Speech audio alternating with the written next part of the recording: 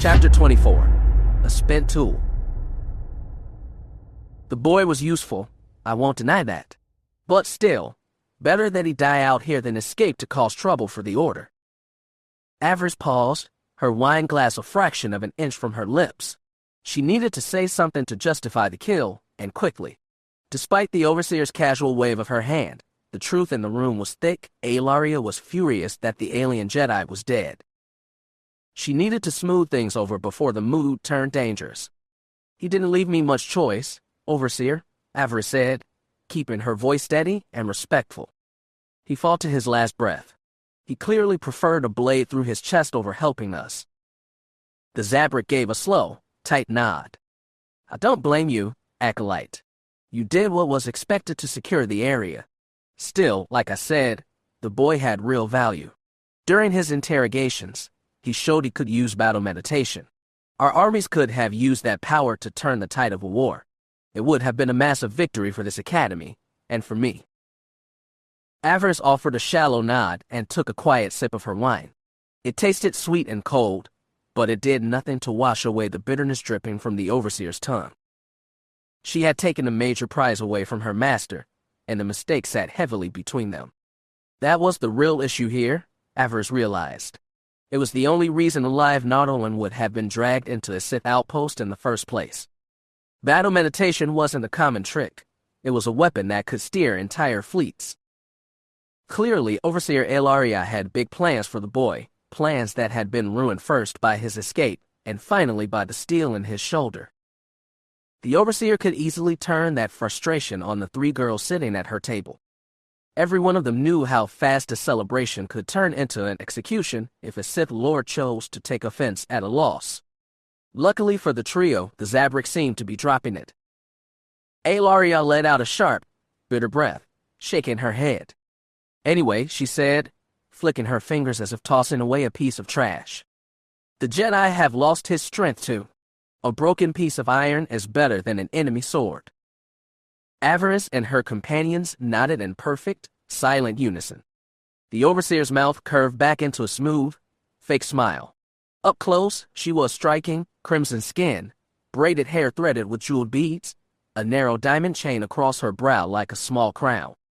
She wore her dark side power like it had always belonged to her. "More wine, youngsters." The dinner had been dragging on for nearly an hour.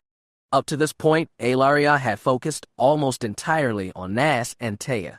Given their noble bloodlines and their connections to the high families in the capital, the Zabrak had spent the evening digging for rumors and political secrets. Avaryss had kept her mouth shut. She listened to the rhythm of the room, only speaking when a direct question required an answer. Her understanding of high society was nothing but a collection of vocal drills and table manners she had taken from Taya. She wasn't stupid enough to open her mouth on ground she didn't know. For most of the night, she had felt like a ghost at the table, waiting for the conversation to shift to something she could actually talk about. The idle gossip finally burned out. The Overseer turned her gaze toward the fight in the reeds. This was her ground. Here, she could speak with flat, lethal certainty. Finally, the small talk is done. Now we look at the blood. She could feel the heat of the Overseer's anger vibrating through the floorboards. None of the rage was aimed at their circle yet, but it was there, heavy and rancid in the air. It was the natural state of a Sith, and given Allaria's position on this world, the venom made perfect sense.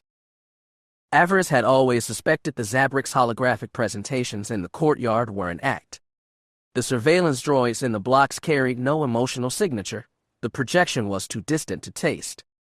Up close, sharing the same air, the mask slipped.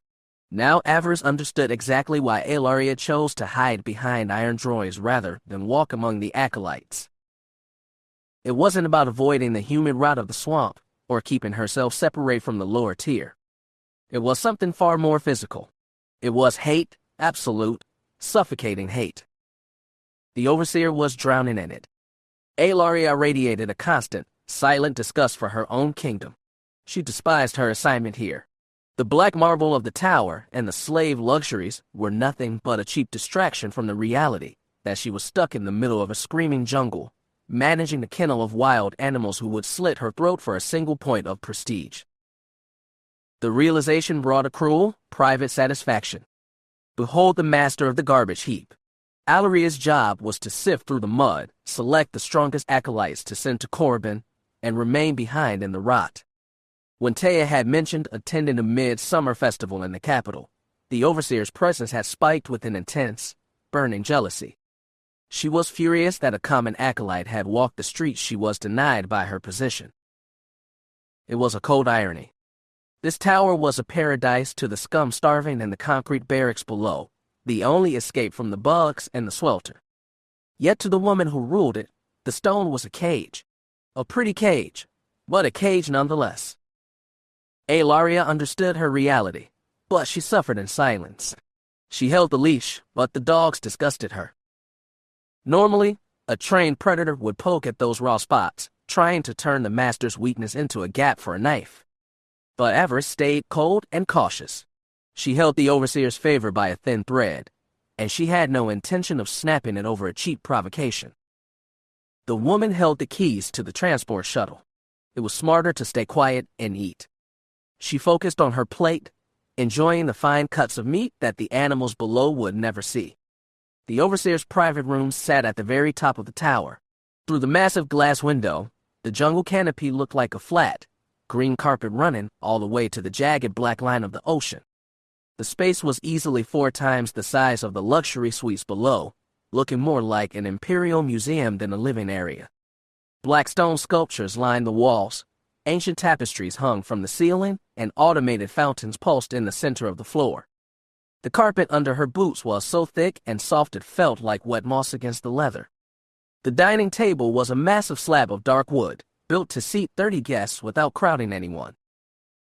She watched the fountains pulse and hated every bit of it. It was a beautiful contrast to the acolytes rotting in their own grease 500 meters below. The 3 girls were arranged to the left and right of the high seat. Avaryss held the place of honor at Allaria's right hand, while Taya and Naz shared the opposite side. She filled the skin of a lord. She carried the dark power of a lord. But Avaryss could guess exactly why her rise had stalled at the rank of overseer.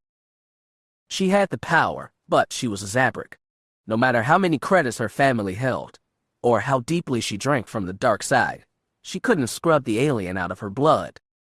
Non-humans in the service of the throne rarely cleared the rank of a vanguard warrior or a political assassin. The high seats of the Sith belonged to the purebloods and the ancient human lines. The exceptions were few, and they were always paid for in mountains of bone. Avaryss knew this, and she suspected her host did too. She could practically see the calculations running behind Ellaria's yellow eyes, the endless searching for a piece of leverage or a dark side secret big enough to force her superiors to give her a better assignment. The Nautolan Knight had been her ticket out of here. It was a tragedy she had been forced to cut his throat. As the plates were cleared, the conversation finally turned back to the acolytes themselves, their past, their performance in the brush, and what they intended to take from the Empire. Now, it was the overseer's turn to question them. The Zabrak turned on the charm, her voice dropping into a smooth, flattering rhythm as she toasted the conquerors. She was hunting for an opening, a soft edge, or a family secret she could pull to secure her own connections. Both Taya and Naz offered excellent handles. Taya represented immense wealth, and Naz held a direct line to an inquisitor's ministry. What the overseer intended to buy with those names, Avaryss didn't care. What she did know, with total certainty, was that Ellaria would find absolutely nothing to use in her own history.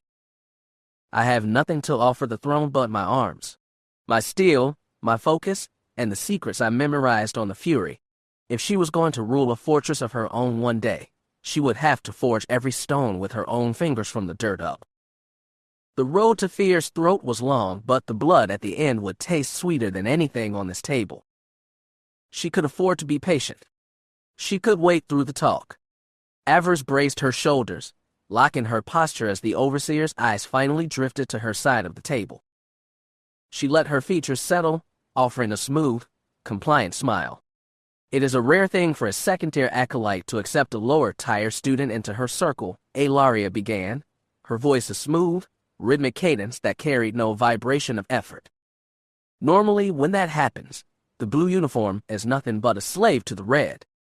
Clearly, the situation is different in your circle. The Zabrak offered a warm, gold-toothed smile. You must possess an exceptional strength to have avoided the collar and caught the attention of 2 senior lines. I must admit, your performance has cleared my doubts. Avaryss simply shrugged, her voice flat and respectful. I have merely done what was required to serve the throne, and the dark side, she replied. The Force has been a reliable partner, and the clearing has provided profitable opportunities. She let her smile widen just enough to show teeth. And now, my position has shifted. I am no longer common meat in the blocks, but a guest at my overseer's table. The honor is mine. Alaria let out a sharp, genuine laugh at the phrasing. Charm. Well now, that is an unexpected response. Forgive the bluntness, acolyte, but it is rare to receive such a civilized answer from a product of the Fury academies.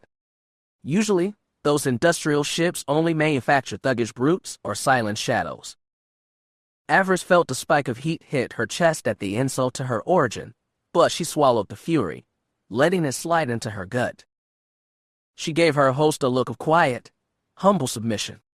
Your calculation is accurate, Overseer. The Fury 9 was a hard deck, lined with thick skulls and heavy hands. It was a constant struggle to stay above the wire, but with the dark side as my anchor, and the wisdom of my previous instructors, I survived the sorting. She bowed her head further, letting the submission look genuine. And if I may speak plainly, it has been a privilege to continue my training under your supervision. Your leadership of this academy has been the exact guidance I needed to sharpen my focus. Alaria's crimson skin deepened in color, her eyelids fluttering. The woman was actually blushing under the heavy flattery. You speak with excessive respect, acolyte. I speak only what the record shows, Overseer, Avaryss murmured, keeping her head low. Your footprint guides us all. Avaryss didn't look across the table. She could feel Nas and Taya hiding their faces behind their wine glasses. If their shields weren't up, she knew both of them were rolling their eyes at the sheer density of the praise. But they should have been taking notes. Part of the social drills Taya had beaten into her head included the exact way to handle insults from an upper tier. Once she hit Corbin, she was going to encounter senior Sith who would treat her rural Oridanna blood like grease on their boots. You aren't Draman Kas, Taya had told her during their hours on the bed. And believe me, the noble lines on Corbin will use that gap to test your temper. When a Lord or a Darth drops an insult, responding with iron is a quick path to an execution chute. They are trying to goad you into breaking protocol so they can destroy you legally. You have to be smarter than the bait. Take the slap, turn it into a mirror, and hand it back as a compliment to their station.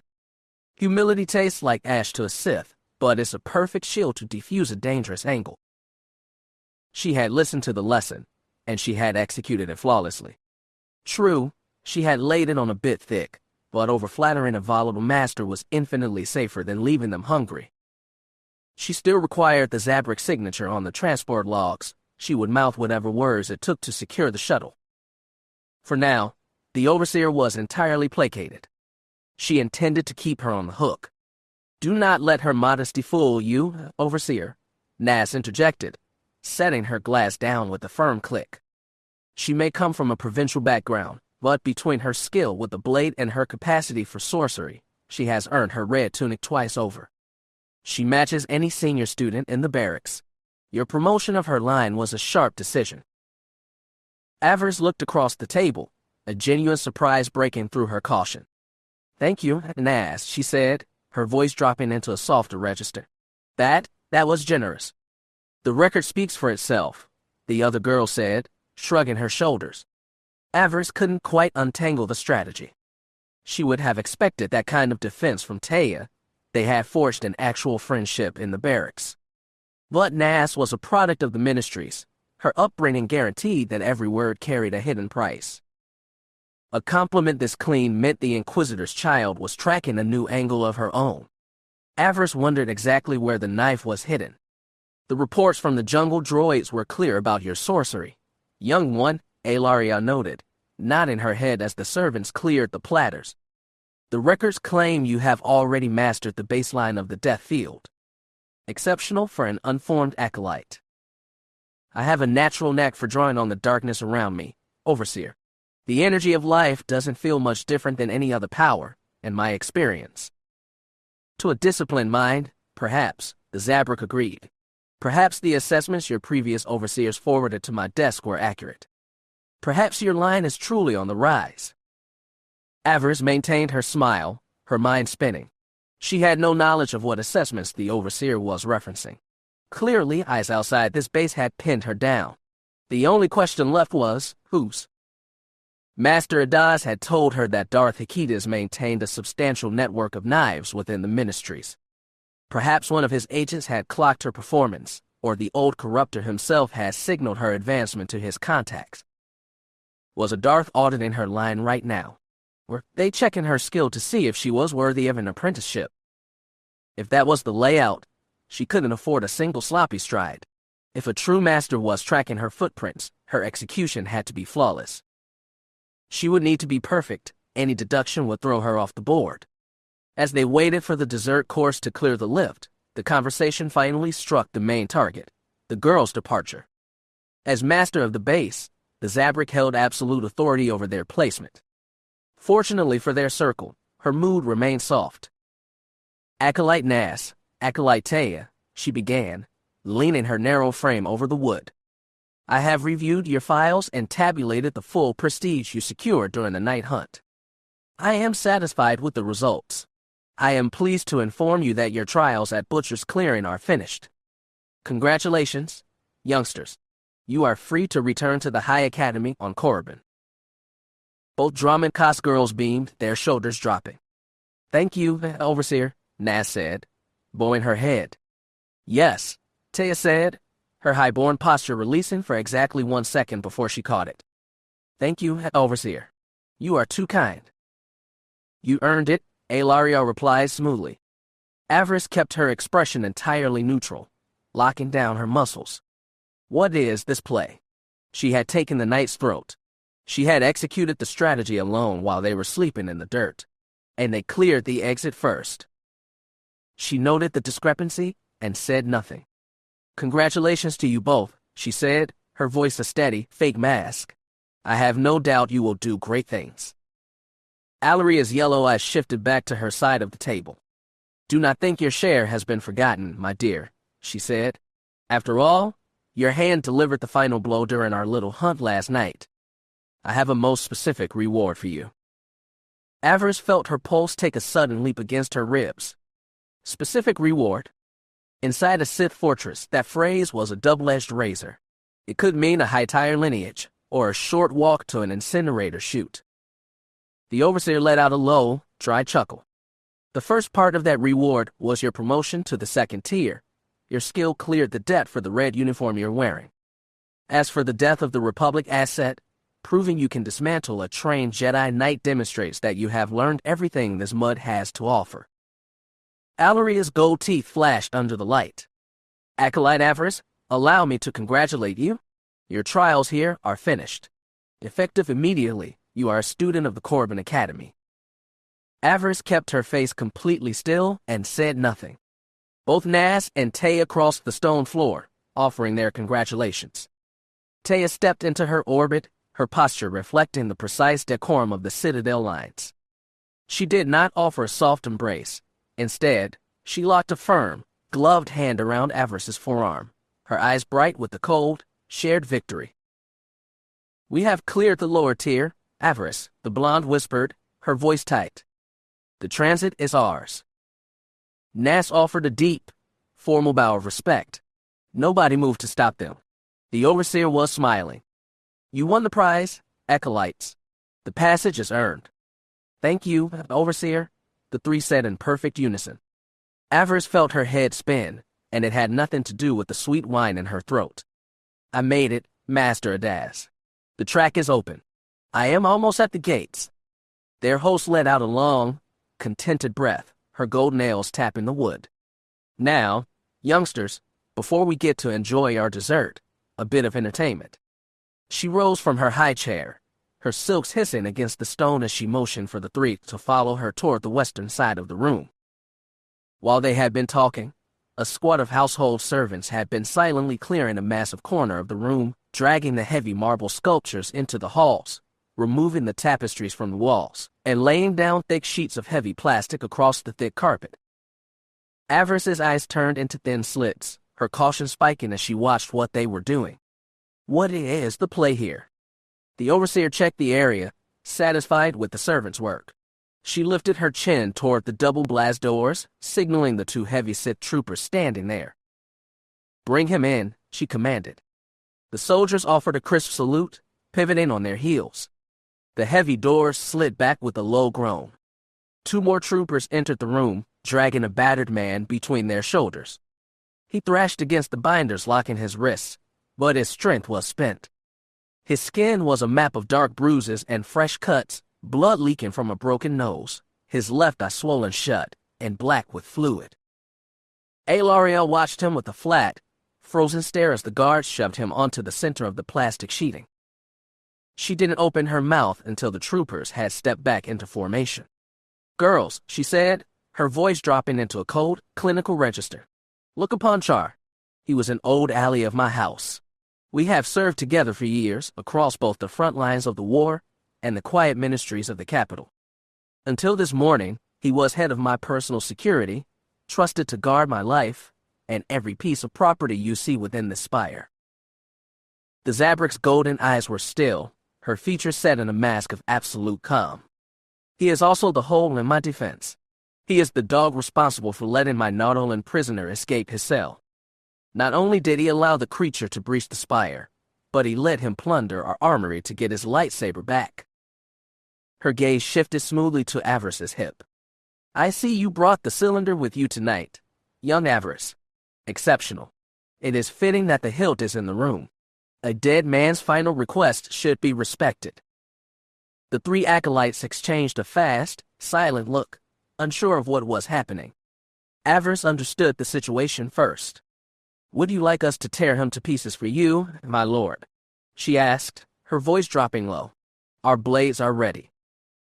Nas and Taya checked her profile, then turned back to the golden robes, offering a sharp, compliant nod of their own.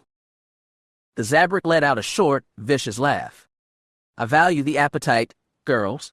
But no, the debt belongs to my hand. She flicked her wrist toward her former security chief, popping the magnetic locks on his binders with a thought. Then, with a sudden, violent pull of her mind, the silver cylinder leaped from Avaryss's belt, flying across the open floor straight into Char's open palm. The battered man looked down at his weapon, his fingers locking around the metal, then lifted his good eye to meet the overseer's stare. His jaw tightened. Alaria eye, irked. The overseer lifted her left hand, her fingers curling into a tight claw. The man's boots left the plastic, his frame launching 2 meters into the air. He didn't even have the chance to click the plasma switch. The silver cylinder slipped from his fingers, hitting the floor with a hollow clatter. Alaria maintained her smooth smile, her voice conversational. This creature was a reliable asset for a decade. Once we were even closer than that. We shared a bed, she noted, her tone entirely flat. What I do tonight carries no emotional weight. Her former ally thrashed weakly in midair, caught in the invisible, crushing teeth of a massive force choke. As Alaria twisted her fingers, the bones of his chest and shoulders cracked in sequence, one after another, wet and precise. Every major bone in his chest and shoulders was being broken under the telekinetic pressure. Forgive the exclusion, girls, Alaria murmured, shifting her stance to alter the leverage. The wet, cracking sounds grew louder as she shattered his hips and legs, the armor groaning against the physical trauma. But the carpet is imported, and I have zero desire to spend the night scrubbing blood out of the wool. The man's shattered jaw leaked a thick, dark fluid onto his collar, and a high, whistling whimper escaped his broken nose. Consider this a final lesson from this academy, Alaria continued, her voice completely calm over the continuous sound of splintering bone. Alliances do not last forever.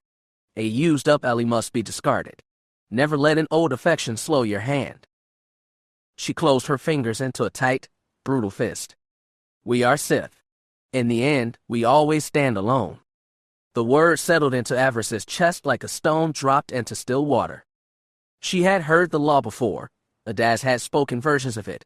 Philin had beaten it into the blocks, but hearing it delivered over a broken man's body, by someone who had shared that man's bed, gave it a different weight entirely. It was not a warning. It was a confession, and Ellaria believed every syllable. Avaryss filed it in the place where she kept the things that mattered. Taya's face went completely green, her shoulders dropping as she fought the urge to be sick onto the stone. Naz watched the collapse with wide, hungry eyes, actively drinking in the man's agony to stoke her own current. Avaryss tasted the radiation of it too. It was a heavy, electric sensation, the raw flavor of an old life being turned to grease. A total waste, Avaryss thought, her breath going very still. A death that Rich would have fed the dark side for weeks. She could feel the ambient radiation of it even now, pressing against her skin like heat off a furnace, and she was not allowed to touch it. "Remember the lesson, girls," the overseer said, giving her wrist one final, crushing twist. "No pact is permanent. When it is time to end it, let it end." With the loud, final crack that echoed off the high ceiling, the man's neck snapped completely, and his chin dropped flat against his breastplate. Ellaria let her fingers go slack, releasing the body.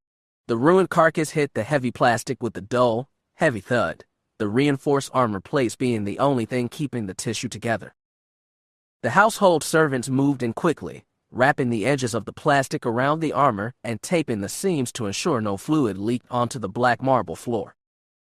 Overseer Ellaria turned back to her students, her face flushed with the rosy, vibrant heat, her yellow eyes bright with adrenaline. "It has been a pleasure dining with you girls.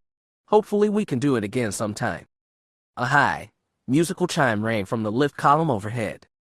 The overseer looked up, her expression turning into a bright, childlike excitement. "Ah, the dessert has cleared the kitchen," she said, her voice dropping his lethal weight entirely. She offered her 3 departures a wide, toothy grin. "Come along, dears," she said, her silk swishing as she turned back to the wood. "I am told the chef has outdone himself again. I hope you are all still hungry." Chapter 25. The Red Dust. Korriban, the birthplace of the Sith. As the shuttle dropped from the belly of the Harrower-class dreadnought, the Crimson World filled the viewport. Its moons cut through the void in cold orbit, surrounded by a screen of warships patrolling to protect the academy below and the dark secrets buried beneath the surface. Avaryss pressed her hand to the transparent steel. Even at this distance, the raw power of the planet reached for her. It clawed at her mind, heavy and ancient. "It calls to me. This world calls to those who have pledged themselves to the dark side. If you wanted to become Sith, to take your place among the Order, this was where the road ended. All paths to power terminated here." The conversation in the cabin died the moment the planet came into view. The warships alone told the story. Whatever waited below was not meant to be survived easily. Korriban was both promise and execution. Great power waited, but only for those with the strength to rip it from the sand. For the weak, only death. I have come too far to fail now. The days leading up to her journey passed in a blur. The trio had remained Overseer Ellaria's guests while they awaited the shuttle that would take them off-world, with access to everything the tower had to offer. Avaryss spoke with the Overseer once regarding what the fallen knight had muttered during the duel, his warnings about allies sabotaging the Empire from within. "I've heard that story before," Ellaria said dismissively. "Jedi don't have the stomach for that kind of work. Still, I passed the interrogation logs to Imperial intelligence. If there are Jedi plotting against us, the military will find them." Avaryss nodded. Ellaria had filed it and moved on. Avaryss filed it differently, as something to pursue herself once she had the resources. The Republic network was worth tracking, whether the Overseer saw its value or not. "Do not let the words of a dead Jedi distract you," Ellaria said. "This is your victory. Korriban will offer you a whole new level of violence once you arrive." Avaryss chose solitude for her remaining days. After the constant struggle against the crowds in the butcher's block, she welcomed the quiet of her private suite. She used the time to reflect on everything that had happened since leaving Oridanna. Almost a year since her family's murder, and she had changed in ways the farm girl could never have imagined. The life of Keera Lylos felt distant now, a dream belonging to someone else. Her primary objective remained Darth Feer's destruction. She still intended to seize his holdings and tear his legacy to ash, but Korriban was the gate she had to pass through first. The rank, the institutional power, the dark side mastery required to return to the Outer Rim and crush a Darth. That was what the Red World owed her. A tactical detour, not a shift in motivation. Once Feer was ash, she would decide what came next. She also needed to evaluate the alliance with Nas and Taya. They had been useful tools, but as Alaria's lesson with Char had proven, no pact lasted forever. Taya had promised to stay out of her way on Korriban, but Nas had made no such promise. Even if both kept their word, the overseers would try to break them apart. But she was walking into a nest of vipers. Word of their accomplishments would reach Korriban before they did, and success painted a target on her back.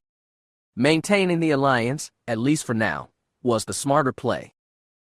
To that end, she spent time with her companions, preserving the illusion that everything was stable. They took meals together. Nas continued her political education. They trained in the dueling rings against elite guards Elaria provided. It gave Avaryss a chance to assess the Inquisitor's daughter with a blade. Nas preferred a single hilt, and when she channeled her malice, she was lethal. Taya occasionally joined but treated violence as a chore. If combat won't tempt you, Nas said one night, her arms draped around two heavily built pleasure slaves, perhaps a bit of vice. Both Avaryss and Taya declined. At Taya's insistence, Avaryss did agree to a massage.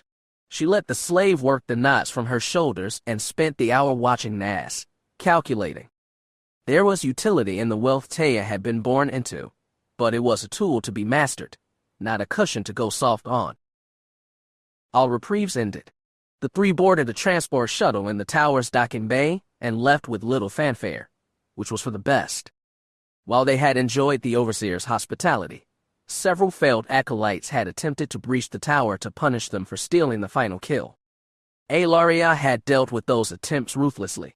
Nothing came of them, but the hatred was real. They had made no friends with their victory. The orbital transit hub was a brief stopover, 20 hours before a dreadnought arrived to take them to Korriban. As second-level acolytes, the lower-ranked students knew to move aside. Lines parted. Doors opened. Avaryss kept her head high, feeling the envy radiating from the crowd. She was one of the chosen now, a student of the Korriban Academy. Over drinks, the three discussed survival strategy. There are only two overseers you need to worry about impressing, Nas advised. Tremel and Harkin. Harkin handles the dregs, Taya added. Slaves, political targets, the ones the Dark Lords ignore. Avaryss frowned. Wouldn't that include me? My training on Fury 9 doesn't make me royalty. Before the night, maybe, Nas shrugged. But with that kill, Tremel won't risk you falling through the cracks. He'll claim you to boost his success rate. The kill continued to pay. You'll find Korriban more structured than the clearing, Taya said. With so many students on the verge of becoming Sith, the instructors maintain order through fear. The training regimen is strict. Good. She had missed the archives on Fury 9. Any library on Korriban would contain data cards far more valuable than anything from a mining world. She was eager to evaluate her fellow acolytes, identifying threats, neutralizing rivals. Secure Tremel's support, Nas advised. He's an unyielding traditionalist. Show him the respect a master commands, and you'll do well. Harkin is a parasite, Taya said, her voice darkening. One day, some Dark Lord he trained is going to come back and flay him alive for how he treats his students. Not a fan. I caught him tracking me during training once. The thoughts in his mind, if he wasn't an overseer, I would have gouged his eyes out. The violent response made both her companions laugh. That's a little sharp for you, Taya. It's Korriban. She shrugged. Adapt to the violence, or become a corpse. The word settled into Avaryss and stayed there. Perhaps Taya wasn't as soft as she'd assumed. Korriban brought out the venom. Anyone else I need to watch for? Nas and Taya exchanged a look. Nas exhaled. Even with Tremel's support, you need to be careful. The overseers pick favorites, students who become the apex predators of the academy. They use them to eliminate anyone deemed weak or anyone who threatens their position. No evidence. If the favorite fails, they die in the dirt. I'm familiar, Avaryss said. I was one of those hounds on Fury 9. Then you know enough to watch your back. If a favorite comes for you, don't expect help.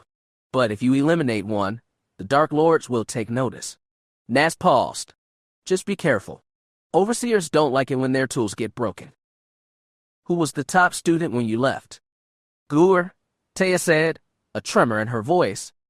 Nas nodded. Gur? Who's Gur? Tremel's current monster. A brutal piece of work. Taya shuddered. Nas tried to eliminate him before we left for the clearing. Avaryss's interest sharpened. What happened? Nas tightened her jaw. I manipulated 5 novices into ambushing him in the Valley of the Dark Lords. Promised them my family's backing. And Gur killed 3 within minutes. Dismembered a 4th, left him a torso in the sand. The 5th ended up in a coma. 5 against 1, and they couldn't wound him. Nas's expression soured. I should have chosen better tools. Any chance the survivors talk? None, Nas said. The one in the coma suffered brain damage. If he lives, he won't remember his own name. The other, I silenced before I left for the clearing. Can't have people talking. The story landed with the weight of a blade. Nas was a more efficient predator than the clearing board suggested. Your containment was precise, Avaryss noted, her voice flat. Nas smirked. That means a lot.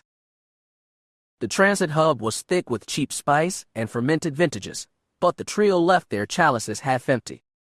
Survival required unblinking focus. Instead of oblivion, Taya demanded a permanent marker of their ascension. Sith glyphs, the blonde said, her voice dropping into a level register as they entered the lower commercial ring.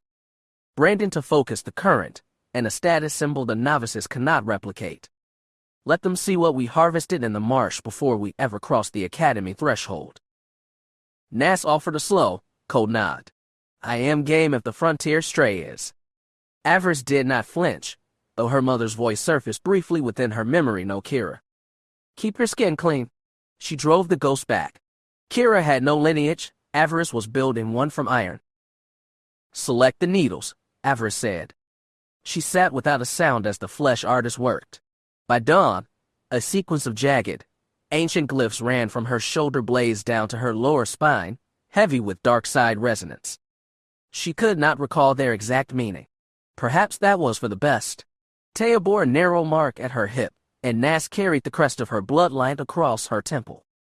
They boarded the planetary shuttle with their skin raw, their alignment locked, and their eyes wide open.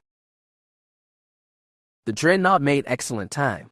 When the planetary shuttle finally cut through the toxic cloud layer, the surface of Korriban became visible. The planet appeared desolate, a massive imperial spaceport, the only sign of civilization. As the Academy came into view, so did the wind-worn monuments left by the Empire's founders.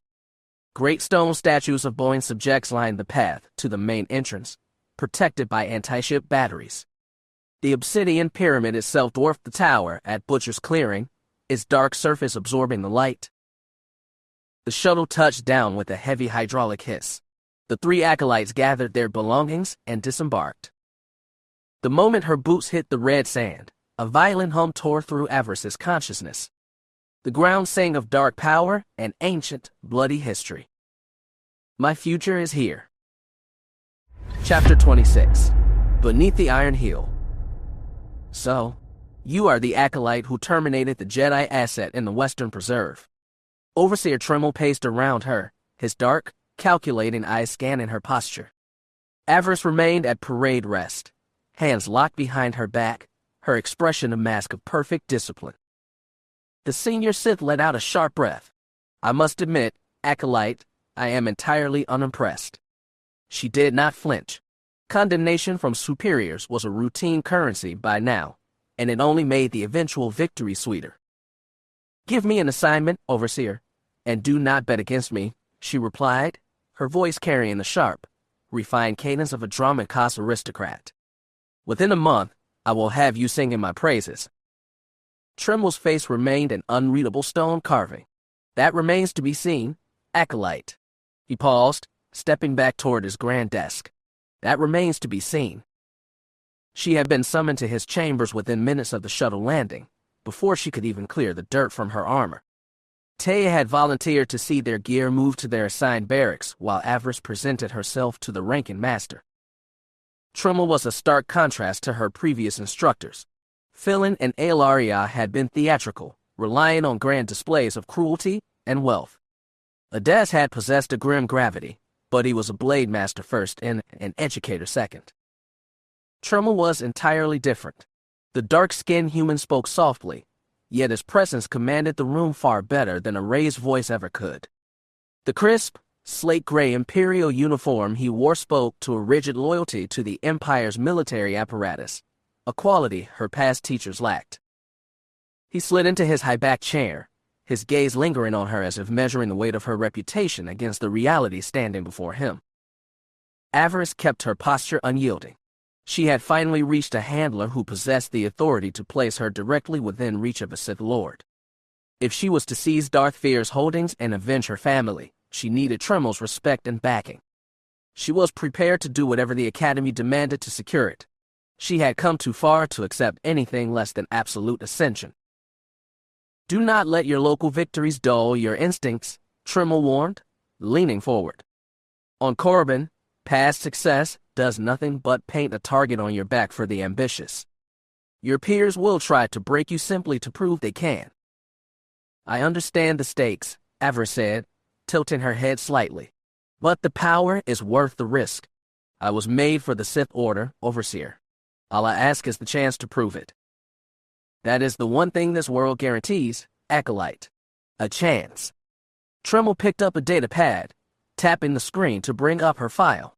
"The reports from your previous academies show an unusual aptitude for both lightsaber forms and Sith sorcery. A rare combination for an initiate pulled from the labor pens of Fury 9. Still, you would not be the first High Lord to rise from the dregs to prove your blood carries true venom." A faint, dangerous smile touched his lips. "Prove your worth to me, and I will grant you access to archives containing spells and rituals that would make a Dark Lord hesitate. Or, if your instincts demand it, our sword masters will sharpen your blade until even a Jedi Master cannot match your offense. Which path serves your ambition?" "Either," she replied instantly, "as long as the path draws the attention of the Dark Lords who oversee the Empire. It is beneath a proper master that I intend to finish my training and claim my title. Attracting the gaze of a Dark Lord can be as fatal as it is profitable, acolyte. Remain loyal to my instructions, and I will ensure your introduction to the High Command is a calculated success." "You honor me, Master," she said, bowing deeply. "Where do I begin?" "For now, you observe," Trimmel instructed, setting the data pad aside. "Attend your lectures. Discipline your form. I will present a proper trial soon enough. The Lords are always seeking acolytes willing to risk their lives in the Valley of the Dark Lords. The ancient tombs hold deep secrets, waiting to be unearthed." The Overseer's expression turned grim. "But the Valley is not an arena for children. The tombs are crawling with predatory beasts, ancient traps, and desperate, exiled acolytes, failures who refuse to die and hunt the wastes like savages. Any of those variables will kill you if you hesitate. And remember your classmates. A Sith must engineer their own advancement. There are dozens of initiates down the hall who would gladly step over your corpse." Avaryss narrowed her eyes. "Like Goor?" Trimmel's brow rose sharply. "Where did you hear that name?" "No matter. The information is outdated. Goor was eliminated a month ago. He made the mistake of challenging the wrong rival, and he paid for that arrogance with his life." The news struck Avaryss with a jolt of alarm. According to Nas, Goor had slaughtered 5 Force sensitives simultaneously without sustaining a scratch. To hear that he had been broken by a single student completely shifted the power dynamics of the Academy. "The student who killed him," Avaryss pressed, "is he still within the Academy?" "He is," Trimmel murmured. "His name is Fel, a pureblood of exceptional lineage. The Overseer noted her sudden intensity and chuckled darkly. Do not let your ambition blind you, Acolyte. You have just arrived. You are nowhere near ready to face Fel. He has already caught the attention of the High Council. I expect his elevation to full Sith is only a matter of standard evaluation. If you want to survive your first month, avoid him. Do not seek a confrontation until you actually understand his capabilities. She dismissed the warning with a small wave of her hand. I am not reckless, Overseer. A premature strike is simply an elaborate suicide. I avoid mistakes that threaten my survival. A practical view, Tremel said with a firm nod. Keep that focus, and you may actually survive to find what you are looking for. She bowed once more. That is my exact intention, Overseer. I will not disappoint you. The corridors of the academy were cold and imposing, carved from black obsidian that echoed with the heavy boot clicks of passing soldiers and initiates. As Avaryss navigated the halls toward her assigned block, she noticed clusters of acolytes whispering as she passed. The news of the hunt in Butcher's clearing had clearly arrived before her. A reputation was a dangerous double-edged sword. It invited blades to her back, but it also sowed hesitation in the minds of the weak. Let the dregs try their luck, she would break them and build her status on their failures. But until she understood the baseline strength of this academy, she would keep her weapon sheathed. She needed to find Nas and Taya. Goor's death changed everything, and she wanted details on the pure blood who had brought down Tremel's prized hound. After dropping her meager gear in a sparse, stone-walled room, she located her companions in the common sector. The two girls had already utilized their old networks, digging up whatever intelligence had moved through the academy during their absence. Nas was visibly relieved by Goor's demise. With the monster dead, any potential fallout from her failed ambush in the valley had vanished into the sand. But like Avaryss, the Inquisitor's daughter was already fixated on Fel. The dark atmosphere of Korriban had reawakened her political instincts, and she was already calculating how to destabilize the new top student. Avaryss promised her support when the opportunity arose. It was a distant goal, but their alliance remained intact. Taya agreed to assist, though she echoed Tremel's warning. The loose rules of Butcher's clearing did not apply here. Korriban was a more controlled, lethal hunting ground. Caution was their only real protection. Before the evening rations were distributed, an automated chime summoned their class to the lower dueling rings for lightsaber assessment. Overseer Harkin stood at the center of the sand-filled ring, watching the initiates assemble. Like Tremel, he was human, but the similarities ended at the uniform. Harkin was thick-set and pale, with cropped, rust-colored hair and cold gray eyes that radiated a deep, unprovoked malice. While Tremel commanded respect through discipline, Harkin ruled through pure, toxic intimidation. He clearly relished the hatred of his students. Listen up, scum, Harkin snarled, his voice echoing off the reinforced walls. You are the filth the Dark Lord scrape off the bottom of their boots. You are nothing until you survive this academy, and most of you won't live to see the outer gates. Avaryss kept her expression dead. The man was an idiot. Cultivating that much raw hatred in a room full of trained killers on the verge of ascension was an incredible liability. Taya's assessment had been entirely accurate. It was only a matter of time before one of Harkin's former students returned to Korriban to flay him for the insults. A Sith did not let a slight go unpunished for long. Harkin's eyes drifted over Taya and Nas, offering a mocking grunt. Look what crawled back from the clearing. I see you managed to survive without crying for your families. Barely. Then, his gaze locked onto Avaryss. A vicious sneer distorted his face as he walked over, stopping inches away. She stood her ground, staring directly into his gray eyes. She would not give him the satisfaction of seeing her flinch. So, he growled, the little hero from the mining world. The one who supposedly brought down a Jedi Knight. It was a combined effort, Overseer, she replied calmly, her voice steady. But my blade delivered the execution. A fluke, he spat, leaning closer. A gutter rat from Fury 9 doesn't survive a real duel without hiding behind her betters. There are no shields to hide behind here, girl. Every acolyte in this room is waiting to carve your throat out. If you expect mercy, you are already digging your own grave. She remained silent. Arguing with an instructor in front of the class would yield nothing but a swift penalty. The galaxy is full of dead heroes, Harkin barked, stepping back into the center of the ring. Let's see if your forms match the reports. Step into the circle, girl. Draw your weapon. Let's see how tough you are when you aren't hiding in the outer rim. Avaryss nodded, stepping past the boundary line.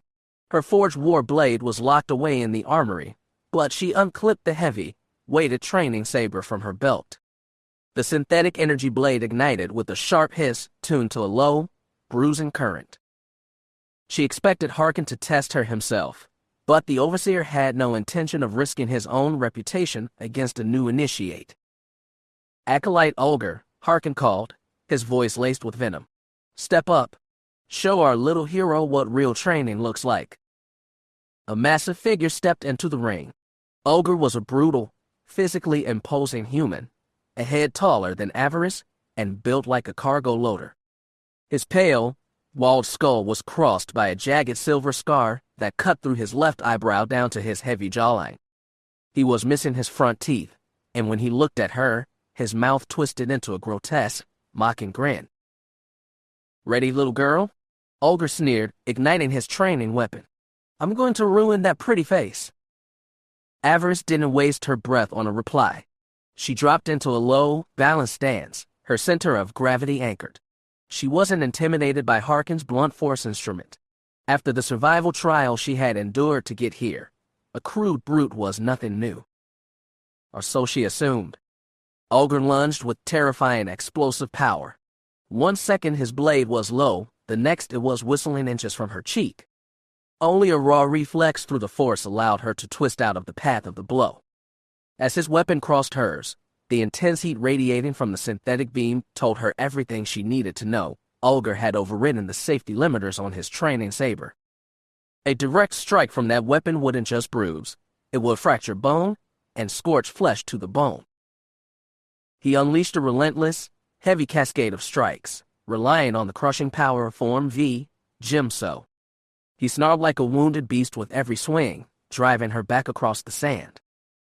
Avaryss fell back on her Sarisu training, tightening her defense. Her weapon moved in precise, minimal arcs, catching his heavy blows and deflecting the kinetic energy into the floor. The brute was all rage and momentum, pushing himself to the absolute limit to secure a rapid humiliation. She didn't panic. A furious assault like this was unsustainable. Eventually, his muscles would sour, his breath would shorten, and his guard would falter. The moment his speed dropped, she would shift to the elegant, piercing lines of Makati and take his legs out from under him. The noise of the classroom faded into a singular rhythm of hums and crackles. She continued her deliberate retreat, pivoting her heels to avoid the perimeter walls. Olger slammed his blade against her guard, feeding off his own aggression. She let her awareness sink down into her anger, drawing on the dark side to reinforce her forearms against the heavy impacts. The turning point was seconds away. Just a few more blocks, and his endurance would break. Enough. The sudden command was a calculated interference. Harkin did not step into the sand.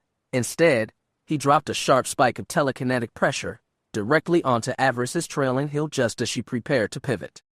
The microsecond delay shattered her Sarisu rhythm. Olger did not hesitate. He bypassed the verbal reset completely, exploiting her compromised balance to drive a heavy, armored boot directly into her sternum.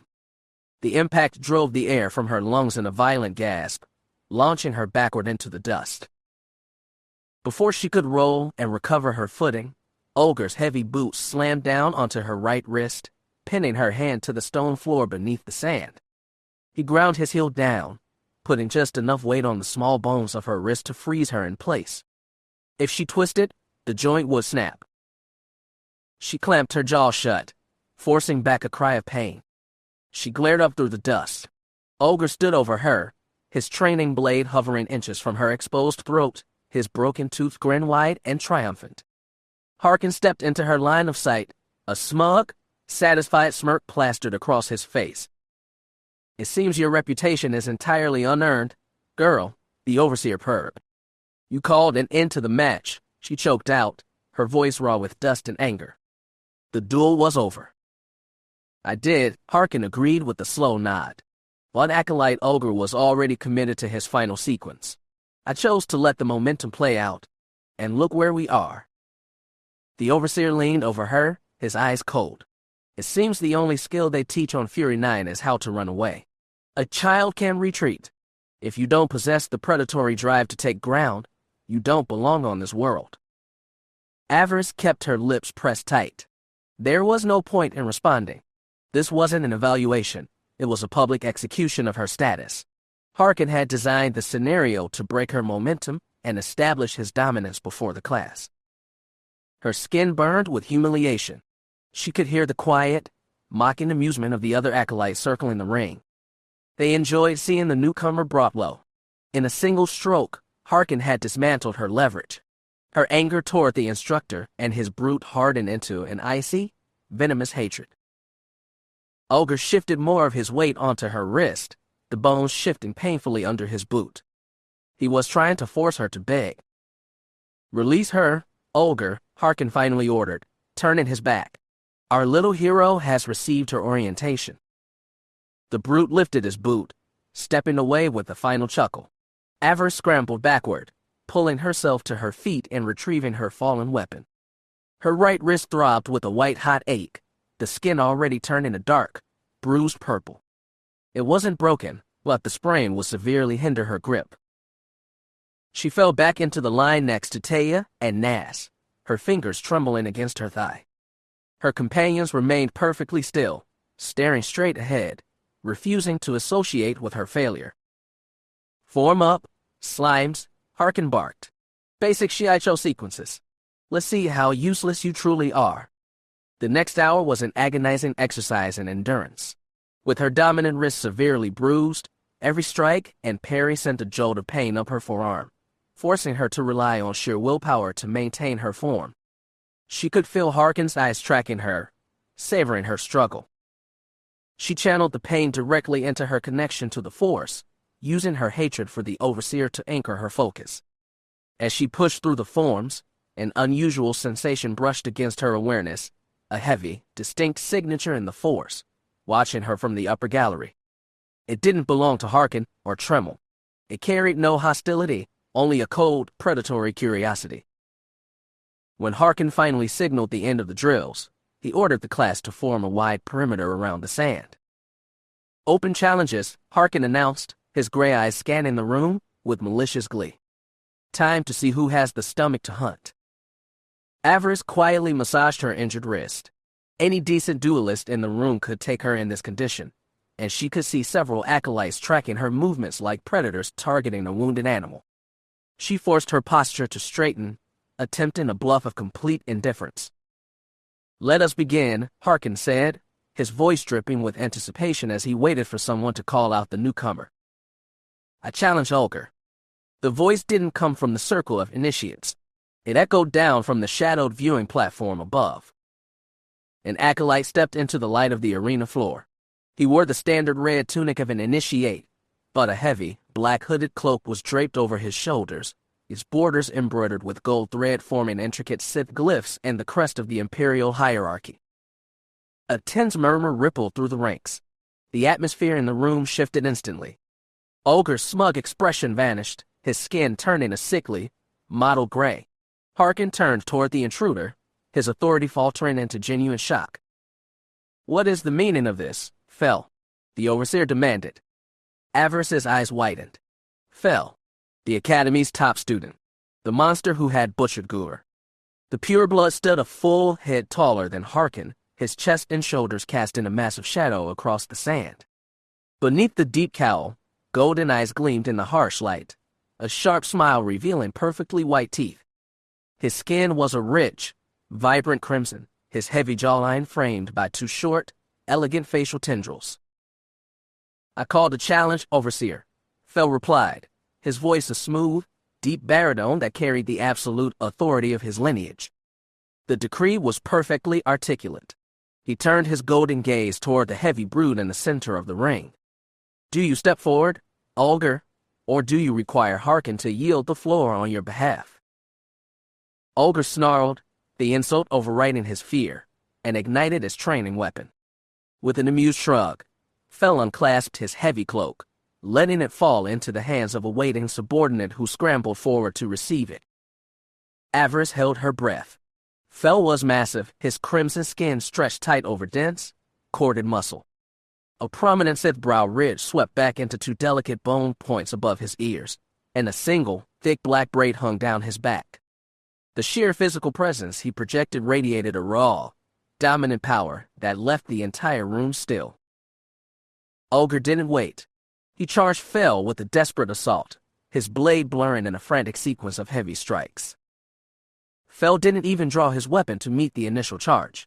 He glided backward, utilizing perfect Surisu footwork to evade the burning edges by millimeters, his movements possessing a terrifying, fluid grace for a being of his size.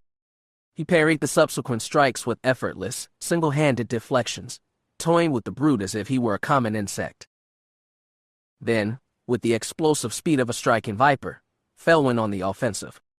Avaryss recognized the form instantly, Juayo, the most aggressive, erratic combat style in existence. Olgar was completely outmatched. Fel's blade caught the brute's right forearm on a low-power setting, the localized energy shock instantly paralyzing the muscles and sending his training saber spinning into the dirt. But the pureblood wasn't finished. Fel stepped inside the guard, driving a brutal kick directly into Olgar's kneecap. A sickening crunch echoed through the arena as the joint shattered. As Olgar collapsed forward, Fel slammed his elbow into the brute's face, fracturing his jaw and nose in a spray of blood and broken teeth. Olgar hit the sand, choking on his own blood. Desperate, he reached for his dropped weapon with his left hand, but Fel's boot came down instantly, crushing the fingers into the stone beneath the sand. The brute let out a raw, strangled sound of agony, curling into a tight ball around his ruined hands. The noise seemed to annoy the pureblood. Fel shifted his boot, placing his heel directly over Olgar's throat, cutting off his airway until only faint, wet gasps escaped his lips. Then, Fel paused. He turned his head, his golden eyes locking directly onto Avaryss. He was smiling, a sharp, hungry expression that hit her like a pressure change in the force, sharp and immediate. Her throat went dry, her pulse hammering against her ribs. She couldn't look away. The pureblood tilted his head slightly, his sardonically arched brow asking a silent, unmistakable question. "What is your desire, lady? You are the injured party here. Life or death?" Avaryss swallowed hard, her mind racing to comprehend the moment. Olgar was pinned beneath his heel like a beast at slaughter. All it would take was a single nod from her, and Fel would crush the man's windpipe. She almost gave the signal. "That is enough, Fel." Harkin intervened quickly, his voice tight with anxiety. "The victory is determined." The pureblood held Avaryss's gaze for one final, lingering second, then chuckled softly, stepping back from the broken initiate. "So it is," Fel murmured, his tone turning instantly bored. "A tedious exercise." He turned his golden eyes onto the tense overseer. "That, overseer, was a practical demonstration of Form 3, Fel said, his voice echoing clearly for the entire class to hear. "Surisu is an excellent defensive foundation. It creates countless openings once an opponent exhausts themselves. All it requires is the patience to let the trap snap shut. Provided, of course, that an outside variable does not disrupt the rhythm prematurely." Harkin shifted his weight, his face tightening, but he kept his mouth shut. Fel hadn't called him a fool directly, but the insult was obvious.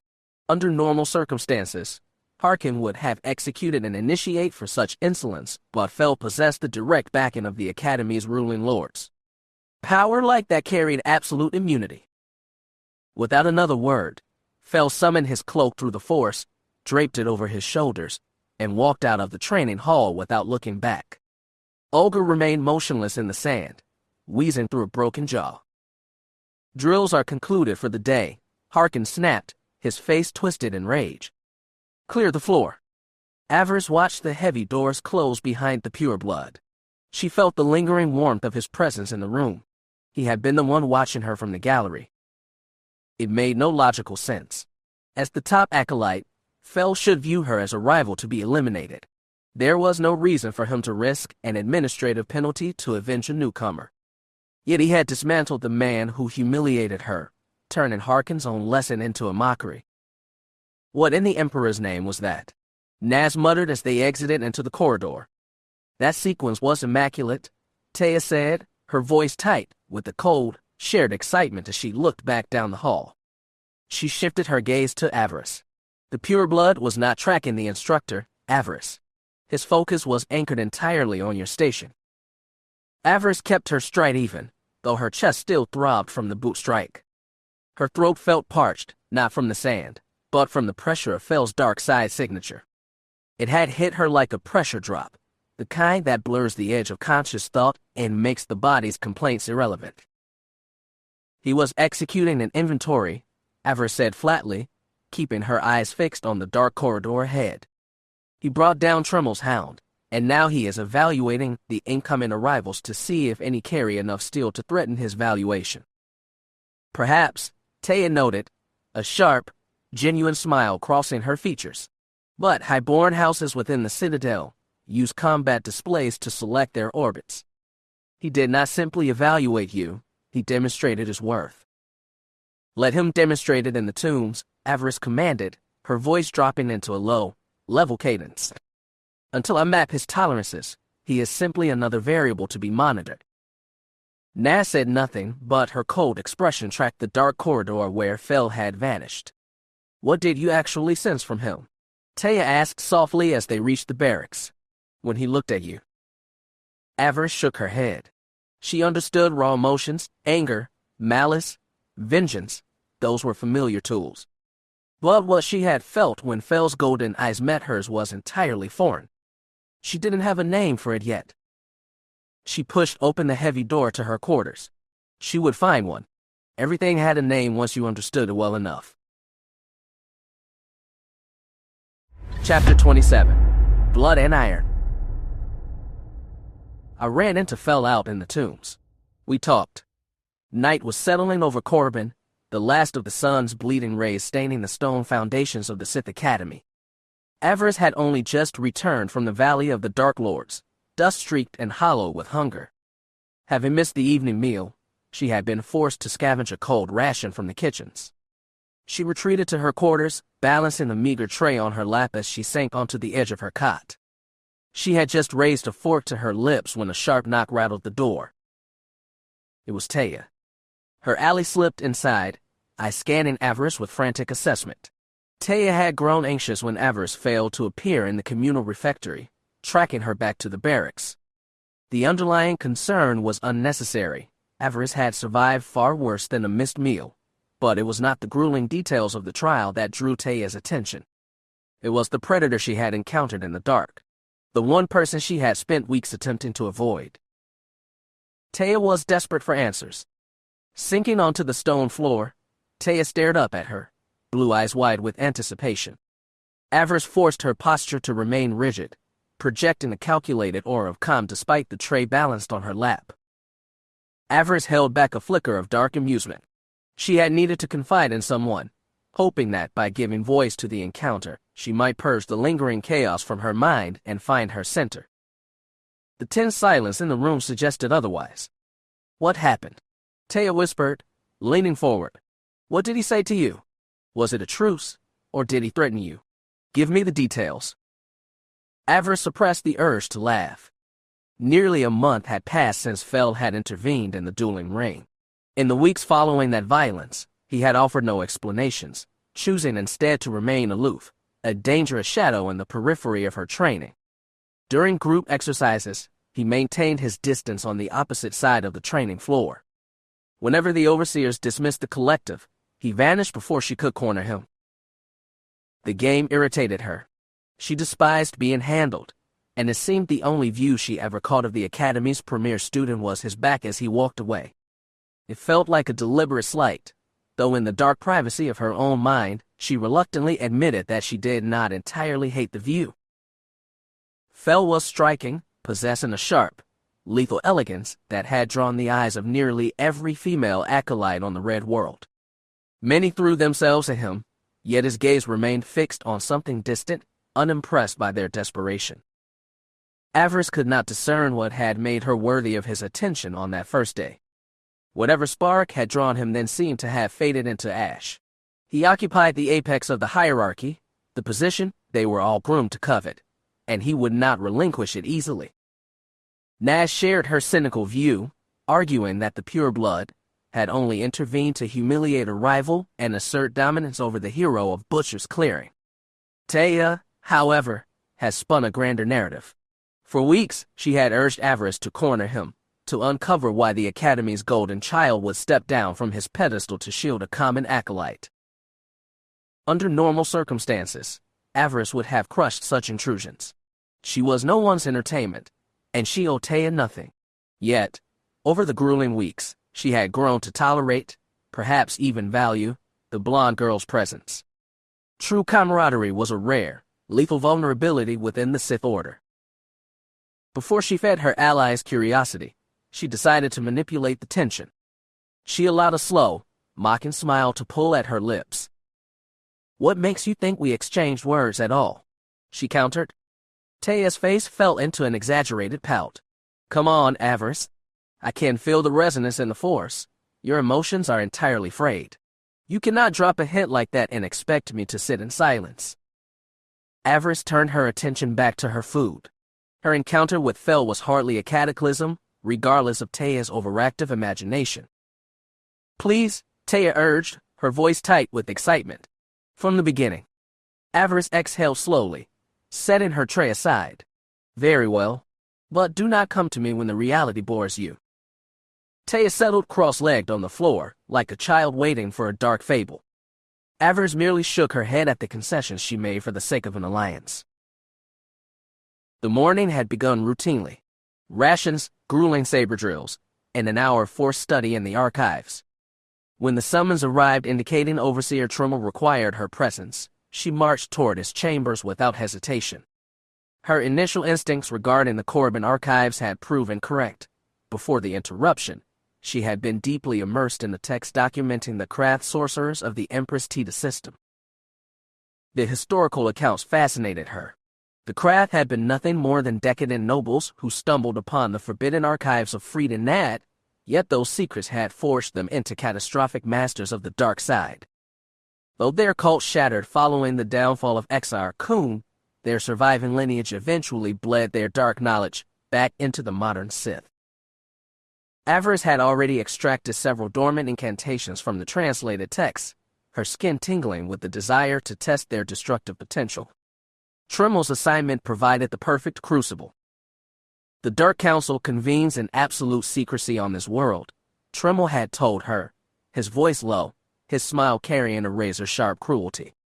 However, several mandates were issued before their doors closed. The Dark Lords require specific ancient texts excavated from the deep tombs. I have been tasked with securing hollow recordings of these inscriptions. He leaned forward, his eyes boring into hers. I am granting you the privilege of proving your utility, Acolyte. You will descend into the Valley of the Dark Lords, locate the specified vaults, and harvest the texts from the burial walls. Bring them back to me intact.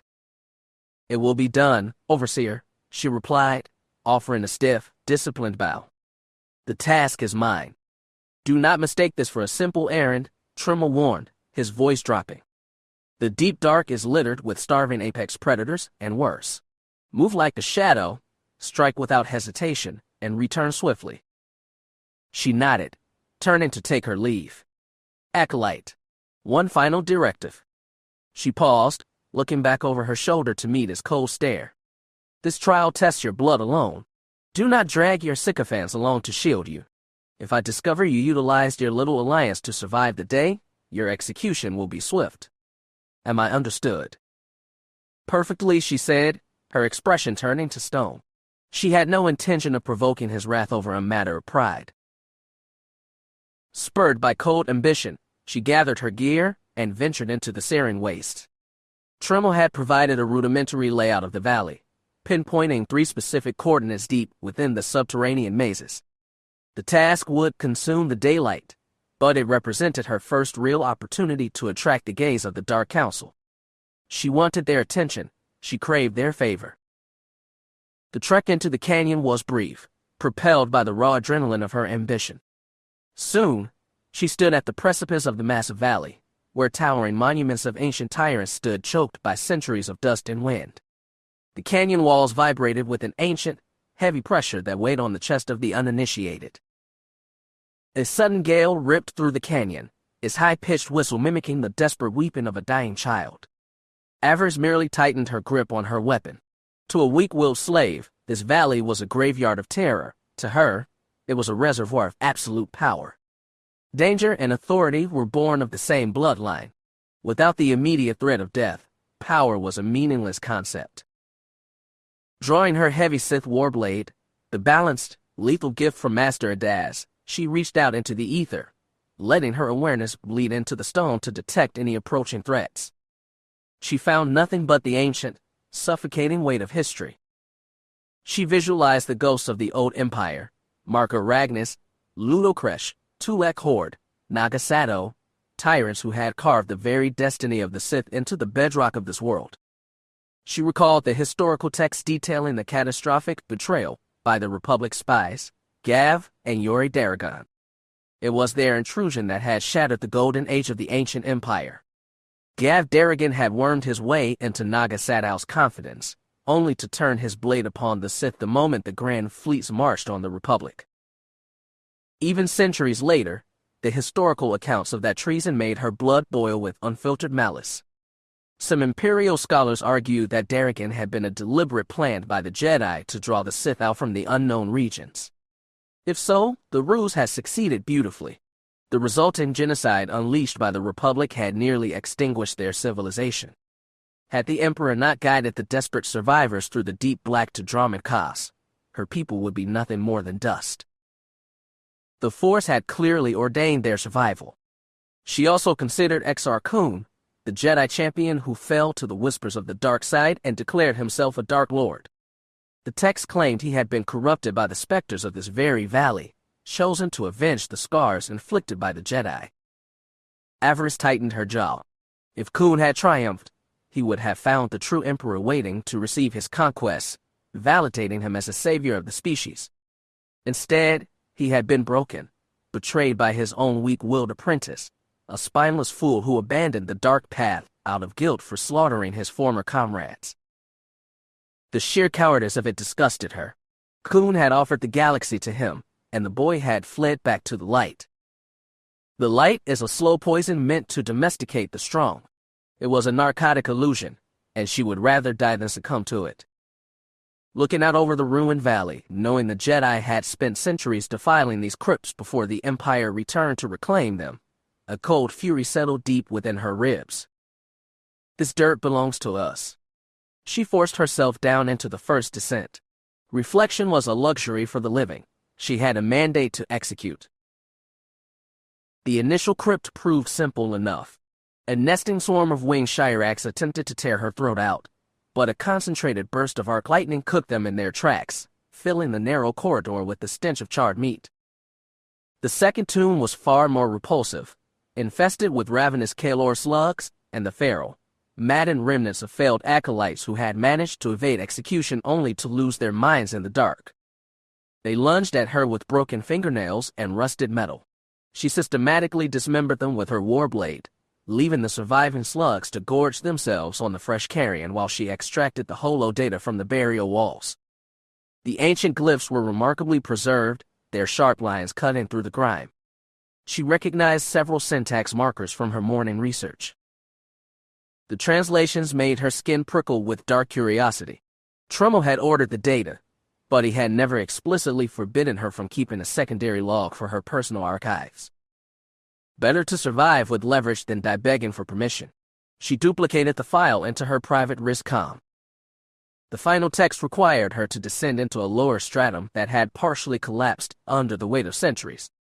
3 times she was forced to drop her gear and crawl through tight fractures in the granite, freezing at every microscopic groan of shifting stone. Each time she pulled herself through, her injured wrist screamed against the pressure, the sprained ligaments grinding beneath the skin. She channeled a thin stream of dark side energy into the joint, reinforcing the damaged tissue just enough to keep the hand functional. She had no intention of becoming a forgotten skeleton in this wasteland. When her end arrived, it would be at the apex of the Order, her name whispered with terror. Reaching the central chamber, she initiated the scanning sequence on her datapad. As she waited for the progress bar to fill, the air around her turned freezing cold. The hairs on her arms stood up. Something was awake down here. She closed her eyes, letting her consciousness dissolve into the dark side. Through the sensory void, she caught a faint, malignant purple shimmer pooling in the far corner of the chamber. Guided by predatory curiosity, she stepped around a shattered column. A withered corpse sat propped against the stone, its ceremonial vestments reduced to rotten fibers. Once, this being had likely commanded legions. Now, it was nothing more than brittle marrow and dust. Her gaze dropped to its chest. A massive obsidian amulet hung from the cervical vertebrae, humming with a heavy power that thrummed against her teeth. It was singing a low, discordant frequency meant only for a true Sith. It belonged to her. She could feel the ownership in her blood. Extending her hand, she called upon the Force to rip the relic free. The heavy chain began to lift, sliding up the dry vertebrae, when a brittle, desiccated hand snapped shut around the iron links. The skull jerked upward, its hollow sockets instantly igniting with the twin glare of crimson fire. Avaryss dropped into a low, aggressive guard as the amulet flared with a blinding purple light. All around the perimeter of the chamber, the skeletal remains of ancient grave robbers began to twitch, their bones scraping against the stone as they rose like puppets on a string. They wanted to drag her down into the dirt with them. Unoriginal, she hissed. Drawing a massive breath into her lungs, she channeled every ounce of her frustration, her hunger, and her hatred into her vocal cords, unleashing a shattering wave of sonic energy. The raw, concussive force tore through the narrow chamber, the sonic vibrations instantly vaporizing the nearest skeletons into clouds of white dust. Yet more kept crawling out from the crevices. Ceasing the scream, she lunged forward, her warblade crackling with lethal current. The movement was agonizing. Every collision with the calcine bone sent a sickening jolt of heat straight up her injured right radius, forcing her to channel a continuous stream of dark side pressure into the sprained ligaments just to keep her fingers locked around the hilt. She wove through the horde in a blur of shifting, left-hand dominant cuts. Ribcages shattered under her boots. The air grew thick with bone dust. She kept her eyes locked on the central entity that pulled the strings. The ancient corpse stepped away from the pillar, raising a bony hand as jagged lines of pale lightning ripped from his fingertips. Avaryss caught the first discharge on the flat of her war blade, her muscles locking as the residual current scorched her palms. The ancient master raised his hand again, a second, more blinding cascade of lightning arcing straight toward her line. Avaryss pivoted, dragging the skeleton that had lunged at her flank into the path of the discharge. The calcine remains detonated into white ash under the master's own current, the concussive force throwing her backward onto her knees. Her injured wrist buckled against the stone as she caught her weight. Before the ancient corpse could adjust its trajectory for a third strike, a massive surge of telekinetic energy erupted from the corridor mouth. The concentrated kinetic hammer blow tore the amulet clean off the ancient corpse's neck, taking the skull with it as the chain snapped. The headless torso stumbled blindly before collapsing into dust. Taking advantage of the disruption, Avaryss tore herself free from the loosened grip behind her, throwing her body into a brutal will strike that sliced the remaining attackers into kindling. She fell to one knee, her chest heaving as she dragged oxygen into her burning lungs. The threat was gone, but the adrenaline still poisoned her blood. She spun around, weapon raised, as a familiar figure stepped out from the shadows of the corridor. "What in the name of the Emperor are you doing here?" she demanded, her voice raw. Phil merely chuckled, casually backhanding an errant skeleton into the far wall with the flick of his wrist. "The common term is assistance. You are quite welcome." She snarled, her fingers tightening on the hilt of her blade. Had he tracked her? Was he waiting for her to weaken so he could claim her discoveries? She would split his skull before she allowed him to rob her of this achievement. Yet, despite her rage, She couldn't ignore how effortlessly their movements had aligned during those final seconds. They had anticipated each other's vectors without a word. When she had provided the anvil, he had been the hammer. The silence returned to the deep chamber, punctuated only by the ragged sound of their breathing. They stood inches apart, staring into each other's eyes. Hers were an erratic, volatile blue, his were pools of molten gold. When his shoulder brushed against hers in the narrow space, a sharp jolt of raw static shot down her spine, pooling in her gut and flushing her skin with sudden, uninvited heat. She jerked her chin up, refusing to show a single micro-expression of weakness.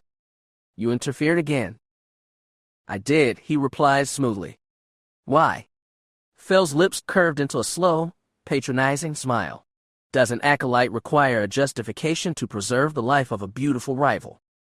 You were entirely outmatched and seconds away from becoming an exhibit." His voice carried a calculated, heavy arrogance that filled the small space. "Consider it an investment." Avaryss swallowed against the dryness in her throat. Beautiful. The word felt foreign, dangerous when coming from a predator of his caliber. "He is picking at your defenses. Do not let him find a fracture."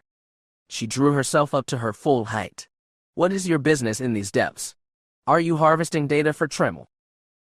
"Hardly," Fel said, reaching into his tactical pack to retrieve a small, glowing obsidian cube. Avaryss's breath hitched. "A holocron. Harkin dispatched me on behalf of an anonymous counselor," Fel murmured, turning the ancient artifact in his red hands. "The identity of the solicitor is irrelevant. The metric that matters is that the archive is in my possession." Avaryss stared at the crystal structure, her mind racing through her options. If she slaughtered him here, she could claim the text and the holocron. The prestige would guarantee her an apprenticeship under a Dark Lord. Could she take him, in this enclosed space, against his raw power? Before she could commit to the gamble, he slipped the artifact back into his pack, entirely unbothered by the murderous intent rolling off her in waves. "We were never formally introduced," he noted, his voice smooth. "My name is Fel." "I am well aware of who you are," she spat. "The Overseer's prized hound." He laughed quietly. "A title that commands immediate allocation. And your own designation." "Avaryss. As if you didn't already have my registry memorized." Naturally, he agreed, bowing his head slightly. But decorum must be maintained among civilized beings, especially those of us destined to survive this meat grinder. She kept her weapon active, her eyes locked on his throat. In the culture of the Korriban tombs, when two powerful acolytes stumbled upon ancient relics, only one walked out alive. Yet he showed no inclination to strike. "When I first arrived, you blocked Harkin's blade. You crippled his pet, Ulgur. Why? I believe we established that I enjoy being helpful." "Do not play games with me," she hissed. "You didn't know me. I was a nameless grunt from the Outer Rim academies." Fel's smile faded into something far more intense, his eyes darkening. "I knew of your reputation. When I executed that failure, Tremel attempted to bring me into his confidence. He bragged about a girl from the Fury system, someone with no lineage, no political backing, but possessing an absurd, violent potential." He took a slow step forward, entering her guard. Her blade was raised, but her angles were wrong. The sheer physical heat radiating from his red skin hit her face, carrying a sharp scent of copper and iron. He was close enough that she could feel the vibration of his chest when he spoke. "I believe Tremel intended for us to destroy each other to prove which of his investments was superior," Fel whispered. "I had every intention of obliging him. But then I watched you handle Ulgur, and I saw the pathetic display Harkin manufactured to rob you of your kill." He shook his head, a genuine flash of disgust crossing his features. It was an insult to the dark side. "You wanted him dead. I wanted to see your blade finish the work. Had the Overseer not stepped in, you would have taken his head. When Harkin cheated you, it irritated me. He stole my entertainment." His smile returned, sharp and vicious. He deserved a penalty. I couldn't touch an Overseer, but I could certainly ensure his favorite pet spent a month in a Bacta tank. Avaryss narrowed her eyes, forcing her breathing to remain rhythmic. "Is your curiosity satisfied then?" "On the contrary," he murmured, leaning down slightly until his lips were a breath away from her ear. It has only made me hungry for more. She refused to back down, pressing her weight forward until she was nearly nose to nose with him, her breath ghosting across his neck. Are you attempting to intimidate me, pureblood? A subtle shift in his skin tone suggested her proximity had disrupted his calculated composure. This has nothing to do with fear, Avaryss. Then identify the intent. Fell let out a short, uncharacteristic laugh, his absolute confidence wavering for a fraction of a second. I am establishing a vector. I wanted your unblinking attention. Before she could process the admission, he reached into his belt and produced the black amulet she had nearly died for, holding it out between them. This is your prize, I believe. She reached out to grab the iron chain, her fingers deliberately brushing against his rough, crimson skin. An immediate, violent shockwave of mental static tore through her brain. She stumbled back a step, gasping as the raw, unfiltered emotional weight hit her consciousness. It wasn't just power, it was a flash of raw information, his hunger, his calculation, something older and more dangerous beneath both. It hit her before she could wall it off, a wave of heat and pressure and something that felt like standing too close to an open furnace. She shook her head violently, forcing her focus back online. By the Iron Throne. Looking up, she found him smirking at her reaction. A prologue of things to come, acolyte, he said, offering a mocking, elegant bow. Until our paths cross again. With the sudden, powerful ignition of the Force, he launched himself straight upward into the vertical shadows of the tomb, catching a high stone ledge that she had assumed was entirely inaccessible. Before she could even track his movement, the shadows swallowed him whole. She stood alone in the freezing crypt, her hand clamped tightly around the cold stone amulet. Her mind was a chaos of variables she hadn't accounted for. A sharp electronic beep interrupted her thoughts. Her datapad had completed the transmission. Securing the device against her hip, she turned and began the long crawl back to the surface. Tremel was waiting for his data. She would deliver it, and she would survive him. And that was it, Taya asked, her voice breathless as the story concluded. That was the extent of it, Avaryss said, maintaining a flat, indifferent delivery. She had given Taya the structural facts of the encounter, but she had entirely omitted the psychic flash that had occurred when their skin met. Her ally did not need that leverage. So he saved your life a second time. So it appears. The blonde girl leaned her head against the stone wall, a knowing smile playing on her lips. He could be manipulating you, of course. He is Sith, Avaryss countered sharply. Deception is his primary language. The dark side wastes nothing, Taya said, her voice dropping into a colder register. If his attention keeps returning to you, there's a calculation behind it. Find it before he does. Avaryss turned away, her jaw tight. She and Fel were two celestial bodies caught in the same decaying orbit. Sooner or later, they would collide, and the impact would likely reduce one of them to ash. The only question was who would be standing when the debris cleared. They weren't finished. The next time they met in the dark, without the oversight of the Academy. That would be a very bloody day indeed. Chapter 28. The Scapegoat. Please, I didn't do anything.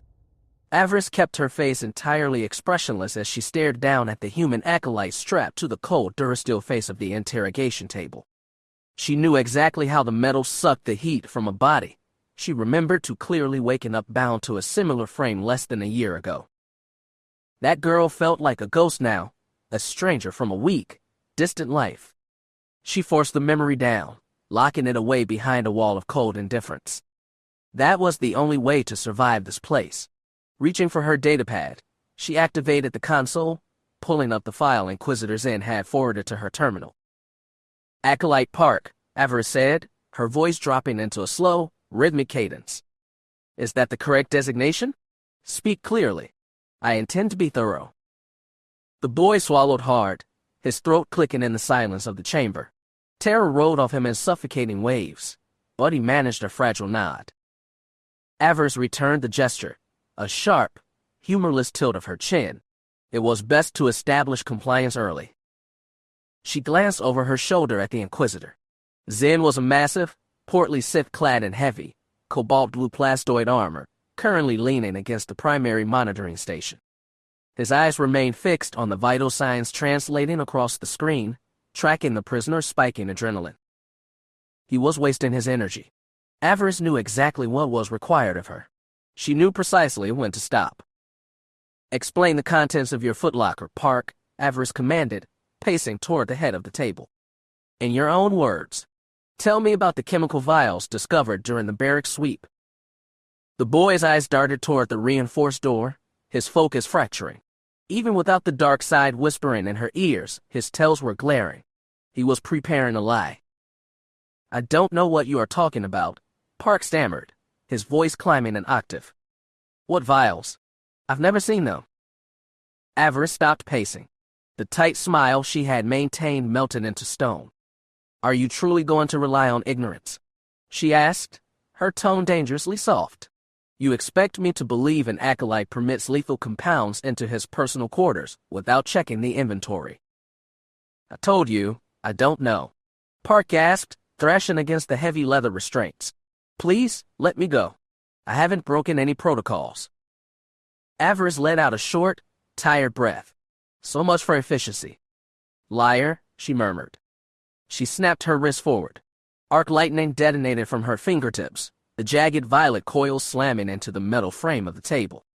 The current conductor turned the surface into a searing grid, cooking the air with the smell of ozone as it tore through Park's central nervous system. The prisoner's body went completely rigid, his jaw locking as a choked gasp of agony tore from his throat. "Stop," he wheezed the moment she broke the connection, his limbs trembling violently against the straps. "Please, don't do that again." "You dislike the discipline?" Avaryss asked. She didn't wait for an answer, unleashing a second, more concentrated burst. The sharp, suffocating crackle filled the interrogation cell, the boy's desperate, strangled cries echoing down the stone corridor through the open threshold. She cut the power, watching him draw ragged, weeping breaths as his muscles convulsed. "Why should I cease?" she murmured, leaning over him until her shadow blanketed his face. "We have barely initiated the assessment." "Acolyte," Zion interrupted from the console, his voice low, caution bleeding through his authoritative tone. He was staring at the red warnings flashing on the medical monitor. Avaryss didn't look back at him. The Inquisitor was soft, concerned with metrics and paperwork.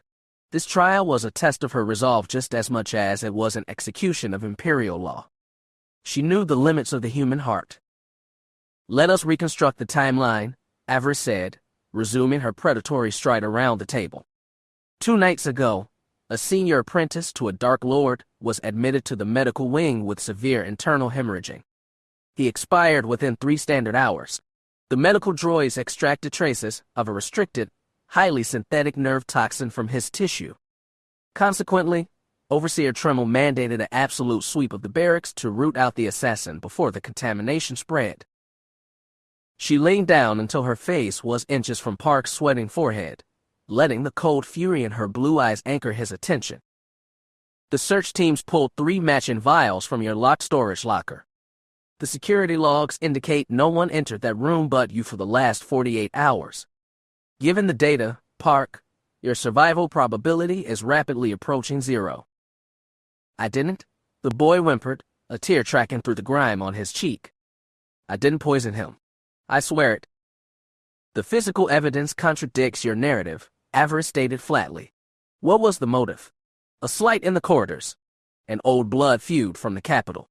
Or were you simply foolish enough to think murdering a rival would convince his master to take you as an apprentice?" She shook her head. "You cannot be that dense."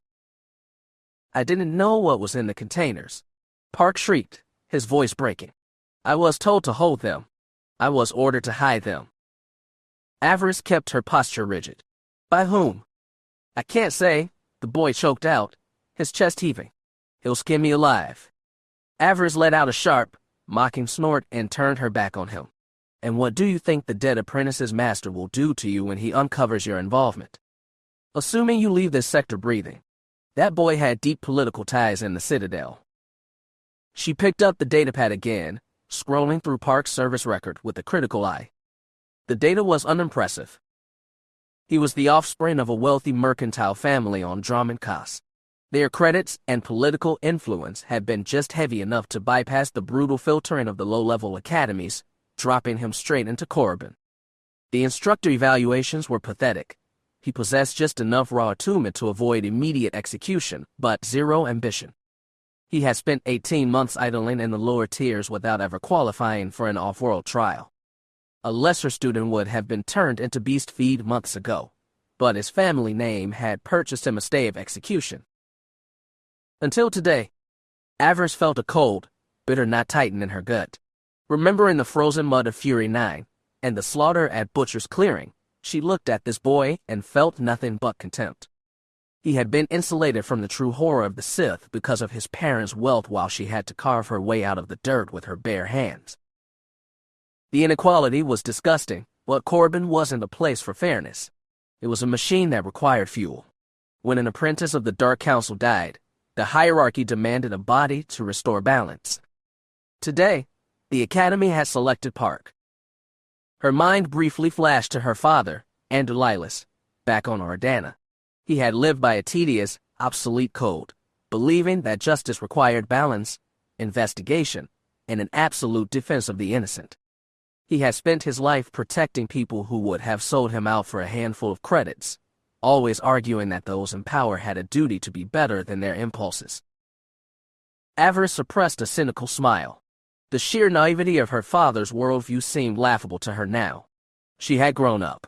She understood the true nature of the galaxy. Whoever you are shielding considers you completely expendable, Avaryss told the prisoner, her voice cold. Do you truly believe they are going to step forward and take your place on this table?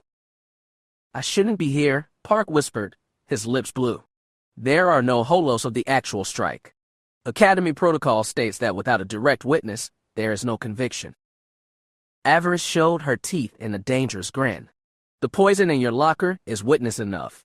You were stupid enough to keep the evidence in your possession instead of spacing it or burning it. Stupidity is a capital offense on Korriban. The Sith do not preserve fools.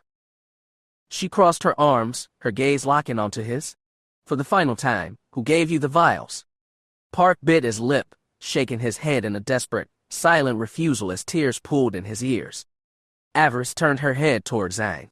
The Inquisitor gave a slow shake of his head, his heavy jowls tightening with irritation at the delay. She was looking weak in front of a high-ranking official, and that was an unacceptable liability. She stepped closer to the table, placing her palm directly over the boy's chest. Her touch was light, almost gentle.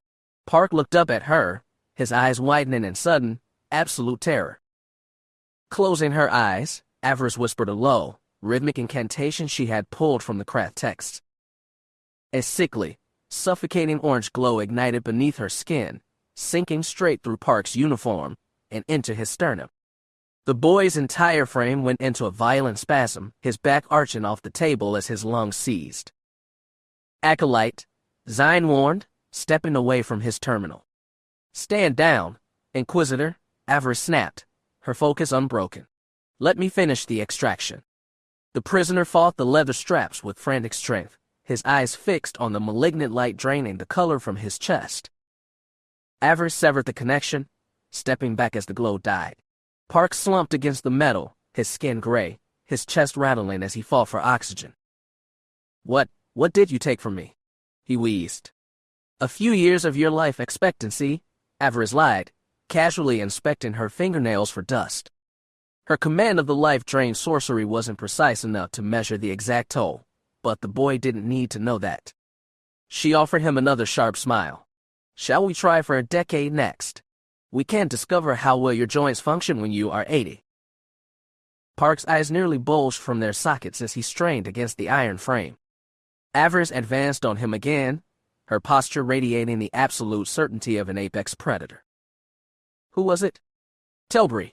The boy screamed, the dam breaking completely. It was Acolyte Telbrey's. He was passed over for promotion by the Dark Lord. He wanted the spot cleared. He began to sob openly, his chest jerking. I didn't know it was poison. I swear by the throne, I thought it was just spice. I didn't know. Avaryss let out a slow, satisfied breath, stepping back from the wreckage of the boy's composure. There. That wasn't so difficult, was it? She turned toward the command console where Zen was already inputting the data into the Academy mainframe. I assume you captured the declaration, she asked. I did, the Inquisitor murmured, though his expression remained flat, almost amused. Though I must confess, this introduces an exceptionally awkward variable into the log. Avaryss lowered her brow. Explain. Zen let out a dry chuckle. Acolyte Telbrus is no longer within our jurisdiction. The late apprentice's master confirmed Telbrus as his new choice just yesterday morning. The papers are already signed. Avaryss froze. Then we contact the Dark Lord's office. We provide the confession and show that his new apprentice is a murderer. To what end? Zen asked, shrugging his massive shoulders. For justice, Avaryss said, the word slipping out before she could catch it. Tremel demanded a resolution. He will not tolerate an assassination going unpunished. And he has a resolution, Zen said, pointing a thick finger at the weeping boy on the table. Avaryss felt the blood drain from her face. Park didn't plan the strike.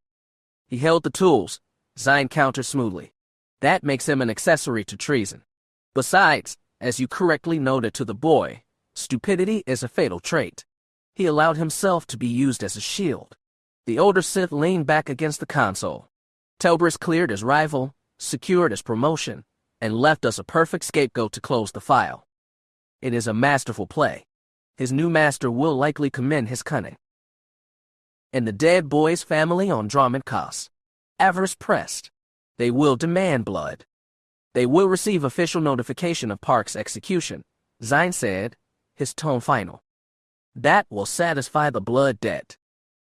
A cold shudder ran down Avaryss' spine. She understood the Sith philosophy. She had memorized the code, but the reality of it was a bitter, jagged pill to swallow. Park was an idiot, but he wasn't a killer. He was being liquidated simply because he was the easiest piece to remove from the board.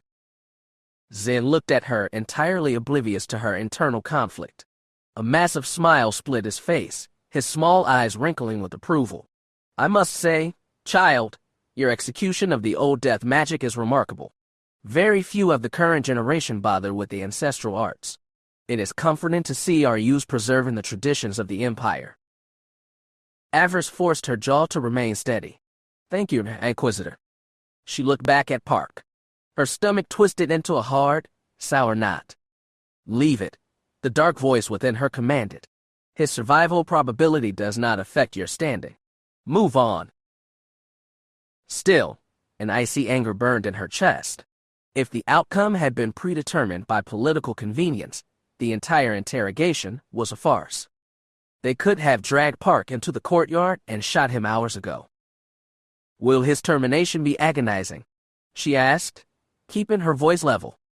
There is no functional reason for cruelty, Zen said, reaching for a metallic cylinder on the tray. A standard neuroblock injection will suffice. He paused, his eyes narrowing as he evaluated her expression. Why? Do you possess a preference for prolonged suffering, Acolyte? Avaryss met his gaze, her blue eyes turning to flint as she masked her disgust with raw arrogance. I object to my time being squandered, Inquisitor. If this boy's execution was already written into the ledger, my assignment here was entirely hollow. Zen's smile returned, oily and patronizing. Do not be short-sighted. This was an evaluation of your efficiency under pressure. Rest assured, your report to Tremel will reflect your rapid success in breaking the suspect. While the actual killer walks onto a Star Destroyer, she muttered. For now, Zen reminded her, his voice dropping into a dangerous whisper.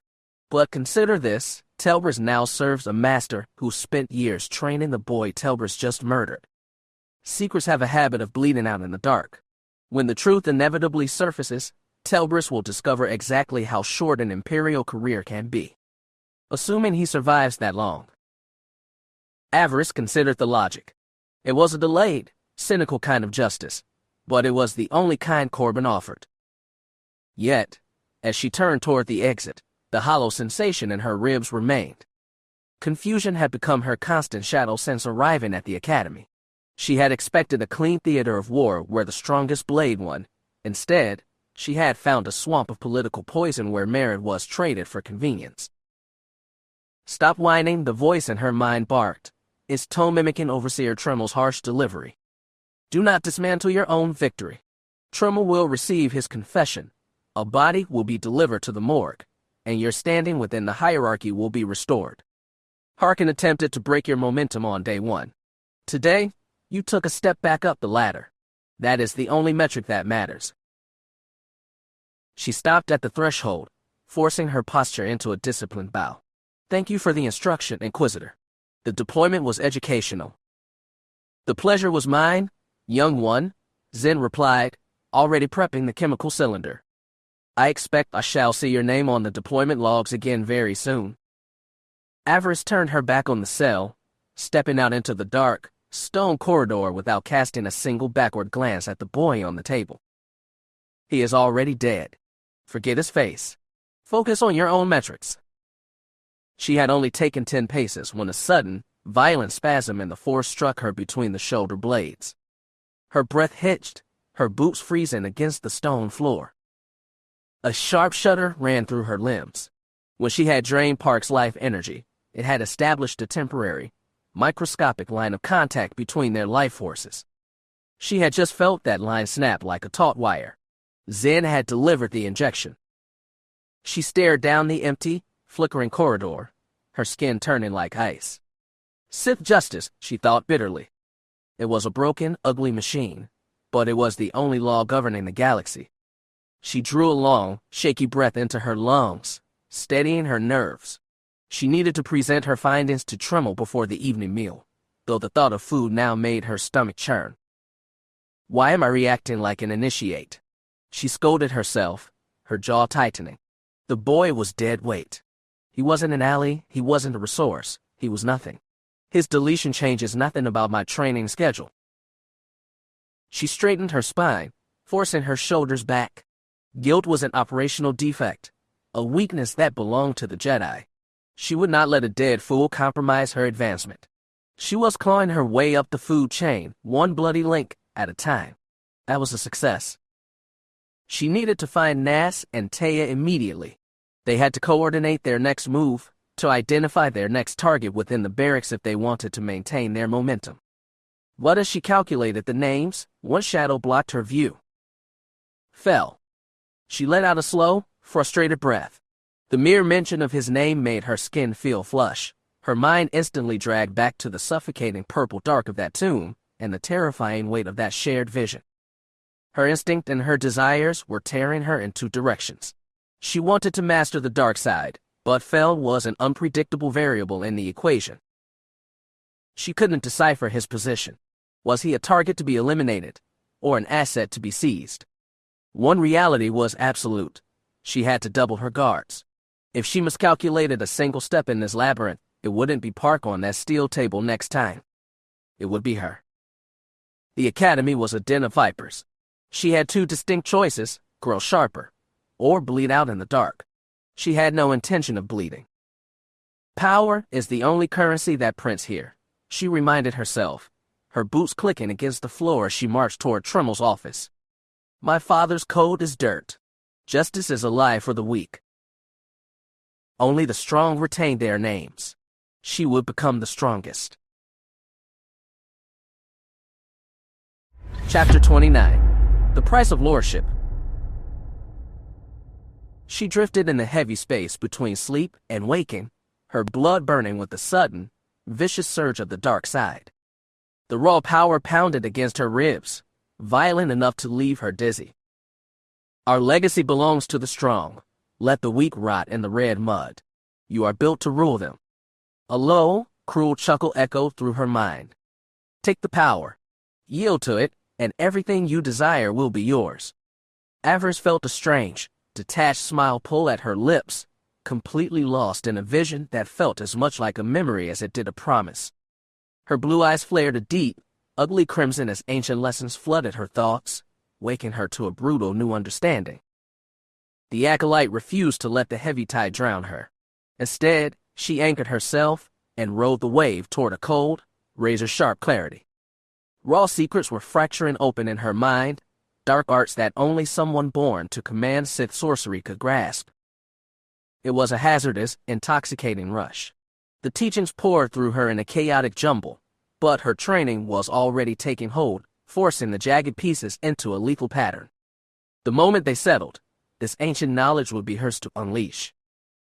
Countless incantations, rites, and lethal parameters saturated her thoughts faster than she could catalog them. Yet she felt no panic. The artifact was doing the work, driving the knowledge directly into her mind. Overseer Tremel had delivered on his promise. This private session was her reward.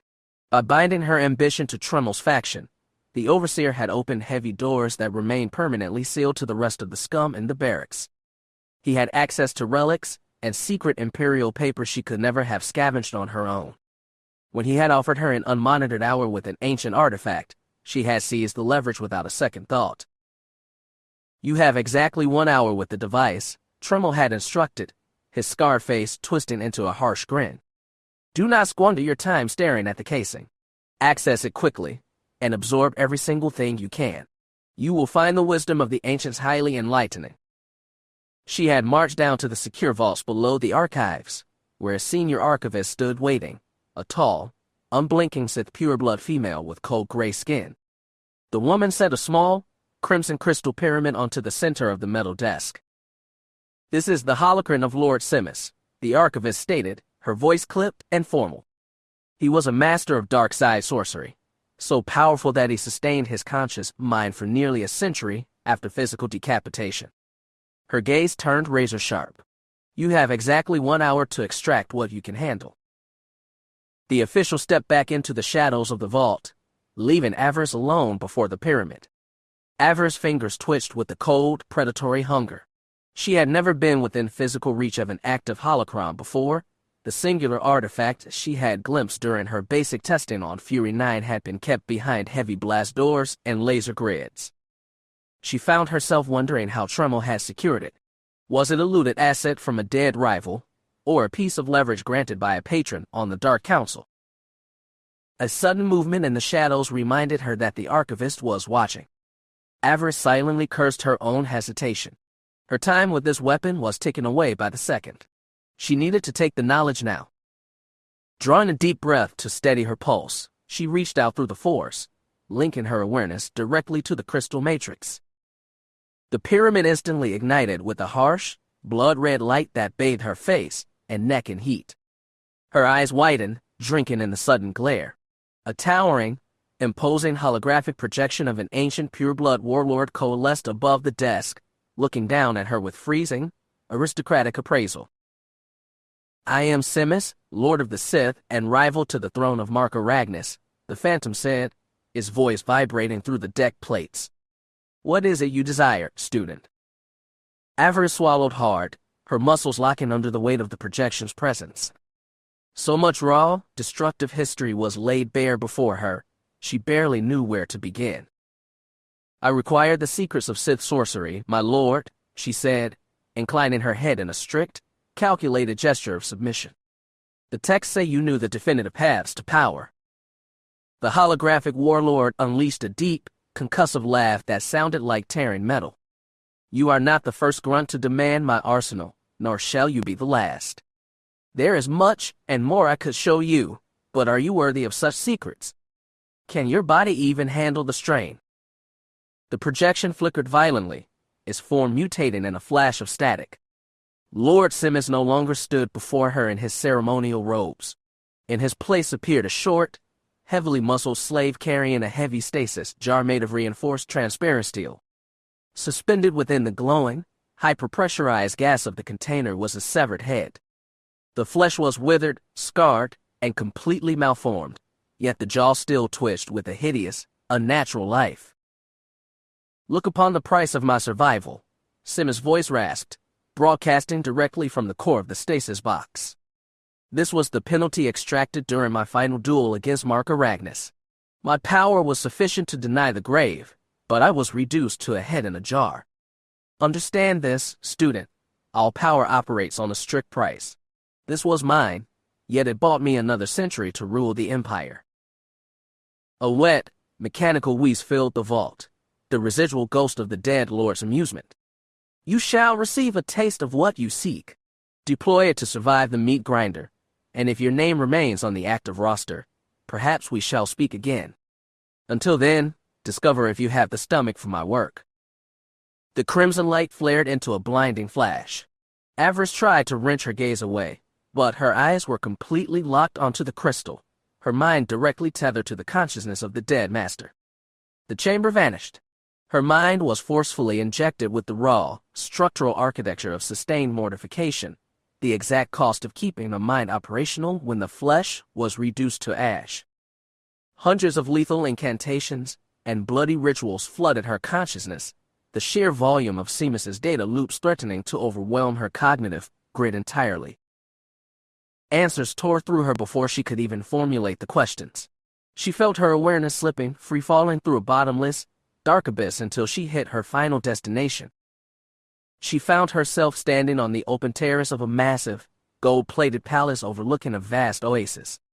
Looking down at her clothes, she noted the grimy, standard-issue uniform of an acolyte had been replaced by heavy, fine silks fit for an imperial conqueror. As she marched through the grand garden, ranks of crimson-skinned slaves threw themselves face first onto the stone, averting their eyes as her shadow passed over them, terrified to look upon her face. The raw sensation of absolute authority, the knowledge that her presence alone commanded immediate submission, flooded her with intense satisfaction. It felt right. It felt like an earned reward. The ancient Jedi who founded this order had been worshipped as living gods by the primitives of Korriban. Why shouldn't she, a descendant of their martial lineage, claim that exact same reverence? Was that not what a Lord of the Sith deserved? Was that not what she deserved? She stepped through the doors into a lavish personal suite that only a member of the Dark Council could occupy, and there, waiting at the center of the room, stood Fel. The sight of him shattered the logic of the dream. Like her, he was stripped of his academy uniform, clad in the minimalist, heavy iron armor of the ancient pureblood conquerors, his massive chest and scarred shoulders entirely exposed. She tried to demand an explanation, to break the script of the vision, but her throat was completely unresponsive. She was merely a passenger in this journey. The ancient version of herself marched forward without hesitation. Fel remained unyielding, his golden eyes locked onto hers with a look of terrifying competence and unshakable strength. Her body temperature spiked. That absolute refusal to break, that dangerous willingness to stand as an equal rather than a subordinate, triggered a wave of raw excitement through her blood. She couldn't fight it anymore. She didn't want to. She reached out, her fingers tracing the sharp lines of his jawbone. Fel snapped his hand forward, locking his fingers around her waist and slamming her against his chest with iron leverage. The grip was suffocating, pinning her limbs, yet there was a calculated, deliberate precision to his touch. Their lips met in a brutal, bruising collision. She fought the contact for a fraction of a second, her survival instinct screaming at the proximity of her rival, but the resistance melted as the dark side amplified the raw, physical heat between them. Through the force, she felt only a violent, mutual hunger, an unfiltered surge of physical desire that completely overrode her logic. She surrendered to the momentum. He lifted her off the floor as if her weight were nothing, his mouth moving down to her throat, his teeth biting sharply into the skin of her neck. The pain was immediate and real, but it carried a sharp, intoxicating rush of adrenaline. He lowered her onto the massive bed, stepping back as he unbuckled the iron clasps of his chest plates. She watched him with a ravenous, unfocused gaze, her breath hitching as he. A sharp, heavy pounding rattled her eardrums. The vision vanished into thin air, replaced instantly by the oppressive, crimson shadows of her quarters. She tried to claw her way back into the dream, to force her mind back into that warm, golden sanctuary. It was useless. The vision had slipped away too fast for her to catch it. She was lying flat on her back on the hard cot of her Korriban barracks. She sat up, her skull throbbing with a brutal headache. Shaking her head to clear her vision, she tried to trace the steps that had brought her back to her room. The last solid memory she had was the library table. She had been sitting down, about to open that crystal pyramid, and then The loud, rhythmic pounding hit her door again. Avaryss drew a cold breath into her lungs, forcing her heart rate down and fighting to keep the raw frustration out of her voice. "What is it?" "It's Naz, farm girl." A sharp voice cut through the metal panel. "Taya is with me. Let us in."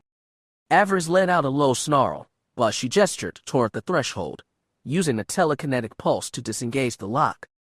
The heavy door slid aside.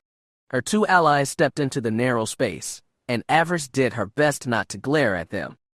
They had no conception of what they had just interrupted, and she had to remind herself that she needed them alive for now.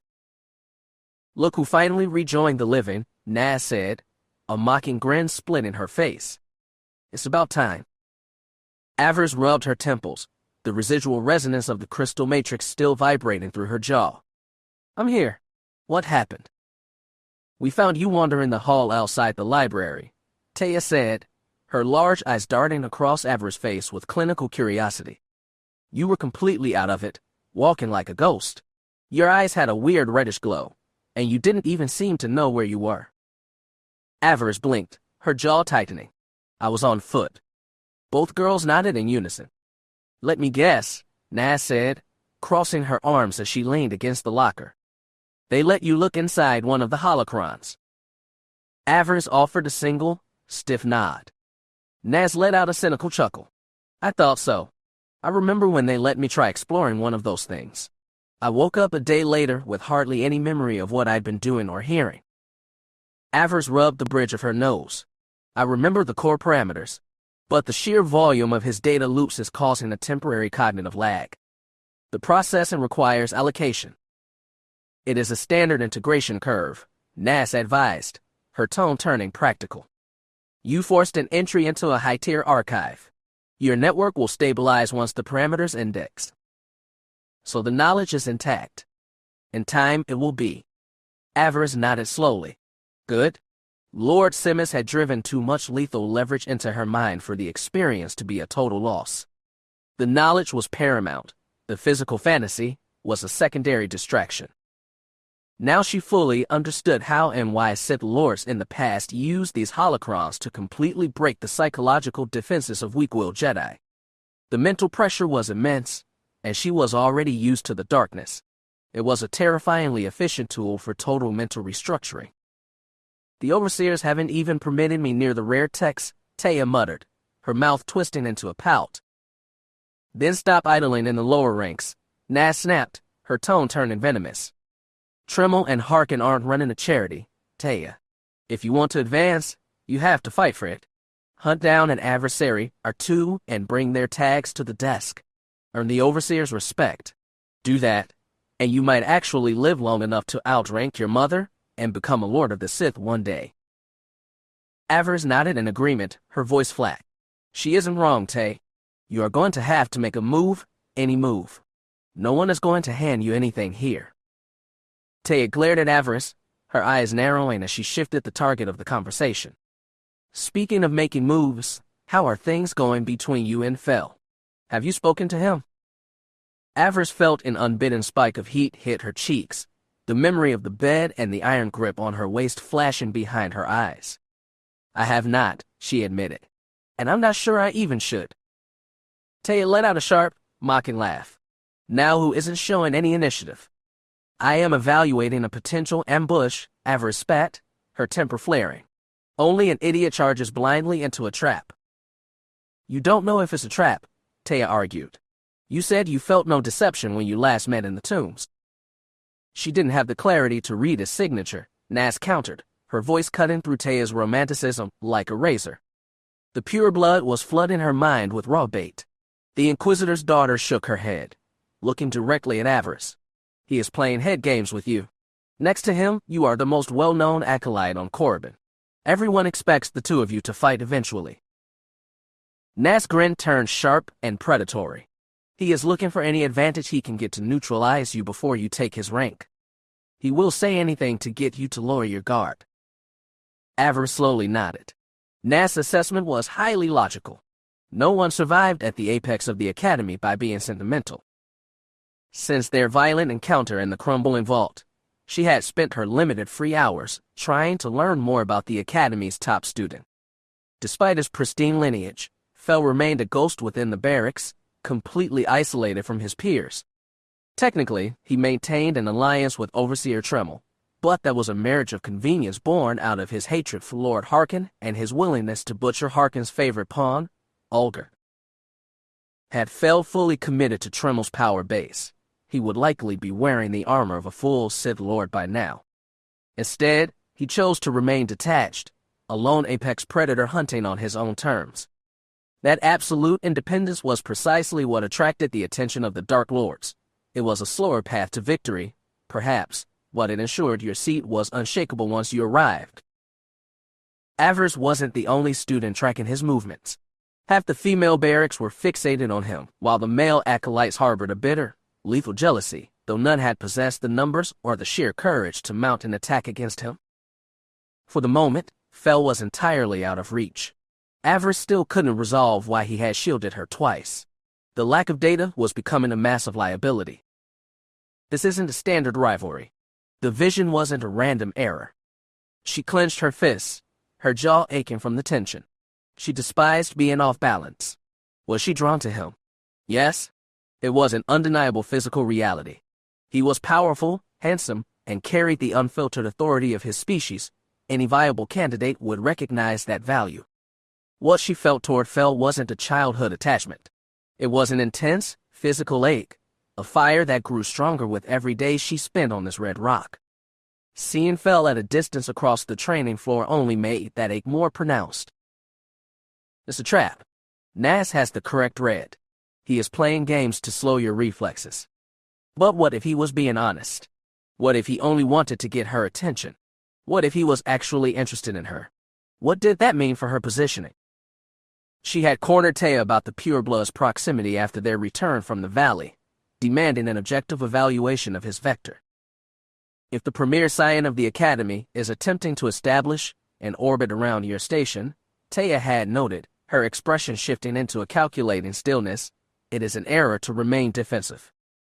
Consuming his focus through a direct physical transaction might be precisely the leverage your advancement requires. Claim the asset, Avaryss. Do not let him dictate the geometry of the alignment. The clinical severity of the strategy had sent a sharp spike through Avaryss' pulse. She had never permitted a competitor into her personal perimeter. What if her execution was flawed? What if she embarrassed herself? Shame was a fatal defect in this environment.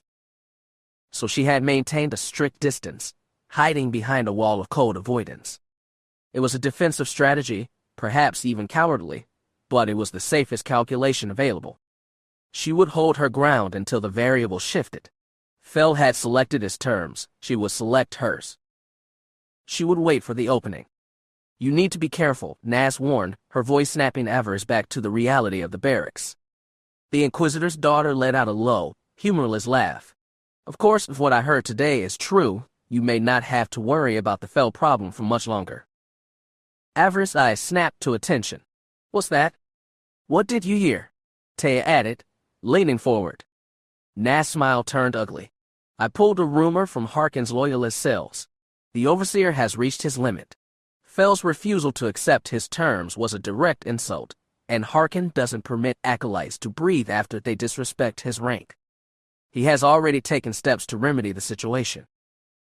Harkin may just have solved your Fel problem for you, Nas said, her smirk returning, oily and cold. The Overseer has authorized Ulgar and a low-tire deployment to execute a containment action inside the tomb of a Huntapal tonight.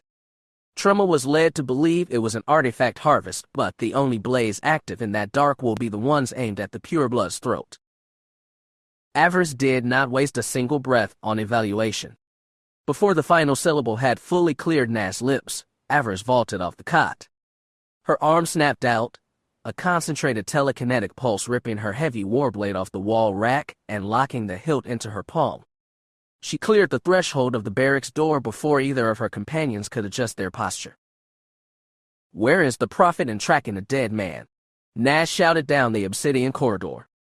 The pureblood is a Tremmel investment, Avaryss barked back, her boots slamming against the stone floor as her pace accelerated into a sprint. If Harkin breaks the tool, our own selection metrics are compromised. She tore through the main concourse of the academy, skidding to a halt at the supply depot to rip two glow rods from the automated rack. It would be dark soon, and even if she reached the valley before total darkness, the tunnels of the ancient tombs were a complete sensory void. A candidate could step into a structural fissure or a Shirak nest without active light. She didn't understand why she was going, nor did she care to analyze what would happen once the blades crossed. The only certainty was that she was moving, and she would find him. What happened after? She reached into the current of the dark side, searching for a forecast, but the force returned nothing but a chaotic, swirling vortex of violence and raw physical desire. The lines were entirely blurred. I will know soon enough. I will know when I reach the tomb. She amplified her muscle output with the force, her boots turning into a blur as she sprinted into the searing wastes of the valley. Hold on, pure blood. For better or worse, life or death, I'm coming. Chapter 30. Peace is a lie.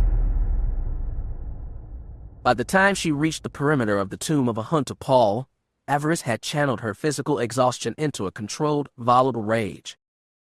As she ran through the canyon, her mind became a theater of cold anticipation, sharpening her instincts for the violence ahead. Over the weeks since her arrival, her absolute hatred for Lord Harkin had grown into a weapon. The prospect of dismantling his operations and slaughtering his chosen pawns brought a vicious satisfaction to the young acolyte. The primary function of an overseer was to filter out the weak, she reasoned. It was a severe violation of imperial doctrine for Harkin to deliberately execute an apex candidate out of personal spite. He had forgotten his station within the hierarchy. Her jaw tightened as she adjusted her grip on her hilt. It was time to remind him of the penalty for treason. Slowing her pace as the ancient stone foundations of the tomb emerged from the crimson haze, she dropped into a low, predatory crouch. She adopted a hunter's tread, her boots rolling silently over the red dust. Harkin was a pathetic bureaucrat, but he was still a Sith who had survived decades in a cutthroat system. He was not stupid. He would have anticipated that an asset like Fel might attract intervention, and he would have deployed countermeasures to isolate the objective. Caution was the only logical path. She would be of zero utility to anyone if she permitted a rear guard to split her throat in the approach tunnels. Furthermore, she had still not finalized the operational calculus regarding Fel. Even if Harkin's hit squad failed to liquidate the pureblood, they might drain his reserves sufficiently to render him completely defenseless against her own blade. The thought of claiming a scavenged victory carried a brief taint of disgust, but she forced herself to analyze the immense political dividend. A corpse was a corpse. The Dark Council cared nothing for the mechanics of an execution, only the final metrics of success. If she emerged from the tomb alone, carrying the physical tags of the Academy's premier student, she could dictate the official narrative to the front desk. There were no surveillance droids monitoring the lower vaults. No witnesses meant no boundaries. Her testimony would become the imperial truth, written permanently into the Academy logs. She could claim the apex position within the barracks with a single, precise stroke of her warblade. The temptation was severe. The masters would immediately focus their attention on an acolyte who had eliminated the top asset on Korriban. Did she truly desire to secure her lordship through a cowardly strike on a wounded predator? The moral debate was irrelevant. Nothing succeeded like a completed objective. No official within the Empire would cross-examine the methods once the crown was secure. She had the leverage to replace Fel, to absorb his status, and to accelerate her own promotion. The strategy was set. She merely had to execute the timing with absolute perfection. Even in a compromised state, the pureblood would be highly lethal, making this the most dangerous engagement of her life. The sun completely vanished behind the canyon peaks, plunging the valley into a freezing, shadow-choked dark. Avaryss expanded her awareness into the stone, scanning the threshold for tripwires or hidden signatures. For the most part, the native predators that hunted the ruins after midnight maintained a wide perimeter, their basic survival instincts warning them away from the volatile dark side energy radiating from her skin. That was preferable. She had no intention of squandering her physical energy on wild animals when a catastrophic political opportunity sat within her grasp. Her adrenaline spiked, the impending violence threatening to shatter her remaining discipline as she reached the stone steps. The attack dropped from the high ledges without a single microsecond of warning. 5 figures descended through the gloom in a coordinated strike. They had been dug into the ridge line, a deliberate containment cell left behind to ensure no interference breached Harkin's trap. Avaryss avoided decapitation by a fraction of an inch, the supercharged energy fields of 2 training blades shearing through the air where her neck had been. She vaulted backward down the steps, her heavy warblade snapping up to catch the incoming heavy strikes. The attackers pushed their momentum, their blades raining down in a rhythmic, crushing sequence designed to break her guard through raw fatigue. Harkin must have promised them an immense promotion to secure this level of coordination. They doubled their compression, shifting their angles to flank her against the rocky incline. Her offensive deployment had instantly mutated into a desperate scramble for physical survival, and the tactical variables were rapidly turning against her. These were no desperate initiates. They moved with the brutal efficiency of trained killers. As she locked blades with the 2 frontline swordsmen, the 3 support units behind them unleashed a synchronized telekinetic assault.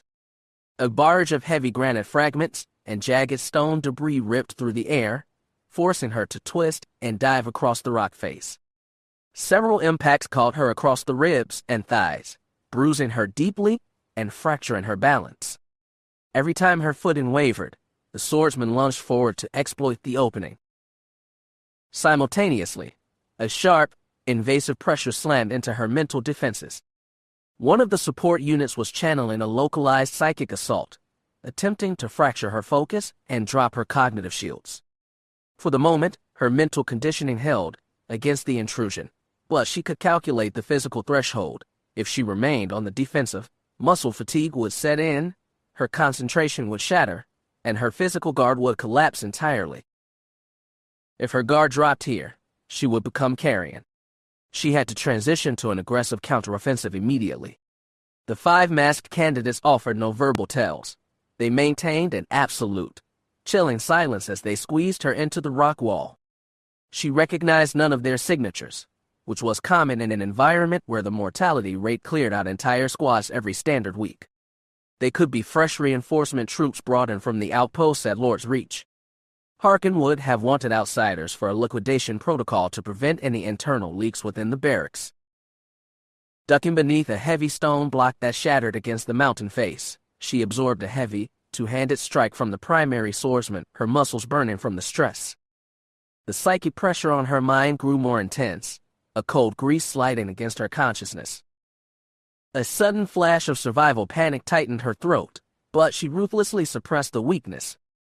Instead, she seized the panic and fed it directly into the dark side, converting the fear into raw, unfiltered malice. She used the hatred to supercharge her muscles. Remaining on the defensive was a slow execution. It was time to strike. Dropping into a tight roll beneath the swordsman's reach, she used a concentrated burst of telekinetic power to launch herself 20 paces backward onto an elevated ledge, securing a brief tactical window. She glared down as the unit restructured their line, advancing to encircle her once more. They were fast, but her desperation made her faster. She had purchased 3 seconds of isolation. That was all the margin she required. The 2 units channeling the stone debris were her primary targets.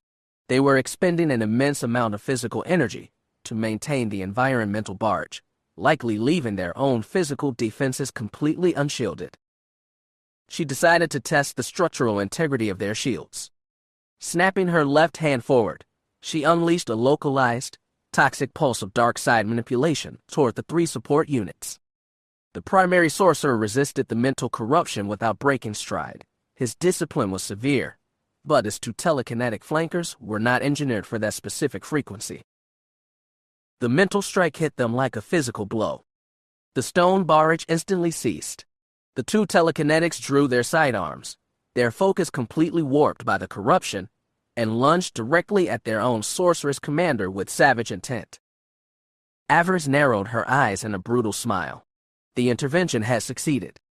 Shifting her weight, she changed her blade mechanics, reversing her grip to lock her uninjured left hand onto the primary hilt.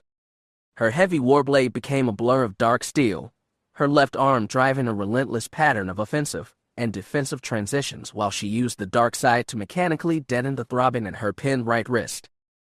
She engaged the two remaining swordsmen with maximum velocity. They had been formidable when she was distracted by the environment, but now that she could focus her entire intent on their throat lines, the dynamic shifted instantly. Her heavy warblade slipped past the lead guard's defense and tore a deep, bloody furrow across his chest plates. Before the second unit could adjust, she delivered a flat, concussive telekinetic strike that sent the wounded man crashing into the ravine below. Left with a single target, she accelerated her lunges, weaving a relentless pattern of offensive and defensive transitions. It took less than 5 seconds to break his stance. She drove her blade clean through his abdomen, twisting the steel before tearing it free as he collapsed into the dirt. She cast a rapid glance across the kill zone to assess the remaining targets. The field was completely under her command. One of the telekinetics was already a corpse, his spine shattered by his corrupted ally's blade. The surviving attacker was currently locked in a desperate, frantic grapple with the unit leader, driving him back toward the steps. The remaining swordsman was attempting to push himself off the rocks, but Avaryss refused to permit him to reset. Reaching out with a force, she pulled down the remainder of a crumbling granite pillar, burying him beneath 3 tons of unyielding stone. 3 units terminated. 2 remained. She targeted the enemy sorcerer with a continuous stream of arc lightning from her left hand. The blue current slammed into his defensive shields, pinning him to the stone and short-circuiting his mobility. Terrified and exposed, the commander attempted to retreat, but the movement left his flank completely open to his maddened comrade. The corrupted acolyte's training blade caught the commander squarely across the throat, the massive electrical discharge instantly liquefying his nervous system. The final survivor then wrenched his focus back toward Avaryss, unleashing a raw roar of pure panic as his terror spiked his physical speed. He lunged blindly, abandoning all defensive form in a desperate bid to take her down with him. Avaryss sidestepped the trajectory and severed his spine with a clean, downward cut. There was 0 time to analyze the victory. The resonance in the force indicated Fell's survival probability was still dropping by the second. She moved up the worn steps of the tomb with rapid, disciplined strides. Behind her, the nocturnal scavengers of the valley were already descending upon the warm meat of her rivals, their low growls echoing in the dark. She offered a cold, venomous thought to the dead. Feed the valley. That is the only metric you are worth now. She entered the outer perimeter of the tomb, activating a chemical glow rod with her left hand. Her pace slowed to a calculated tactical march, her eyes scanning the floor plates for pressure switches or localized traps. The ambient noise inside the vaults echoed in distorted patterns, the winding corridors explicitly engineered to disorient intruders. Combined with the suffocating, heavy miasma of dark side corruption common to any ancient Sith burial site, navigation was a brutal psychological strain. Yet she was no common scavenger, she was a refined product of the Imperial academies. She had spent the last standard month tracking Fell's physical patterns, studying his movements on the training floor, and identifying his exact signature within the current. Locking onto that familiar presence was instant. It pulled at her focus like fresh blood in a tank, drawing her forward through the dark tunnels. The battle was already in its terminal phase when she reached the central vault. The chamber opened into a massive cavern just off the main structural line of the tomb. Fell was locked in a brutal, multi-angle engagement against 7 active units. He was maintaining a lethal defense, but his operational space had been entirely compromised. The ambushers had severed his exit lines, systematically compressing him into a tight, inescapable kill box. His endurance was exceptional, but without room to reset his posture or draw oxygen, he would be overwhelmed by sheer volume. It was a flawless tactical execution. Avaryss licked her dry lips, her fingers twitching against her hilt. This was the absolute point of decision. She could join the containment cell to guarantee his death, or she could wait in the shadows until the survivors left him bleeding on the stone. That was the safest calculation.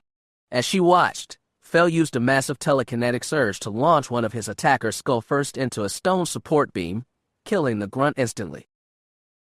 6 against 1. She identified the heavy, brutal frame of Olgar among the survivors, his movements driven by a blind, uncalculated rage that blinded him to his own tactical vulnerabilities.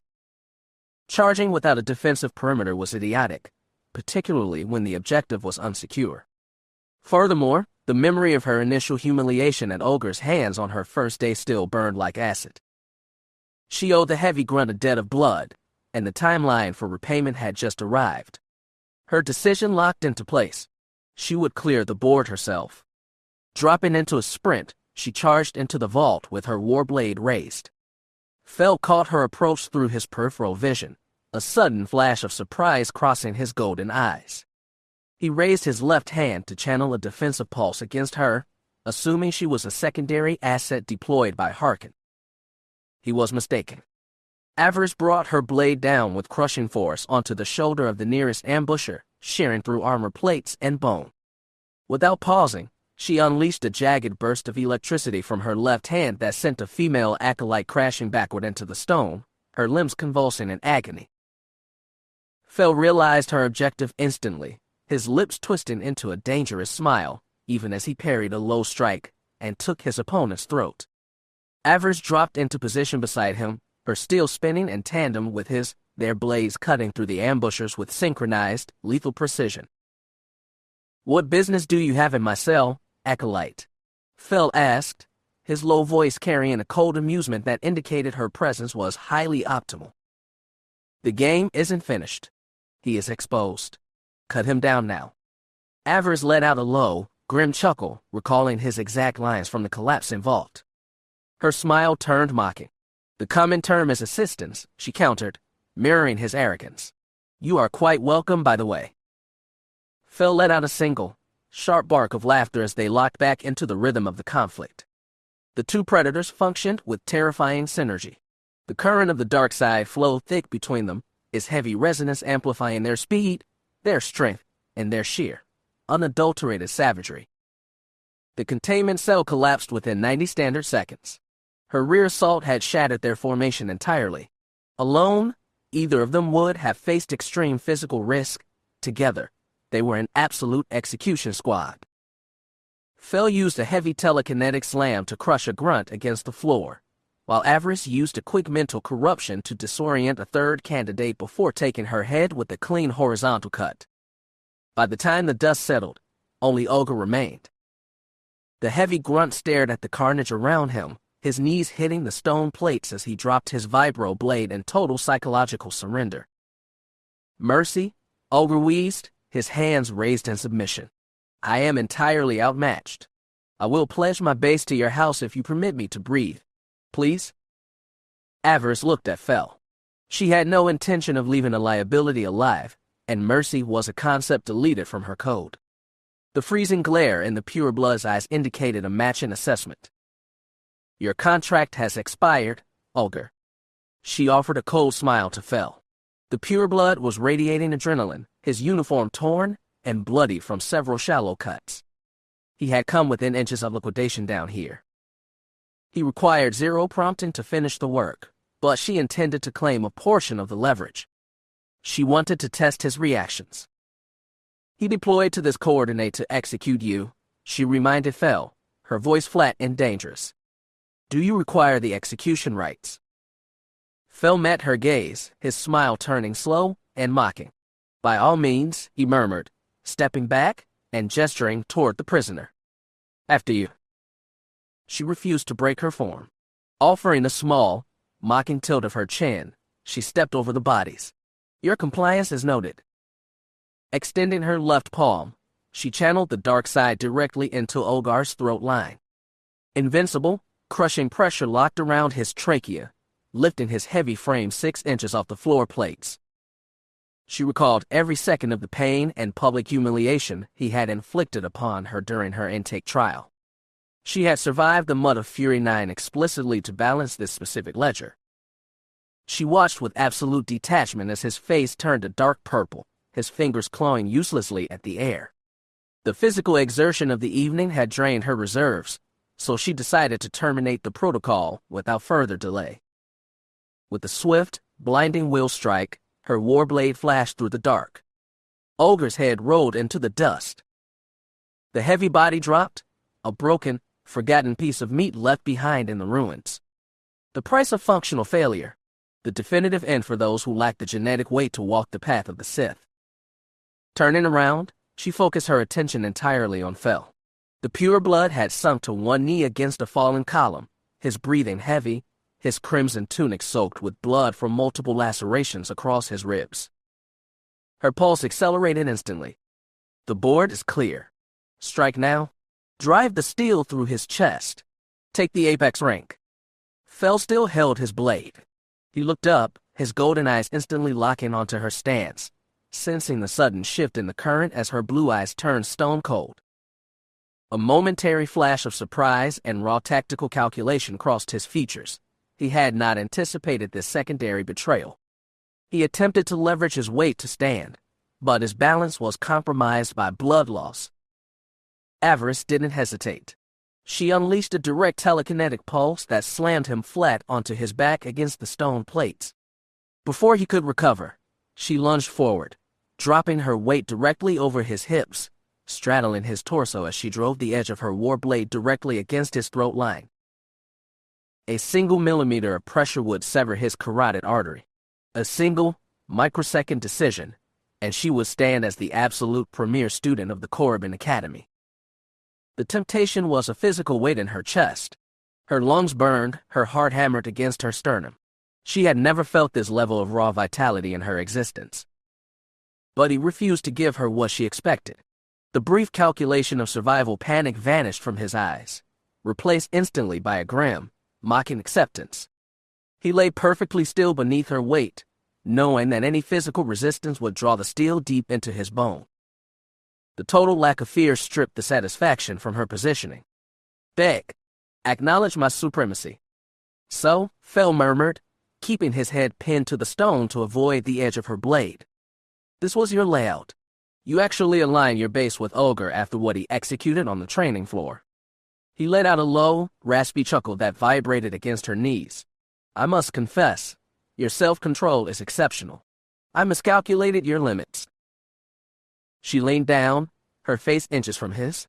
I would claim the credit if it were tactically accurate, but it isn't, she whispered, her voice tight. An alley intercepted Harkin's transmission. I simply refuse to permit lesser scum to clear my board. He didn't attempt to nod. The steel was too close, but his golden eyes remained fixed on hers. He was completely at her mercy, yet his presence was still suffocating. So you preserved my life simply to ensure you claimed the personal luxury of executing me yourself. The logic is sound, yes, she stated. He parted his lips, his gaze tracking her features. It doesn't align with your profile, he murmured. You are built for better things than a back alley slaughter. The words landed, not as flattery, as tactical observation. Dominance through convenience was the path of a bureaucrat like Harkin. It felt entirely incorrect in this sanctuary. Are you attempting to negotiate for your survival? Fel's smile returned, slow, heavy, and dangerous. It isn't my execution you crave, beautiful one. If my termination was your sole metric, you would have sat in the corridor and permitted Ogre's worms to complete the work for you. She searched his signature for anger, for betrayal, for survival panic. The current returned none of it. She caught only admiration, a violent physical focus, and lust, pure, hot, radiating off his red skin in waves. The physical reality of her positioning registered.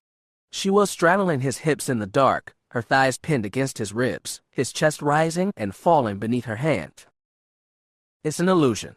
He is running a psychological counter-operation. Terminate him now. She kept the steel pinned to his skin. Her muscles refused to execute the command line. In that microsecond, the tomb vanished from her awareness. The fresh corpses, the blood on the stone, the academy hierarchy, everything deleted from the equation. Two entities left in the galaxy. You don't want a corpse, Fel whispered. You want to assert authority over my current. To do whatever your passion demands. His smile widened, revealing his sharp teeth. You want the exact same outcome I targeted the moment you entered that dueling ring. I've tracked your movements for weeks, Acolyte, just as you have tracked mine. I was tracking your patterns to identify a structural vulnerability. As was I. Initially, he agreed, his eyes darkening. But the dynamic has evolved past basic metrics. At least for me. You want to dominate me? Fel murmured, his hips shifting slightly beneath her weight. I find myself entirely compatible with that variable. I have zero issues with women who command authority. He let out a low chuckle. I think you prefer being on top. Her grip on the hilt tightened. The dark side continued to burn through her veins, demanding release, refusing to be sidetracked by logic. It's a lie. He is breaking your focus. You know nothing, she hissed. You know nothing of my objectives, or what I intend to carve out of this empire. I know what your passion requires right now, he whispered. Do not let the conditioning make you hesitate. He reached up, his fingers brushing against her wrist. Whatever your passion demands, it is yours. I yield it to you willingly. The green chemical glow rods she had dropped near the entryway were rapidly losing intensity, leaving the vault illuminated only by the angry, blood-red hum of their active lightsabers. The shadows grew deeper, wrapping them in isolation. Her warblade remained fixed at his throat, but the tension in her forearm had loosened. Whatever you want, I yielded willingly. She could end the rivalry right now, carry his head back to Tremmel, and emerge a hero of the barracks, but the core of her desire rejected that outcome. They didn't have to follow the Overseer script. They could dictate their own parameters. We don't have to be rivals. We can override the system. Terminate him, the dark residue of her training screamed. Force him to submit. I want, she whispered. I want. It is okay, he murmured. State the mandate. His unshakable arrogance triggered an explosive mix of anger and physical heat. He had no conception of her limits. He moved. She had permitted her grip to slacken for a fraction of a second, and her rival exploited the window with absolute, lethal speed. Snapping his wrist up, he tore the warblade from her hand, sending the steel skidding across the stone floor plates. Before she could activate a telekinetic pull to recall the weapon, he leveraged his massive physical strength, flipping her weight over and slamming her flat onto her back against the hard stone. Before her system could reset its guard, he was over her, straddling her hips, his hands locking directly around her throat. Fool. The calculation was flawed. This is your execution. Fear hit her system, immediate and icy. A single, concentrated surge of pressure from his palms would crush her windpipe entirely. He had won the position. He would delete her from the board. Yet she lacked the capacity for anger.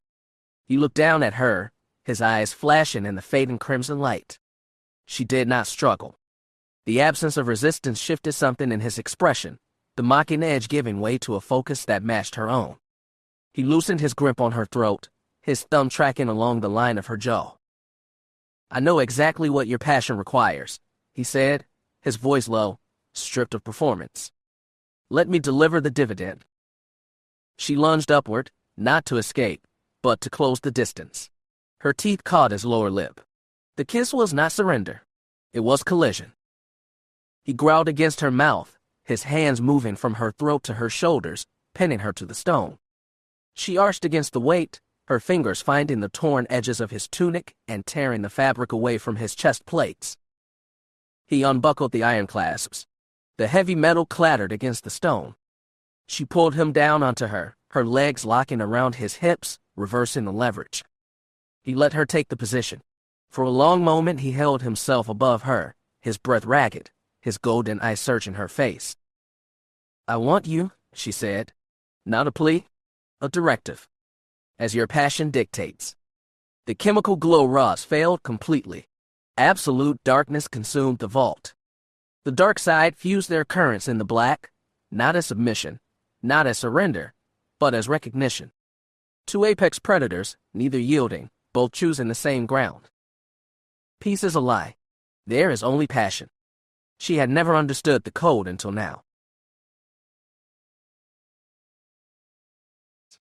Chapter 31. Dissolution. Do you have any idea what you've done? Avaryss rubbed her temples, keeping her eyes shut against the sharp light of the barracks. She was entirely unprepared to deal with the cross-examination. She had just spent the night in the Valley of the Dark Lords, a night that had left her blood singing with a raw, terrifying depth of power, but one that had drained her to the bone. She was in no mood for a lecture, especially from Nas. Nas and Taya had been waiting for her the moment she cleared the academy doors. She had barely managed to wash the red dust from her skin and change into a clean uniform before they forced their way into her quarters. She would have killed for a few hours of sleep, but the academy schedule didn't halt for anyone, regardless of how much her world had shifted since yesterday. She sat on the edge of her cot, feeling the dangerous, quiet confidence she hadn't possessed since setting foot on this rock. Nas and Taya had clearly felt the change the moment they stepped into the room. Taya didn't need to be told. She had already read the look on Avaryss' face and guessed the rest. Nas felt it too, but unlike the blonde girl, she wasn't smiling. Her jaw was set, her eyes twisted with pure disgust. Avaryss saw no reason to defend herself or the choice she had made in the dark of Huntapal's tomb. I followed my instincts, Avaryss said, her voice flat and steady. The perimeter shifted, but the transaction is complete. I am not looking for an escape line. Nas let out a sharp, mocking snort and shook her head. Taya leaned forward, her eyes wide with a cold curiosity. So the pureblood's orbit has aligned with yours, permanently. Avaryss offered a low, dry chuckle. The integration was absolute. It is a dangerous calculation, Taya murmured, looking her over. He has spent months discarding the lower-tier assets. If he has accepted your station, it means he recognizes a matching density in your current. The dark side between us locked without resistance, Avaryss stated, her voice dropping into a quiet, intense register. We held the perimeter of that vault until dawn. His signature is an open furnace, and our currents fuse completely. She had been completely swept away last night. It was probably a dangerous gamble, but she didn't care. Something that felt that powerful could never be a mistake. When the last of the light had failed in the tomb, she had stripped away her calculations and her doubts. He had assessed her inexperience immediately. He hadn't leveraged it. The dark side had multiplied her strength tenfold. There had been pain. The Sith code allowed no true rebirth without a cost. She didn't know how long she slept, but the moment she woke, the hunger was back. She had broken his sleep, her fingers tracing the heavy scars along his ribs. The touch had reignited his fire instantly, only this time, she took the lead. She was a fast learner, Fury 9 had proven that. The pureblood had quickly discovered how good a student she could be, and it turned out he was right about her. She did like being on top. By the time the canyon peaks caught the first rays of morning, neither of them had any complaints. They had both taken their objective. She had broken through his isolated perimeter and proven her value.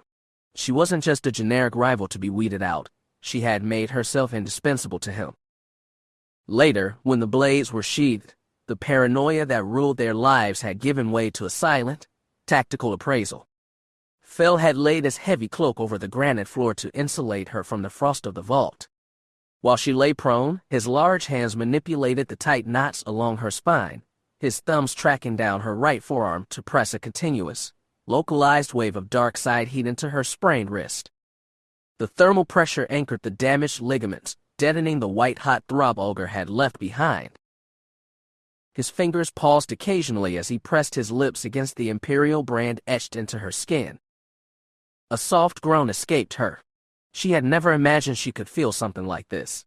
She was completely at peace while her deadliest companion told her his secrets, his touch binding her to him in the dark. What he told her was staggering. Fel's lineage went back to the earliest, most powerful Sith noble houses. His ancestors had commanded empires before the current war even began. While purges and betrayals had stripped away most of their political wealth, the bloodline had remained pure and strong, producing generation after generation of premier warriors. Fel was the last of that line, the sole inheritor. The weight on his shoulders was immense. Both his father and elder brother had been killed on the front lines against the Republic. His mother had died giving him life. He was just a child when his family collapsed, falling into the custody of guardians who claimed to be loyal to his house. They had spent the next 6 years turning him into a savage weapon. They pushed him far harder than academy rules allowed, forcing him through brutal saber drills and lethal hand-to-hand combat day after day. They systematically burned out any trace of mercy or compassion. But what they deliberately neglected was his mind. They kept him illiterate in imperial politics, governance, and wealth. They wanted a housebroken thug, someone who could butcher their enemies but remained completely incompetent to manage his family's vast holdings or claim a seat on the Dark Council. They wanted him dependent on them forever. But Fel's connection to the Force was too sharp. He bribed servants and intercepted private transmissions, learning exactly what his guardians were doing behind his back. He didn't handle it through a legal appeal. He planned a slaughter. "I won't bore you with the bloody details," Fel had whispered, his finger tracing a slow line down her spine. "But you can guess how it ended." She had nodded, her mind parsing the strategy. The cold, Sith-trained part of her admired the sheer ruthlessness of it. It was a shame he withheld the specifics. She could have used a blueprint like that for her own ambitions. "So you won't be hearing from them again?" she asked. "Never," Fel said, his jaw tightening with pride. "I turned their own greed against them. Before they realized what was happening, every asset they owned had been signed over to my name. It was beautiful watching their faces collapse when they realized the boy they treated like a brainless blade had just stripped them of everything." "What did you do to them?" Avaryss asked. "The leaders had to die, of course," Fel said flatly. "Leave a snake alive, and it eventually bites your heel. Besides, I owe them for the scars they gave me during my training. I gave them a clean execution. The lesser administrators, I promoted. I needed their experience to run my corporations while I finished my training here." He let out a low chuckle. "They expected a blade to the throat. Instead, I gave them wealth beyond their wildest dreams, along with the promise that I would flay them alive if their profits dropped. They are entirely loyal now. I won't be a simple grunt, Avaryss. The Dark Lords took notice of me that day. I proved I can manage power, not just swing a lightsaber." Avaryss turned her head to give him a steady look. "A strong arm has its uses. And if you ask me, the rest of you is quite functional too." His golden eyes darkened. "I like bold women," he growled, a fierce grin splitting his red face. "They know exactly what they want. He paused, his brow furrowing. "Wait, only functional." She pulled her lips into a mocking smirk. "Well, I don't know," she teased. "Maybe you should demonstrate your utility again, so I can make a better assessment." The pureblood's eyes flared. "That can be arranged right now," he rasped. He wrenched her body over, pinning her against the cloaks as the dark side exploded between them once more. They walked back to the academy together in the morning light. Neither of them said a word about what had happened. They didn't need to. Through the dark side, their connection was locked. The raw intensity of what they had shared had forged a bond that would take a blade to sever. Fel was an asset she had no intention of releasing. Neither Trimmel nor Harkin questioned their return.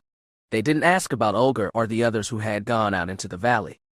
On Corbin, if you failed to return from the tombs, you were dead weight. The dead were forgotten within an hour. That was the law of the Sith. Nas and Taya, however, were waiting in ambush. They demanded a private meeting the second classes ended for the day. Avaryss had felt Fel's golden eyes on her during the afternoon saber drills. It was a dangerous, thrilling game, keeping this a secret from the rest of the barracks. She could barely focus, wanting nothing more than to return to his quarters. He had asked her to come to his chambers tonight, to be with him. She hadn't promised anything, telling him only that she'd think about it. She refused to let him think she was some submissive toy. She was going to be a Sith, and a Sith belongs to no one. Taya seemed genuinely happy for her, though her voice carried a sharp edge of jealousy. She had spent weeks trying to get Fel to look at her, without a single microsecond of success. Nas was furious. Her presence practically radiated poison. "Let me get this straight," Nas said, standing over Avaryss' cot with her arms crossed. "Not only did you fail to kill Fel, But now you're his, what? His paramour. His pet. Avaryss shrugged, entirely unbothered. Fel isn't a threat to us anymore, Avaryss said flatly. I thought you'd be glad a rival has been neutralized. Naz glared at her. You cannot be this blind, frontier stray. I know your training was harder than that. Avaryss' eyes narrowed into two slits of blue ice. Are you evaluating my intelligence, Naz? I am saying your tactical vision has been compromised by a physical transaction. Naz shouted, her aristocratic composure fracturing. You are forgetting why we deployed to this world. If Fel had died last night, you would be the top acolyte in this academy. Tremel would have praised your initiative. Harkin's plot would have backfired, and he would have been forced to back your promotion rather than admit his own squad got butchered by a single girl. Not a single Dark Lord in the Citadel could have denied you. Naz leaned down, her face inches from Avaryss. And wherever you went, Taya and I would have been right behind you. We would have owned this place just like we owned the Butcher's Block. Korriban is not some backwater outpost, Avaryss reminded her, her voice dangerous. And Harkin isn't a low-level warlord. The rules are the same. Naz growled. Don't you see the target you've put on our backs? I think she handled the purebloods target just fine, Taya whispered, a brief smirk flashing before Naz shot her a look that silenced the blonde instantly. Naz wasn't in the mood for jokes. This is a disaster, she whispered. You've put us all in danger. Avaryss leaned back against the wall, eyeing her coldly. How? All I did was spend the night with the candidate. You did that plenty of times back at the camps. Fel isn't some slave boy from the Outer Rim. Naz hissed. He's a high-born Sith pureblood. Do you have any idea what that means to the core worlds? Do you know who Overseer Tremel is? Do you understand how a strict blood purist thinks? No, Avaryss said. Enlighten me. Naz slammed her hand against the locker casing. Tremel is a fanatic. Like all the old traditionalists, he thinks pure blood is sacred. The genetic line of a house like Fel's is everything to them. To Tremel, Fel is a holy asset meant to breed the next generation of lords. What do you think he'll do when he finds out Fel is sleeping with a human from the Outer Rim? Do you think he'll be happy? He will look at you like a piece of filth contaminating his prize. Avaryss met her glare without blinking. Why should Tremel care who Fel or I spend our nights with? Because it ruins his entire plan. Naz said, her voice shaking. Trust me, Avaryss. It matters. Taya lowered her head, the political reality finally sinking in. She looked at Avaryss with real fear. She's right, Avaryss. When it comes to the ancient houses, the purists execute turncoats without a trial. Avaryss shifted her gaze to the blonde girl. You're taking her side. I'm not taking sides, Taya said, throwing her hands up. I'm telling you what I know about the core worlds. The purists don't tolerate contamination in the bloodline. You've endangered us, Naz spat. You have to fix it. Avaryss sneered at her. And how do I do that, oh great strategist? What's the plan? Naz's face twisted into a wicked grin. You said he wants you in his room tonight. That means you'll be alone in a closed sector. I've made friends with the security tech since we got here. I can't guarantee the cameras for that entire hall will go black the second you walk in. Avaryss' breath caught in her throat. You're insane, she said. It's the only way to save ourselves, Naz said, her voice tight and hurried. Hide a vibroblade in your boot. Let him have his fun. Wait until he falls into a deep sleep, and slit his throat. Taya's face went pale. You can't ask her to murder him in the barracks, she said. We're inside the academy. Killing a premier student under the overseer's roof carries an immediate death warrant. Everyone knows the rule, Naz said, a cynical smirk splitting her lips. That's exactly why she'll get away with it. Nobody thinks anyone would be crazy enough to do it right under their noses. They would execute me before breakfast, Avaryss said, her voice low. They need a witness to sign a death warrant, Naz reminded her. No witnesses, no rules. Remember? Even if the cameras are blank, the entry logs will show I walked into his sector, Avaryss said, her mind tearing through the flaws in the plan. Any low-level inquisitor would need nothing more than that to order my execution. Naz stepped forward. I told you, a farm girl. My people handle the logs. Nobody will trace it to you. Avaryss stood up, crossing her arms as she looked down at the Inquisitor's daughter.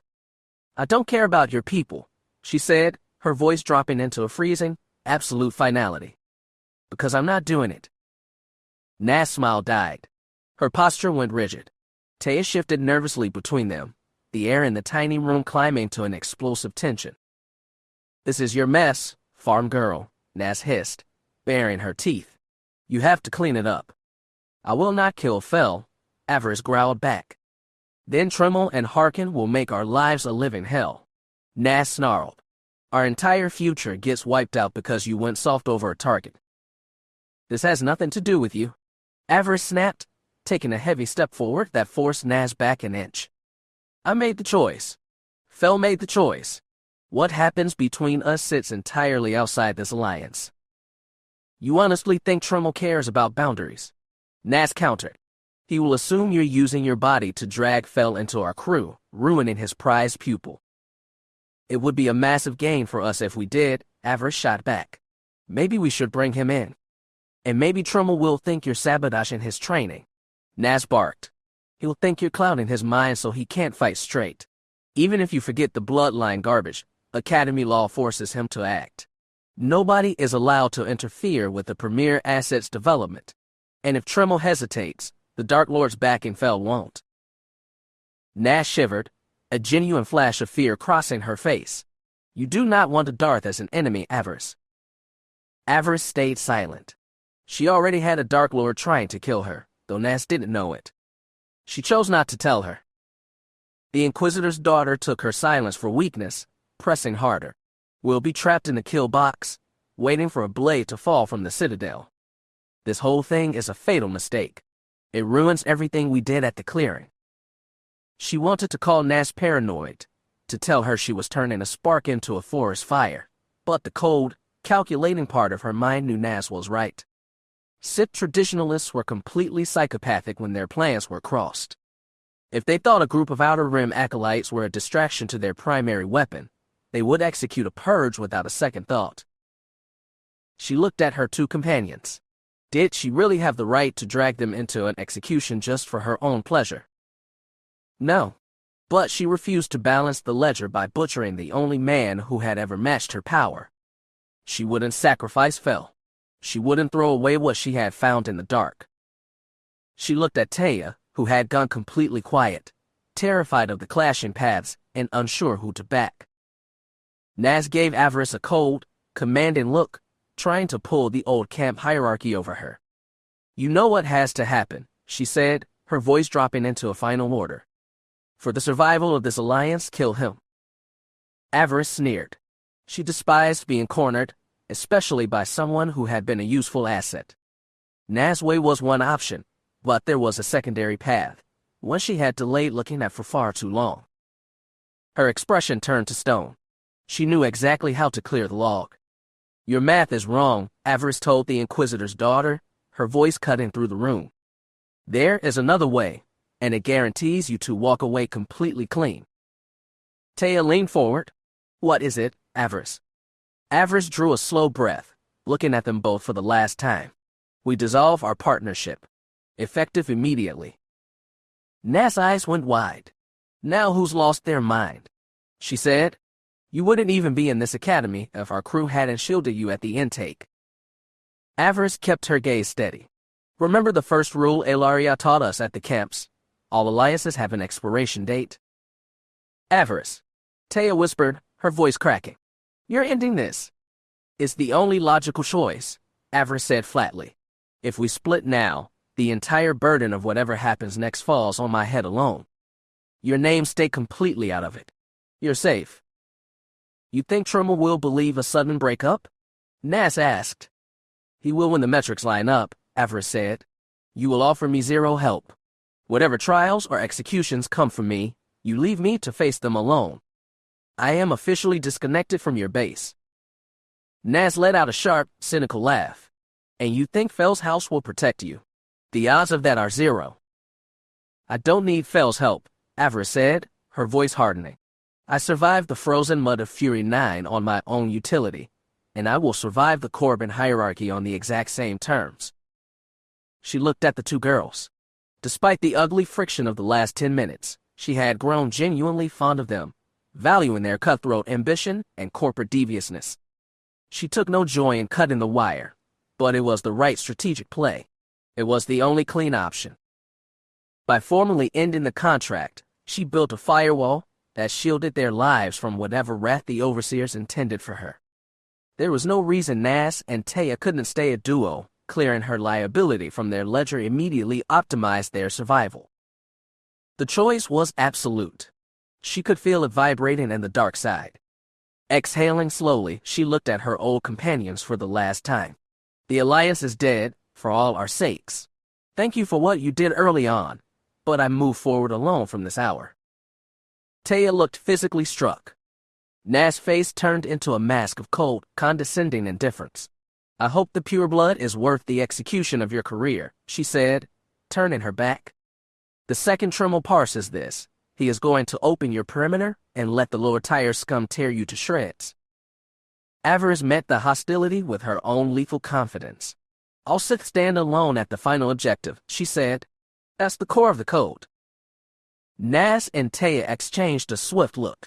It was glaringly obvious that neither had expected this outcome when they walked through the door.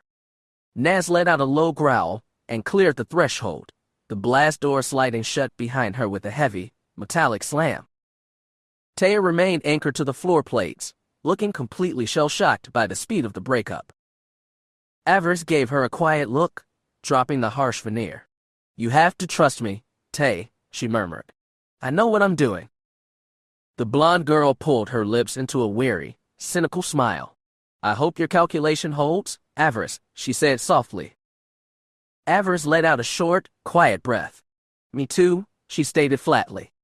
Taya turned and left the sector, leaving Avaryss alone in the quiet shadows of her quarters. The Alliance was dead. The firewall was active. She had cleared her liabilities, and now her future sat entirely within her own hands. She turned toward the terminal, checking the clock. There were exactly 2 hours remaining before she was scheduled to report to Fel's chambers. Drawing her heavy warblade from the wall rack with her uninjured left hand, she began to scrub the dried blood of Harkin's pawns from the steel. A sharp, residual throb pulsed through her right radius as she worked. She would not go to him as a subordinate, nor would she go to him as a romantic distraction. She would enter his room as a fellow predator, ready to dictate her own terms to the dark. Let the overseers send their squads. She was finally playing by her own rules. Chapter 32. Predatory Terms. What am I going to do with you, Acolyte? Despite everything, you continue to be a thorn in my side. Avaryss did not answer. She stood at rigid attention, her spine locked, her gaze fixed over the overseer's shoulder. She kept her face an unreadable mask of stone, but beneath her uniform, her blood burned. She knew exactly what Tremel wanted from her, and she refused to give him the satisfaction of seeing her flinch. The overseer waited for her to speak. When she remained silent, he simply shook his head, his cold eyes tracking the dark circles under her eyes. Tremel looked back down at the data slate scattered across his desk, scrolling through the morning's logs. Avaryss knew her name filled those files. It would have been flattering if the stakes weren't lethal. She knew how much the overseer despised what she was doing, and more importantly, who she was doing it with. She was only surprised it had taken him a month to call her into his office. It had been 4 weeks since she cut ties with Nas and Taya. The barracks gossip confirmed the two girls were still working together, adjusting to the loss of their third. Neither had spoken a word to her since that night, which was exactly what Avaryss wanted. No one in the academy could call their split a trick. The isolation was absolute, and it kept them out of the crosshairs. Tremel had eventually discovered her nights with Fel. So far, the overseer hadn't struck back openly. The academy had been a gauntlet of sudden challenges and ambushes lately, but nothing she could tie directly to his hand. He has to tread carefully too. Too many eyes are on Fel right now, and plenty are watching the human girl in his shadow. They were all walking a knife's edge. One wrong step, and the blade would drop. She just had to make sure she wasn't under it when it fell. The overseer leaned back in his heavy chair, his frigid eyes scanning her down. Lately, Avaryss had stopped wearing the loose, standard robes of an acolyte. Instead, she wore a tight, reinforced combat suit, midnight leather split by thin plates of cortosis weave shielding her chest and throat. The weaker students called it paranoia. Avaryss called it survival. It wasn't paranoia when the bodies were piling up in the morgue droids' bays. Trema wasn't like Harkin. He didn't fly into a screaming rage over every minor insult. Whatever anger he felt stayed buried beneath an iron will. That control impressed her. She knew how intoxicating the dark side felt when you had an enemy at your feet. To remain completely cold when someone was actively ruining your plans took a discipline most acolytes couldn't conceive. Whatever trap Trema was building, he was doing it in absolute silence. Their last encounter had been during a mandatory briefing for the new arrivals from Lord's Reach and Butcher's Clearing. She hadn't recognized any of them, but they certainly knew her. She had caught Trema whispering to those specific recruits multiple times, his eyes drifting back to her. After that, she kept her hand on her weapon whenever the new blood was in the room. She had cornered a few of them during the evening saber drills, testing their grip and dropping a few quiet, lethal promises into their ears. She wanted to make sure they didn't get any brave ideas. If they thought she was an easy target to climb over, she was ready to teach them a final lesson. The rules were simple. If you come for her life, you forfeit your own. A Sith thrived on enemies, but she wanted to dictate when they struck. To prove her point, she had been forced to break 3 candidates in the last 2 weeks alone. Eventually, the rest of the pit would get the message. She would defend her position with blood. She frowned slightly as the thought passed. Lately, that brutal necessity was chewing up every hour of her day. Too many predators were tracking her scent, but she refused to step back. Perhaps that was why she was here. Perhaps the game was getting too expensive for Trema, and he finally wanted to talk about a truce. The thought almost made her laugh. Peace is a lie, there is only passion. Trema wasn't the type to quit. The overseer looked up from his slates, his calm, heavy gaze settling back onto her. "You look tired, acolyte," Trema said, his voice smooth and deceptively soft. "You appear bruised, hunted.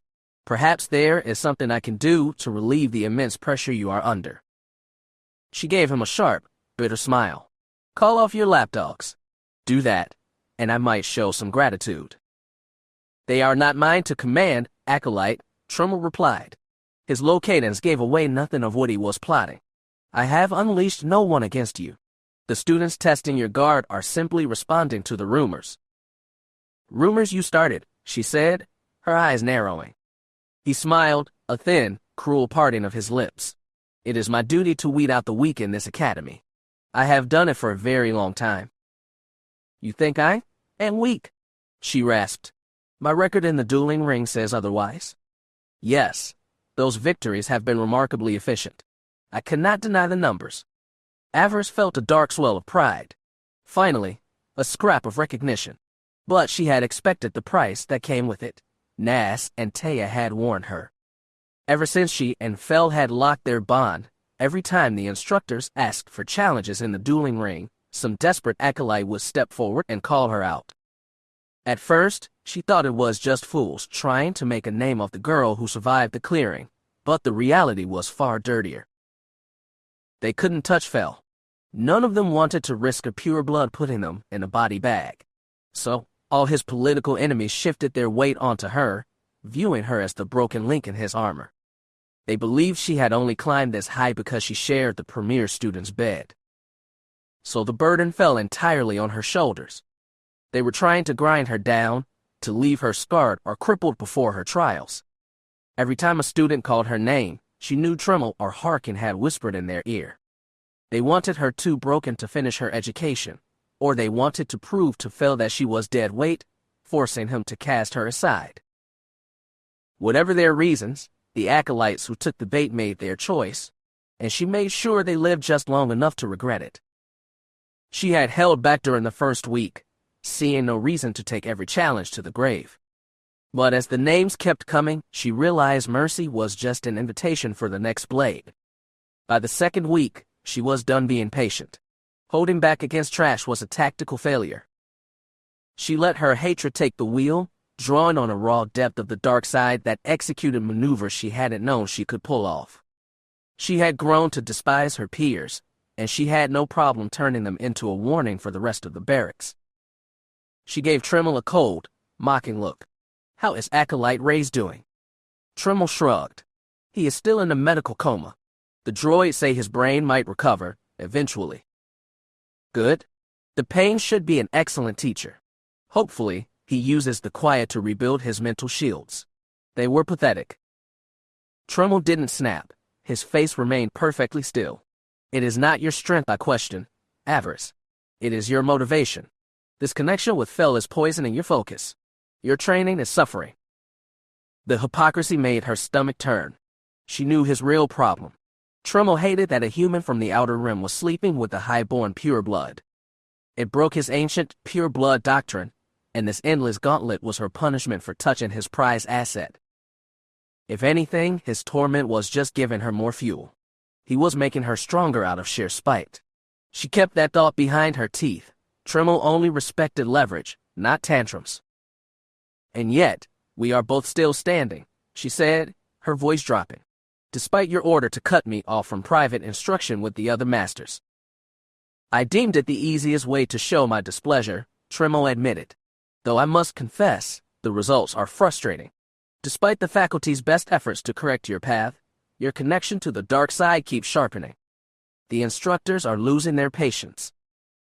"But not you." "No Acolyte." "Not me?" She should have known. You don't stay an overseer on the red dust of Corbin by being stupid. Fel hadn't been cut off. His family had too much weight on Drahman Kas. He still received advanced combat tactics from the High Command, and he was more than willing to teach her those exact lessons in the dark of his quarters. Avaryss shook her head. "I know you wanted Fel and me to kill each other. Is it really a failure that we haven't? Does it hurt the Empire to have two powerful weapons instead of one?" The overseer's brow furrowed, the first real crack in his composure. "You think you can persuade me to drop this, despite my absolute rejection of what you two are doing?" "Fel doesn't give up what he claims, and neither do I," she said.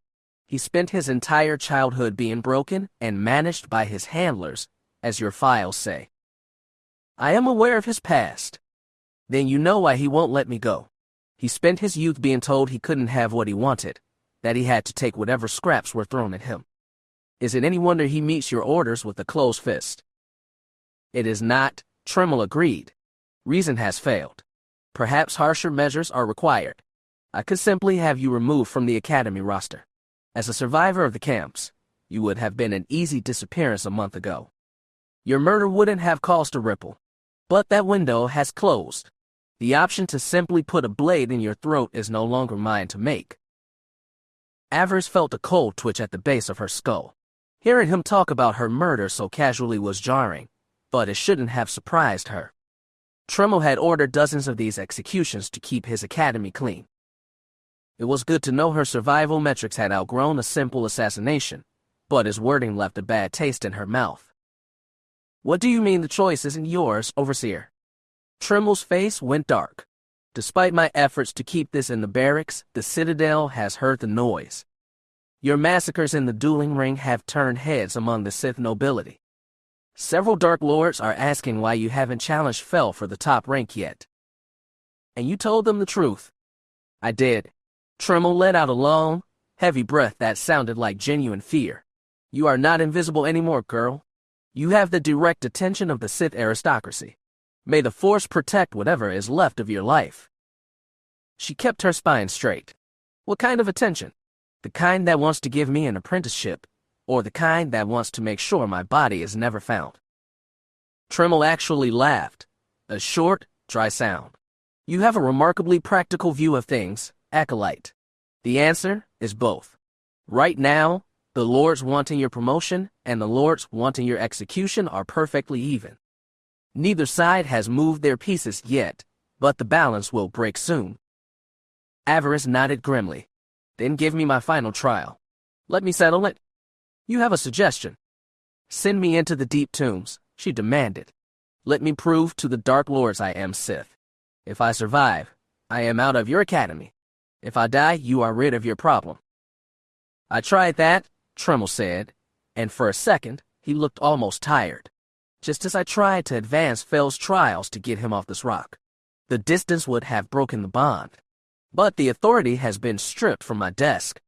A Darth explicitly blocked my order to advance either of your trials. This Lord wants to see how this plays out. The words hit her like a physical strike. A Darth, a member of the Dark Council, was playing with their lives. Does this Darth have a name? She asked. I don't have the clearance, Tremel said.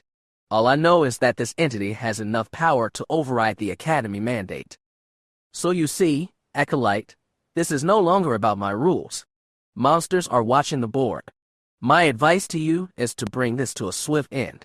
Talk to Fel. Make him see reality before one of the lords decides to clear the ledger for you.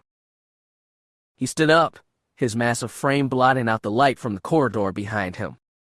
There is a reason the Empire calls a Darth death incarnate. Whatever answer they bring will be final. Remember that? Avaryss bowed, her movements perfect. Thank you for the warning, Overseer. I am simply giving you the facts, Tremel said. Despite what you think, I want what is best for the weapons under my command. The words hung in the air, unadorned.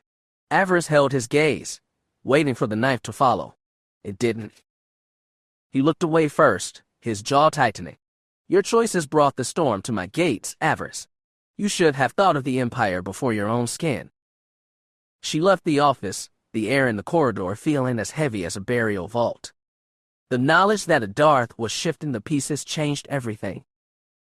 Let them try. We will butcher anyone they put in our path. She pushed the voice down. She was ambitious, but she wasn't stupid. She wasn't ready to face a member of the Dark Council. She lacked the power, the training, and the blood. Eventually, she would be strong enough to hunt down the monsters who slaughtered her family, but that day was a long way off. Maybe I can find out who this Darth is. Leverage their interest and secure an apprenticeship. The thought of a seat under a Dark Council member was a drug, but the dark side always demanded blood for its gifts. What if the price of admission was Fel's head? Would she slit his throat to take the seat? Would she destroy everything she had built to survive? She stopped in the junction. She couldn't answer that question with certainty anymore. She looked up. 4 acolytes had stepped out of the western corridor, their heavy frames blocking the path to the barracks. They were talking quietly, but their boots were planted, closing off every escape route. Her eyes narrowed to frozen points of blue ice. This didn't have Tremel subtlety. This was Harkin's crude handiwork. She shifted her weight, dropping her center of gravity to clear her blade. Step aside, she called out. Leave the corridor, and I will let you keep your skin. The biggest of the 4, a human with a broken jaw, stepped forward. His hand was on his hilt. The roster is full, girl. Harkin gave us an ultimatum. We bring him your head, or we feed the valley. This is our transit authorization out of the dust. You should never have trusted an Inquisitor, she said, her heavy warblade clearing the scabbard with a clean metallic hiss. In return for your honesty, I will make it quick. Before her blade could level, something heavy slammed into her spine from behind. The force drove her forward, boots skidding. She twisted as she fell, catching the glint of a 5th figure emerging from a maintenance alcove she had passed without checking. Stupid. She had been turning Tremel's words over in her head instead of scanning her perimeter. The mistake would cost her. She hit the deck hard, the impact driving the air from her lungs. Before she could roll, a knee drove into her back, pinning her to the cold metal. Hands seized her wrists and wrenched them behind her. She tested the grip. The angle was wrong, her right radius screaming as the joint twisted against the sprain. The dark side detonating from the vault had worn thin over the weeks. The pain was immediate and clarifying. She stopped struggling. Conserve oxygen. Assess. Keep her still. The voice came from in front of her now. Boots stopped inches from her face. She tracked them upward, the leader, vibroblade already humming in his hand. The vibration was loud in the silent corridor. We need enough of her face left for identification. His lordship wants proof. The point of the vibrating metal pressed into the skin beneath her chin, forcing her head back. She could feel her pulse beating against the blade. Any last words, farm girl? Fell, she choked out. The acolyte laughed, a wet, ugly sound that echoed off the durasteel walls. Your pure blood is on the southern ranges. By the time he finds what's left of you, you will be garbage for the incinerators. She didn't answer. Her lips were already moving, the craft syllables forming in a whisper they couldn't hear over the hum of the blade. The chant was old, pulled from the Simon's data loops, and it required no hands, only focus. A sound cut through the corridor. Not her voice, a throat clearing, low and brutal, from the dark archway behind the squad. The ambushers froze. Emerging from the shadows stood the academy's top student, his massive frame filling the corridor. Beside him, her arms crossed and her face dark with irritation, was Taya. It seems your information was good, Blondie, Fell said, his deep voice rattling the vents. Someone actually had the stupidity to try an execution in my hall. He looked at Avaryss, his eyes narrowing. Are you whole? She didn't answer. She was entirely focused on the chant, the final syllables locking into place. The leader pulled Avaryss harder against his chest, his voice cracking. Stay back, pure blood. This is academy business. We are under Harkin's orders. Fell stepped into the light, his hand resting on his blade. You are about to bleed what belongs to me, he said, his voice dropping into a flat, terrifying promise. And looking around this hall, I don't see a single holocam. We are in a blind spot. No cameras, no records. And you know the law of Corbin, no witnesses, no rules. He unleashed a fierce, white-toothed grin. You fools just made your last mistake. We have the numbers. The leader shouted, pressing the vibroblade into her throat. Step closer, and I open her artery. Avaryss took a sharp breath. The chant was finished. Threatening her wasn't your mistake, Fell said coldly. If you are going to kill a Sith sorceress, you cut her tongue out first. Otherwise, you are already dead. Fell laughed, a low rumble. Your mistake was assuming she required an external shield. Is that not the baseline, Avaryss? Avaryss nodded, her hands locking onto the wrists of the acolyte holding her. The air around them flared orange, a sick, heavy light that bled from her palms into his chest. The man screamed, a wet, strangled sound that cut off as his lungs seized. She felt the current take hold, the craft drain rooting through his core and pulling. His heartbeat hammered against her palms, once, twice, then stuttered and stopped. The kinetic heat flooded her limbs, burning off the fatigue from the chokehold, resetting her stance as his grip went slack and he slid to the deck. She ripped her warblade into her uninjured left palm with a sharp telekinetic pull, simultaneously extending her left forearm to blast the squad leader with a direct burst of violet lightning.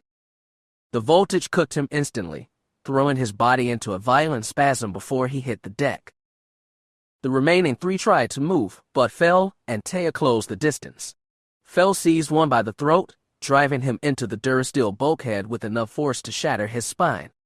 Taya lunged with her training blade, missing the chest but following through with a brutal side kick that caught her target under the jaw, snapping his neck with a wet crack.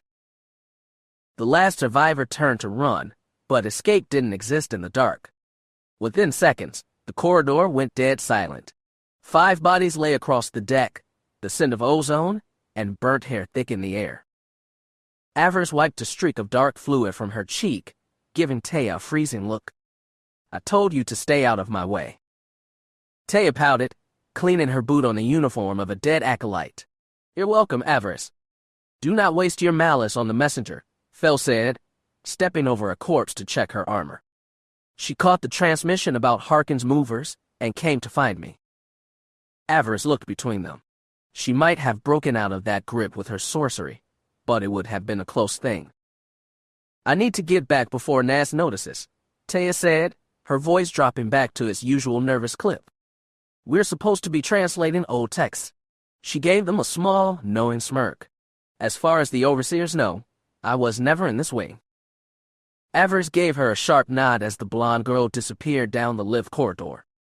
Taya wasn't much of a Sith, but she was a useful friend. Fel grabbed two of the bodies by their collars, dragging them toward a heavy metal maintenance hatch at the end of the hall. The academy was built for efficiency. Every blind spot sat next to an industrial refuse chute that dropped straight into the waste incinerators. It was a basic necessity for a school that turned over dozens of failures a week. Avaryss helped him dump the rest of the trash, making sure the floor plates were clean.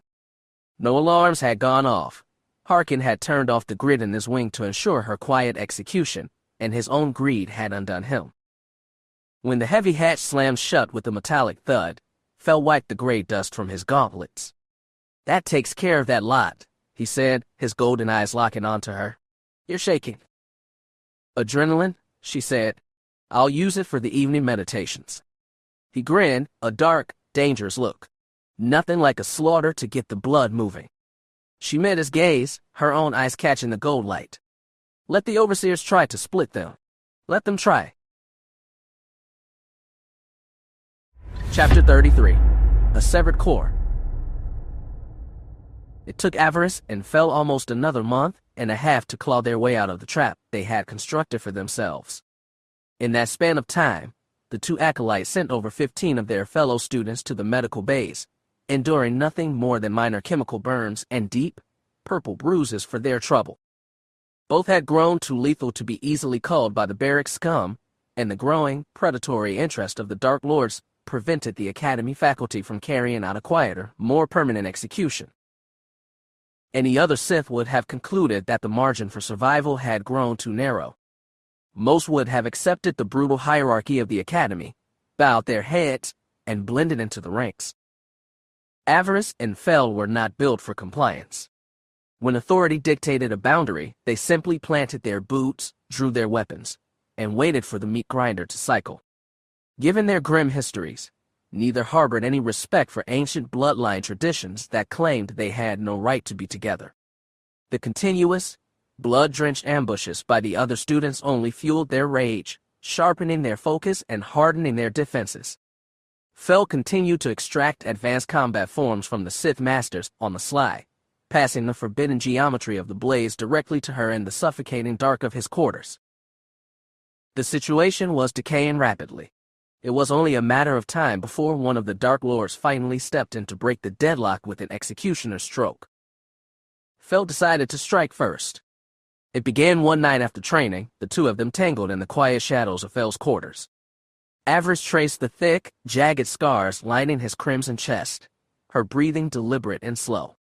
The volatile physical hunger of their initial weeks had hardened into something far more dangerous, a cold, symbiotic current that burned with the absolute clarity of the dark side. It was a possessive, unyielding bond. "Is your trajectory aligned with mine, Avaryss?" "Permanently." The question broke the silence with an unexpected weight. Given everything they had shared over the past month, the sudden inquiry felt almost jarring. "My presence in the dark is anchored to yours," she murmured, leaning her head back against the cold wall. "You feel my signature in the current. Identify the metric behind the inquiry." "Because words are contracts," Fel said. He shifted, his golden eyes locking onto hers with a heavy gravity she had never seen in him before. "Is your trajectory aligned with mine, Avaryss?" She sat up, meeting his gaze without a shred of hesitation. "Yes, I would reduce entire worlds to ash to secure our position." He chuckled, a low, rocky rumble in his chest. "Only worlds. If I had the power of Nagasato, I would rip the heart out of 1,000 suns. The destruction that followed would be my consolidation of our house." Fel reached out, his fingers brushing over her face. "My trajectory has been locked to yours since the vault," he said. "Of all the graves that awaited me on the red sands of Corbin, I never calculated this outcome." He smiled, his red features hardening into something severe, proprietary. "My sovereign counterpart." The title sent a dark wave of heat straight to her core, making her blood sing with ambition. "My darkest night," she answered. His eyes flared with a renewed intensity, but he held his position, his expression turning solemn. The next words to clear his lips shifted the gravity of the room entirely. "A formal merger of our houses. I want your name registered alongside mine on the Citadel charters. Lady Avaryss Fel." Her eyes widened. The natural blue of her irises rarely surfaced these days. A year of drowning in the dark side had permanently altered her biology, leaving her gaze constantly rimmed with the predatory gold. Yet the strategic weight of the proposal caught her completely off guard. A dynastic consolidation. The Masters would view it as an act of high treason against the pure blood lines. "Are you serious?" she asked. "I would not state it if I wasn't," Fel said. "A sealed charter, filed on Dromund Kaas before the overseers can move to block it. I want you as my wife. I want you to be Lady Fel." The phrase resonated through her thoughts, sending a thrill of pure ambition down her spine. Lady Avaryss Fel. The sheer weight of the name sharpened her focus to a lethal edge. "And how are we going to arrange this without Trimmel detecting the movement?" He grinned, his sharp teeth catching the dim light of the terminal. "So you consent to the merger?" "That depends on your plan," she countered. "Neither Harkin nor Trimmel will tolerate a consolidated house forming under their jurisdiction. If we filed the contract through Academy channels, they would execute us before the ink dried. I do not plan on giving them a choice." The cold certainty in his voice gave her a thrill of anticipation. She leaned closer, eager to parse the architecture of the plot her companion had been engineering behind the barracks walls. Fel's holdings on Dromund Kaas, though diminished by historical purges, still retained an infrastructure of fanatical loyalists and heavily bribed administrators. Over the past week, he had reached out to them through secure, low-frequency channels. He had detailed the deadlock at the Academy and issued explicit commands.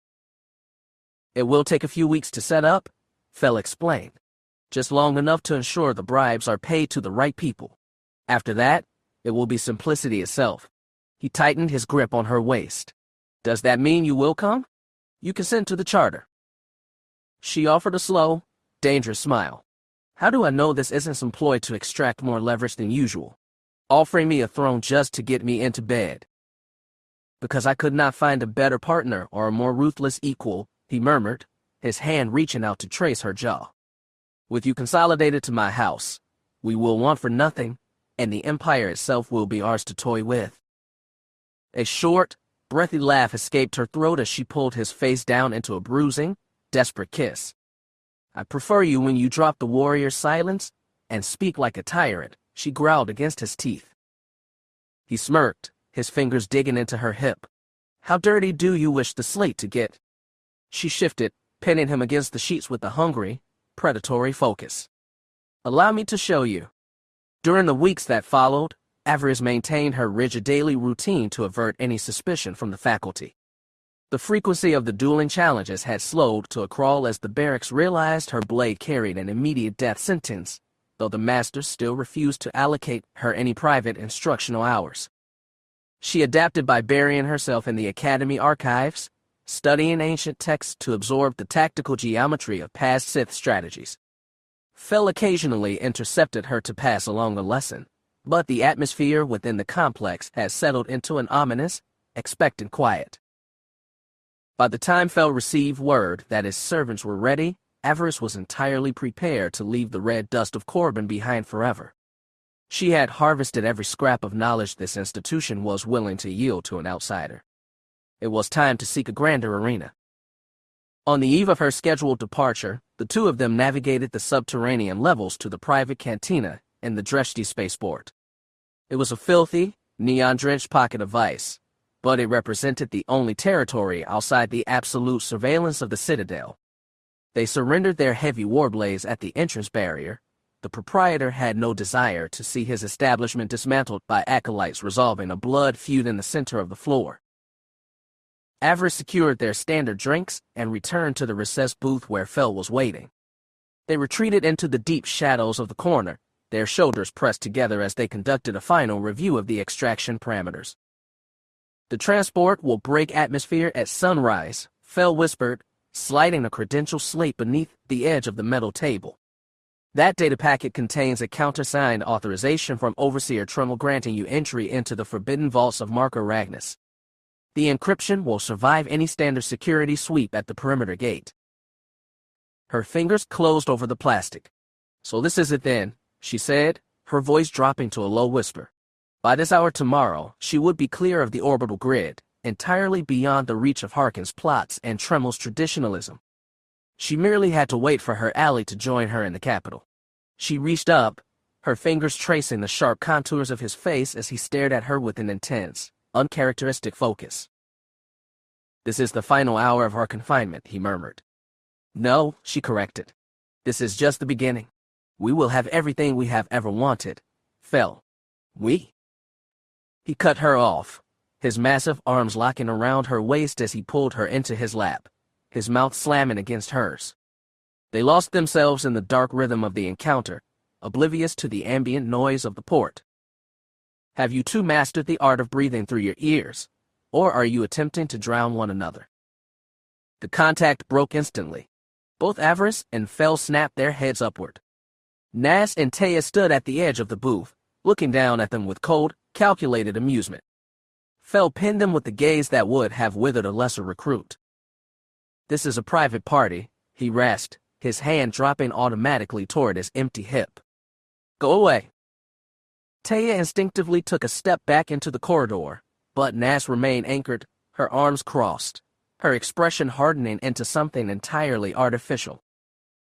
"I merely desire to congratulate you both," Nas said. "Any other candidates who crossed the Overseer so flagrantly would have been delivered to the waste incinerators by now. Yet you two continue to endure. It is quite inspiring." "Your assessment is noted," Fell growled. "Now go away." Nas made a dismissive gesture with her shoulders. "As you wish."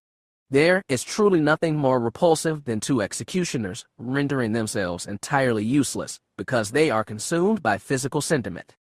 She reached back, placing two full glasses onto the iron table with a dull clink. "Consider this a peace offering. For old time's sake, farm girl." "Thank you, Nas," Avaryss said, her expression flattening. Fell remained unyielding. "Depart," he ordered. "May the Force serve you well," Nas replied, offering a mocking bow before turning on her heel. Taya offered a final, worried glance before following the Inquisitor's daughter back into the crowded main thoroughfare of the port. Avaryss watched their silhouettes vanish into the neon glare. It was an odd interaction. In all their time at Butcher's Clearing, she had never witnessed Nas executing a gesture that did not yield an immediate tactical dividend for her own position. "Avaryss," Fell said, drawing her focus back. His golden eyes were dark with renewed interest. "Now, where were we?" She turned back to him, her fingers curling around his collar. "Right here, I think," she whispered, her mouth moving to kiss his neck. A low breath escaped him. "Ah, now I remember." She laughed softly. "I suppose I am going to have to make this night memorable. Who knows when we will get the chance to do this again." "Come here," he murmured. Fell reached out, draining his glass in a single, unbothered motion while his golden eyes remained locked on hers. Avaryss left her own chalice untouched. Her instincts refused to accept a peace offering from an Inquisitor's daughter without a chemical scan. They exited the cantina entirely consumed by the physical momentum of their alignment, unaware that Nas's true tactical dividend was already dissolving into the pure blood's bloodstream, a slow-acting neural depressant engineered to blunt his high-velocity combat reflexes before dawn. They retrieved their warblaze from the security locker, their attention so locked onto one another that they almost forgot their weapons entirely. Fell ran back and grabbed both heavy blades, carrying them back to the academy barracks. Their eyes never left each other until the blast doors of his quarters hissed shut behind them. Once inside the clean sanctuary of his room, Avaryss surrendered her defenses entirely. She engineered the encounter with a vicious, meticulous intensity, ensuring that no other female in the capital would ever present an appealing alternative during her absence. When they finally collapsed into a deep, heavy sleep, the name she intended to claim was still ringing through her skull. Lady Avaryss Fell. The syllables pulsed through her subconscious like a war drum, fueling her anticipation for the dawn. She closed her eyes, forcing her mind into a state of recovery. The morning would require absolute tactical precision. She woke an hour before the first rays of dawn broke over the canyon peaks, quietly slipping from beneath Fell's heavy arm. She checked the chronometer on the wall terminal. She had almost overspent the window. She muttered a low curse at her own miscalculation. The cloak transport would not maintain its position indefinitely, regardless of the ship's advanced systems. The movement disturbed the mattress. Fel shifted, his eyes glazed with exhaustion, his deep voice thick and slurred from the heavy sleep. "Where are you going, Avaryss?" She looked down at him, a quiet focus touching her features as she leaned over the bed. "To meet the ship. Remember the plan?" He offered a slow, sluggish nod, his consciousness sliding back toward the dark periphery of sleep. She pressed a final kiss against his brow. "We will speak again as soon as I am able." She began a rapid sweep of the dark floor plates, searching for her combat suit. Fel had been entirely animalistic the night before, tossing her garments everywhere. "I am going to miss this violence," she thought as she fastened the leather straps. Hopefully, his training will not take much longer. She dressed within minutes, but as she reached for her primary weapon, her hand found only empty space. The heavy war blade was missing. "That is wrong. Fel grabbed it last night. I am sure of it." The chronometer flashed a warning. The window was closing. She had no time to conduct a structural search of the quarters. She grabbed a standard steel training saber from the secondary locker, slipped the hilt onto her belt, and stepped through the blast doors into the deserted corridor. An Imperial trooper was executing a standard patrol circuit down the western sector as she emerged. She offered the man a confident nod as she crossed his path. Late-night trysts were a baseline reality within the Academy barracks. The guards were well-trained to ignore acolytes slipping out of premier quarters before the morning roll call. The solitary difference on this morning was that her boots would never mark these stone floors again. The ship was waiting in the dust. She could not afford a single operational delay. She presented the authorization paper to the perimeter gate guard. The man verified the encryption against Trimmel's executive codes and cycled the manual release. Dawn was the optimal window to cross the flats. The native predators of the Red Wastes were nocturnal feeders, currently retreating to their nests and subterranean caverns to escape the impending heat. Her vector did not lead to the valley today. Fel had marked a specific canyon coordinate 2 kilometers north of the excavation lines. If she hurried, she would just make it with time to spare. She paused at the crest of the red sand, risking one final, calculated glance back at the black, jagged silhouette of the Academy. She had struggled long and hard to get here, to take her place among the masters. Now, her path had evolved. It would lead to the same destination. Lady Avaryss fell. She grinned, the dark side surging through her veins as she channeled the energy to speed her on her way. Soon, the location Fel described came into view. Through the shimmering heat distortion of the morning sun, she detected the faint, unnatural ripple of an active cloaking field, a mirror-like distortion in the air 100 paces out. Just in time. Now I will be. Every pocket of air was violently vacuumed from her lungs. Avaryss dropped to her knees, her spine buckling as a horrific, agonizing psychic spasm ripped through her brain. A sudden, violent terror in the force slammed into her mind. Through their bond, she experienced Fel's final agony, the phantom taste of iron and copper, the brutal tearing of flesh, and the crushing weight of a death blow delivered back in the darkness of the Academy barracks. She collapsed into the red dust, her body arching in a violent convulsion as the echo of his murder nearly stopped her own heart. The desert dissolved, the canyon faded, and all that remained was an absolute, freezing vacuum that reeked of fresh blood and old graves. She tried to summon the force to steady her failing systems, but the sheer velocity of the psychic backlash shattered her concentration. She lay in the dirt, her vocal cords paralyzed into a wet, ragged whisper. Avaryss blinked, her consciousness violently snapping back to reality. The illusion of her own death vanished. She was still kneeling in the sand, the cloaked transport still shimmering 100 paces away. She reached out through the unseen currents of the force, her mind frantic, tearing through the ether to locate the heavy, familiar presence that had occupied her dark spaces for the past month. She found nothing. The bond was gone, stripped away as cleanly and brutally as a severed limb. Fel was dead. She struggled to stand, the bile rising in her throat, accompanied by a wave of terminal fury, so intense it felt as though her chest was being torn open.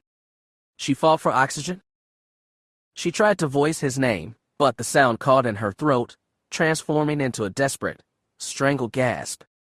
Her lips moved silently against the dry wind, denying the reality of the void left in her mind. Then, the built-up pressure finally erupted from her lungs, manifesting as a tearing, wordless shriek of dark side energy that kicked up a wall of red dust around her.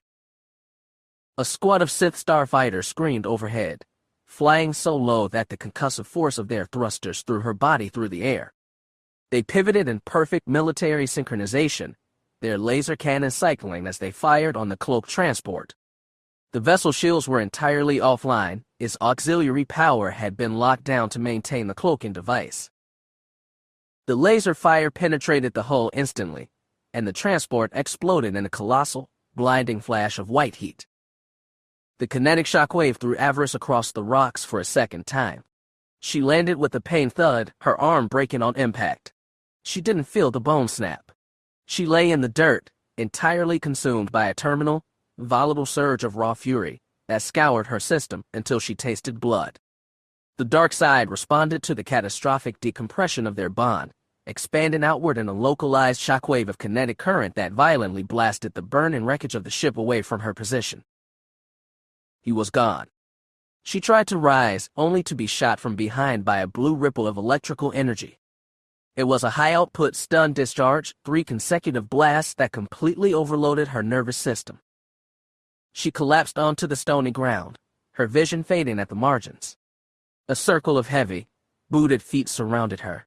She looked up and saw Tremel and Harkin looking down at her position. "Oh, Acolyte," Tremel murmured, his voice cold and devoid of sympathy as he slowly shook his head. "What have you done?" She had no answer. The physical world was rapidly spinning into darkness. All her calculations had been turned to ash. Fel was dead. Her ship was destroyed. Harkin sneered down at her body, a look of twisted triumph flattening his features. "Get this murderess to Inquisitor Zine," he said. "He will get a confession out of her before the evening rotation." Avaryss whimpered, the copper taste of her own blood filling her mouth as the trooper seized her by her broken arm, dragging her violently to her feet. A fresh lance of pain shattered what remained of her focus. Murderess. The word echoed through her failing consciousness. What did Harkin mean? Who had she murdered? Before she could parse the logic, the heavy butt of a blaster rifle impacted the base of her skull from behind. The physical world vanished entirely. Her final, desperate thoughts clutched at a reality that would never be. Lady Avaryss fell. The title was dead, incinerated in the canyon dust along with the man she had been meant to stand beside. The darkness claimed her completely, and Avaryss fell down into the void. Chapter 34. The Confession.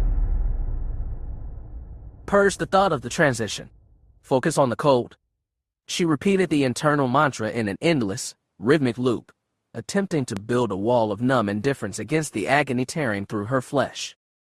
High-output electricity arced violently across the iron constraints of the interrogation table, turning her nerve endings to liquid fire as Inquisitor Zine monitored the terminal.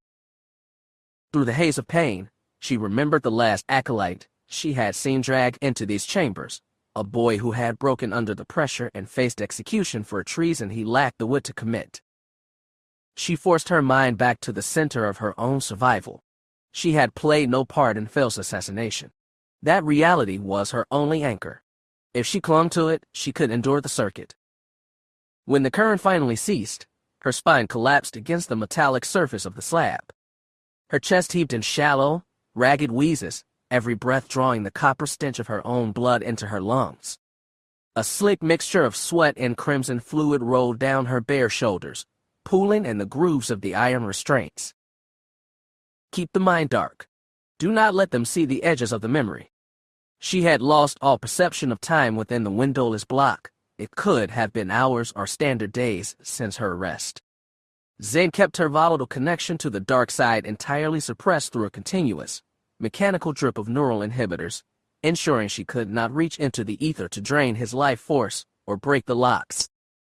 They had initiated the session with the standard Class 4 truth serum, a chemical flood that had forced her to vocalize her deepest ambitions and vulnerabilities. Yet, the Inquisitor remained unsatisfied. This is not a search for truth. This is a political purge. They need a corpse to answer for the death of a pureblood favorite. You tried to bypass the traditional hierarchy, and now the collective weight of the Academy is crushing you for the arrogance. A raw, bitter laugh escaped her cracked lips. The grand destiny of Avaryss of the Sith had apparently reduced itself to a drainage trough for imperial politics. Thick, callous fingers dug into her hair, yanking her skull backward until a heavy hydraulic clamp hissed out from the headrest, locking her jaw and temples into perfect immobility. Inquisitor Zen stepped into her limited field of view, a look of mild satisfaction resting on his heavy, unlined features. Still lucid, Acolyte. Excellent. We have a vast amount of terrain left to cover before the logs are finalized. She bit her lip until it bled, using the sharp localized pain to lock her consciousness away from the chemical fog. Clinging to the same desperate defense she had offered since waking up in the unit, she forced the words through her teeth. I did not murder Fel. The charge is a fabrication. Zen paused, his expression shifting into a mask of professional neutrality that bordered on sterile pity. He offered a heavy, deliberate sigh. The physical metrics suggest otherwise, candidate. You are the final variable to exit his quarters before the dawn shift. Multiple surveillance grids logged your departure from the primary barracks block. The Inquisitor gave a soft, dry chuckle. The volatile nature of acolyte couplings is a known administrative hazard. Perhaps you should have left the pure blood lines to their proper alignment. Zen stepped back to the primary console, checking the rising line of her vitals to ensure her heart could sustain another heavy load. The evidence is circumstantial, certainly, but highly persuasive. Concentrated traces of the chemical compound were found on your fingers and forearms, though we have factored in the probability that it was transferred during your final hours of physical contact with the victim. The word hit her like a kinetic blast. Victim. He was speaking of Fel, the juggernaut who had promised her an empire, the man who was supposed to be her husband. A heavy wave of neurological shock threatened to break her defensive perimeter, but she anchored her perspective within the dark. Zen looked down at her, his eyes entirely blank. The administrative process would proceed far more efficiently if you simply appended your biometric signature to a formal confession. If you acknowledge the treason, the faculty will permit a painless termination. I have a specialized neural block in the reserve cabinet. It will feel like nothing more than a warm twilight. Sign the slate, and the current ends. She locked her gaze onto his face. A fractured, exhausted part of her psyche screamed to accept the bargain just to make the burning stop. But beneath the agony, her survival instinct remained unyielding, fueled by a rising, toxic tide of pure malice. She had not poisoned him. Someone else had reached into their sanctuary and ripped her future away. If she died on this slab, the killer would walk the stone halls of the Academy unpunished. She needed to breathe. She needed to find them. She needed to dismantle them piece by piece. Even with the sedatives dampening her pulse, that single, murderous intent burned through the chemical fog. I did not do it, she repeated, her voice dropping into a flat, deadly calm that surprised even the Inquisitor. Zen shrugged, his fingers hovering over the primary toggle. Then the baseline parameters remained unchanged. He depressed the manual actuator. The electrical current slammed into her nervous system like a physical blow, causing her entire frame to convulse against the metal pins. White-hot stars exploded across her retinas. She clamped her jaws together with crushing force, focusing entirely on keeping her teeth from severing her own tongue as the room dissolved into absolute noise.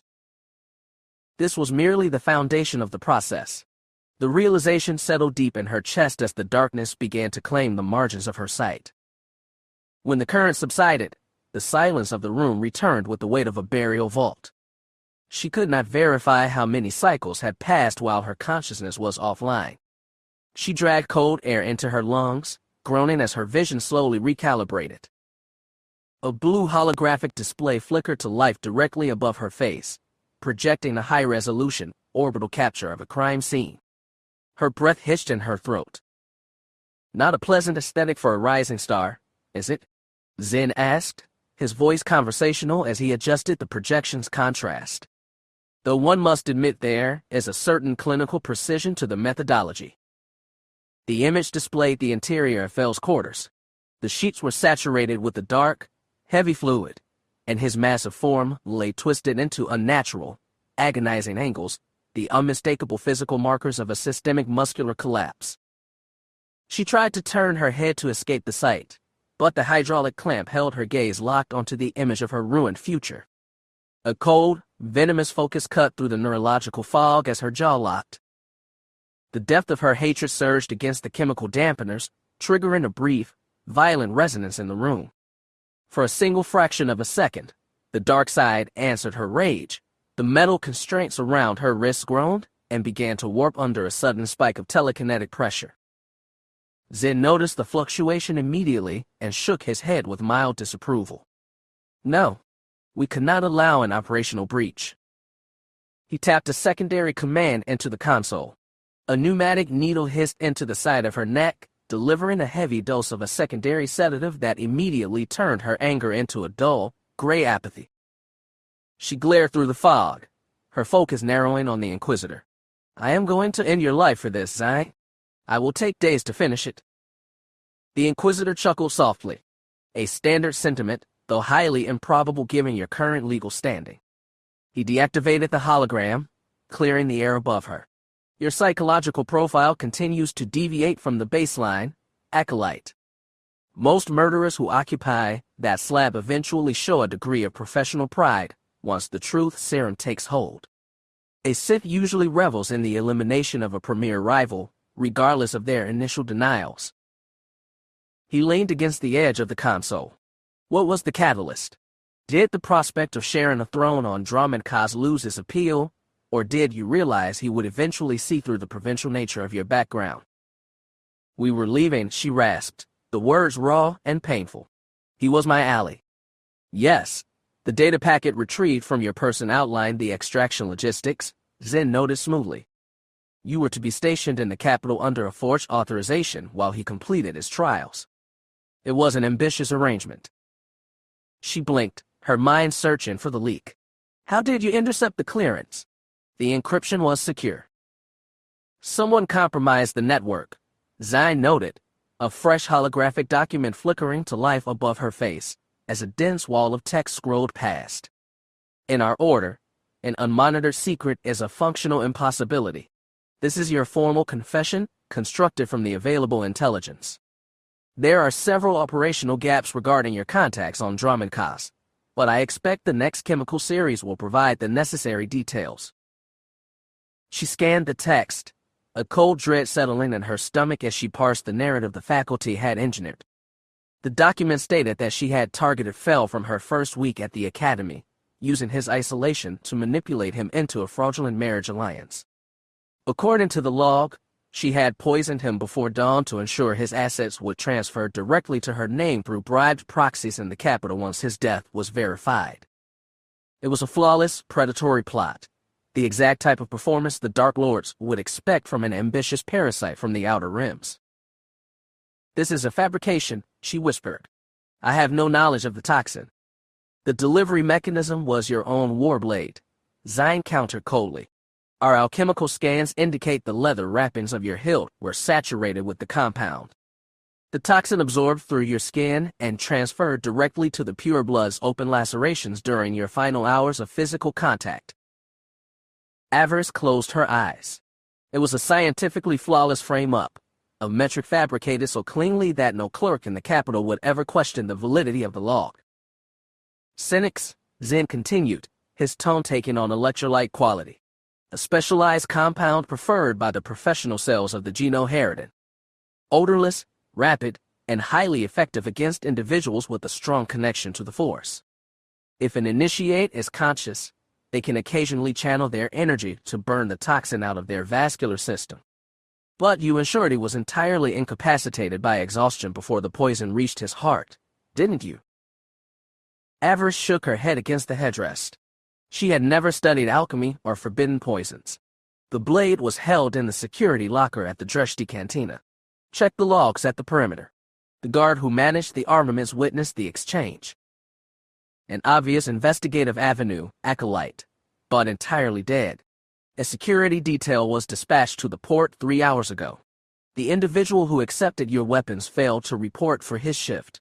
His corpse was recovered from a drainage trench in the lower sector of Dreshti. Zen shook his head. A clean deletion of a witness. If you had secured a valid alibi for the exact moment his heart failed, you might have created a legal deadlock. But your flight into the northern canyons ruined the defense. She said nothing. The leak hadn't come from their encryption.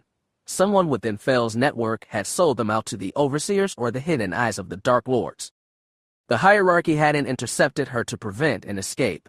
They had let the trap snap shut to ensure they had a culprit to present to the pureblood factions. Synox is a restricted Imperial asset, she managed to say, forcing her sluggish brain to analyze the parameters. An acolyte cannot procure it from the standard commissary. Naturally, Zine agreed. The Inquisitorius maintains the primary reserves within this sector. It is an exceptional tool for compliance. The neural agony it induces usually forces a subject to agree to any terms in exchange for the chemical antidote. The pieces fell into place within her mind. Zen wasn't looking for a killer. He was executing a script. The Inquisitor checked his digital display, his lips thinning into a hard line. The secondary mixture has achieved full synthesis. She strained against the leather and steel, but her muscles refused to answer the command. What is that? A highly volatile neural stimulant, Zen murmured, stepping forward with a pressurized cylinder. Under its influence, your pain receptors will experience a 5-fold amplification. I assure you, the confession will be signed before the morning rotation. She felt the cold nose of the injector press into the skin of her throat. The mechanism clicked. For a second, there was only silence. Then her vision turned a blinding, absolute crimson. The agony surpassed the electrical current by an order of magnitude, transforming her entire reality into a white-hot furnace. A high, desperate scream tore from her throat, breaking her voice into a ragged, bloody ruin as the torment consumed her completely. When the sensory overload finally broke, she was hanging blindly within the straps. She tried to expand her lungs, but her diaphragm remained paralyzed, locking her chest into a tight, agonizing spasm. Cannot breathe, she wheezed, her vision flickering out. Inquisitor, report the status of the asset. A sharp, familiar voice cut through the ambient hum of the machinery. The subject is experiencing a standard systemic rejection to the stimulant, Zen replied, his tone entirely casual. Pay it no mind, candidate. The hypoxia will merely lower her psychological resistance. It accelerates the compliance curve. Avaryss forced her swollen eyelids open, looking down toward the base of the table. Taya stood within the entry arch, her arms crossed over her high-collared tunic, her expression entirely devoid of their former camaraderie. Hello, Avaryss, the blonde said, her voice flat and imperial. It appears your ambitions have exceeded your tactical capability.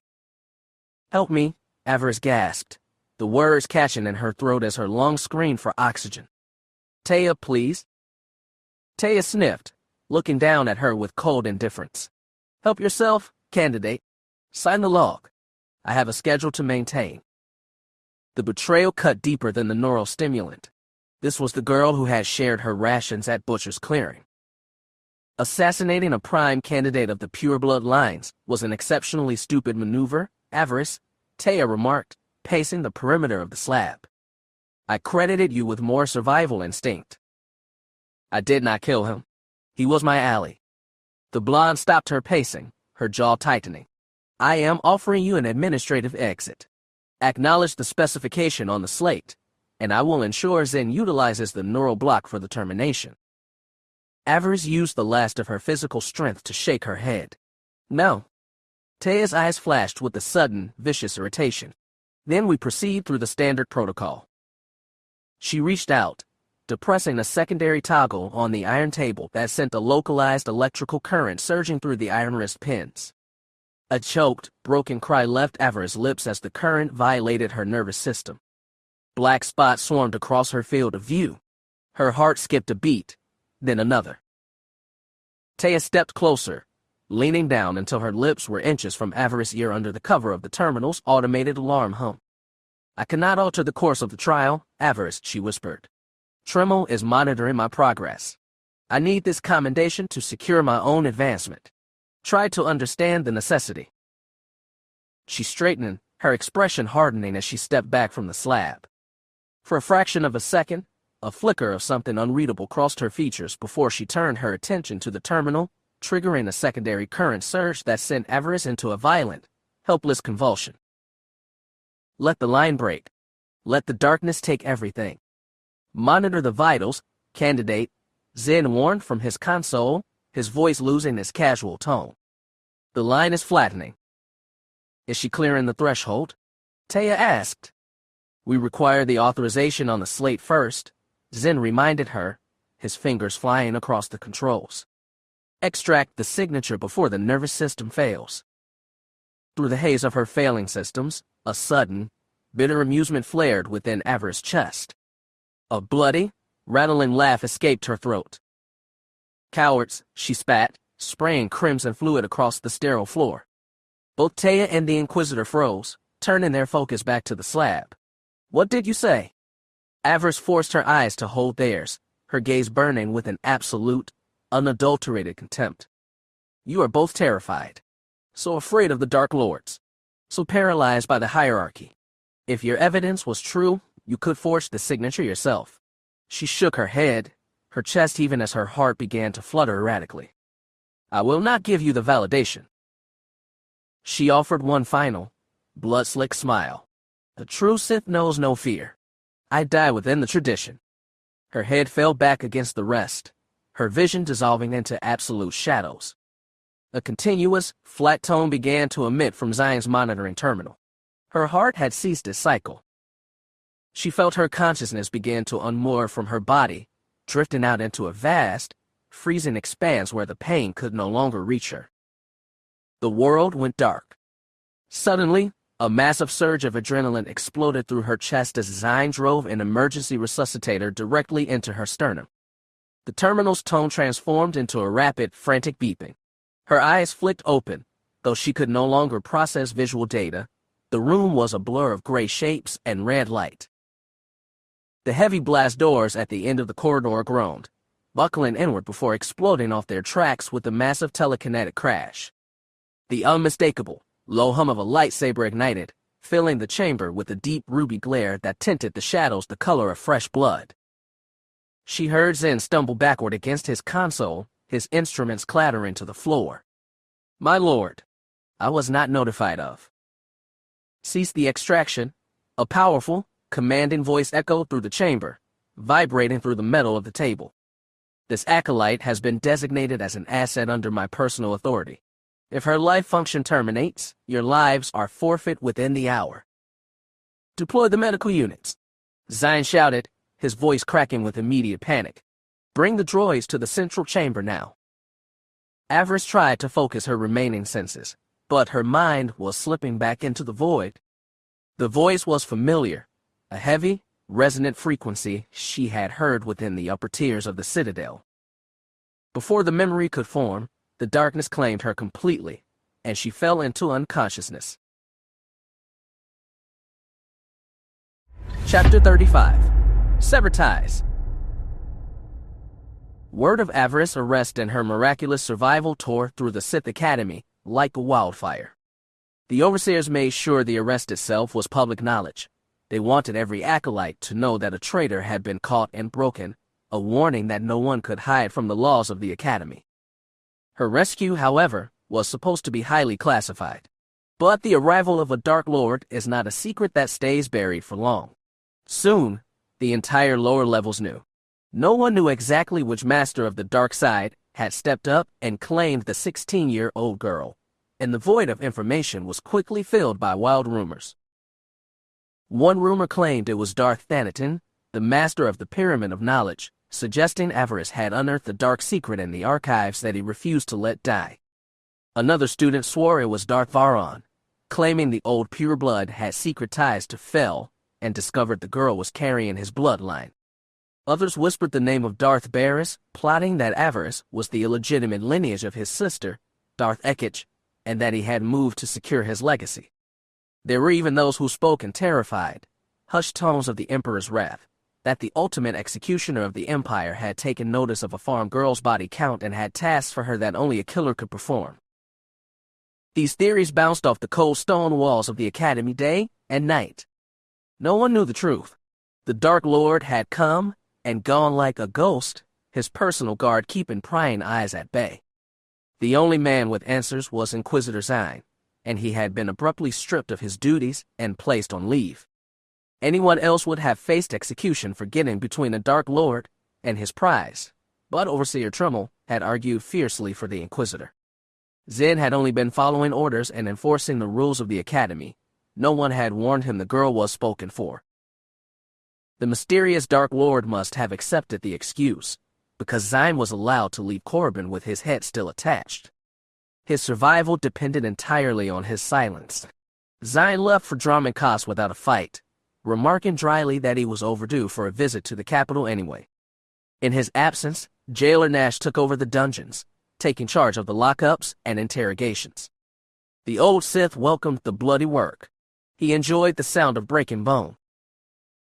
Avaryss knew nothing of the political maneuvering. While the rumors flew, she floated in the green glow of a Kolto tank, surrounded by the mechanical clicking of medical droids. They kept her drugged in a deep coma while the healing fluid worked to repair the horrific damage left behind by the shock collars and needles.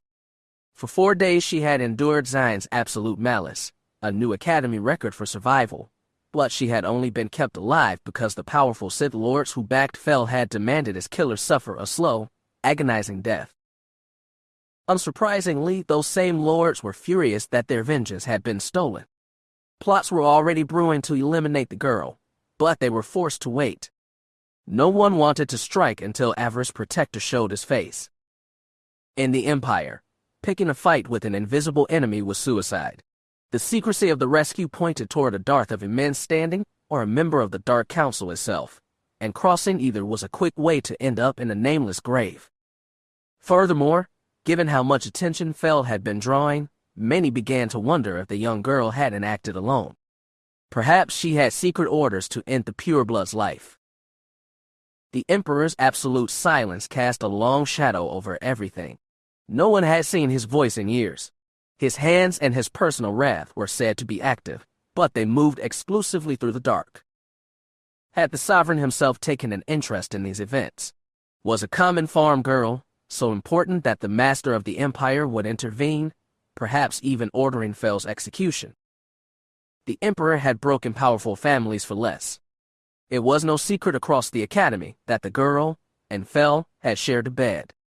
Imperial history was full of stories of acolytes performing horrific acts of loyalty to win the Emperor's favor, husbands butchering wives, children slaughtering parents to prove they were ruthless enough to serve at his side. Was that what happened to young Fel? To be chosen by the Emperor was an unimaginable elevation. Rumor said he could grant true immortality, freeing the chosen servant from age or disease forever. A prize like that was worth any betrayal. Perhaps Avaryss was being groomed to be one of his new hands. The position was usually guarded fiercely by ancient pure bloodlines, but exceptions were carved in blood when an acolyte's raw power was too great to ignore. The rumors changed everything for Avaryss. Her name was on the lips of every powerful master on the world. A girl from the brutal Fury academies, a raw sorceress of terrifying potential and volatile power. The predators of the Empire turned their gaze toward the medical bay. For now, they would wait and see what crawled out of the tank. Avaryss was untouchable, and everyone wanted to know who held her leash. For another week, Avaryss remained suspended in the cold fluid. Finally, after days of death-like stillness, her fingers twitched. The droids noted the sharp spike in her brain waves. She was fighting her way back to the living world. Alerts flashed to the overseers and the spies hidden in the shadows. The master settled in to watch the next act of the play. The curtain was going up, and Avaryss was back on the stage. She woke to the heavy, rhythmic hiss of a respirator. Air was being forced into her lungs and dragged back out with the cold, mechanical cadence. Avaryss opened her eyes, her vision refracting through the thick glass of a private stasis cylinder. The stone walls of Korriban were gone, replaced by the heavy, slate-gray durasteel plates of a high-altitude citadel tower. Outside the high transparent steel viewports, the dark spires of Ka City cut through an eternal storm cycle, illuminated by sheets of blue alchemical lightning. The cloying smell of kolto mist filled her respirator as the seals hissed upon, dropping her onto the cold deck. A low groan caught in her throat as she tried to stretch. Her joints felt frozen. It felt as though she had been buried alive for a century. A skeletal medical droid hovered over her. "Do not move quickly, mistress," its vocoder droned. "Your body has suffered massive trauma." She glared at the machine's red optical sensors. Her mouth felt thick, her tongue entirely alien, but if she could have formed the words, she would have told the machine to shut up. It wasn't trauma. It was death. "I should be dead," she thought, her mind a foggy blur of blood and screaming. How she had survived the final hours of the dungeon was a mystery. No matter. She would remember soon enough. She forced herself into a sitting position, but a sudden wave of vertigo and nausea nearly slammed her back onto the metal slab. She clamped her eyes shut, pulling her scattered focus inward. "I will not give in to this. I will not." Slowly, the room stopped spinning. She looked around the sterile bay.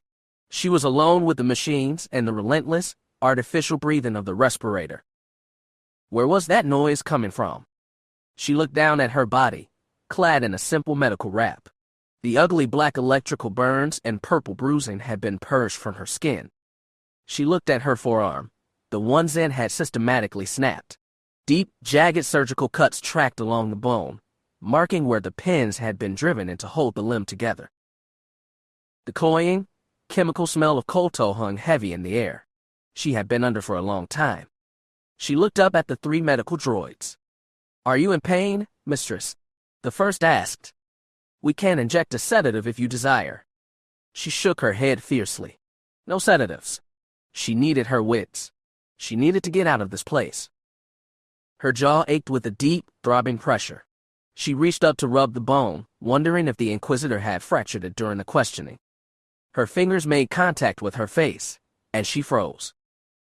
Where the soft flesh of her jaw should have been, her fingertips met cold, bolted metal and synthetic tubing.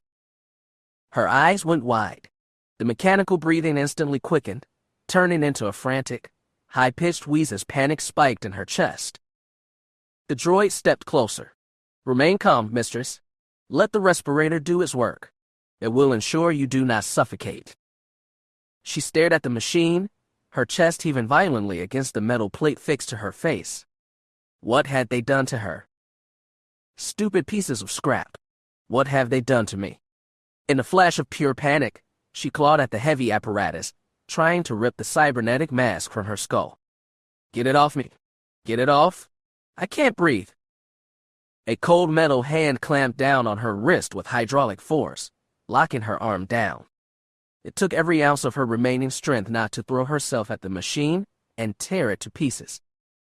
"Do not damage the unit, mistress," the droid warned. "Your lungs suffered severe chemical burning from the toxins. The kolto mist and oxygen fed through the mask are the only things keeping you alive." She stopped fighting, forcing her racing mind to master the terror. She stared at the droid, and for the first time, tried to speak. A harsh, grating rasp tore from the vocal plate. She blinked in horror. Her voice was gone, replaced by a synthetic vocoder that made her sound high-pitched, metallic, and unnatural. "Calm down. Let the mask feed your lungs. Stop fighting it. Now try again, softly." She took a slow, mechanical breath. Is it permanent?" The droid tilted his head. "Mistress." "The mask," she rasped, each word clipped by the vocoder. "Is it permanent?" "No, mistress. The cybernetics are temporary. Your lungs were scorched, but the tissue will heal with time and proper treatment." The words offered a cold sliver of relief. She had no desire to start carving away her humanity for cybernetic parts just yet. She liked her body the way it was. She stopped, her mind fractured for a fraction of a second. Fell. For one beautiful moment, The trauma had wiped the slate clean. But the truth rushed back, icy and devastating. Fel was dead. A low, broken whimper escaped her throat, warped into a pathetic, mechanical whistle by the respirator. The droids watched her with cold, unblinking lenses. A violent urge to smash the machines to scrap flared up inside her, but the emotion slid away instantly, dissolving like water on hot iron. Her own mind felt strange, insulated, and distant. She looked at the automatons. "How long have I been here?" "You have been under our care for 7 days," the first droid said. "Your injuries were severe." Her eyes narrowed. "Am I healed?" "You are functional," the third droid clarified.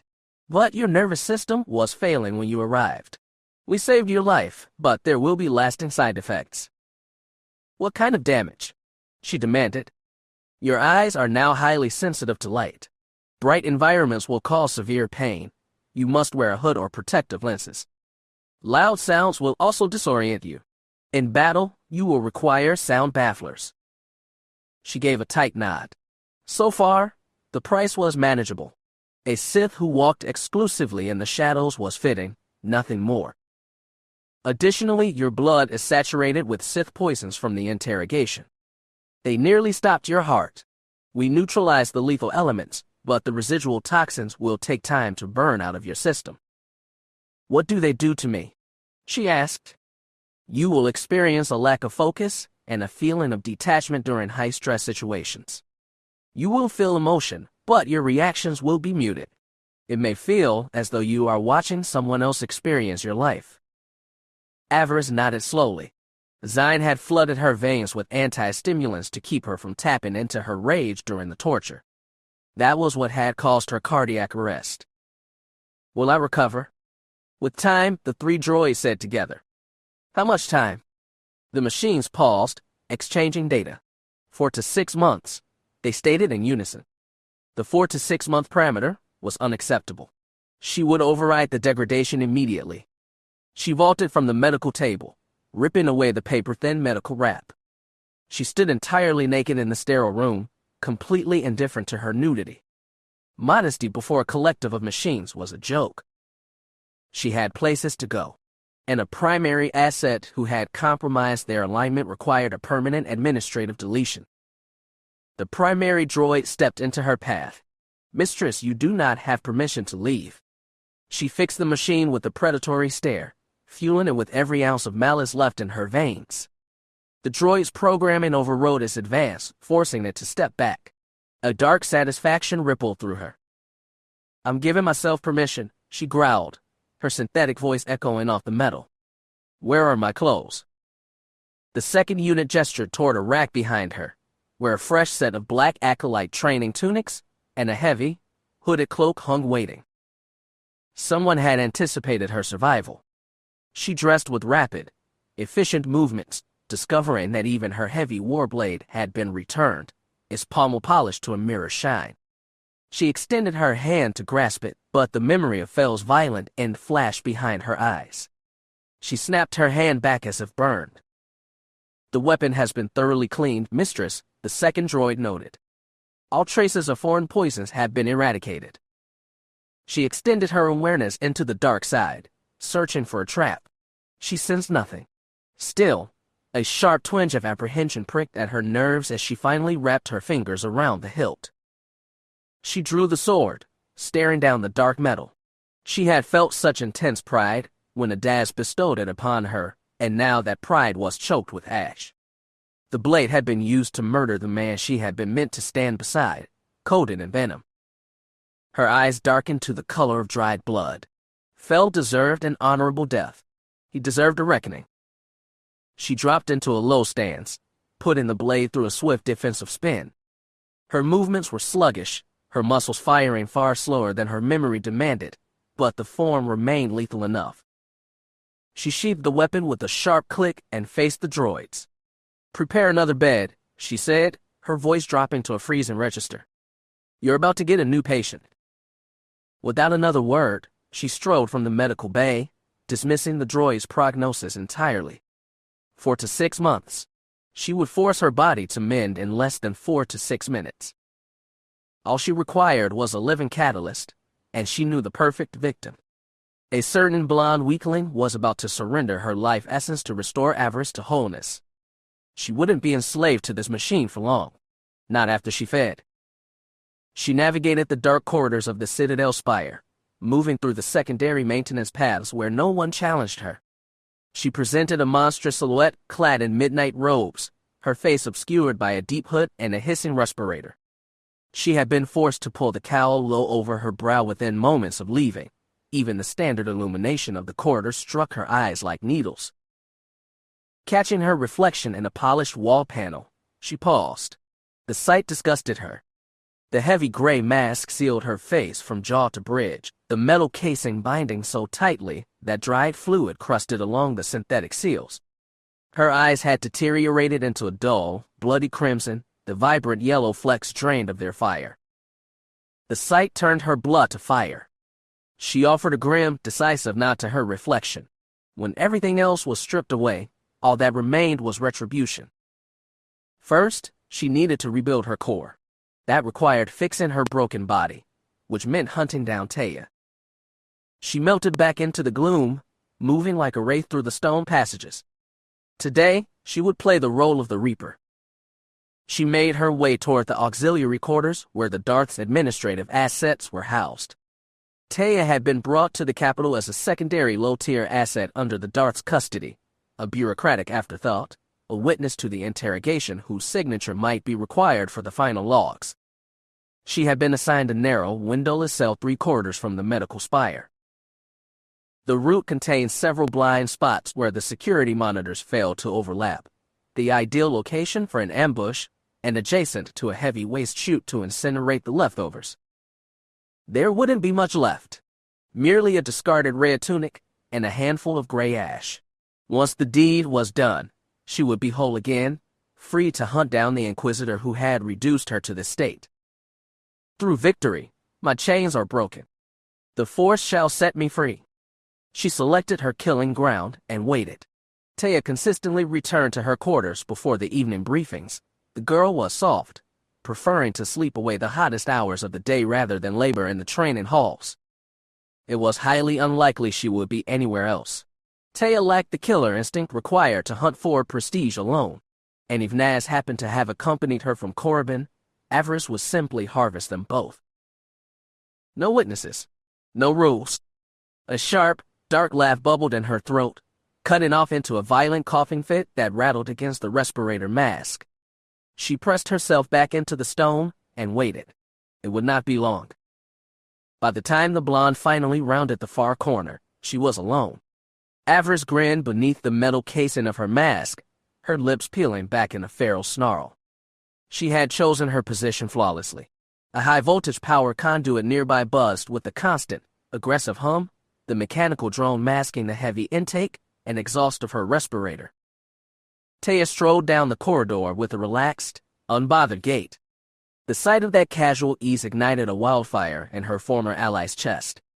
The treacherous asset betrayed me to the rack, and now she parades through the halls as if she didn't paint them in my blood.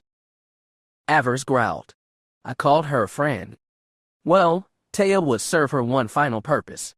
There was no sanctuary for friendship within the Sith Order. Avaryss stepped from the alcove, her boots silent on the stone. Taya, she rasped. The blonde halted instantly. Yes. What do you? Avaryss stepped fully into the dim light, allowing the girl to look upon what she had made. What do you think? She whispered, the vocoder rendering her tone freezing and mechanical. Admire your handiwork. Yours and Zine's. Dread realization dawned on the blonde's features. Between the deep shadow of the hood and the metallic mask, she had failed to recognize her companion. Avaryss. Avaryss had no use for explanations. She lunged. She slammed Taya back against the stone wall with terrifying force. The back of the blonde's skull cracked against the masonry, leaving her instantly dazed, her eyes unfocused. Avaryss began to call upon her dark side magic, preparing to trap her former ally in a lethal surge of hunger. She wanted to laugh. It was going to be an execution. She needed only a few seconds of unbroken focus, and Taya would wither into a husk before her eyes. She would drain the girl alive, stealing her life force to stitch her own ruptured lungs back together, just as she had done on the fields of Butcher's Clearing. Taya's eyes dilated with sheer terror. She recognized the dark spell. She had seen Avaryss weave it before. Disoriented and pinned, she lacked the focus to fight back. "No," she choked out, her voice a whispered gasp. "Avaryss, please. I didn't mean to." Avaryss spat the final words of the spell. Taya let out a sharp cry, bracing herself for the tide of darkness to dissolve her flesh and leave her a pile of scorched bone. Avaryss waited for the stolen life to flood her veins, yet nothing came. She felt no rush of power, no feast of terror, only the faint echo of Taya's panic. The blonde squeezed her eyes shut, sobbing softly against the wall. A moment passed. Then another. Taya slowly opened her eyes. Avaryss still held her pinned by the shoulders, her hands trembling, but nothing else had occurred. No dark power manifested to mend her broken flesh. The two acolytes stood frozen in the corridor, equally stunned. Avaryss' eyes widened behind her visor. What had broken? What had she missed? She reached deep into her core, screaming for the dark side, demanding the Tempest answer her call. Nothing answered. Normally, the force tore through her veins like a star exploding. Now, it was an elusive whisper, distant and cold. She could feel the ambient darkness of the citadel pulsing around her, but it was as if she were trapped behind a thick glass window, completely incapable of making contact with the power. Her breathing turned erratic, the respirator cycling frantically as her panic grew. Taya looked down at herself, realizing she was still alive. Before Avaryss could pivot to a physical assault, the blonde planted both palms against her chest and unleashed a concentrated telekinetic burst. The force of the push sent Avaryss sailing backward. She hit the opposite wall hard, white stars bursting across her vision as she crashed to the stone floor. She crawled to her knees, shaking her head violently to dispel the dizziness. She extended her hand, trying to invoke a simple choke to snap Taya's neck. Again, the air remained completely still. Taya rubbed her bruised throat, clearing the tightness. Then she fixed her failed executioner with a cold, dominant stare. Avaryss remained silent. Her power was gone. Taya reached to her hilt and ignited her weapon. The twin crimson plasma blades flared to life, humming with lethal intensity. Avaryss didn't even bother reaching for her war blade. What was the utility of a sword against a lightsaber when her body was broken? It was clear Zen had inflicted far worse than physical scars. Those foul chemical suppressants he had pumped into her veins during the torture had been administered in a lethal overdose. She was experiencing the full, catastrophic fallout. The Inquisitor had severed her connection to the dark side. She could sense the current, but she was cut off from it. She could not manifest a spark of lightning or the weakest telekinetic push. She let out a heavy sigh. The sound translated through the mask as a defeated, metallic rattle. She pulled her hood back, exposing her scarred throat, and offered her neck to the blade. The blonde stood above her, her expression shifting from anger to total bewilderment. "What are you doing?"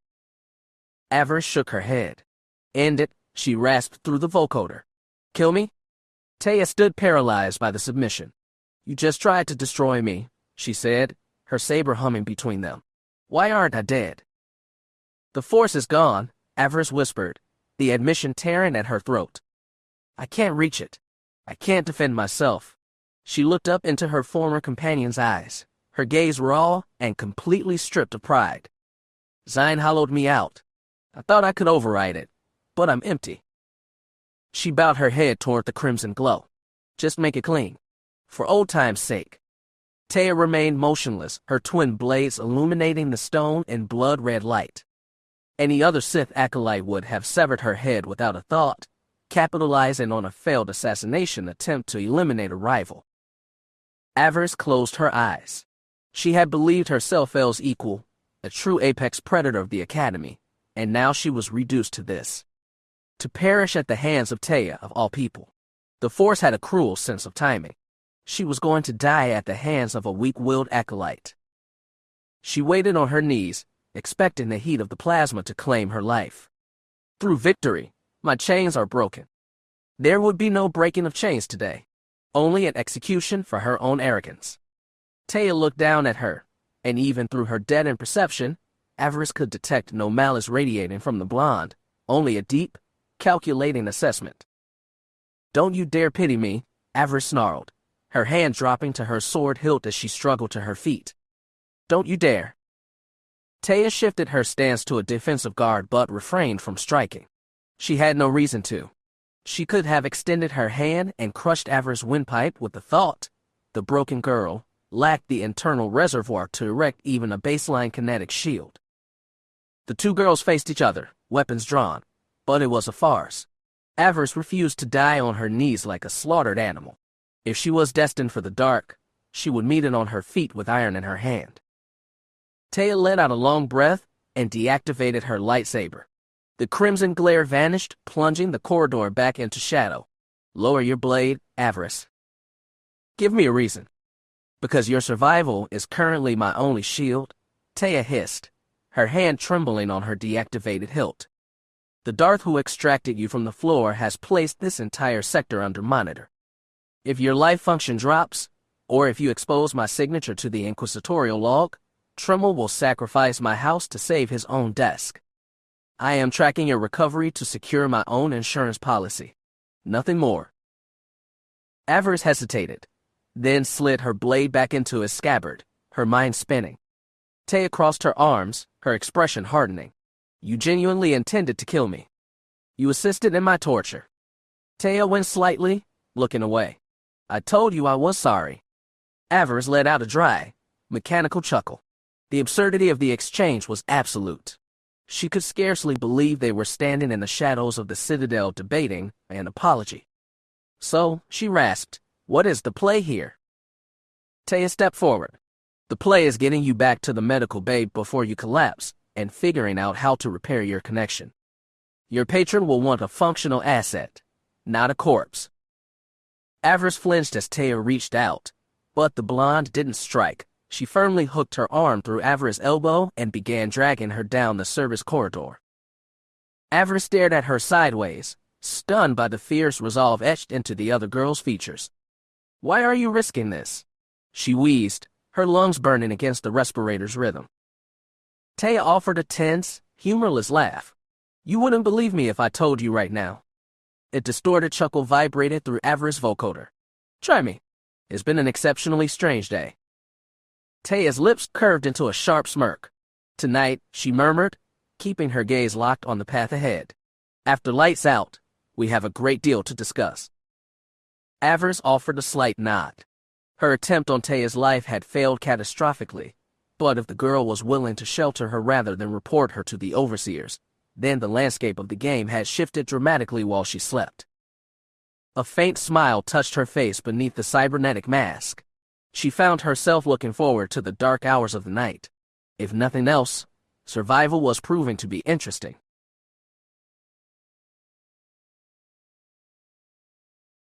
Chapter 36. Embers of Korriban. Avaryss returned to the jagged canyon of the Valley of the Dark Lords, her boots grinding into the red dust. She sought the tomb of Ahunta Paul, but this time, the descent offered no promise of victory. Her memories of her last journey into these depths remained scorched into her mind, the desperate sprint through the blackness, her brutal blade work against the acolytes who had ambushed Fel, and the heavy, heated moments that followed between her and the academy's premier student. Her lips thinned beneath the cold metal of her respirator mask. That memory should have been a tactical marker, a brief consolidation before the dark side. She had stripped away the last of her childhood conditioning here, letting Fel sharpen her into a weapon. But now, his sudden murder and her own mangled throat ruined those memories. They haunted her. What had once felt like leverage was now just more iron chain wrapped around her neck, dragging her down into the dirt. Yet, pain was the ultimate source of power, if an acolyte knew how to forge it. She tried to claw at that pain, reaching for her darker impulses, guilt, rage, and the raw void of her loss. Those dark emotions should have fed her spirit like fuel, burning away the chemical fog Inquisitor Zion's interrogation had left in her skull. But the strange sense of calm that blocked her from reaching the dark side remained absolute. She felt completely numb. Her passions barely functioned. She had been left hollow, and numbness was a death sentence for anyone walking the path of the Sith. She could still sense the dark side. It remained inside her, pulsing, cold, and hungry. If she could touch it for just a second, she could save herself. The darkness felt even stronger now, magnified by Fel's absence and the pain of being denied that life. If she could just reclaim her connection, her power would double, perhaps even triple. But I can't touch it. The wall blocks everything. I feel the anger, but it is a cold ember, lacking the heat to build into a rage and burn away this sickness. Only faint echoes of her old power remained, but she had to make those echoes enough to prove her worth. They had to be enough to get her an audience with the Mad Prophet. Taya thought it was her only chance. Avaryss hated to admit it, but she was now deeply in Taya's debt. The other girl could have killed her in that corridor, earning immense prestige for clearing a dangerous rival, especially after how clumsily Avaryss had acted during her failed attack. You should have fought, so what if you might have lost? It is better to die bloody than to surrender, better than owing your life to a weakling. There is no honor in surviving as a parasite. Honor was a fool's prize, glory belonged only to the living. Darth Revan had carved those words into the galaxy 3 centuries ago, and they remained true. She would not throw her life into a ditch out of stubborn pride. At first, she had thought Taya was a fool. Why risk your own skin by sparing an enemy? But the blonde had a motivation that went far deeper than friendship, an ambition that had started long before they ever met. Avaryss wasn't sure if she believed it, but Taya certainly did. On Korriban, a fanatic's belief was a dangerous weapon. After helping her back to the medical ward, Taya had left her alone, promising to explain everything later that night. Left to herself, Avaryss confronted the medical droids, demanding to know what they had done to her head. The droids spoke quickly in a series of sharp electronic beeps and whistles, searching their databanks for any clue to explain the strange numbness, the thick wall separating her emotions from the current of the Force. When they finally turned their optic sensors back toward her, their answers brought her no comfort. They concluded that she was suffering from force burn, a severe mental shock typically found in frontline shock troopers who completely lost themselves in the slaughter. Several Sith medical texts warned against forming unshielded connections. Witnessing a death while mentally linked was highly dangerous, and the sudden shock frequently broke the survivor's mind. The massive doses of Sith poisons injected into her system during the interrogation had altered her chemistry, making a clear prognosis impossible. Force burn can only heal with time, the first droid said. Once the poisons have fully burned themselves out of your system, your connection to the Force should return. Should? Avaryss echoed. She calculated the distance to the nearest droid. One strike to the central processor would silence it. She held her position. The droids were not the target. Matters of the Force are not our domain, Mistress, the third droid said, backing away a fraction. Such spiritual anomalies are best left to practitioners of your order. Avaryss' eyes narrowed to slits. She would sooner swallow broken glass. She couldn't hide this weakness forever, but for now, she had to keep it secret. If Tremel or Harkin realized she was completely toothless, her life expectancy would be measured in hours. They would unleash their favorite students to butcher her and clear the ledger. She had no choice but to find a solution on her own. Taya had offered to help, but that alliance was a gamble. The blonde's ache could easily be a prelude to a deeper, more lethal betrayal. As she sat there, listening to the medical droids debate possible treatments, the blast doors hissed open to reveal two heavily armed Sith troopers. Overseer Tremel demanded her presence immediately. Judging by the rigid posture of the guards, it was not an invitation for a reward. Avaryss stood and adjusted her dark cloak. The heavy click and hiss of her respirator seemed to grow louder as she stepped into the hall. Be arrogant. Let Tremel see nothing but disdain. Do not give him a single clue that you are bleeding. In the Empire, you were either strong or dead. There was no middle ground. She had to project the image of an apex predator, even as her insides rotted. Tremel had a sharp eye for weakness. He would not be easily fooled. She would need the Force today, even if it was just an illusion to mask her hollow shell. Following her meeting, Avaryss returned to her quarters to calculate her remaining options. The Overseer had released her from all trials and duties for the day, but she understood the true meaning of his mercy. It was a punishment. What had happened with Fel was an absolute disaster. She hadn't returned as a conqueror. She had come out looking like a clumsy murderer who allowed herself to be easily caged in the lower dungeons. Her rescue by a mysterious Dark Lord had saved her throat, but it had stripped away her status. The prestige she had spent months building through blood and labor was gone. She was allowed to live, but she was back to zero. In the eyes of every master on Korriban, she was now the lowest piece on the board. Tremel had been brutal. No master would offer her private lessons or guidance. She could sit in the back of the mass classes, but that was it. As far as the faculty was concerned, Fel's blood was on her hands. Even if she hadn't mixed the poison herself, she had made him weak. He would never have been caught off guard if he hadn't been involved with her. She had ruined him, and in doing so, she had ruined herself. The masters would spend no more time on a farm girl, Tremel had warned. If she wanted to crawl out of the mud, she would have to survive the drop on her own terms. He advised her to use her shame and anger to stoke her power, to use her guilt to reclaim her station, or at least to keep her peers from cutting her throat in her sleep. She told him nothing about her spiritual blindness. She would get no help from his office. Safe behind her locked door, she sat cross-legged on the stone floor to gauge just how complete the loss of her power really was. For an hour, she stared at a small water glass, trying to move it with the telekinetic shove. By the end of the hour, her vision was swimming, her head was throbbing against her mask, and all she had accomplished was making the glass rock slightly from side to side. It was a pathetic display, worse than a fresh recruit arriving from the slave pens. She snapped her hand out, physically backhanding the glass and sending it shattering against the far wall.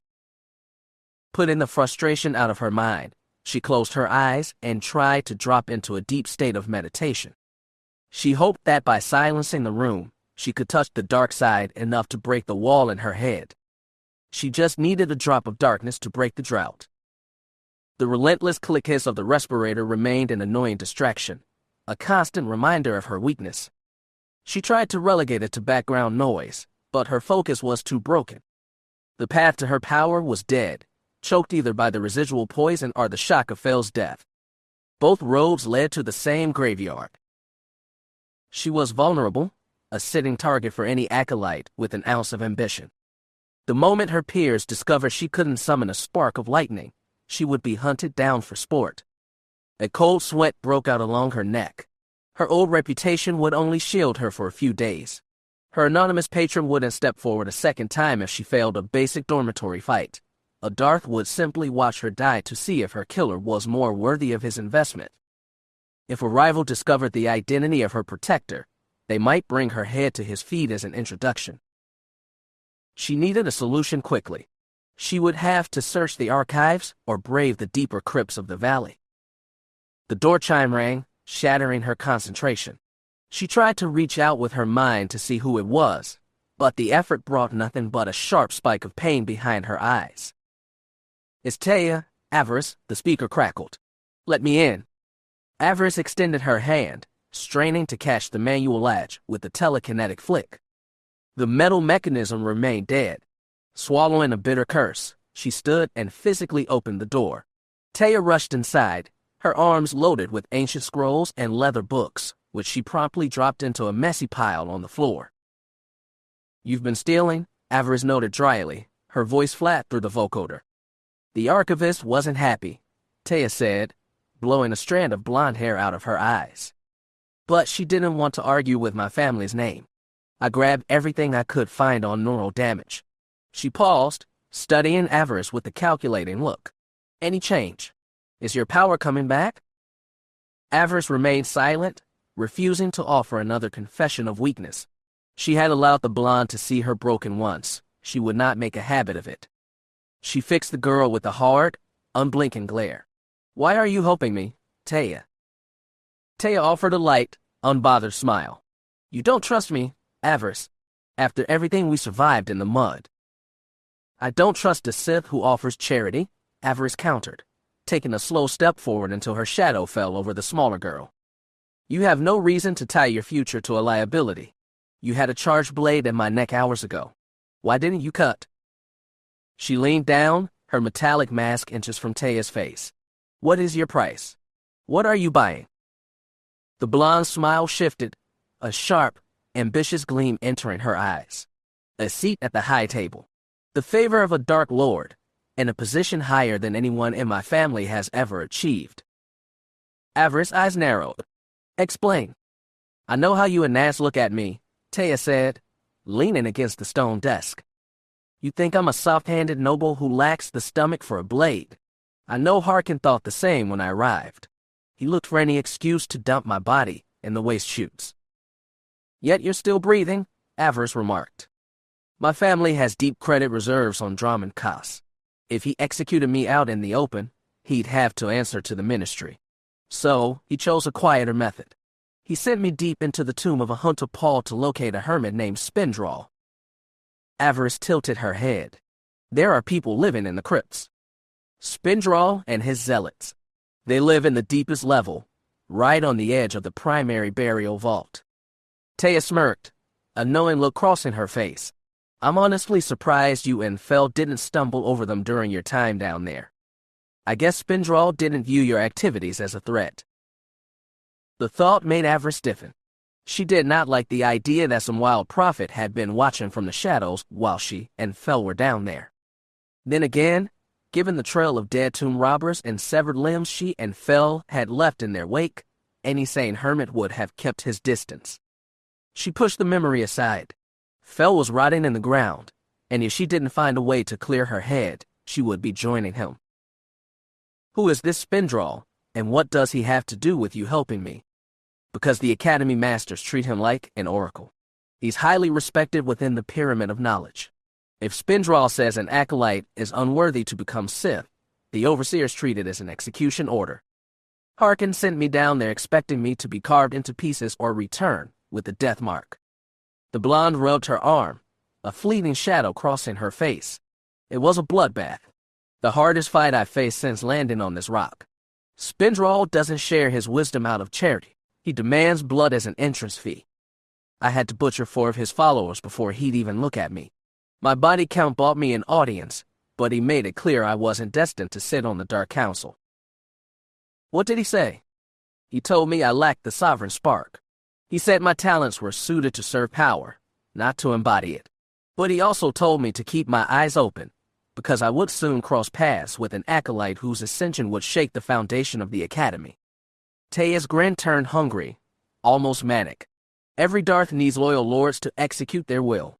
The rewards are just as good, and the target on your back is significantly smaller. What does this have to do with me? Avaryss demanded. Everything.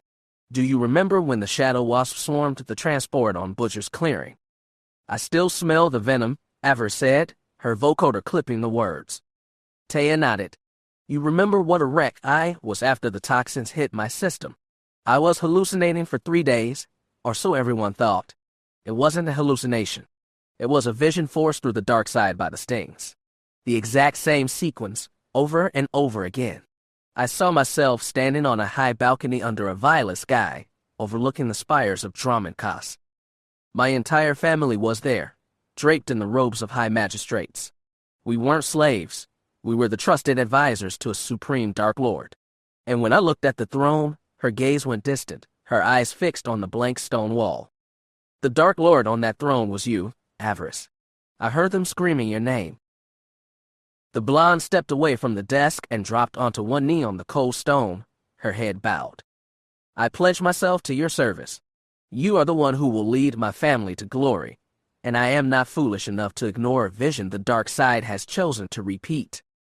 My survival depends on your success. That is my price. I attach myself to your ascent now, before the rest of the Empire recognizes what you are. Avaryss stared down at the kneeling girl. Taya had clearly lost her mind. It was a venom-induced delusion, Avaryss said flatly. It felt more real than this room, Taya countered, looking up without a trace of doubt.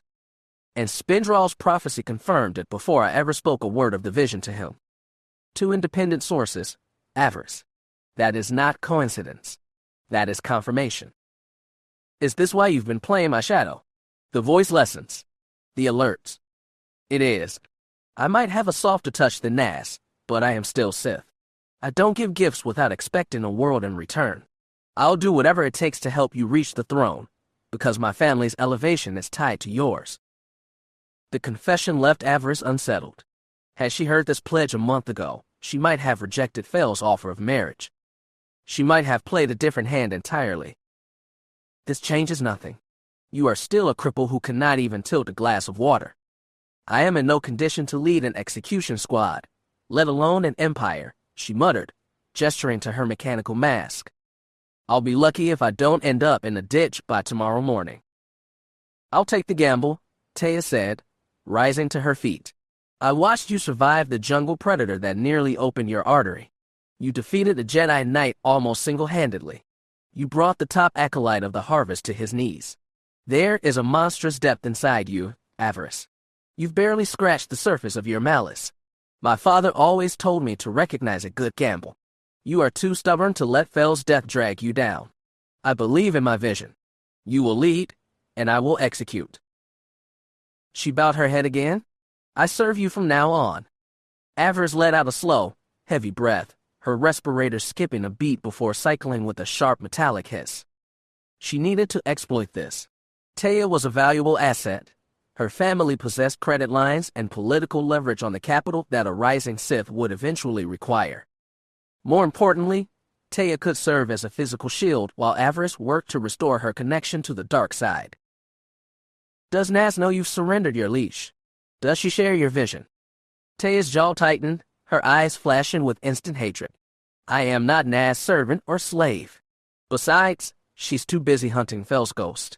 Ever since his body went cold, she's been making plays to claim his old alliances among the purebloods. She thinks she can inherit his mantle. She's completely abandoned us to chase her own elevation. If you give the order, I will help you arrange an accident for her in the lower levels. It will go a long way in rebuilding your station here. A mechanical laugh vibrated through Avaryss' vocoder plate. Who are you, and what did you do with the girl who cried over the shadow wasps? Taya giggled, the sound sharp and brittle. After the way she treated us like servants back at the clearing, I won't lose a wink of sleep if she has an accident. Especially now, when we need to clear the field for your recovery. Avaryss considered that. Could they do it? Could they get rid of Nas?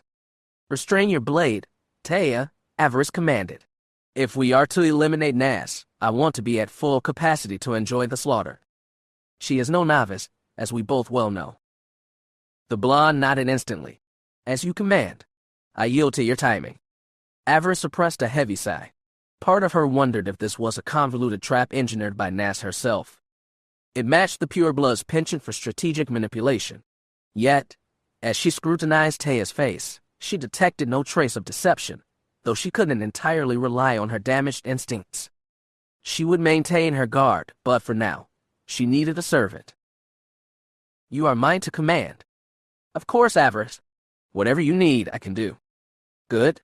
Then you will start by going through these texts. Find out everything you can on Force Burn and its long-term effects. Of course. Do you need anything else from me? No. You've given me a lead, which is enough for now. Taya gave her an arch look. What sort of lead? This Spindral. You trust his visions. They haven't pointed me false yet. You told me to keep my eyes open, and the very next cycle I was assigned to your intake group. That is not random chance. Avaryss nodded once. I shall hunt him down tomorrow morning. We will see if his oracle has any advice to offer, or if he knows a ritual to crack my neural block. Taya's smile faded, replaced by sudden concern.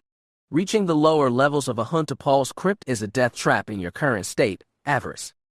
The rogue beasts alone will tear you apart. Would you like me to accompany you?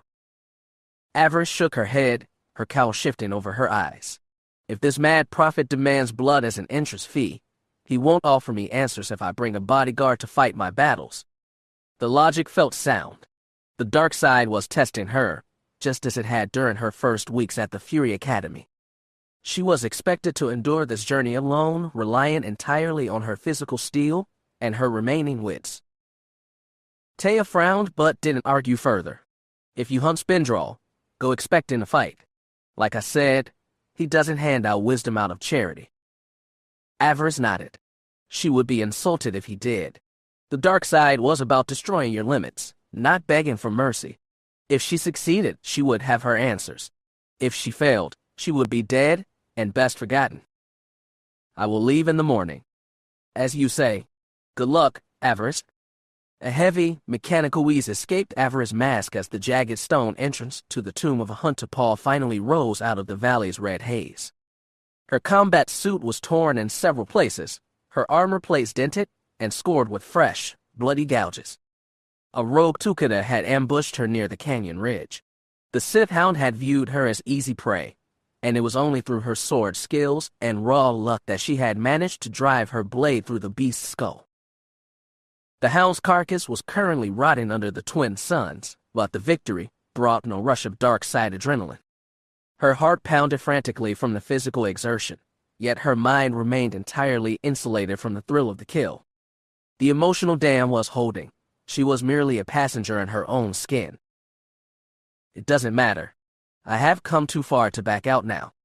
Avaryss gripped the hilt of her weapon and began her descent down the ancient stone steps, plunging back into the dark. The tomb was far from empty.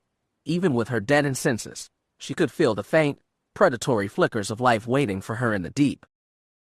The hunt was on. Spindral was waiting. Chapter 37. Pariah in the Dark. Pariah in the Dark. She had only just entered the tomb when the whispers began. Avaryss tried to reach out with her senses, searching for traps or a hidden ambush, but it was useless. Any danger out there remained completely invisible to her. Her connection to the dark side had rotted away so badly that she could be standing right over a pressure plate and not know it until the floor dropped out beneath her feet. The realization slowed her pace to a crawl. She dared not rush. The tomb of a hunter Paul might be one of the more thoroughly picked over ruins in the valley, but that did not mean it was safe. The ancient Sith had been butchers. The main defenses of this place might be dead, but the secondary traps were still waiting in the dark. A true Sith could walk past one a dozen times without setting it off, only to make one wrong step, and that would be the end of them. She refused to die because of a stupid mistake. Every step, every movement was careful, calculated. She was not going to bleed out in some forgotten corner because of a random accident. As she moved forward, she listened to the dark. Two-legged predators were not the only things hunting in these ruins.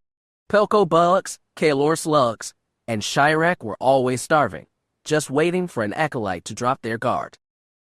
She kept her war blade ready. The pathetic amount of force energy she managed to squeeze into the metal made the edge glow with a weak, dying light. She stopped at the opening of the chamber where she and Fel had spent their first night together. The bodies of the people they killed were gone. Meat never lasted long in an open tomb. She walked over to the spot where Fel had laid out his cloak, where she had lain while he manipulated the tight knots along her spine. Her respirator gave a violent, ragged wheeze. All for nothing. Everything we were supposed to consolidate, just gone. She shook her head. Why had this happened? Why had the dark side abandoned them? She thought of Fel's body. She hadn't even received the chance to say goodbye. She had been trapped inside a medical tank while they dragged his corpse away. Had they sent him back to Dromund Kaas, or had they just thrown his remains into a waste pit and forgotten him? That thought sent a sudden spike of raw fury through her mind. It wasn't enough to smash through the numbness blocking her power, but she felt it, a sudden flash of lightning hidden behind heavy, suffocating storm clouds. Perhaps this trip isn't pointless after all. Maybe there is still a way out of this grave. She stayed there a moment longer, trying to fan that spark of fury, to force the rage back to the surface. It didn't come, but she took cold comfort in the attempt. Her emotions were still there, buried alive inside her. She took one last look at the dark room before turning her back on it for good. Those memories were useless now. All they offered was weakness and the ghosts of what might have been. She needed to focus on the now. It was the only way she was getting out of this valley alive. She pushed deeper into the tomb. The further down she went, the louder the whispers grew. At first, she thought it was just her mind playing tricks, her own fear running wild. Now, she was sure of it. She couldn't make out the exact words over the loud, mechanical breathing of her mask, but she didn't let that stop her. If the voices were getting louder, she would follow them. Eventually, they would have to become clear. She pressed on, straining to trace the sound through the dark tunnels. She could almost understand them now. They were definitely voices, though she couldn't tell who they belonged to. There were always rumors that the Dark Lords buried here never truly left, that their spirits stayed chained to their bones, waiting to speak to anyone they found worthy. Sometimes they even offered secret training or ancient knowledge. Was that what she was hearing? Could it be the ghost of Ahunta Paul himself? He had been one of the greatest warlords of the ancient empire. If he was reaching out, she would take his help gladly. Those ancient Sith knew secrets that could rebuild her broken mind. She got so caught up trying to understand the whispers that she nearly killed herself. She rounded a sharp corner, following the sound, and almost walked right off the edge of a pit. Below, a massive swarm of pelco bugs chittered in the dark, their legs clicking together in frustration as their meal backed away. Avaryss scrambled backward. She cursed herself for being an idiot. What are you doing? You came here for a reason, not to hunt for ghosts. She shook her head to clear the fog and got back on track, heading deeper into the ruins. She wouldn't let herself get distracted again. She had come to find the prophet, and she wasn't leaving without answers. The voices grew sharper, rising in pitch until the words cut through the noise of her respirator. But it wasn't what she expected to hear. The sound pressed against her skull like an invasive pressure. Not a clear signal, but something exploiting the cracks in her damaged mental wall, forcing its way through the fractures. You have the power to heal yourself, to be free. You have all the strength you need. The fact that you can hear us proves it. You can be whole again, without the fear, without the doubt. All you have to do is let go. Her ruined eyes narrowed. Let go of what? She whispered. I don't understand. For a second, the cave went dead silent. She waited, trying to feel if this was real or just a cruel joke being played by Spindral or one of his cultists. You can be free. What you think is a sickness is actually a gift. It has cleansed you of the dark. This calm can be your greatest weapon. You knew this kind of power once, back when you climbed the towers on Oridanna. You knew what it felt like to be still, to have peace. You can't choose it again? You do not need the Sith. You can be cured. Let go of your hatred. There is no emotion, there is peace. The light side will heal you if you let it. All you have to do is let go. Those last sentences made her stop dead in her tracks. These weren't Sith ghosts. In her weakness, she had opened her mind to something forbidden. The light side was hunting her, not as a clear transmission, but as a sickeningly sweet pressure pushing through the fractures in her wall, tracking her through the dark like a predator closing in on a wounded animal. She could feel it getting closer. For the first time since she woke up in the medical bay, she could feel something clearly in the force, and it was the light. It was pressing into her skull, promising her power, promising to fix her. All she had to do was stop fighting, and this sickness would turn into her greatest strength. She would connect to the light, and it would put her back together. No, she choked out. Never. I won't be a slave to your lies. Are they lies, or are you just lying to yourself? The light knows who you are, Keera Lylos. There is still good in you. You can feel it. The Sith haven't burned it all out yet. The dark side murdered your family. It slaughtered your ally. Why do you keep fighting so hard to stay in the dirt? Keera is dead, she rasped. She was a weak, stupid girl, and she's gone. That name doesn't mean anything to me. I am Avaryss. Leave me alone. Suddenly, a blinding flash of light exploded in her mind, so bright it brought her to her knees, tearing at her weakened eyes. She cried out, throwing her arms over her face to block it. Visions flooded her brain, forcing their way in. She saw herself kneeling on the ground, but her skin wasn't pale anymore. The sun-baked tan she used to have on Oridanna was back.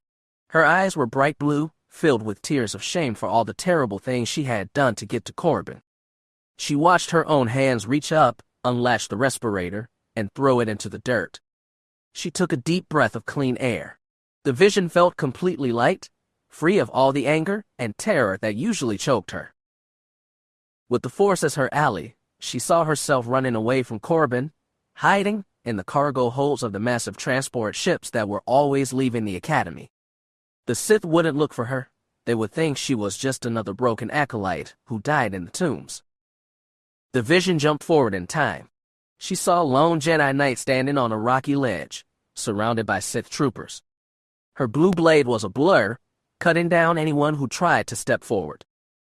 Then the Jedi wasn't alone anymore.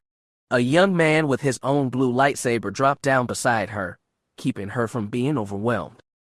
She could feel his thoughts. There was nothing but genuine care and affection for her. "Bit off more than you can chew again, Keera," he said with a grin. The girl pulled back her hood, revealing Keera Lylos. The Jedi Knight gave him a cocky smile. "Had to do something to get your attention, Finn," she said, kicking the Sith soldier in the face. The young man just laughed. "You're unbelievable, you know that. Glad you noticed." The vision shattered. Avaryss fought her way out of the illusion, stumbling backward until her back hit the solid stone wall hard. Stars exploded in front of her eyes. A sharp pain throbbed at the base of her skull, but the physical pain was a relief. Pain was better than their lies. She ended up on her hands and knees on the dusty floor of the tomb, her breath rattling loudly through her mask. She looked up into the blackness of the cave. "Never," she hissed into the dark. "I will never betray the Sith. I will never betray the Empire or my Emperor. I will never bow to the light or put myself beneath my lessers." She wasn't going to crawl to the weaklings who begged the Republic Senate for permission to breathe. She wasn't going to waste her life serving the citizens of the Republic. She was meant to be a Sith Lord. She wasn't giving up on that. Never again. She dragged herself up to her feet. When she touched the back of her head, her fingers came away wet with blood. The sharp sting helped clear the fog, anchoring her back in reality. She welcomed it. The light side went completely silent. Good. I won't be fooled. She couldn't stop thinking about the boy in the vision. It was impossible. A Jedi couldn't be like that. He had actual feelings. He actually cared about her. No Jedi cared about a single person. All they cared about was their precious Republic and the light. It was just another trick to make you weak. Forget about it and keep moving. She nodded grimly and did exactly that. But one word stayed stuck in the back of her mind, a name she hadn't heard until right now. Finn. A small smile. The boy had a name. Maybe it was just another lie from the light, but it felt real. "I know your name now. Your name is Finn." The fact that he was a Jedi didn't scare her. Jedi weren't invincible. They fell. They always fell to the dark. She grinned, her expression turning vicious. He would fall to the dark side, and he would fall to her. Then, finally, they would be complete. It was just one more reason to survive this hellhole. More motivation to keep breathing. She pressed on through the dark tunnels. Spindral was still waiting. The central chamber where Hunter Paul's body had once lain was massive.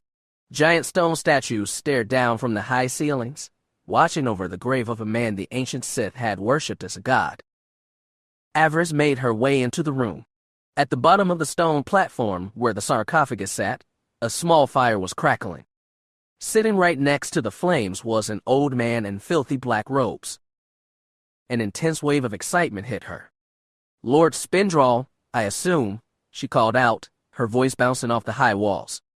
The old man looked up, his eyes flashing in the firelight from beneath his deep hood. He laughed, a dry, bitter sound. "Lord, hardly, child. I am just an old man rotting in a dirt hole." He stood up slowly. Despite how old he looked, he was a full head taller than she was.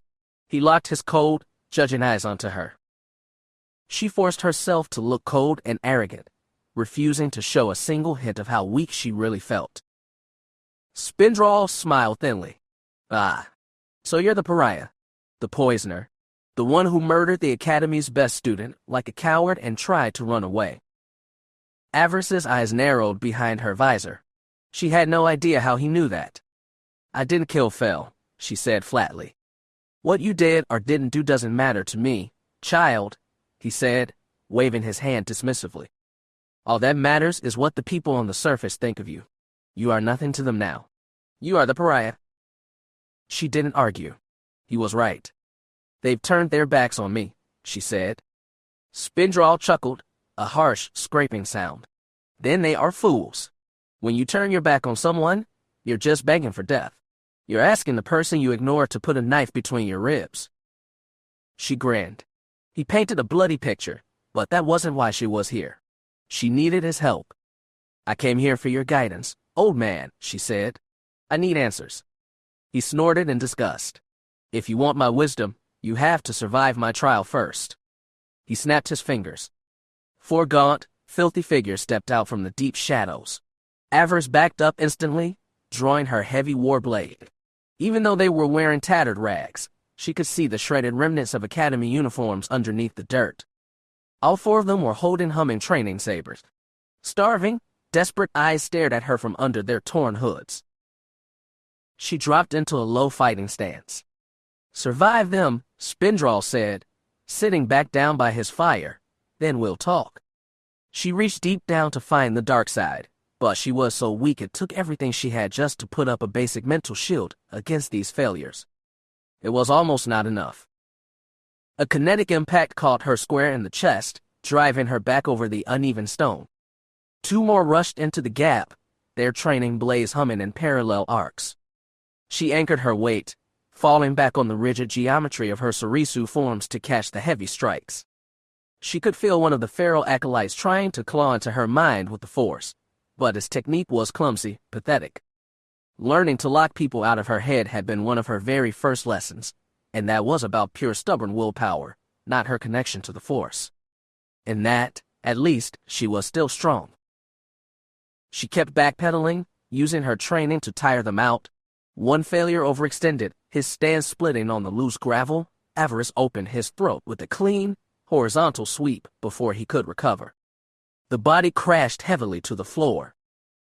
One down, three left. The other two rushed in to help their remaining brother, but they were sloppy. They were moving so fast and so desperately that they started crowding each other, blocking their own swings. Their desperate need to kill her was ruining their teamwork. She saw the opening and drove her blade straight through the chest of the second attacker. Another body hit the stone floor. Realizing they had messed up, the last two backed away. One started gathering power for another force attack, but Avaryss didn't give him the chance. She switched fluidly to Makati, stepping forward with fast, aggressive stabs. Her internal power was mostly gone, but swordplay wasn't just about the force. It was a physical skill she had practiced every single day for a year. With a quick, precise thrust, the third failure dropped dead. The fourth one was smarter. He raised his hand, his eyes burning with hatred. Avaryss gasped as invisible fingers clamped down hard around her throat. Her air was cut off instantly, and her respirator began to wheeze violently under the pressure. She thrashed against the grip, trying to break free, but her force reserves were completely empty. She was entirely on her own. Dark spots started dancing in her eyes, and her war blade slipped out of her numb fingers, clattering against the ground. Her hands flew up to claw at her own neck. Through the red fog taking over her vision, she saw the last creature walking toward her. He was laughing, enjoying the kill. No, not like this. I can't die like this. Not here. Not to this. Spindral's creature got in too close, way closer than he should have. He thought she was completely paralyzed by panic. He was wrong. She had used that fear to bait him in. It was a terminal gamble, but it worked. Avaryss lunged forward and grabbed his arm, glaring at him with pure hatred. Got you.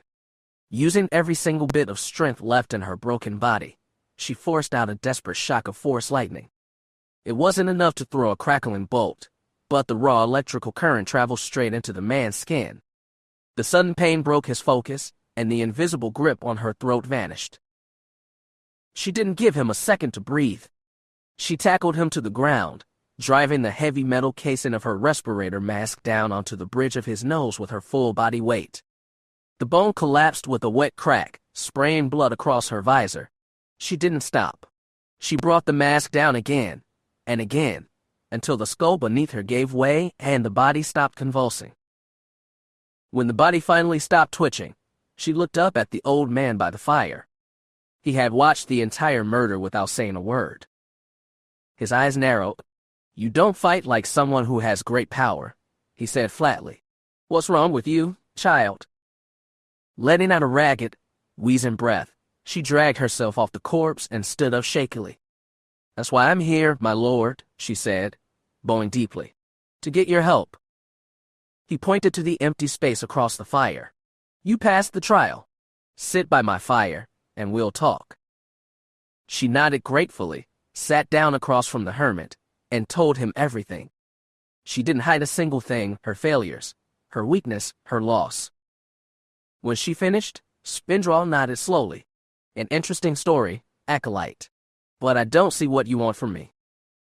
Her eyes narrowed under her mask. "The people on the surface respect you, and my lord. I want to believe I still have a future out there in the Empire. I need to know if the dark side has abandoned me, or if I can get my destiny back." He tilted his head. "Why do you think the dark side abandoned you?" "Someone told me once that the dark side could give me everything I wanted," she said, her voice shaking.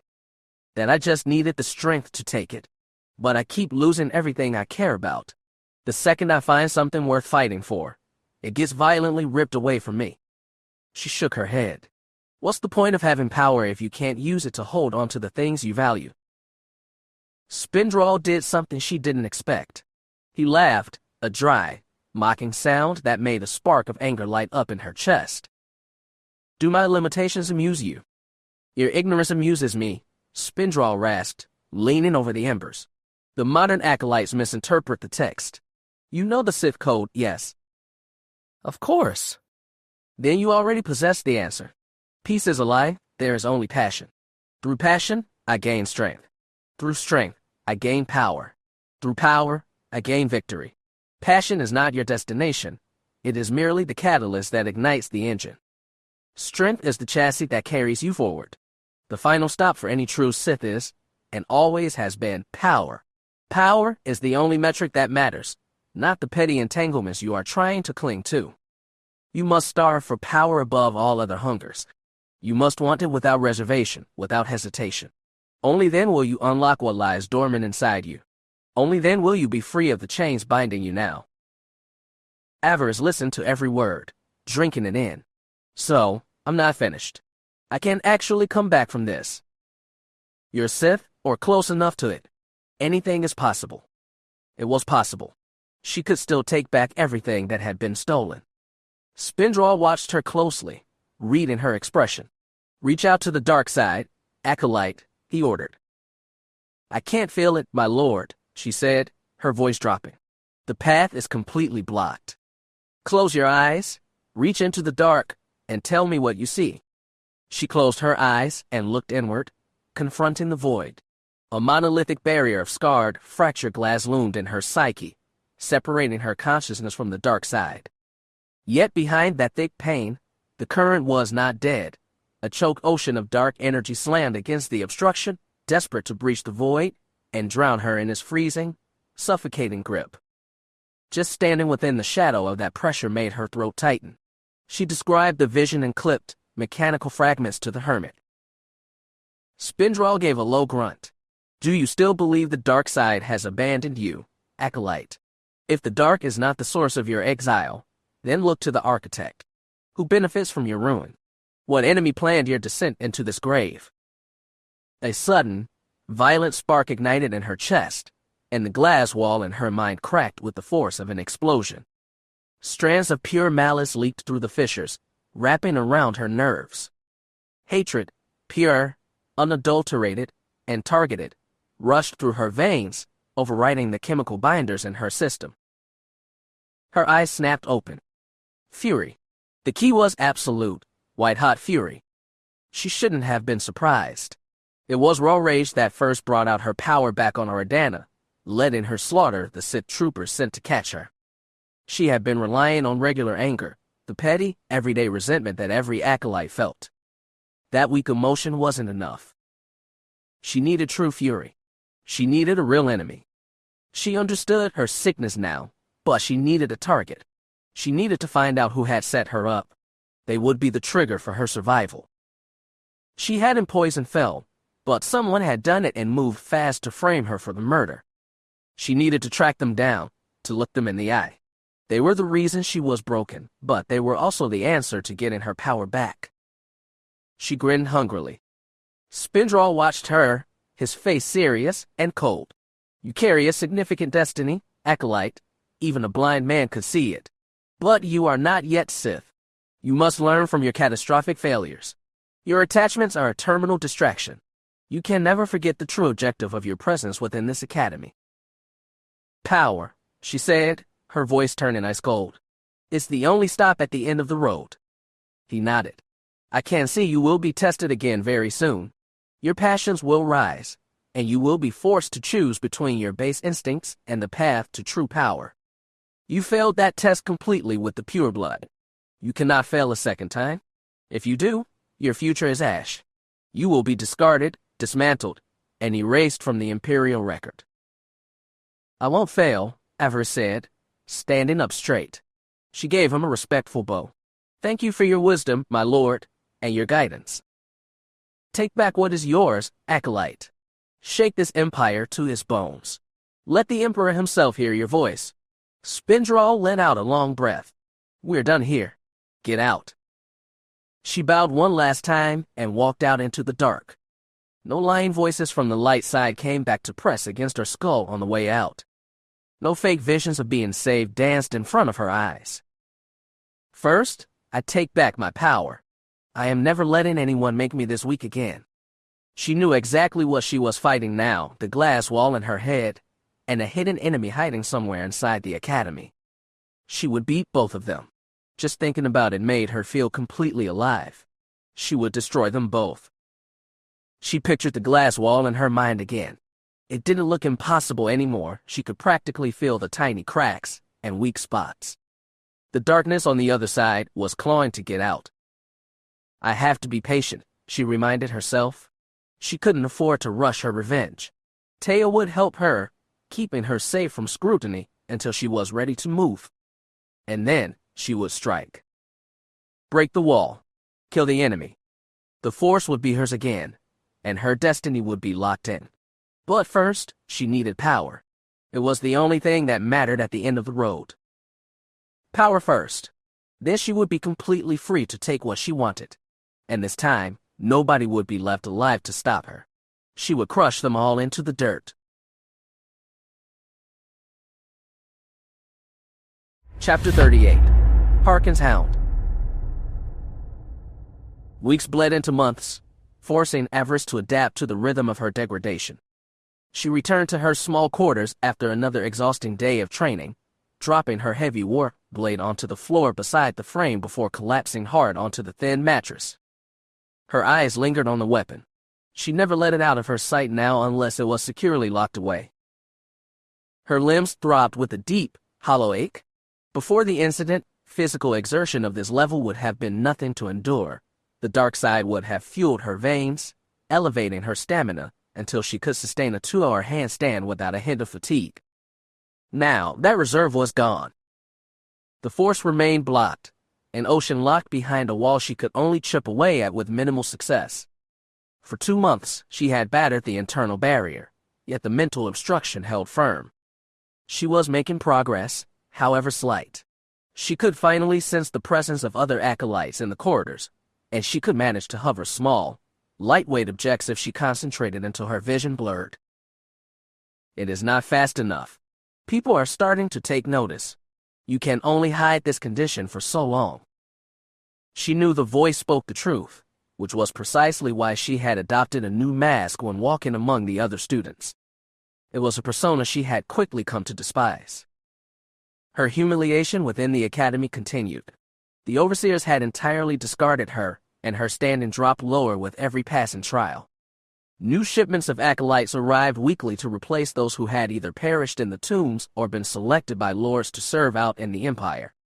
By all rights, she should have been among those leaving this dust-choked world behind. What happened to Fel had changed everything. Now, she was barely keeping her head above water. She had reduced herself to a non-entity, or at least, that was the impression she cultivated. She did everything in her power to appear broken and spent, making the prospect of destroying her seem as worthless as stabbing a corpse.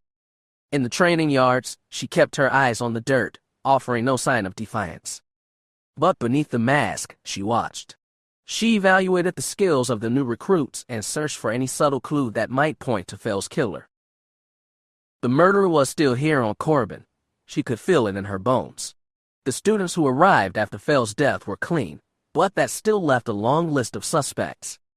Investigating them would take time, but time was the one thing her low status afforded her. She was no threat to anyone now. She had worked very hard to ensure everyone believed that lie. Taya had proved incredibly useful in maintaining the ruse. To the acolytes she wished to impress, the blonde played the part of a pragmatic survivor, pretending she was merely keeping Avaryss around to farm her for knowledge or use her as an extra blade in a tight spot. To the instructors, she played the role of a spoiled, naive girl who cared too much for a broken friend. Taya whispered the stories in the dark corners of the academy and watched to see who ran to carry the gossip. So far, she had heard nothing useful regarding the poison, but it was only a matter of time before someone bragged or tried to eliminate Avaryss's last remaining ally. When they did, Taya would bring the name straight back to her, assuming she didn't have to cut the culprit's throat in self-defense first. Avaryss hoped it wouldn't come to that. She wanted the pleasure of executing Fel's murderer herself. To do that, of course, she needed her full power back. She wanted to savor that kill, to feel the exact moment the life left their body through the current of the Force. It was as good a motivation as any. Still, she had to balance the act. She couldn't appear entirely useless, or the overseers would simply call her to clear out the barracks. To stay alive while she worked on the glass wall in her head, she had to remain functional enough to keep the masters from assigning her execution as a passing test for the new recruits. This forced her to take a step the old Avaryss would have considered disgusting. Trumbull still blamed her for Fel's failure, and he would never offer her a scrap of aid again. But an acolyte without a master was a corpse in waiting. A Sith could not survive without a power base, either their own or one they hitched themselves to. It was the reason her body felt so broken today. Harkin demanded blood from the creatures who served him.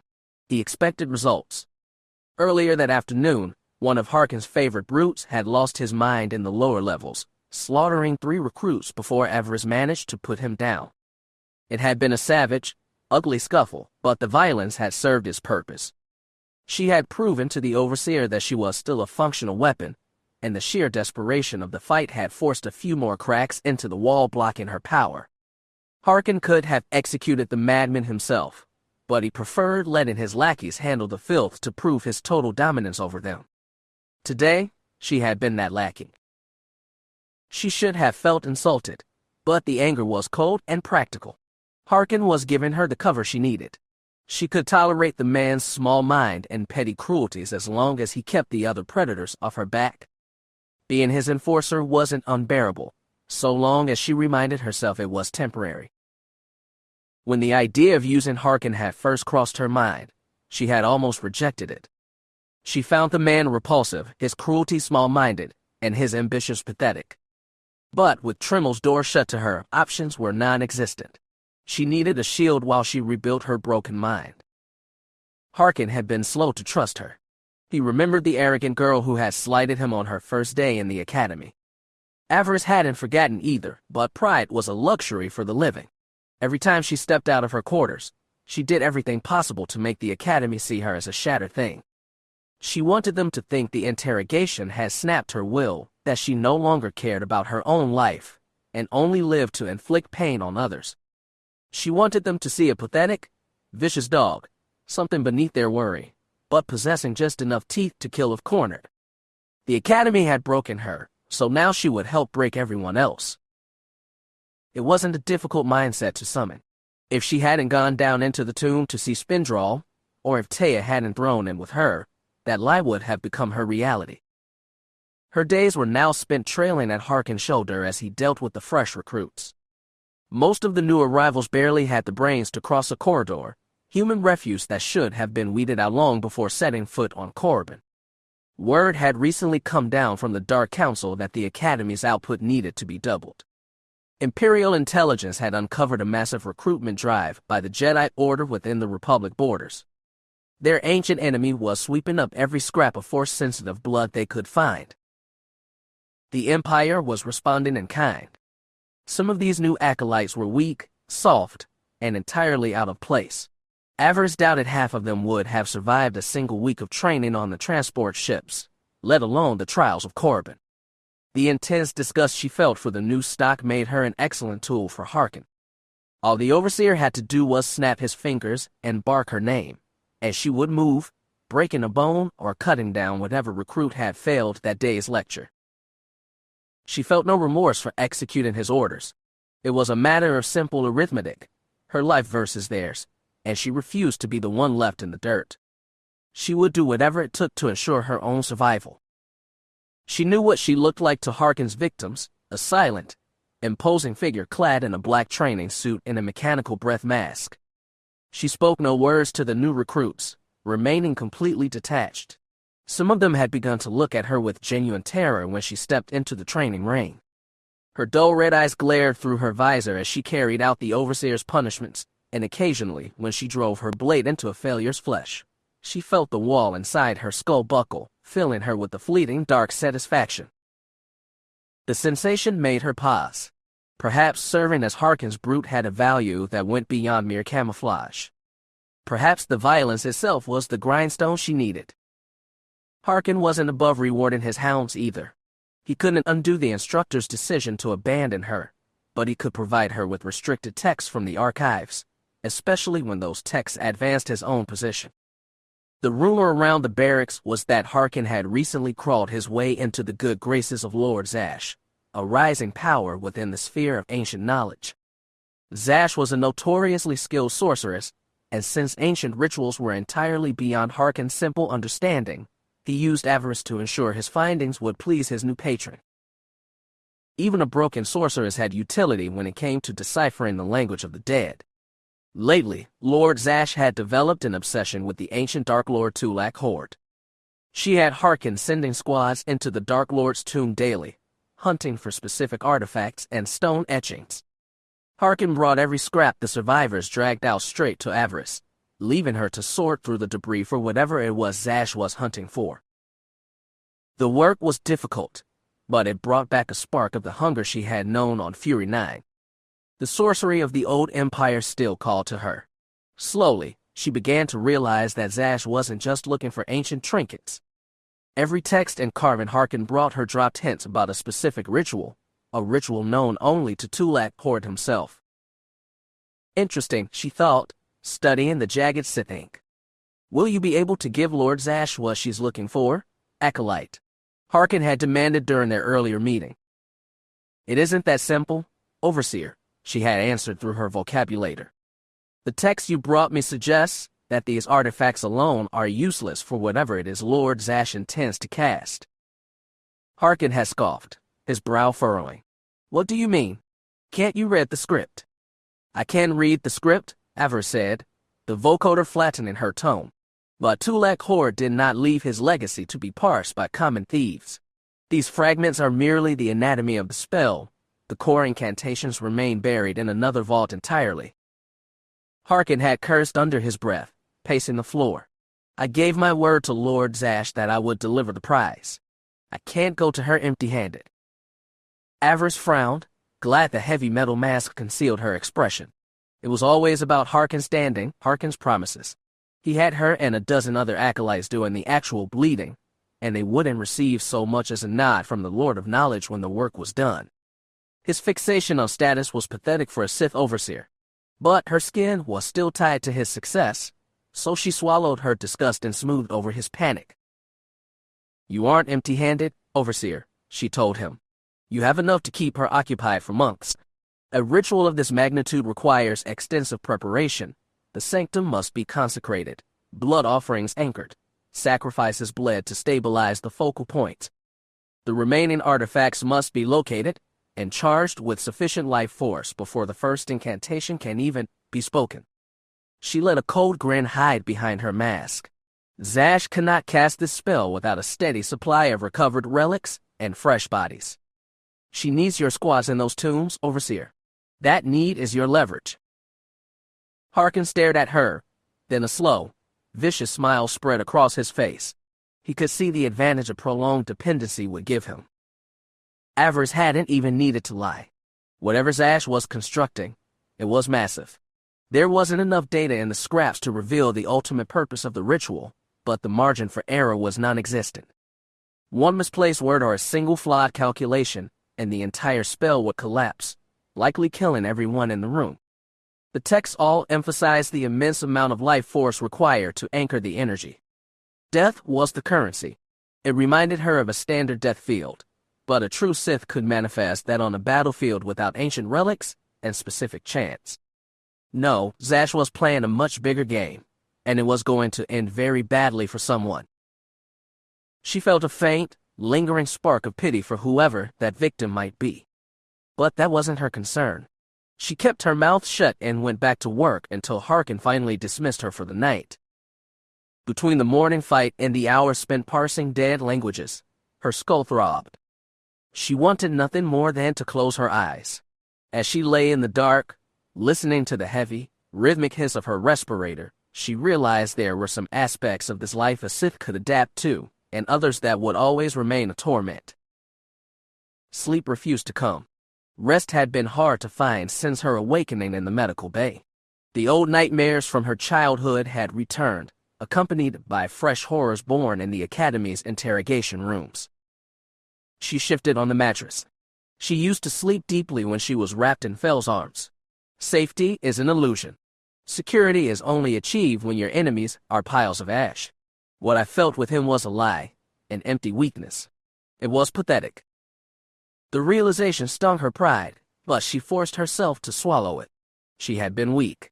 She had actually believed Fel was going to lift her out of the dirt and fix her life. She had been incredibly naive. She sat up in the dark, furious with her own sentimentality, and reached out to seize the brief tremor of power that leaked through the fractures in her psychological wall. Time for another trial. She unlatched the synthetic seals of her respirator, cutting off the pressurized air supply. Pulling the heavy gray mask away, she exposed her bare skin to the freezing draft of the cell and drew a slow, deliberate breath on her own. The air tasted raw, free of the stale, chemical-laden mist that kept her pain at bay. For a single, fleeting second, her lungs held. Relief flared in her chest. The medical droids had predicted 4 months of dependency, but the machines were blind to the resilience of a Sith core. Perhaps she could. A violent spasm tore through her windpipe. Avaryss doubled over, wheezing frantically as her lungs refused to expand. Her chest burned as if filled with boiling oil. She thrashed against the mattress, straining to harness her panic into a defensive shroud of rage, but the physical failure was absolute. She coughed until gray spots crowded her vision, cursing her regression. Lunging forward, she shoved the respirator back over her face and slammed the locks home. The bitter, medicated stream flooded her throat, and the rhythmic, artificial hiss returned to cool the fire in her chest. She smashed her fist into the frame in pure frustration. So much for healing ahead of schedule. But in that brief, agonizing moment of clarity, she understood something she hadn't before. Fel had been murdered, and his killer was out there, but the accomplice was sitting right here on the bed. She looked at her own hands. Tremel had been right. She was responsible for Fel's death. She had been just as much a distraction to him as he had been to her. If they hadn't crossed that line, his eyes would have been on the training ring instead of some fantasy about a future together out in the stars. He would have seen the blade coming. She should never have let him in. Never again. I will never let anyone get that close again. She crossed her legs, settling into a meditation stance to prepare for another long night. A small red light caught her eye, pulsing on the interface of her data pad. Someone had left an encrypted message. She reached over and pulled the pad to her. The encryption was heavy, but she knew the cipher. It was from Taya. Her servant claimed to have devised a plan, something that would take time to arrange, but if the pieces fell into place, it would grant Avaryss full access to her power again. Avaryss stared at the glowing green text, shaking her head. She could only guess what kind of mess the blonde had cooked up. Taya was a capable spy, but she wasn't a strategist. To shatter the glass wall inside her head, it would take more than just a bad day or a spark of irritation. It would require an event so catastrophic that it would leave her in a state of absolute, blinding fury. Nothing in the academy had the power to push her that far. She highly doubted Taya had found the exception. But options were a luxury she didn't possess. The alternative was spending the rest of her life as Harkin's rabid dog, and she would rather die in the tombs than accept that fate. Let her try. It isn't as if I have anything left to lose. She closed her eyes and returned to her meditation, tuning her ears to the rhythmic breathing of her mask. She focused on the cold knot of self-loathing in her gut. She had killed Fel. She had poured the poison, but her weakness had cleared the path for the hand that did. The guilt brought pain, and pain brought power. She reached deep down, finding the deep reservoir where the dark side waited behind the glass. She slammed her mind against the barrier. More fractures webbed across the surface, but it wasn't enough. It would never be enough. If she wanted to be whole, she needed to obliterate the blocks forever. Until she found the hammer to do it, she would have to keep playing for time. In the morning, she would take her place at Harkin's side and help him break the next batch of meat. The work made her feel vile, but she would endure it. For now, I will claw my way back. I won't be the pariah forever. When the wall finally comes down, everyone in this stinking academy will see what I am, and they will despair. Her expression twisted into a hungry, bloodthirsty grin. They will all despair. Structural and layout corrections applied. 1. Opening consolidated. Days turned to weeks, and weeks bled into months. Avaryss had been forced to adapt. She returned to her small quarters. Weeks bled into months, forcing Avaryss to adapt to the rhythm of her degradation. She returned to her small quarters, eliminates choppy web novel formatting. 2. Vow of isolation condensed. The repeated realization loop cut. Safety is an illusion. What I felt with him was a lie. An empty weakness. It was pathetic now absorbed into a single internal block during the bed reflection. The second repetition, never again. Love had no place in the heart of a Sith preserved as the closing beat of the respirator trial, which is the stronger placement. 3. Zash ritual dialogue elevated. Corporate consultant register removed. Don't view this as a failure, Overseer. Look at it as a long-term contract. Lord Zash is going to need your squads for a very long time. Zash cannot cast this spell without a steady supply of recovered relics and fresh bodies. She needs your squads in those all structural and layout issues addressed. Here is the corrected Chapter 38. Chapter 38, Harkin's Hound. Weeks bled into months, forcing Avaryss to adapt to the rhythm of her degradation. She returned to her small quarters after another exhausting day of training, dropping her heavy war blade onto the floor beside the frame before collapsing hard onto the thin mattress. Her eyes lingered on the weapon. She never let it out of her sight now unless it was securely locked away. Her limbs throbbed with a deep, hollow ache. Before the incident, physical exertion of this level would have been nothing to endure. The dark side would have fueled her veins, elevating her stamina until she could sustain a 2-hour handstand without a hint of fatigue. Now, that reserve was gone. The force remained blocked, an ocean locked behind a wall she could only chip away at with minimal success. For 2 months, she had battered the internal barrier, yet the mental obstruction held firm. She was making progress, however slight. She could finally sense the presence of other acolytes in the corridors, and she could manage to hover small, lightweight objects if she concentrated until her vision blurred. It is not fast enough. People are starting to take notice. You can only hide this condition for so long.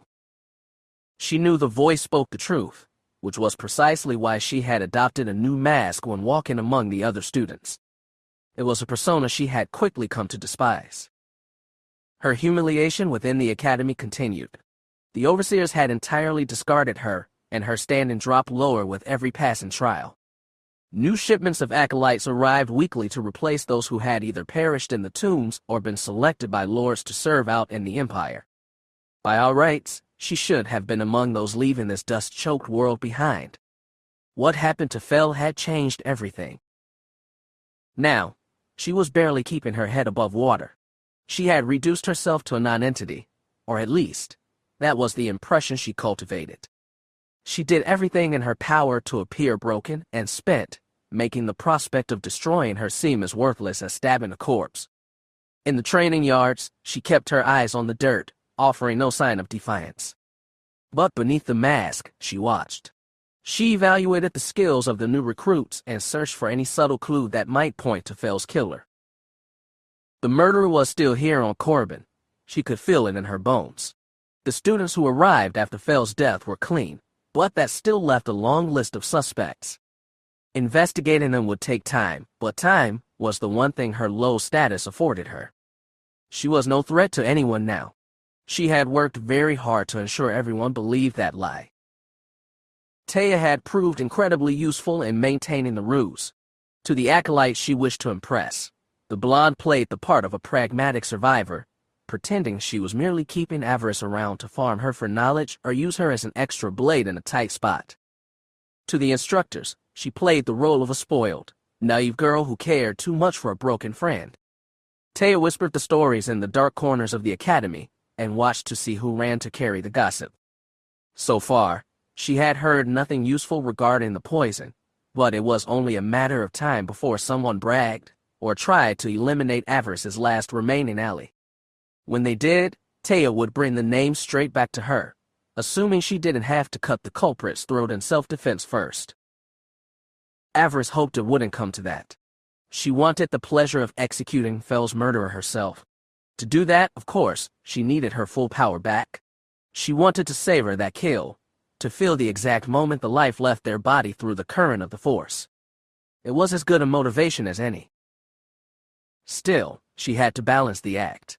She couldn't appear entirely useless, or the overseers would simply call her to clear out the barracks. To stay alive while she worked on the glass wall in her head, she had to remain functional enough to keep the masters from assigning her execution as a passing test for the new recruits. This forced her to take a step the old Avaryss would have considered disgusting. Tremel still blamed her for Fel's failure, and he would never offer her a scrap of aid again. But an acolyte without a master was a corpse in waiting. A Sith could not survive without a power base, either their own or one they hitched themselves to. It was the reason her body felt so broken today. Harkin demanded blood from the creatures who served him. He expected results.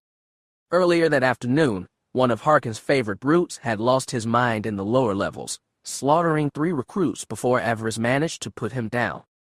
It had been a savage, ugly scuffle, but the violence had served its purpose. She had proven to the overseer that she was still a functional weapon, and the sheer desperation of the fight had forced a few more cracks into the wall blocking her power.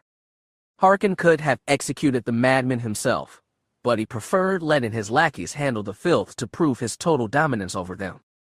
Today, she had been that lackey. She should have felt insulted, but the anger was cold and practical. Harkin was giving her the cover she needed. She could tolerate the man's small mind and petty cruelties as long as he kept the other predators off her back. Being his enforcer wasn't unbearable, so long as she reminded herself it was temporary. When the idea of using Harkin had first crossed her mind, she had almost rejected it. She found the man repulsive, his cruelty small-minded, and his ambitions pathetic. But with Tremel's door shut to her, options were non-existent. She needed a shield while she rebuilt her broken mind. Harkin had been slow to trust her.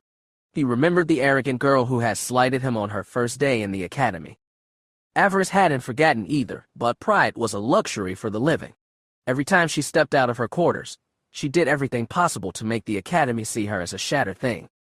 She wanted them to think the interrogation had snapped her will, that she no longer cared about her own life, and only lived to inflict pain on others.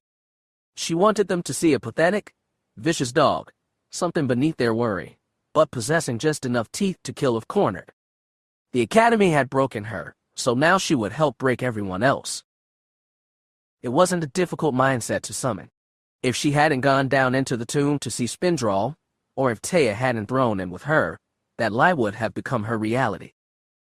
Her days were now spent trailing at Harkin's shoulder as he dealt with the fresh recruits. Most of the new arrivals barely had the brains to cross a corridor, human refuse that should have been weeded out long before setting foot on Korriban. Word had recently come down from the Dark Council that the Academy's output needed to be doubled. Imperial intelligence had uncovered a massive recruitment drive by the Jedi Order within the Republic borders. Their ancient enemy was sweeping up every scrap of Force-sensitive blood they could find. The Empire was responding in kind. Some of these new acolytes were weak, soft, and entirely out of place. Avaryss doubted half of them would have survived a single week of training on the transport ships, let alone the trials of Korriban. The intense disgust she felt for the new stock made her an excellent tool for Harkin. All the Overseer had to do was snap his fingers and bark her name, and she would move, breaking a bone or cutting down whatever recruit had failed that day's lecture. She felt no remorse for executing his orders. It was a matter of simple arithmetic, her life versus theirs, and she refused to be the one left in the dirt. She would do whatever it took to ensure her own survival. She knew what she looked like to Harkin's victims, a silent, imposing figure clad in a black training suit and a mechanical breath mask. She spoke no words to the new recruits, remaining completely detached. Some of them had begun to look at her with genuine terror when she stepped into the training ring. Her dull red eyes glared through her visor as she carried out the Overseer's punishments, and occasionally, when she drove her blade into a failure's flesh, she felt the wall inside her skull buckle, filling her with a fleeting dark satisfaction. The sensation made her pause.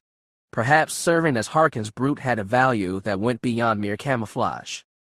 Perhaps the violence itself was the grindstone she needed. Harkin wasn't above rewarding his hounds either. He couldn't undo the instructor's decision to abandon her, but he could provide her with restricted texts from the archives, especially when those texts advanced his own position. The rumor around the barracks was that Harkin had recently crawled his way into the good graces of Lord Zash, a rising power within the sphere of ancient knowledge. Zash was a notoriously skilled sorceress, and since ancient rituals were entirely beyond Harkin's simple understanding, he used Avaryss to ensure his findings would please his new patron. Even a broken sorceress had utility when it came to deciphering the language of the dead. Lately, Lord Zash had developed an obsession with the ancient Dark Lord Tulak horde. She had Harkin sending squads into the Dark Lord's tomb daily, hunting for specific artifacts and stone etchings. Harkin brought every scrap the survivors dragged out straight to Avaryss, leaving her to sort through the debris for whatever it was Zash was hunting for. The work was difficult, but it brought back a spark of the hunger she had known on Fury 9. The sorcery of the old empire still called to her. Slowly, she began to realize that Zash wasn't just looking for ancient trinkets. Every text and carving Harkin brought her dropped hints about a specific ritual, a ritual known only to Tulak Horde himself. Interesting, she thought, studying the jagged Sith ink. Will you be able to give Lord Zash what she's looking for, Acolyte? Harkin had demanded during their earlier meeting. It isn't that simple, Overseer, she had answered through her vocabulator. The text you brought me suggests that these artifacts alone are useless for whatever it is Lord Zash intends to cast. Harkin had scoffed, his brow furrowing. What do you mean? Can't you read the script? I can read the script, Avaryss said, the vocoder flattening her tone. But Tulak Horde did not leave his legacy to be parsed by common thieves. These fragments are merely the anatomy of the spell. The core incantations remain buried in another vault entirely. Harkin had cursed under his breath, pacing the floor. I gave my word to Lord Zash that I would deliver the prize. I can't go to her empty-handed. Avaryss frowned, glad the heavy metal mask concealed her expression. It was always about Harkin's standing, Harkin's promises. He had her and a dozen other acolytes doing the actual bleeding, and they wouldn't receive so much as a nod from the Lord of Knowledge when the work was done. His fixation on status was pathetic for a Sith Overseer. But her skin was still tied to his success, so she swallowed her disgust and smoothed over his panic. "You aren't empty-handed, Overseer," she told him. "You have enough to keep her occupied for months. A ritual of this magnitude requires extensive preparation. The sanctum must be consecrated, blood offerings anchored, sacrifices bled to stabilize the focal point. The remaining artifacts must be located and charged with sufficient life force before the first incantation can even be spoken."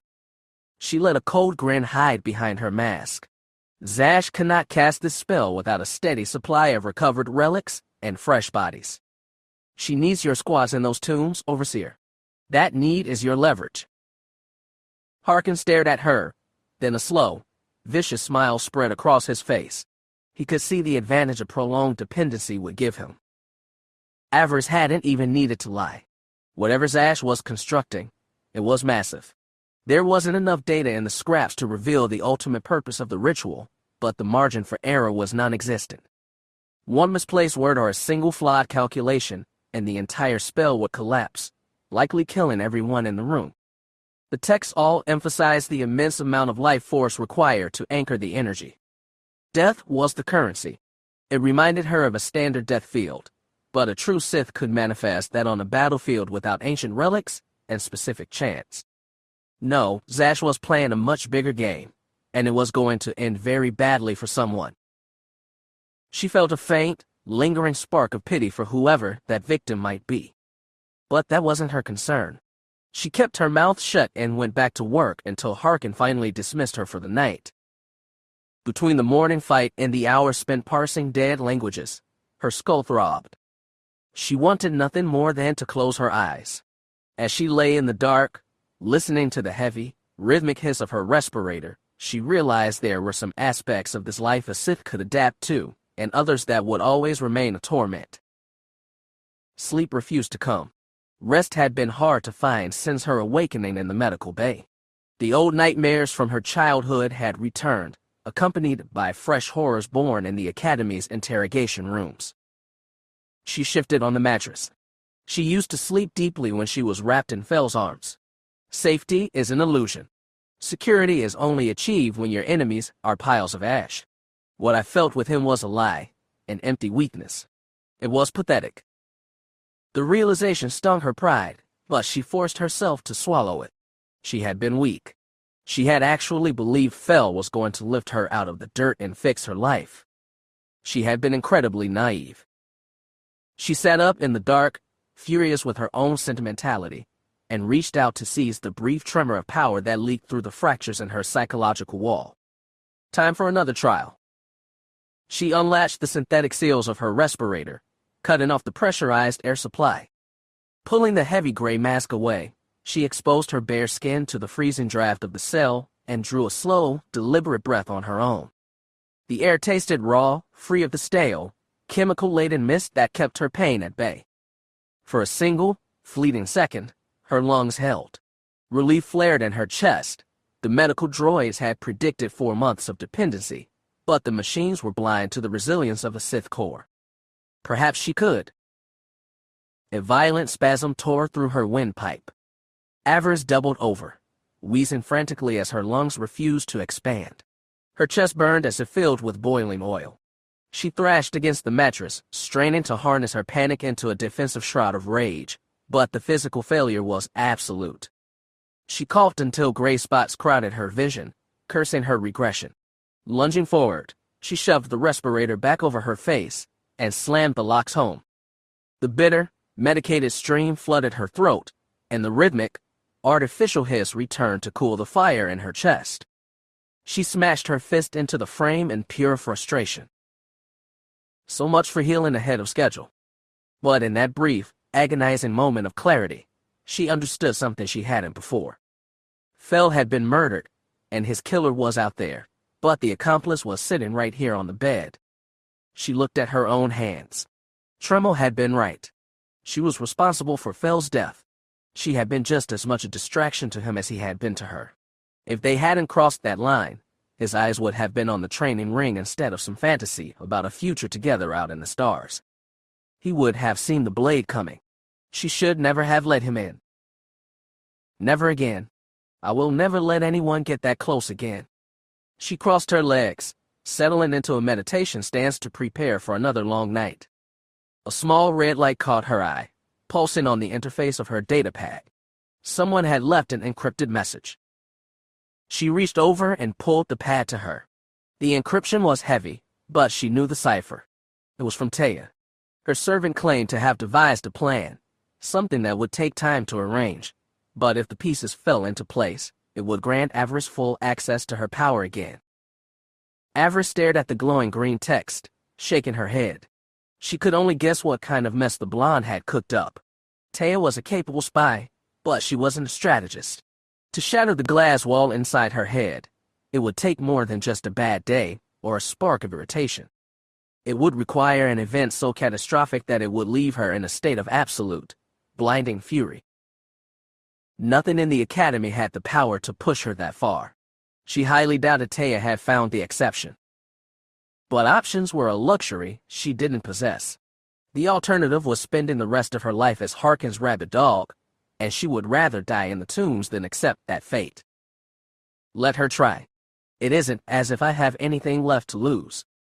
She closed her eyes and returned to her meditation, tuning her ears to the rhythmic breathing of her mask. She focused on the cold knot of self-loathing in her gut. She had killed Fel. She had poured the poison, but her weakness had cleared the path for the hand that did. The guilt brought pain, and pain brought power. She reached deep down, finding the deep reservoir where the dark side waited behind the glass. She slammed her mind against the barrier. More fractures webbed across the surface, but it wasn't enough. It would never be enough. If she wanted to be whole, she needed to obliterate the blocks forever. Until she found the hammer to do it, she would have to keep playing for time. In the morning, she would take her place at Harkin's side and help him break the next batch of meat. The work made her feel vile, but she would endure it. For now, I will claw my way back. I won't be the pariah forever. When the wall finally comes down, everyone in this stinking academy will see what I am, and they will despair. Her expression twisted into a hungry, bloodthirsty grin. They will all despair. Chapter 40. Death did not have the authority. She floated several feet above her bed, her body aglow with crimson light. All around her, small objects left loose in her chambers orbited her. Her datapad, a cleaning rag for her war blade, even an empty Kolto cartridge floated around her, all caught up in the ebb and flow of the dark side. Though closed, her eyes darted quickly beneath her eyelids. Where are you? Are you still here? The final moments of her violent awakening played on an unceasing loop behind her eyelids. She remembers seeing Fel, hearing his voice, sensing him through the Force. But that was impossible, was it not? Fel was dead. Yet, he had been at her side when she found the strength to shatter the walls around her mind. It had not just been a hallucination. It had been him. She felt it. They had made contact. She took a deep breath through her nose and breathed it out slowly through her mouth, trying not to think of how good it felt to be able to do so. She did not miss the sound of a respirator mask. She could not imagine having to wear such a mask for the rest of her life. Being left in such a state, it would have driven her mad. She was more than grateful that it was over. Forget the past. Focus on the present. Reach out with your senses. If Fel's presence is still here somewhere, you must find it. You cannot let it end as it has. His cloak sat in her lap. She used it as a focus, to try and draw out the presence she sought. The archives were full of tales of Sith maintaining their consciousness after death. They remained as Force spirits, close to the place where they had fallen. She had heard that the Jedi believed that a person should become one with the Force when they died, that everything they were flowed back into the Force and dissolved into part of a greater whole. Such a fate did not appeal to her. If it was possible to continue on after physical death, she understood why the Dark Lords of old preferred to do so.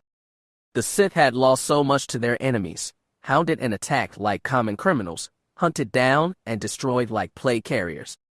It was necessary to take steps to ensure their survival, even if it meant cheating true death, choosing to remain on this plane of existence to guide the next generation, to ensure the Order's survival. A Sith left nothing to chance. Only survival mattered. If a Force user had the strength to remain, why should they not? Fel had been that strong. If he continued to exist, she wished to find him. If he was still here, there was still a chance. If you can hear me, give me a sign. Let me know that I'm not chasing the phantom. She had slipped so deeply into the dark side that she had no trouble sensing Taya's approach. She could feel the other girls' giddy anticipation for their upcoming meeting. Of all the people at this academy, only Taya had believed that she could find her way back to true power. The girl's vision of the future might have appeared selfish, but it had driven Avaryss to keep going. Surely such loyalty deserved something. She retreated from her place in the darkness and gently lowered herself back to the ground. Taya's knock sounded just as Avaryss had finally fully emerged. She gestured, causing the door to unlock, allowing her alley entrance. Taya stepped inside, a sharp, knowing grin on her face. "How are you feeling, Avaryss?" she asked. Avaryss smirked. "Transformed." Taya laughed. "I can certainly see that." "Really?" Avaryss said, giving her an arch look. "How so?" Taya held up a small mirror. Avaryss' grin widened. Her skin had gone almost bone white. There was some bruising on her cheeks, likely from pushing herself by using life drain so soon after her full powers had returned, but that did not matter. Using the dark side always came with some price. The formerly dull red color of her eyes had brightened. They now shone like they were filled with red flame. Her pursuit of the dark side had all but consumed her. Strangely enough, that did not frighten her as it may have once. "Fade away, Keera. Avaryss needs full use of your body now." Taya stepped back, still grinning from ear to ear. "You have reclaimed Fel's cloak, I see. Good." She let out a short, satisfied laugh. "I'm glad that it served its purpose. I think it is safe to say my plan was a success." Avaryss blinked. "Your plan?" The blonde nodded. "It was not easy acquiring it. It took some time. Credits needed to be spread around. Father probably wondered what I needed credits for here on Korriban, but at least he was able to get them." Avaryss' eyes narrowed to freezing slits. "It was you," she said flatly. "You gave the cloak to Hezen." Taya nodded, her ambition bright and unvarnished. "I have watched you these past weeks, observing what truly triggered a response. Few things reached you through the fog. You said you required a catalyst to find your fury again, and the only viable lever involved Fel. Hezen is a predictable animal. He took the garment like it was his earned tribute." She let out a short breath of amusement, though the sound died in her throat as she caught the cold, evaluating expression on her ally's face. "Why did you not inform me?" Avaryss demanded. "Because the gamble demanded authentic ignorance to shatter your wall," Taya said quickly, dropping to one knee as the dark side began to radiate from the girl before her. "I did not seek to deceive you, Avaryss. I merely sought to hand you the weapon to tear away your shackles, and it succeeded. I accept whatever discipline you deem appropriate, but I beg you to consider the utility of the result. You are whole again. I can still be useful to you." Avaryss' eyes narrowed. Taya was not wrong. She had had only limited success in freeing her emotions. Taya's plan had worked, yet the dark side still hungered to punish her for acting without authorization. She had sworn to serve Avaryss, to obey her will. By not telling her what she had in mind, was that not a violation? Did it truly matter that it had worked? The dark side screamed to punish her servant, but the part of her that was grateful for her aid stood opposed to it. A Sith does not waffle. She weighs asset utility against insubordination in a single breath. Taya had delivered. The method was unauthorized, but the result was undeniable. Avaryss smiled coldly. "The penalty for treason among the Sith is death, my friend." The blonde looked up, her eyes widening. Avaryss chuckled. "Of course, if you betrayed anyone, you betrayed Hezen, not me." She gestured for her to stand. "You may rise, with both my blessing and my thanks." Taya rose with a visible exhale of relief, her sharp, satisfied smile returning. "What is next for us, Avaryss? Now that you are whole again, how do we proceed?" Avaryss smirked. "Now comes the difficult phase. We must complete our training here. We must find lords to take us to the next level. She reached out, her fingers tracing a line down Taya's face. The other girl shuddered, a mix of fear and anticipation. A Sith cannot have two masters, she reminded her, which means we must step away from each other for a time. We must both focus on surviving our final trials here and being taken as apprentices. That will not be hard for you now, Taya said, grinning. No doubt the Dark Lord that saved your life will soon hear of your return to power. How could such a person not want you for an apprentice? Avaryss nodded. You may be right, but for the moment, we must both focus on ourselves. You impressed me with your effectiveness in the dueling ring. You must stay that course. You have both the name and the connections to find a proper master. He or she must suspect nothing. You must serve them like they are your one and true master. Avaryss' expression turned sly. But never forget your vision, or your oath to me.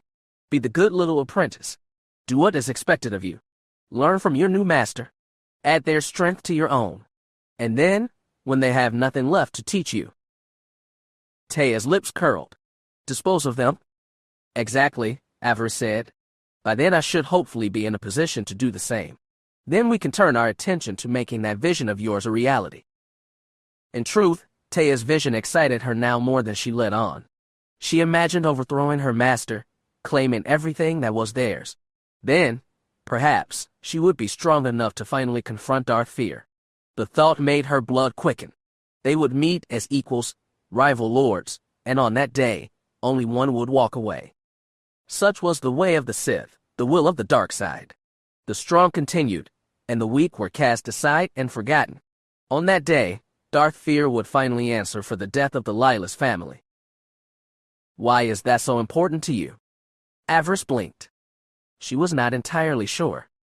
Fear had been Keera Lylos' motivation. Avaryss' appetite had grown beyond such a narrow objective, if one could consider killing a Darth a narrow objective. Fear still controlled Oridanna and the rest of the worlds in the system. Even if she abandoned her vengeance against him, his holdings would still enrich her, building an even stronger power base. Yes, she realized she would kill Darth Feer. His holdings were too rich a prize to pass up. The part of her that was still Keera and cried out for revenge would have it, and Avaryss would slake her thirst for power. It was as good a motivation as any. Whoever her mystery benefactor was would find her an able and loyal apprentice, at least until she had the power to claim her own desires. When she did, it would be time to take her master's place. It would be a most momentous occasion. Is there anything else you need of me, Avaryss? Taya asked. I will help you in any way I can. Avaryss considered her offer. She could ask her ally to help her in her attempt to locate Fell's spirit, but that did not seem like a wise deployment of her resources. She smiled. Focus on your training, Taya. I will send word if I need anything. As you command, Taya said, bowing her head.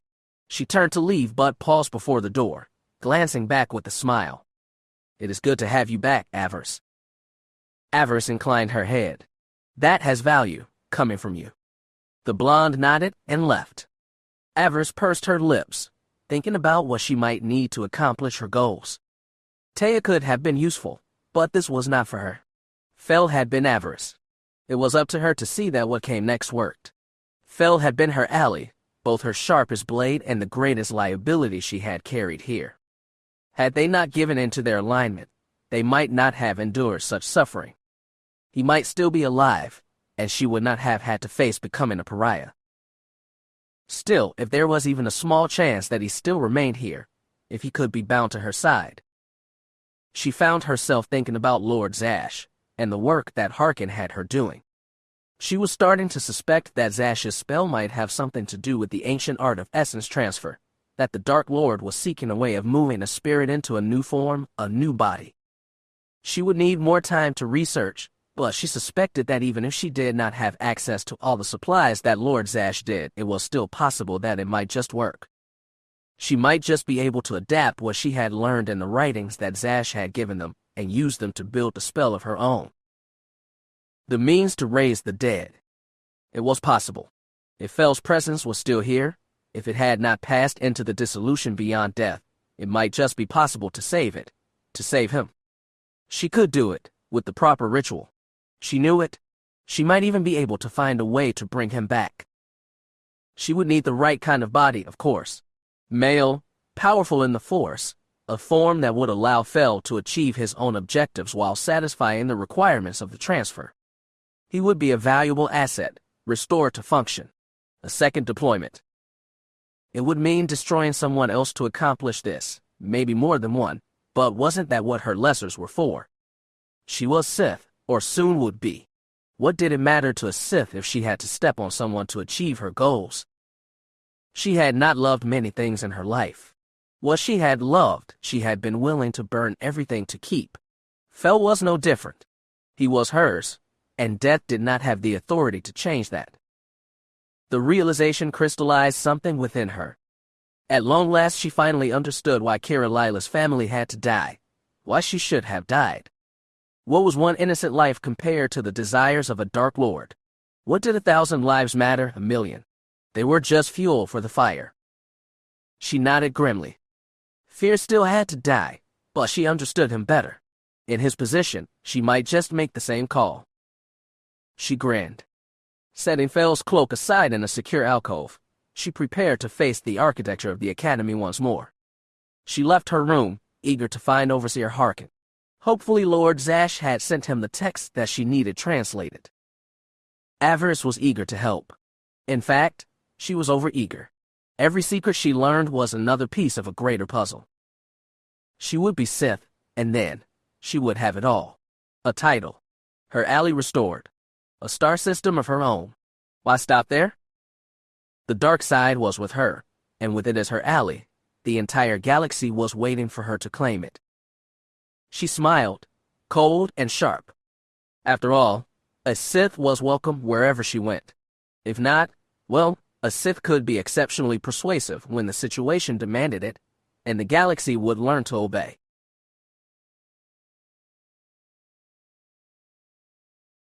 Chapter 41. The Sifting Ground. Avaryss. Kill him? She locked her gaze onto the boy, evaluating the baseline metrics of his terror. He was one of 5 prospects standing before Overseer Harkin today, another batch of raw meat sent to Corbin far too soon, entirely unready for the trial. The Overseer had been breaking them down with his usual verbal vitriol, but the dregs hadn't realized he was already weeding out the weak. He had simply been waiting for Avaryss to arrive so he could hand her an execution order. Go on. Draw your training blade. Gather whatever pathetic spark of the Force you possess. Try to build a shield. At least make me work for it. The terrified boy took a stumbling step backward, his eyes darting toward the heavy blast doors as he prepared to run. Avaryss didn't give him the chance. She raised her right hand, her fingers curling inward like iron talons as she gripped the air. The acolyte's flight stopped instantly. He was hoisted an inch off the stone floor, his boots scraping uselessly against the deck plates as his hands flew to his throat. Avaryss felt a sharp spike of pressure in her ears, the dark side responding to her malice, tightening around the boy's windpipe like a durasteel cable. The remaining prospects turned a sickly shade of gray, their frantic breathing echoing through the office. She could feel the waves of raw, nauseating terror rolling off them, and it only deepened her disgust. She wondered what the Dark Council was thinking. It took months of brutal conditioning to shape a slave into an asset, yet the Empire kept throwing untrained children into the Corbin meat grinder, wasting time and potential. At her flank, Harkin leaned forward. His nostrils flared as he drank in the boy's agonizing death rattles, feeding on the ambient suffering through the Force. Avaryss didn't blame him. The sensation of stealing a life was intoxicating, an immediate injection of raw power. But it ended too quickly. She snapped her open hand into a tight fist. The distinct, would crunch of fracturing vertebrae echoed through the stone room. The boy's hands dropped limp from his neck, and his corpse slammed face first onto the floor of the Overseer's office, his spine shattered. Avaryss turned her gaze toward the remaining 4 survivors. Clear the room, she said. The Overseer's business with you is finished. No one spoke. They stared at her with the wide, hollow eyes of prey cornered by a starved beast. Harkin let out a low, gravelly chuckle. Save your energy, Avaryss. You will have plenty of targets before the week is out. He turned his attention back to the trembling survivors, the mock warmth vanishing from his face. As for the rest of you scum, your objectives are on your datapads. Move out. I will decide who gets cold when you return. The acolyte scrambled out of the office, fleeing into the corridor and leaving Harkin, Avaryss, and the dead boy behind. She looked down at the body, a brief, frustrating spark of confusion striking her mind. The boy had been worthless, a weakling who couldn't even summon the instinct to defend himself. By removing him from the pool, she had served the academy and the dark side.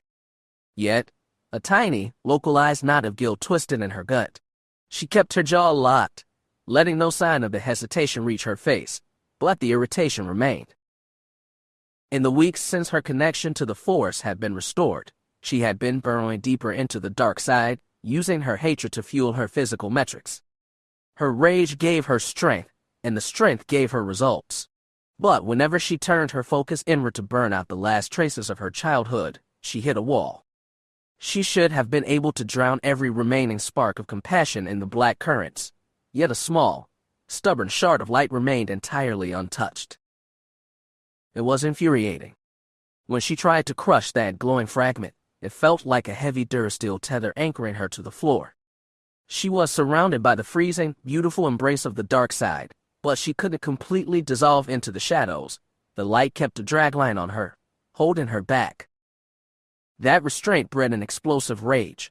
She wondered if that structural flaw was the reason she hadn't been able to anchor Fel's ghost, if her own internal division was breaking the connection.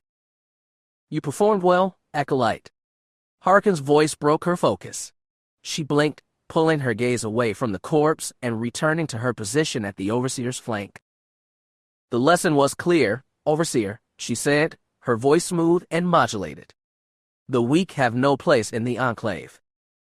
Is that so? Harkin turned his heavy gaze upon her, his yellowed eyes scanning her face for any sign of deception or weakness. Yes, she said, offering a shallow bow of respect. I am letting my ambition dictate my path, rather than letting my grief consume me. She looked up, allowing the raw, calculated hunger for advancement to color her tone. I was foolish to treat Fel as an equal. I should have been working to surpass him. He should have been an asset to strip clean, not a partner.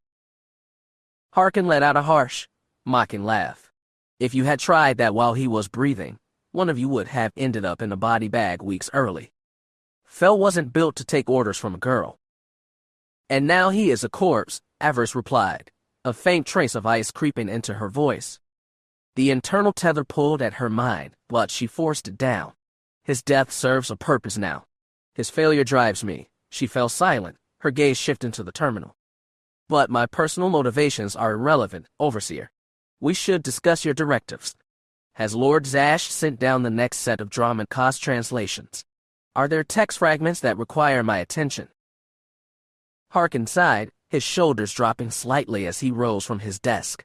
Unfortunately, your academic duties are suspended for the evening. You have a different deployment. He gestured toward the corridor. Overseer Trimmel wants a status report on your progress. We are going together. Understood, Overseer, she said, falling into step behind his heavy stride. Trimmel wants to see me. She reviewed her current political standings. Ever since she had aligned her interests with Harkin's, her stock at the Academy had risen. She made herself indispensable by handling Zash's sensitive archival translations, and in return, Harkin used his authority to grant her private access to the advanced training chambers. A few of the older instructors still viewed her as a liability due to Fel's demise, but Harkin had pushed them back.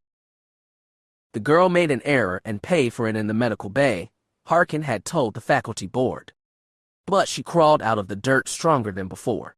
She will be trained because she is an effective blade for the Empire. She knew exactly what the Overseer was doing. Harkin wasn't her protector, he was tuning a high-caliber weapon for his own arsenal. She was entirely comfortable with the arrangement.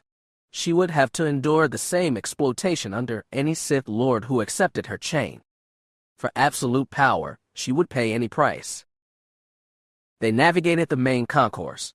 Several acolytes turned to watch them pass, whispering behind their hands. The data from her victory in the dueling ring had circulated through the barracks. No one looked at her like a broken invalid anymore. She would never be the golden child of this selection cycle, but she had earned a far more dangerous reputation. They saw her as Harkin's hammer, a blunt instrument willing to perform any execution without hesitation. That specific brand of cold reliability would appeal to a master looking for an enforcer, and the cruelty she was carefully cultivating would serve her well once she stepped onto a battle cruiser. An apprentice was an extension of their master's will, and as long as her future master provided the resources she needed to grow, she would play the part of the perfect, subordinate tool. Until she had drained them of every secret they possessed. A small smile touched her lips as they walked. On the day she outgrew her master, they would find out exactly how well the Academy had trained her. They wouldn't survive the revelation. Harkin led her past the massive crimson banners of the Sith Empire, beneath the towering, hooded statues that dominated every public tier of the Academy. Avaryss had always felt a subtle, physical discomfort around those monuments. The cold stone eyes seemed to track her movements through the hall, judging her worth. She kept her gaze fixed straight ahead, refusing to look up into the blank, carved faces. Some acolytes claimed the statues were modeled after the Emperor himself, but the facial structures vary from tier to tier, though they always remained human. She had always assumed the Emperor was a pure blood, or at least carried the high-caste red skin of the old conquerors. Rumor held that his personal guard was comprised entirely of pure-blood warlords. But the biology of the throne didn't matter. The Emperor was the apex predator of the galaxy, immortal, absolute, and the owner of their lives. He was the state, and they were his property. Nothing else required thought. They reached Tremo's administrative suite. The dark-skinned overseer was standing at parade rest behind his desk, his hands locked behind his back as he waited. Harkin offered a brief, professional nod and took his position at his colleague's side. Avaryss stood before the two senior instructors, her pulse quickening as the heavy scent of old blood and electrical ozone filled her senses. "Overseers," she said, offering a deep, formal bow. "Acolyte," Tremo said, his voice characteristically quiet, almost civil. "I assume you understand why you have been recalled from the barracks." Her eyes lit with a sudden, dark fire. "Is my deployment ready?" Tremo let the silence stretch for several seconds, testing her discipline, letting her anticipation build before he gave ground. "It is. A Lord of the Sith has noted your performance in the ring. They have expressed a preliminary interest in your file." Finally, the next phase. "But the Lord requires a final metric," Harkin interrupted, his voice dropping into a harsh register. "They want to see if you have the stomach to survive a live combat environment before they sign your transfer." "Test me," Avaryss said, her fingers twitching near the hilt of her war blade. "Give me the coordinates. I will show the Lord what I am." Tremo let out a dry, rattling breath. "Your arrogance has certainly recovered. But this trial isn't an arena match, girl. If you are as resilient as you claim, you will return with the Master's brand. If you fail, your bones will stay in the dirt. Either way, your time under our supervision ends tonight." "Then send me out," she said, her voice flattening into steel. "I am done waiting." The two overseers exchanged a brief, calculating look. An Imperial Reclamation Service detachment recently breached an uncatalogued vault in the furthest sector of the Valley of the Dark Lords, Tremo explained, leaning over his terminal. "The architecture doesn't match the standard dynastic tombs." A cold thrill moved through Avaryss's chest. An untamed vault. "The site is ancient," Harkin said. "The initial scan suggested predates Ahuntapal's arrival. The primary complex was dug deep into the bedrock, far below the chambers built by the later expansionists. It likely belonged to one of the original exiles, the rogue Jedi who fell here millennia ago and subjugated the native species." Harkin leaned forward, his yellow eyes locking onto hers. "This is your killing floor, Acolyte. This is where you prove you belong to the modern empire." "What are the operational hazards?" she asked. "The entire reclamation team was wiped out within 12 hours of breaching the seal," Tremo said. "Before the command link died, the researchers reported that the structural defenses used a combination of mechanical triggers and primitive Sith sorcery.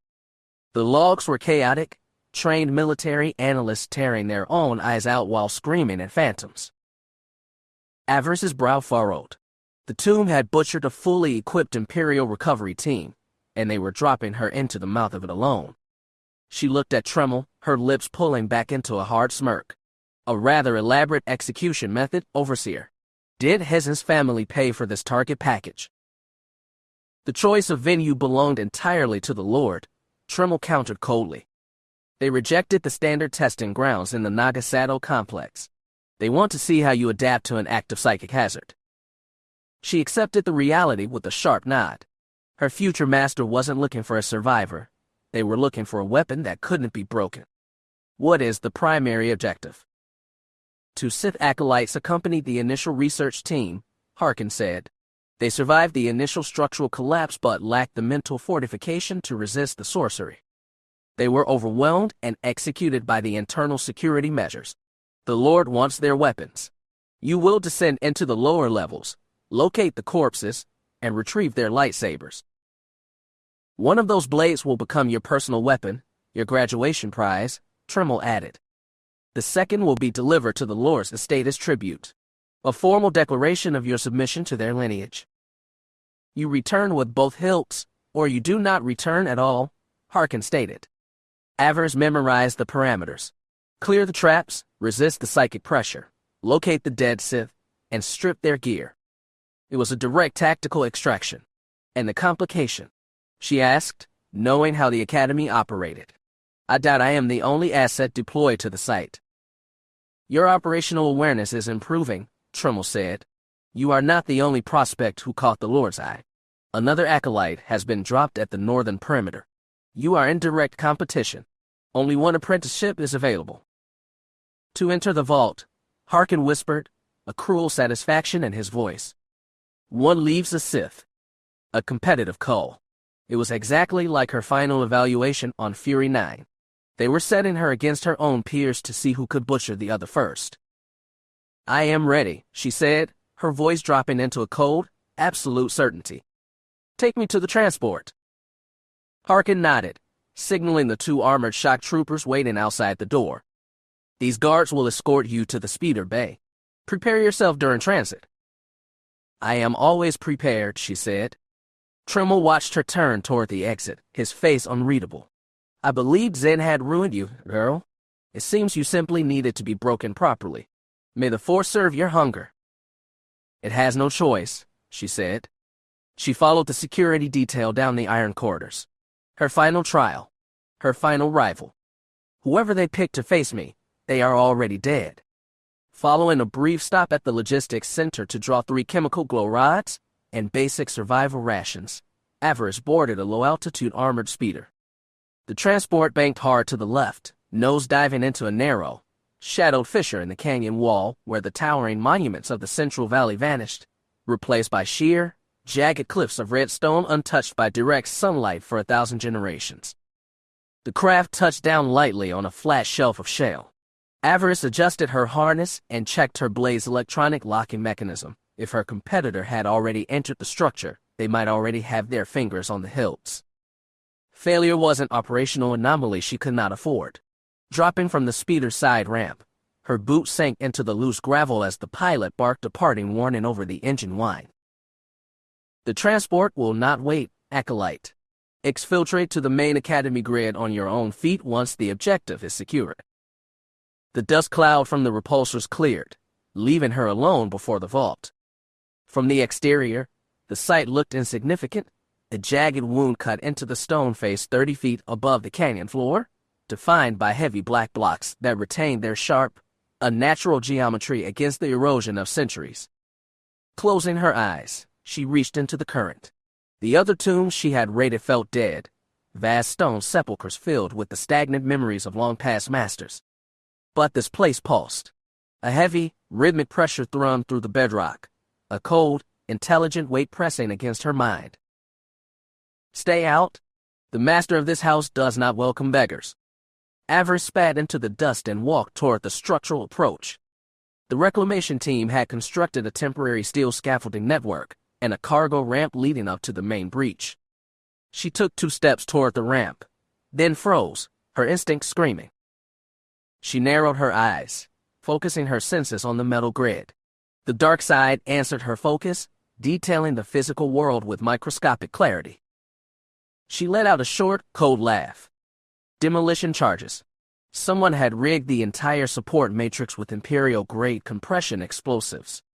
Through the glare of her goggles, she caught the faint, shimmering lines of infrared tripwires crisscrossing the lower landing. She extended her hand, using a precise needle of telekinetic force to sever the internal power cell of the nearest unit, pulling the disarmed brick into her palm. It was standard military surplus, but the payload was dense. If one detonated, the chain reaction would drop the entire 30-ton scaffolding network into the canyon, crushing anything beneath it. Even with her barriers, she wouldn't survive a structural collapse of that scale. It was an obvious present from her competitor, likely backed by Tremel's logistics clearance. She could stay here and drain the power packs of every charge on the grid, but that would waste valuable minutes. She tossed the dead explosive aside, drew a deep breath, and let her consciousness sink into the cold currents of the Force. Abandoning the ramp entirely, she locked her fingers into the natural crevices of the cliff face, free-climbing the vertical rock alongside the scaffolding. She moved with a fast, fluid rhythm, hauling her weight upward as the memory of Oridanna's rustic collection towers flickered behind her eyes. The freezing wind, the exterior scaffolding she had climbed as a child, using unrecognized talents to survive the drop.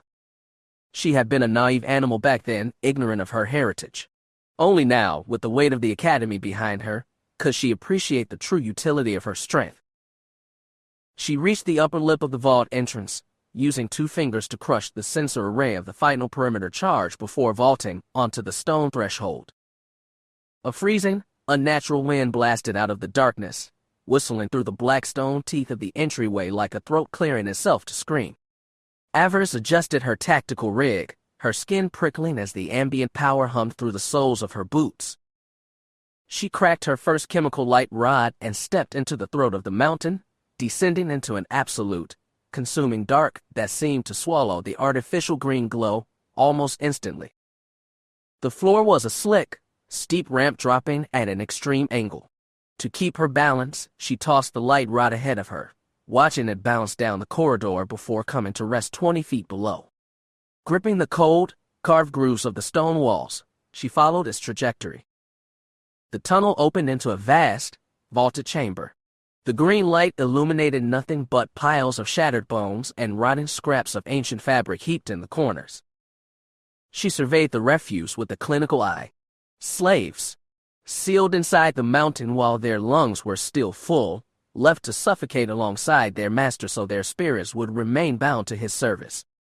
It was a brutal and efficient use of labor, but it spoke to the absolute authority of the old exiles. She looked for any sign of the modern reclamation team, dropped gear, battery packs, or human remains, but the floor was completely bare. Drawing her war blade, she flipped the power toggle. The heavy metal bar ignited with a sharp electronic hiss, the dark violet plasma casting long, distorted shadows across the stone carvings. She stopped, her head tilting as her auditory cortex picked up a vibration through the stone. "Help me, please. Someone help me." Her eyes narrowed, her hand tightening around the hilt. It sounded like a child, a young girl sobbing weakly, her voice thin and choked with terror. Avaryss smiled, a cold spike of satisfaction clearing her thoughts. Had the tomb's psychic hazards already broken her competitor? Had the little idiot stumbled into a trap and been left to bleed out in the dark? She turned toward the sound, following a secondary tunnel that sloped downward into the deeper foundations of the mountain. She kept her senses extended like feelers, checking the stone flags for pressure plates or sonic tripwires. The ancient sorcery in this place was dense, making it difficult to isolate the distinctive energy signatures of the lightsabers she had been sent to find. The weeping grew louder, a pathetic, wet sound that echoed off the damp stone walls. The predatory instinct in Avaryss's chest flared, her fingers twitched, her muscles locking as she prepared to rush down the corridor and put her blade through the target's throat. Patience. This is an alien environment. It could be a kinetic lure, an automated cobox. The corridor widened into a small, circular ritual chamber. Avaryss stepped over the threshold, her light rod illuminating the source of the noise. She went completely rigid. It wasn't another acolyte. The girl crouching against the far wall was no older than 13.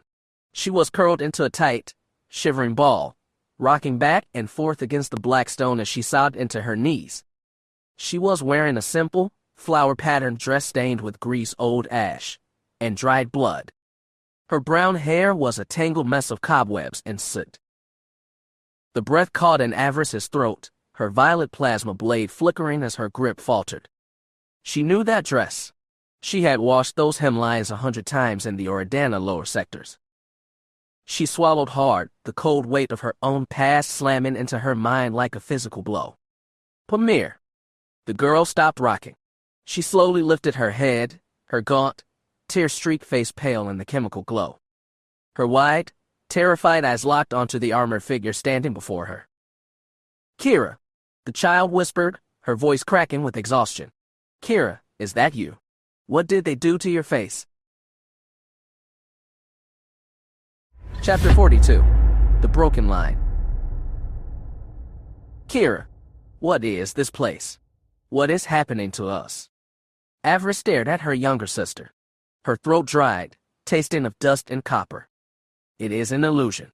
The logic of her training fought to master the adrenal surge. It isn't Pamir. It cannot be. My sister is a corpse in the Oridanna ruins. I felt her life fade when the ordnance detonated. I know the shape of her death. Yet the child did not stop weeping.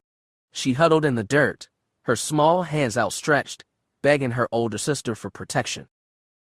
Avaryss tensed, her boots rooted to the stone flagstones. This wasn't the first time the Academy had weaponized her attachments against her. It wasn't the first trial designed to test whether her loyalty belonged to her bloodline or the Empire. She reached out with her awareness, trying to pierce the psychic shroud before her. She sought the physical footprint of a flesh and blood intruder, or perhaps another acolyte, using a mask and shroud to mimic her sibling's likeness. The dark side within the vault answered with nothing but a mocking, erratic vibration. It was entirely possible the ancient sorcery laced into the stone walls was simply reaching into her mind, extracting her worst failures, and manifesting them in the meat of her eyes.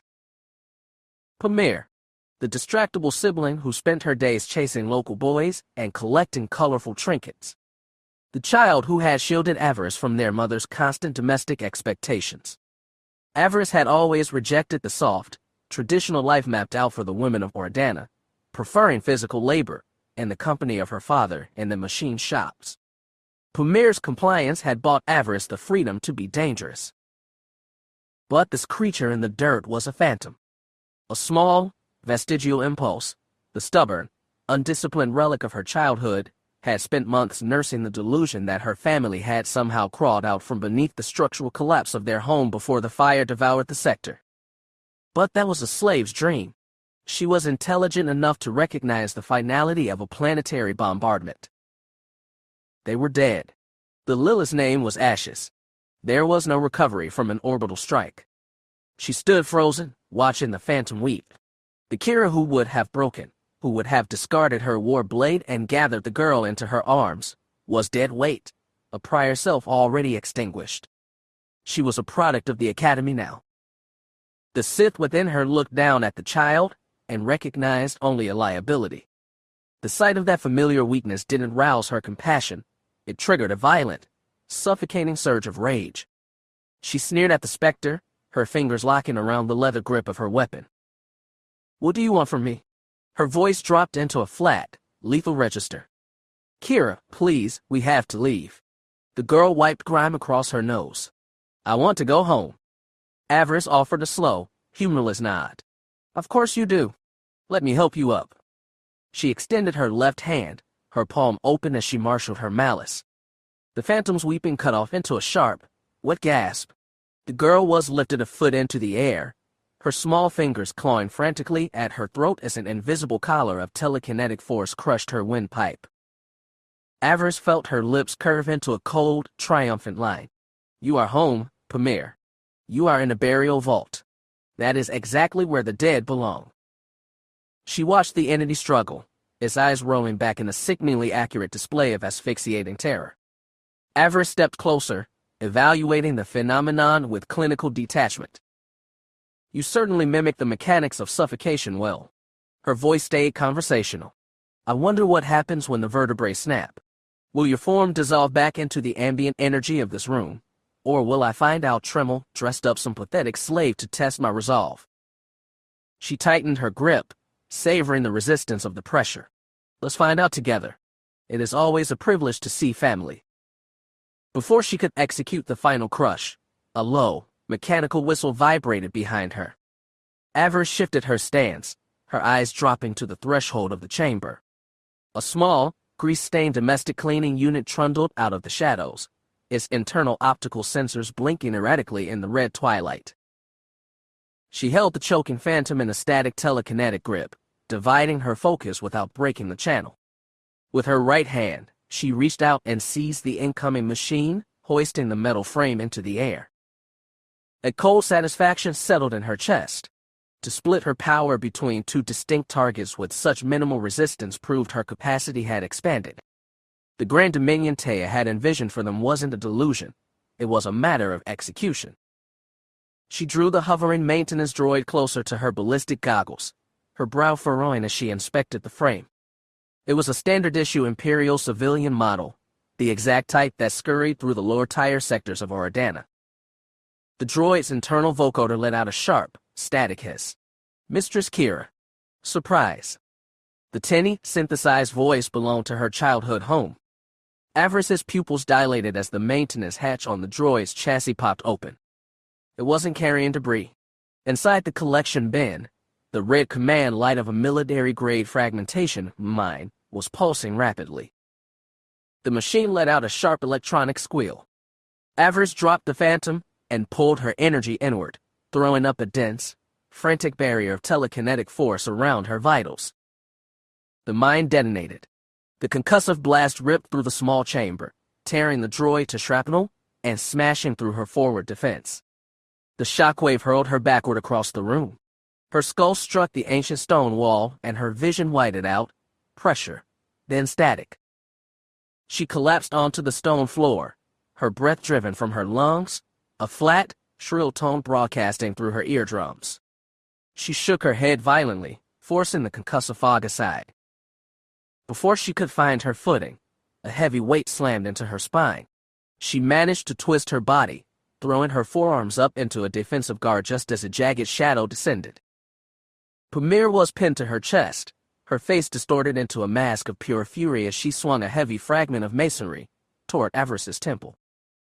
The reinforced weave of her combat suit and the remnants of her instinctual barrier caught the brunt of the blow, but the impact sent a sickening jar through her jaw. Something warm and viscous began to trickle down her cheek, and she tasted the sharp, metallic salt of her own blood. Avaryss snarled, an explosion of unadulterated hatred clearing her mind. She unleashed a raw, unfocused wave of telekinetic energy from her chest. The phantom was blown off her, thrown 20 feet across the room to crash against the far pillar. Staggering to her feet, Avaryss drew her war blade, the weapon hissing to life with a violet hum. She scanned the shadows for her sister, but as her vision stabilized against the ringing in her ears, she realized the encounter had shifted. Through the dust, she caught the rhythmic, metallic scrape of marching treads. She looked up. 4 ancient Sith sentry droids were moving down the entry shaft in a precise wedge formation. Their heavy iron chassis were black with age, their long execution halberds raised. She had fought similar relics in the lower trial grounds. Their programming was out of date, their ancient blades unable to penetrate a standard kinetic barrier. They were obstacles, nothing more. Then the lead sentry raised his left arm, and a crimson bolt of blaster fire exploded through the dark. Avaryss snapped her blade up just in time, deflecting the plasma bolt into the ceiling. She lunged forward, her boots kicking up shell as she sought to close the distance before they could cycle their weapons. The tactical anomaly registered immediately. Ancient sentries were never engineered with modern Imperial blaster assemblies. She caught a flash of movement behind the metal ranks. Pamir was crouching in the rear, and beside her stood the source of the mechanical modification. It was her youngest sister, Talitha, the family prodigy who spent her childhood dismantling moisture vaporizers and rewiring power cells. The child was laughing, her small fingers holding a diagnostic datapad wired directly into the Sentry's primary logic boards. I upgraded them, Keera. The Phantom's voice carried clear over the roar of the blasters. Isn't it perfect? Avaryss snarled under her breath.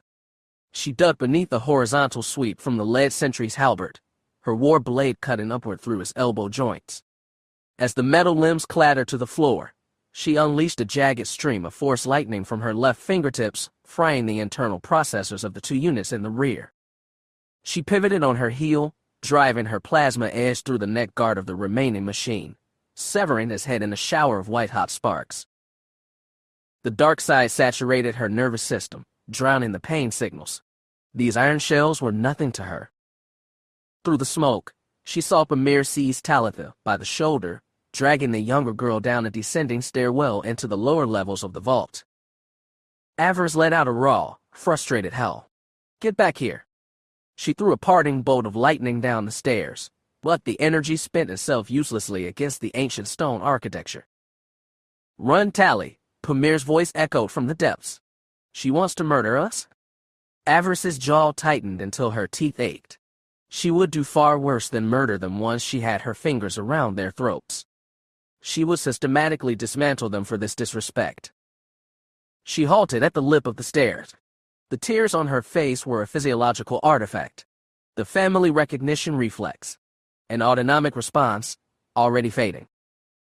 They are not my sisters. Her voice came through cracked lips as she wiped the blood from her cheek. They are an insult, a mockery of what I lost. She smiled. I am going to enjoy cutting them open. The objectives of the trial, the dead acolytes, the lightsabers, the favor of the anonymous lord, faded into background noise. The dark side had completely occupied her cognitive functions. Her family had attacked her. Her family had betrayed her. She plunged down the dark stairwell, following the scent of ozone and old ash. The hour that followed felt less like a tactical operation and more like an extended delirium. The vault seemed to defy geometry. Every time she cornered the phantoms, another iron blast door slid back or a hidden structural shaft dropped her into a parallel corridor. The ambient dark side energy was deafening, scrambling her sensory perception and making it impossible to navigate by instinct alone. Every chamber presented a fresh defense metric. Iron trip wires, automated scythes, and deadfalls bedeviled her progress. In one subterranean cistern, she was swarmed by a nest of Kaelor slugs, massive, pale larvae with concentric rings of needle-sharp teeth, but she incinerated them with lightning before they could latch onto her armor. The primary hazards, however, were the ancient defense glyphs carved into the stone lintels. They fed directly on her personal malice, projecting solid shades of her past encounters. They struck at her with the same physical lethality as the sentries. She severed a shadow that wore the face of an Imperial squad leader, watching his form dissolve into ash as her blade cut through his torso, but two more took his place. Avaryss's breathing was shallow.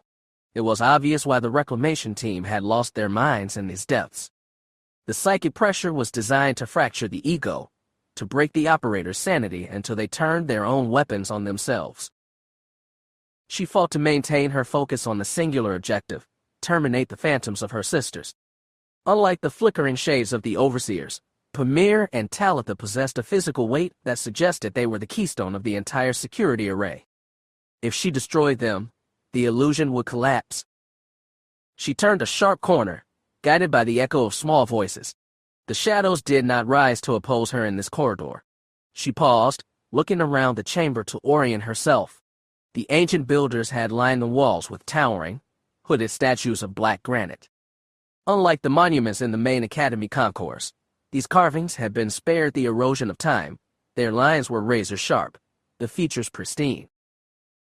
The statues depicted a woman.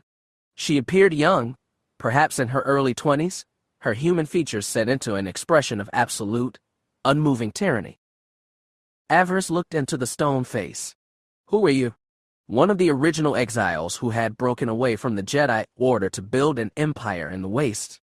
The complexity of the psychic trap suggested the architect was a master of Sith sorcery, an academic of the dark side whose lineage had been lost to history. A sudden curiosity stirred in her chest. How much knowledge had been buried in this mountain? How many weapons had the modern empire forgotten? The sound of weeping drew her forward again, leading her toward a wide, circular chamber at the end of the hall. The voices were clear now, stripped of the mechanical distortion. She stepped through the archway, her wall blade raised, eager to complete the execution. The sight inside the room stopped her instantly. She had found her sisters, but they were no longer alone. Her chest heaved, the air going thin. Mother. Maya Lylos stood at the center of the chamber, her body shielded by an old, rusted industrial prybar she held like a sword. She was pushing Talitha and Pamir behind her skirts. Talitha was trembling, clutching a shattered piece of the cleaning droid. Stay back from them. Maya Lylos's knuckles were white around the iron bar. Girls, stay behind me. Avaryss was paralyzed. She had expected the droids, the traps, even the phantoms of her sisters, but her mother's presence was a strike she hadn't prepared for. Mother. Her voice dropped into the quiet tone of her childhood. You don't need to brandish that. It's me. I am here. She took a step forward, extending her left hand to touch her mother's arm. Maya Lylos swung the iron bar with a desperate, heavy force. Avaryss recoiled, the metal tip missing her throat by fractions of an inch.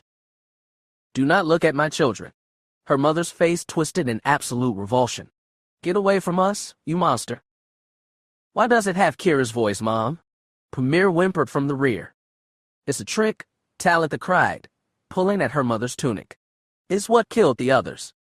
Avaryss flinched as if she had been struck with a shock prod. It isn't a trick. Mother, look at me. It's Keera. I survived the fire. I came back. How dare you? The voice that echoed through the room was cold as iron, vibrating with an ancient, predatory malice. How dare you raise a tool against a prospective servant of the Empire? For a second, Avaryss didn't recognize the source of the broadcast.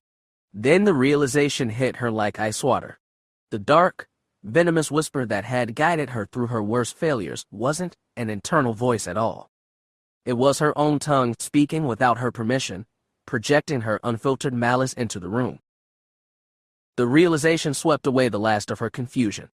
The lingering remnants of Keera Lylos were dragged down beneath the surface, drowned in the absolute black of her ambition. Avaryss let out a low, mocking laugh. What had she been doing? How had she allowed herself to soften in the presence of ghosts? Her mother's phantom had triggered a final convulsion of the meat, the last autonomic spasm of a prior self. She would not permit another relapse. She looked at Maya Lylos, her eyes burning with a bright, predatory, orange fire. She hated the woman for the weakness she had just provoked in her, and she despised the spectacle of civilian terror standing before a Lord of the Sith. You understand the penalty for resisting an officer of the state. Maya Lylos looked at the violet plasma blade, her resolve fracturing as she dropped to her knees, the iron bar clattering against the stone floor. Spare them.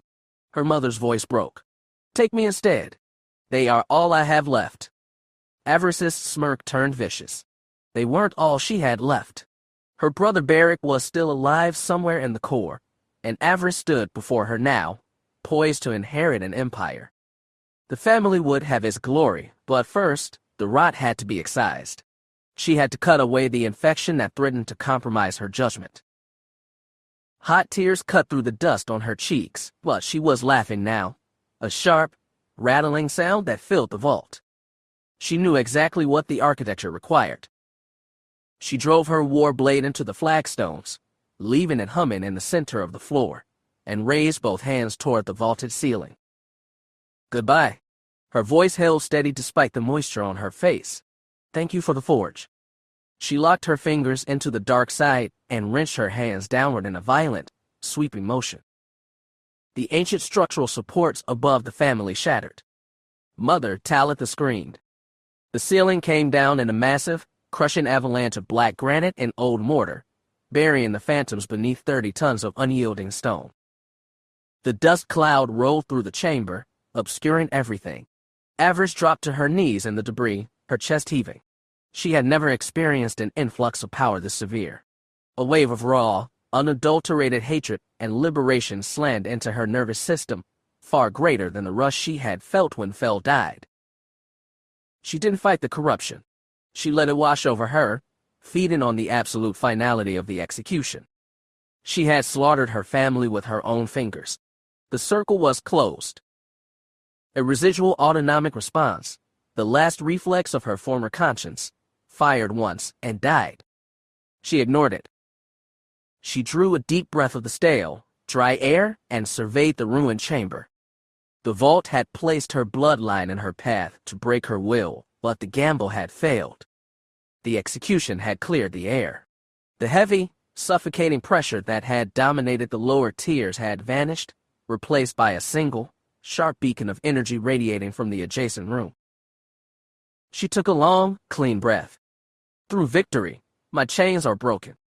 Wiping the red mud from her cheeks, she looked at the mountain of stone before her. She reached out with her awareness, checking the debris for any sign of biological life or lingering spirits. There was nothing. It had been an echo, a psychic projection engineered by the tomb's architect. Do not fear, mother. Her voice was flat. Darth Feer will still pay the bill for Oridanna. He took you from me, and I will take everything from him. She walked to the center of the room, pulled her war blade from the stone floor, and checked the power cell. The preliminary trials were complete, but the primary target remained ahead. Her mother and sisters were gone, but her competitor was still in the deep. She turned toward the adjacent archway, her jaw set. She still had 2 lightsabers to retrieve and a rival to eliminate. The dark side demanded its cut. It was time to pay the next installment. Chapter 43. The Power to Claim. The archway delivered her into silence. Avaryss stepped through the threshold and stopped, her war blade humming low at her side. The transition was immediate and absolute. No bluff-triggered shades rose to meet her. No whispers bled from the stone. The psychic pressure that had saturated the upper and middle tiers of the vault was simply gone, as if the destruction of the family phantoms had severed the tomb's primary defense circuit. The air here was different. Cold. Stale without being ancient. The kind of cold that belonged to a place where nothing had drawn breath in centuries. She swept the chamber with her awareness, cataloging the space. A burial rotunda, circular and vaulted, the walls lined with stone sarcophagi carved in the likeness of long-dead Sith Lords. Their granite faces stared down at her with expressions of frozen contempt, but they were inert. No sorcery animated them. No traps lurked in their shadowed recesses. The only light came from a single failing illumination panel mounted above the central dais, an Imperial Surveyor's light, modern and industrial, left behind by the reclamation team that had mapped this deep before losing their minds. It flickered, casting the rotunda in a sickly, intermittent yellow that made the shadows jump. At the center of the dais, 2 bodies lay sprawled across the stone. Avaryss approached without haste. Her boots clicked against the flagstones, the sound sharp and isolated in the dead air. She reached the first corpse and crouched, her war blade held ready in her left hand while her right arm hung heavy at her side, the muscles throbbing with a dull, persistent ache from the concussive blast of the fragmentation mine. The dead acolyte was a human male, mid-20s, his combat suit torn open across the torso by a lateral blade strike. The wound had cauterized on impact. No blood pool. He had died fast, caught mid-stride by an opponent who had closed distance before he could react. His lightsaber lay beside his outstretched hand, the emitter housing corroded white and green from centuries of moisture seeping through the vault's upper strata. The activation matrix was a standard Imperial field assembly, 3rd generation, the casing pitted but intact. Avaryss picked up the weapon. She depressed the activation stud with her thumb. The blade ignited with a rough, sputtering snap. The crystal was misaligned, the power flow uneven, but it held. She shut it off, checked the belt ring for stress fractures, and tethered it to her tactical rig. She moved to the second body. A Twi'lek female, younger than the first, her leku mottled with the gray pallor of death. The kill wound was smaller, cleaner, a single thrust through the spinal column, delivered from behind. An execution, not a fight. The defense turrets in the upper corridors had softened her up, and someone had finished the work. Her lightsaber lay half beneath her hip. Avaryss rolled the body aside with her boot and retrieved the weapon. The grip wrap was carbon-scored, the leather burned black in a starburst pattern radiating from the lower emitter ring. A direct discharge? The woman had taken a glancing hit to the hilt hand and lost control of her weapon. Then the killing thrust had found her spine. Avaryss thumbed the activation stud. The blade sprang to life with a clean, steady hum, crystal-aligned, power flow stable. A better weapon than the first. She shut it down, clipped it beside its twin, and straightened. She scanned the rotunda's perimeter. 2 exits. The archway she had entered through, and a second passage on the far side of the dais, its iron blast door retracted into the ceiling. Beyond it, she sensed the faint thermal bleed of a living body. Azardi. She felt him before she saw him, a heavy, aggressive pressure in the force, dense with adrenaline and banked hostility. He was waiting for her. Not hunting. Not maneuvering. Waiting. It was an arrogant, predictable maneuver, the typical baseline strategy of a Form V practitioner. Avaryss crossed the dais and stepped through the second archway into a long, rectangular antechamber. The space was bare, no sarcophagi, no statuary, just ancient stone walls stained black with age and a high ceiling lost in shadow.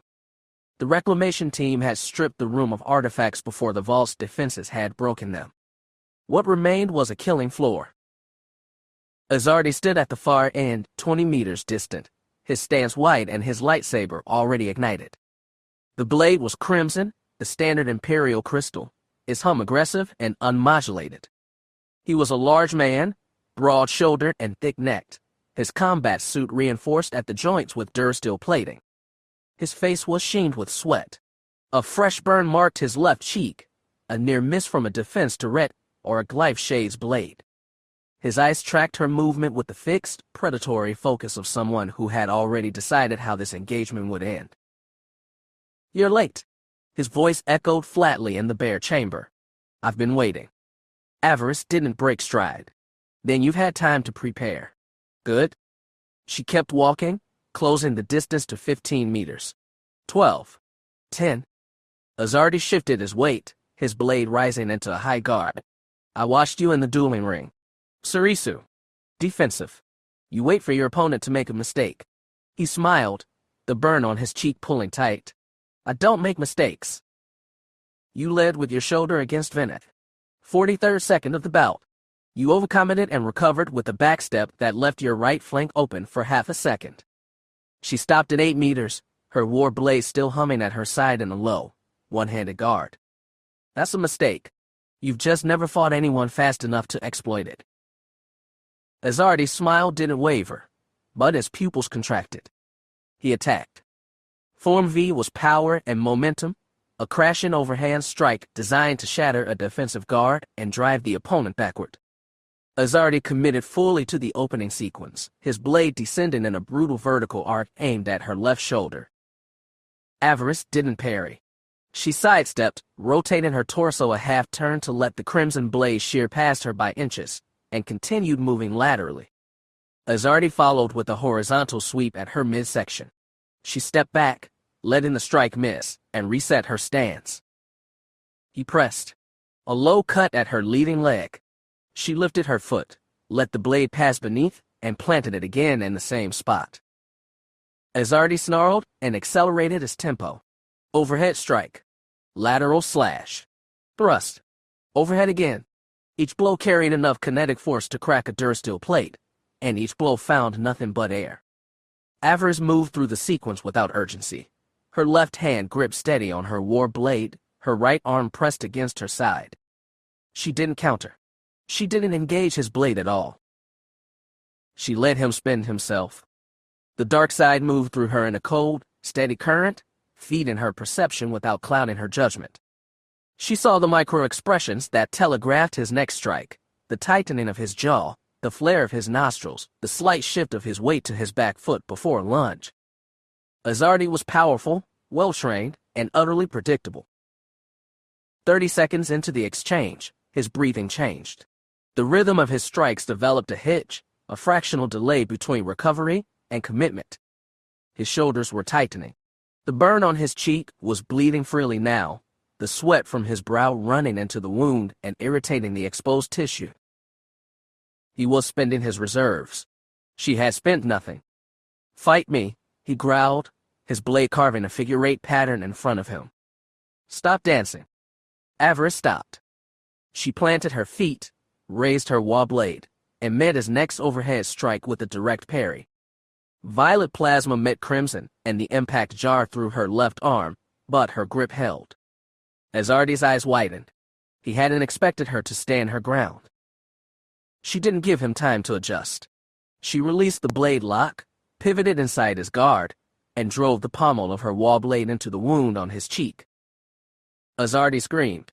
The fresh trauma to the burn site overloaded his nervous system, his grip faltering on his lightsaber as his free hand flew to his face.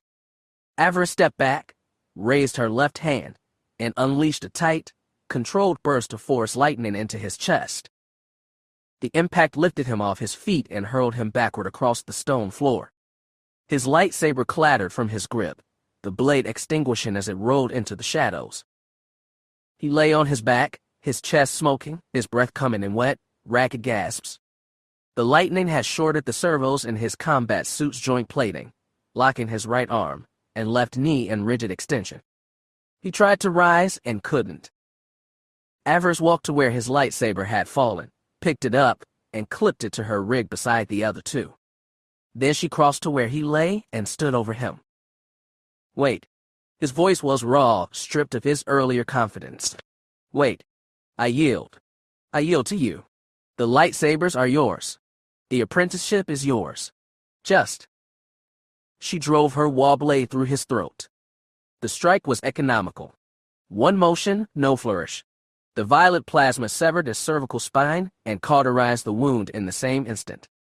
Azardi's body went slack, his expression frozen in the moment before comprehension caught up with the blade. Avaryss withdrew the weapon and stepped back. The entire engagement, from the first overhead strike to the final thrust, had lasted 41 seconds. She shut down her war blade and stood in the silence of the antechamber. The dark side pulsed through her, steady and cold. There was no exultation, no rush of liberation like the family sequence had produced. Azardi had not been an emotional obstacle.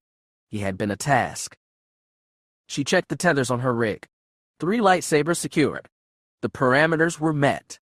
The chamber's far wall held a third blast door, this one retracted fully into the ceiling.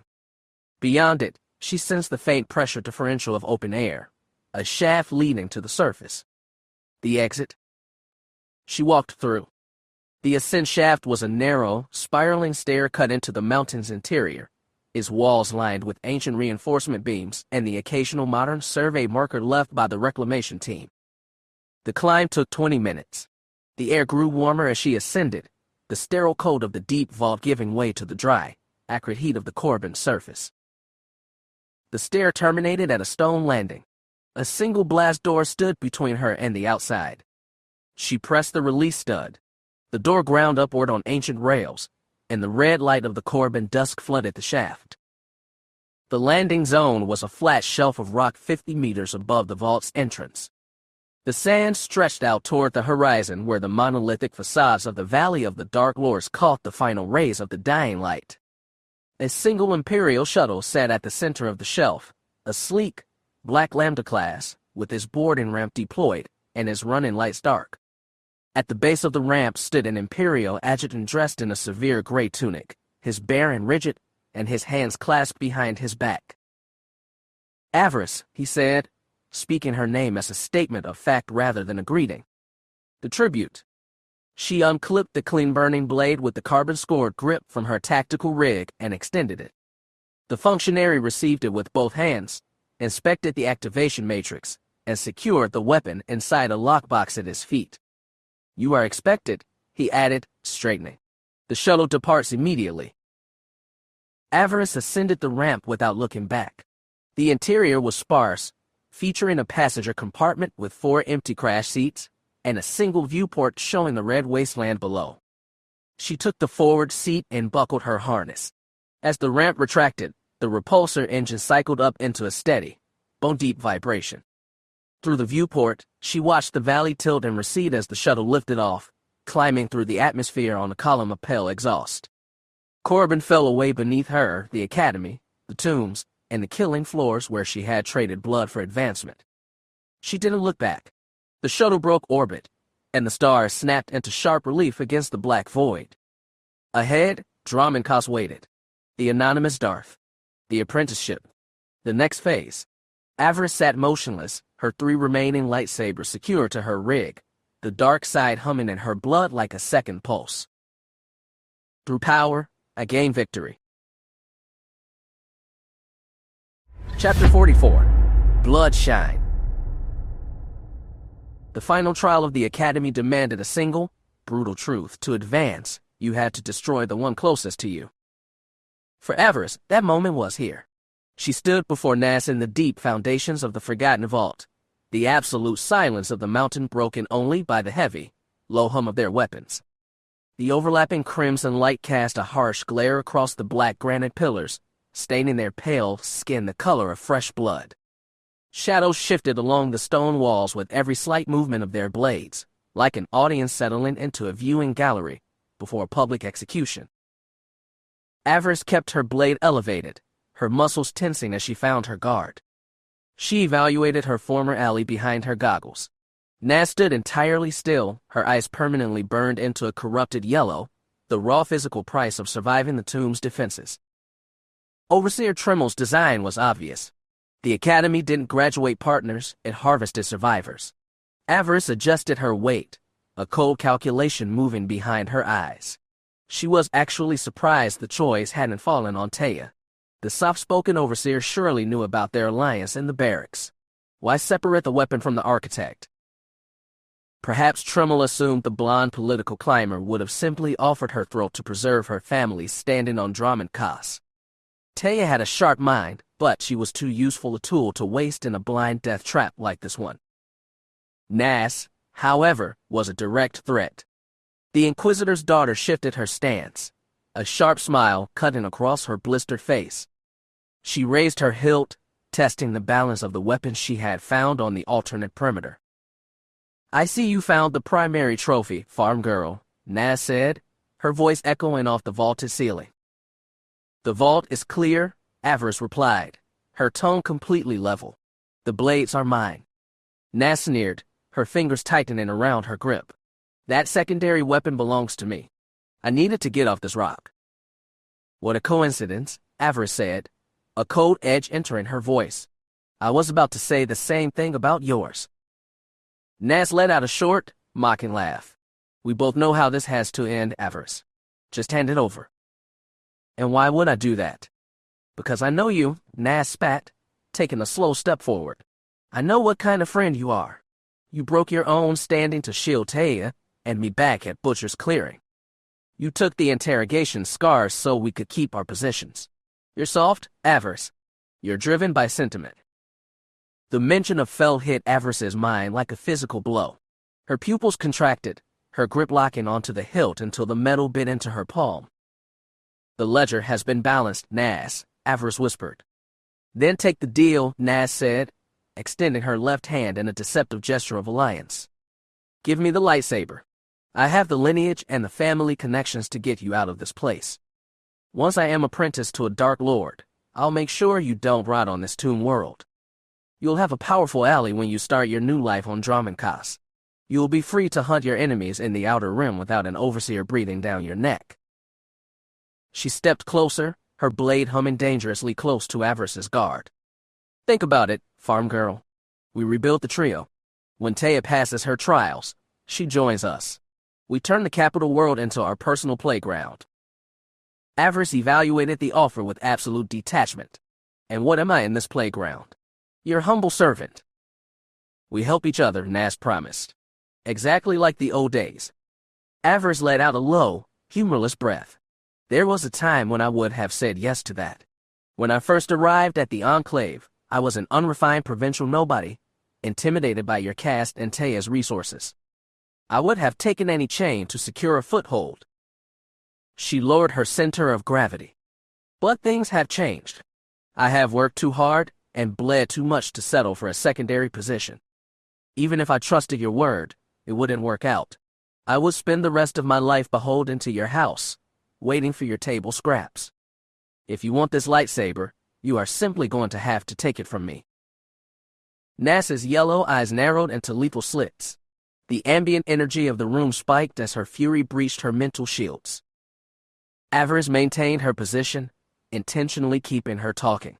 If this was the final cull of their selection cycle, she wanted to be sure of everything.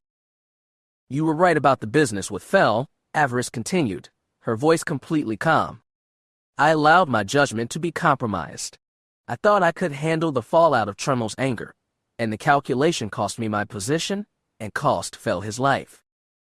The memory of the boy's corpse lying in the high caste quarters moved behind her eyes, gray and twisted by the agony of the attack. He deserved better than an end like that, Avaryss murmured. Nass offered a cold shrug. Cynics isn't a pretty way to die, is it? The statement hit the room like an explosion.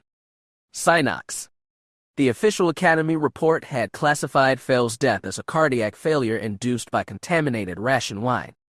The physical specifics of the compound hadn't been leaked to the barracks. Only the killer could identify the chemical signature. Avaryss's pulse accelerated, a violent wave of hatred surging through her veins. Keep her focused. Do not go wild yet. Let the malice build. Let the executioner have her fuel. She maintained her smooth, dangerous smile. It was a brilliant strategy. If I had died during the interrogation, Fel would have been executed for my murder. His supporters would have discarded him as a liability, and whoever cleared the lane would have rid themselves of both of us. They would have, Nass agreed, a subtle wave of pride leaking through her force barriers. Avaryss felt the telltale vibration through the dark side, a distinct current of superior satisfaction radiating from the Inquisitor's daughter. It was all she could do to keep from lunging across the floor and ripping the girl's throat out with her bare hands. The memory of Fel's golden eyes filled her vision, demanding revenge. No true Sith permitted an assassin to breathe their air. She pushed her rival further, seeking the absolute confirmation. The war blade was a nice touch, Avaryss added, her voice dropping into a light purr. A simple way to deliver the poison. No high caste soldier suspects their own steel. The pride vanished from Nass's presence, replaced by a sudden spike of tactical suspicion. She realized the trap had snapped shut. Avaryss let out a cold laugh. It was entirely proper for a person to understand why they were about to die. This conversation is over, Avaryss, Nass said, her voice tightening as she raised her weapon into a heavy gem soul guard. I am tired, and I want to get out of here. Just give me the lightsaber, and I'm gone. No, Avaryss said sweetly. Nass's yellow eyes flared. She raised her left hand, unleashing a concentrated telekinetic pulse designed to shatter Avaryss's posture. Avaryss absorbed the impact against her kinetic barrier, with a dismissive jerk of her shoulder. Now you're just embarrassing yourself. Did you genuinely believe a basic mental push would work on me? I thought you knew me better than that. Nass sneered, her breathing turning jagged. I know you quite well, farm girl. The Force may have blessed you with great power, but you lack the will and the strength to truly use it. You should step aside and let those of us who know what we are doing have our chance. You will waste everything a master gives you. Avaryss didn't waste oxygen on a verbal response. Talk was worthless. She shifted her feet into a precise Makati duelist guard, her crimson blade angled toward the stone floor. You want this lightsaber, Avaryss said, her voice dropping into a freezing finality. I'll give it to you, right up inside your belly and out the other side. So be it, Nass snarled. The final trial was live. Both acolytes lunged simultaneously, their blades colliding with a violent electronic shriek that threw white-hot sparks across the dais. This wasn't an academy sparring match. Every strike carried the absolute weight of survival and vengeance. Their combined passions flooded the chamber, unlocking a new reservoir of power that supercharged their speed.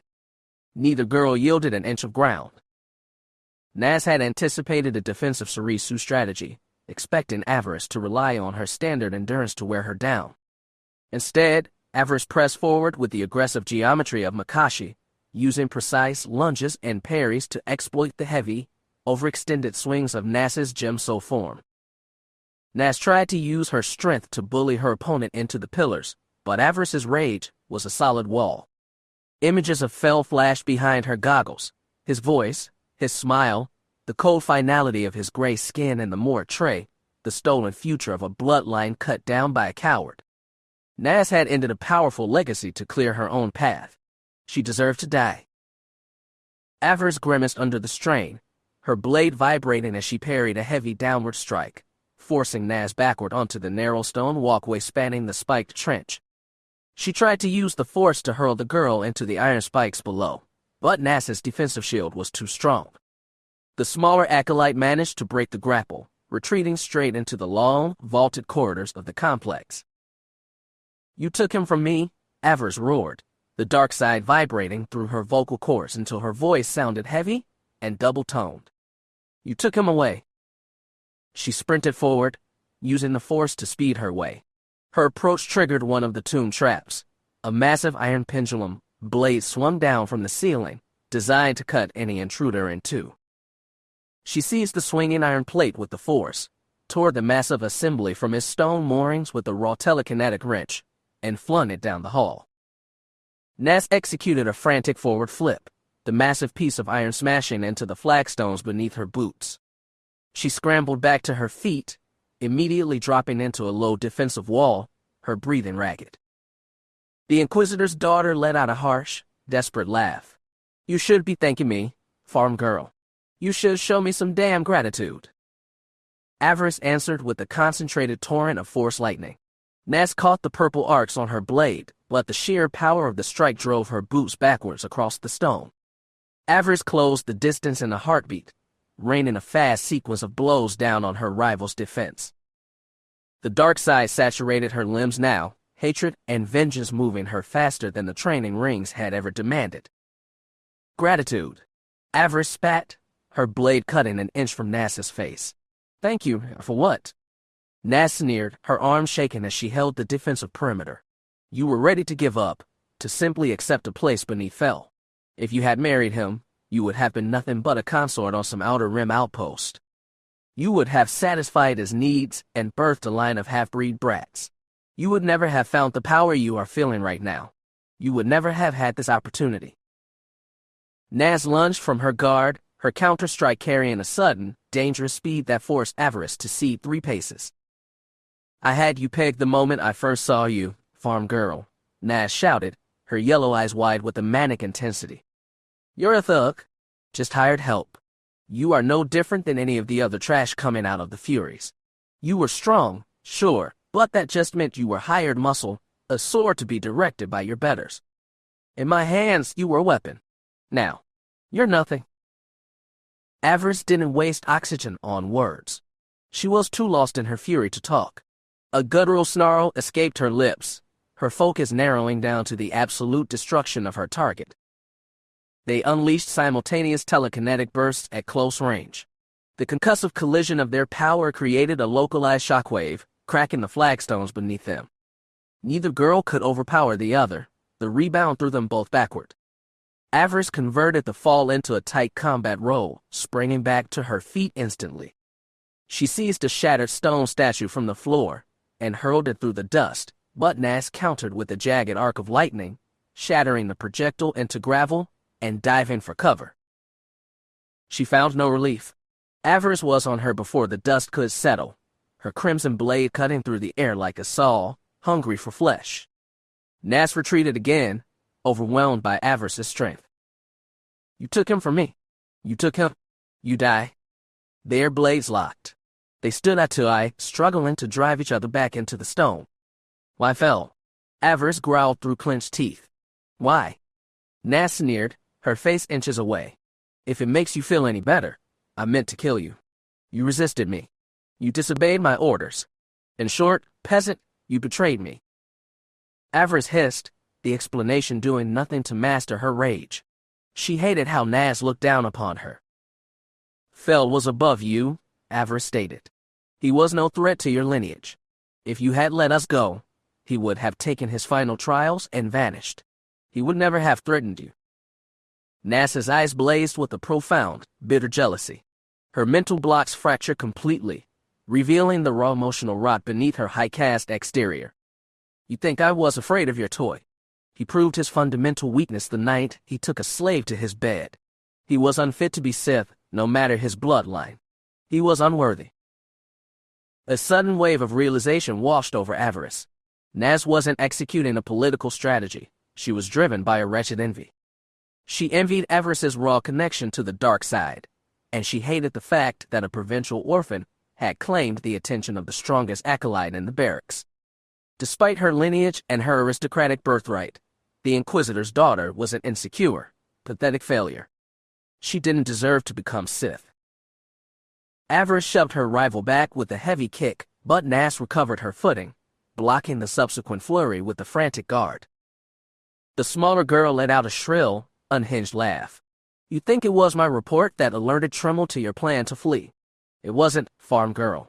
Many eyes are on you. Someone has invested a lot of time in your training. They had no intention of letting their property run off with a boy. The words pierced through the red fog in Avaryss's mind. Someone was monitoring her training data from outside the academy walls. But they wasted their time. Naz screamed, her focus shattering into complete delirium. You are a waste of resources. You are not fit to stand beside a Dark Lord. I am the true graduate of this cycle. Despite what my father says, I'm worthy. It is me. Me. The chamber shook as Naz unleashed a concentrated force scream.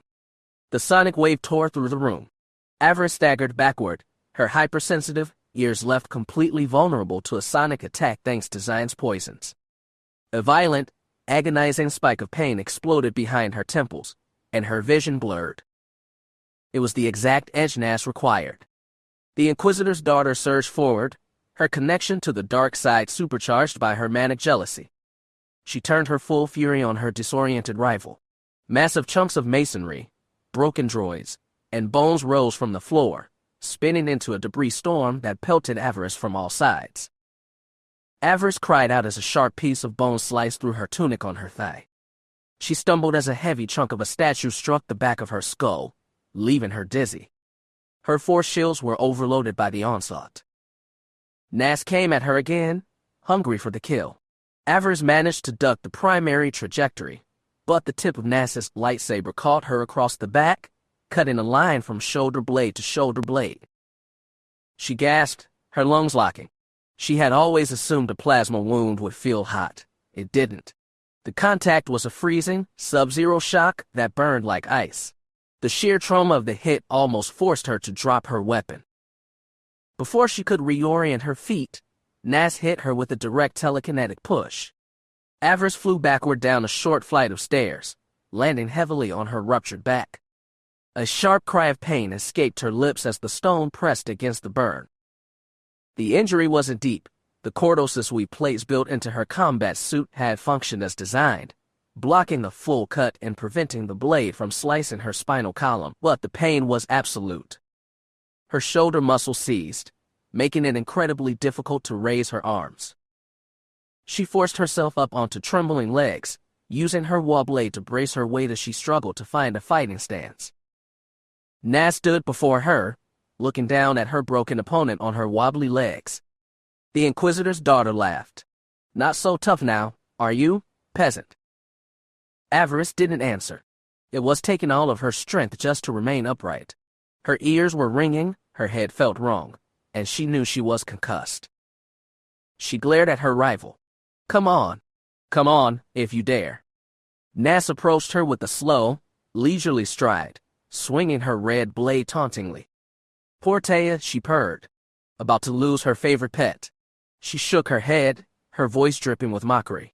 If you only knew what I had to put up with when you were floating in that Kolto tank. Taya missed me, I take it. Avaryss rasped, spitting blood onto the stone. The Inquisitor's daughter rolled her eyes. If you had died, she probably would have killed herself, the weak little fool. All I heard spewing out of her mouth that entire time was, "I killed Avi." Poor Avi. She looked down on her wounded enemy with disdain. "She is in love with you, do you know that? You have been her only fantasy for the last few months." Avaryss blinked, the physical pain momentarily eclipsed by a sharp current of shock. Taya is in love with me. She had always viewed the blonde acolyte as a calculating political partner. She had never factored a genuine romantic obsession into the equation. Nas caught the shift in her expression and let out a devious laugh. "You didn't know. I'm not surprised. Our little Tay has exotic tastes. She is attracted to power, male or female. It makes no difference to her." The Inquisitor's daughter smiled. "I had hoped to use that desire to my advantage.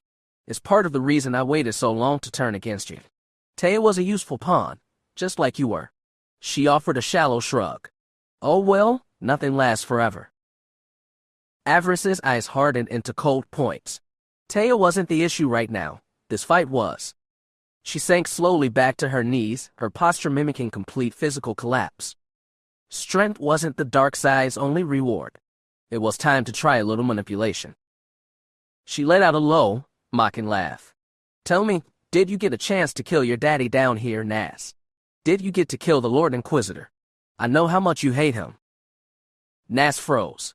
The enjoyment instantly vanished from her face, her features tightening into a mask of pure hate. "Shut up," she growled. "Does the fact that you want to kill him shame you? It shouldn't. I killed my whole family down here, and they loved me." She grinned savagely. "That puts me one up on you, doesn't it?" Nas continued to come closer, her presence radiating a wild, dark anger that was only continuing to build. Avaryss twisted the knife even more. "What about that endless string of paramours you told me about? Did you get the chance to kill any of them?" "Oh, I certainly hope so. I can't imagine how much their deaths would be worth. After all, your father gave them more affection than he ever gave you, didn't he?" "I'm going to kill you, Avaryss," Nas growled, her voice shaking with an all-consuming fury. "I don't care what you say." Avaryss grinned. "Yes, you do. Otherwise, I would be dead already." She could feel the other girl's power building, but at the same time, she could feel her shield slipping. Rage was useful, but it could get in the way if you let it. Avaryss was determined to see that it did. "You know," she said coolly, "becoming Sith, getting a powerful master, it will not give you what you want. Your father will still look down on you. He'll still sneer at you." "You know nothing," Nas snapped. "You're right, I don't. But you do. Search your feelings, Nas. You know what I'm saying is true." The Inquisitor's daughter stepped behind her, raising her blade. "I'll shut you up permanently, you peasant." "Go right ahead," Avaryss said. "You will still be nothing in your father's eyes." Nas let out a feral snarl, her emotional discipline collapsing entirely. She channeled every remaining ounce of her power into her sword arm, putting her entire weight into a strike designed to send Avaryss's head flying. It was the exact mechanical opening Avaryss had engineered. Time seemed to slow down as she called on the Force. Moving with a speed none could match, bypassing her physical injuries, she slid laterally out of the way of her rival's strike. The red blade passed her head and smashed into the stone floor with an explosion of sparks. Nas had committed so much kinetic energy to the swing that she could not recover quickly enough. Avaryss was ready. Ignoring the blinding pain from her burned back, she lunged forward with her new lightsaber. Nas's guard was completely broken, her hilt down. She fulfilled the promise she had made to Nas at the start of their duel.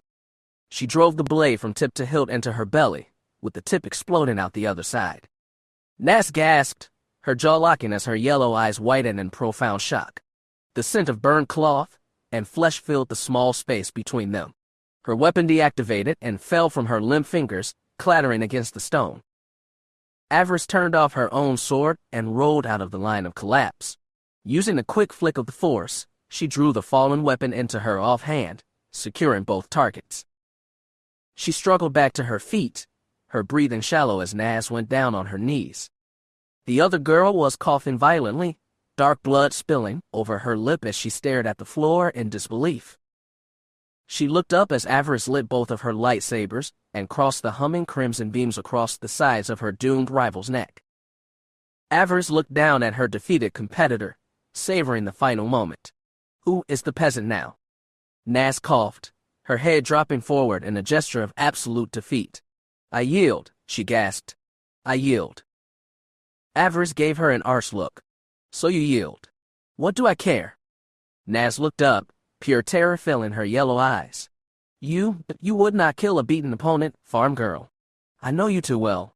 I am done here, possibly dying. There is no reason to finish this. Avaryss sneered. The girl had handled the cynics that murdered Fel. That was the only baseline requirement for the culling. Yet, as she prepared to close the blades, a sudden, familiar resistance hit her mind, the tiny, stubborn tether of light, still refusing to burn out completely. It made her arms hesitate for a fraction of a second. Nas caught the pause and tried to let out a mocking laugh, but it turned into a wet choke. You can't do it, can you? I always knew you were. The crossed crimson blades tore through her neck in a single, clean sweep. Nas's head fell back and away, her body slumping to the side, collapsing onto the flagstones. She would trouble her rival no more. Avaryss was left alone in the tomb, the silence returning, broken only by the synchronized hum of the dual lightsabers and the ragged sound of her own breathing. She swallowed the copper taste in her mouth. She had done it. It was over. She stood motionless, waiting for an influx of emotion, some surge of wild exaltation or a deeper communion with the dark side. Instead, she felt nothing but a cold certainty, a profound realization that she had simply done what was necessary to survive. She nodded to the darkness. That was enough. She turned away from the carcass, leaving it to rot in the sand alongside the reclamation team. Nas was dead, best forgotten. She thought briefly what she was going to say to Taya, but dismissed such sentiment entirely. It didn't matter what Taya thought. Perhaps it never did. The only metrics that mattered now were her own ambition and the desires of her future master. Avaryss let out a long, slow breath. Nas had been the final anchor holding her to the lower tiers. She had crossed the threshold, and there was no structural exit back to her childhood.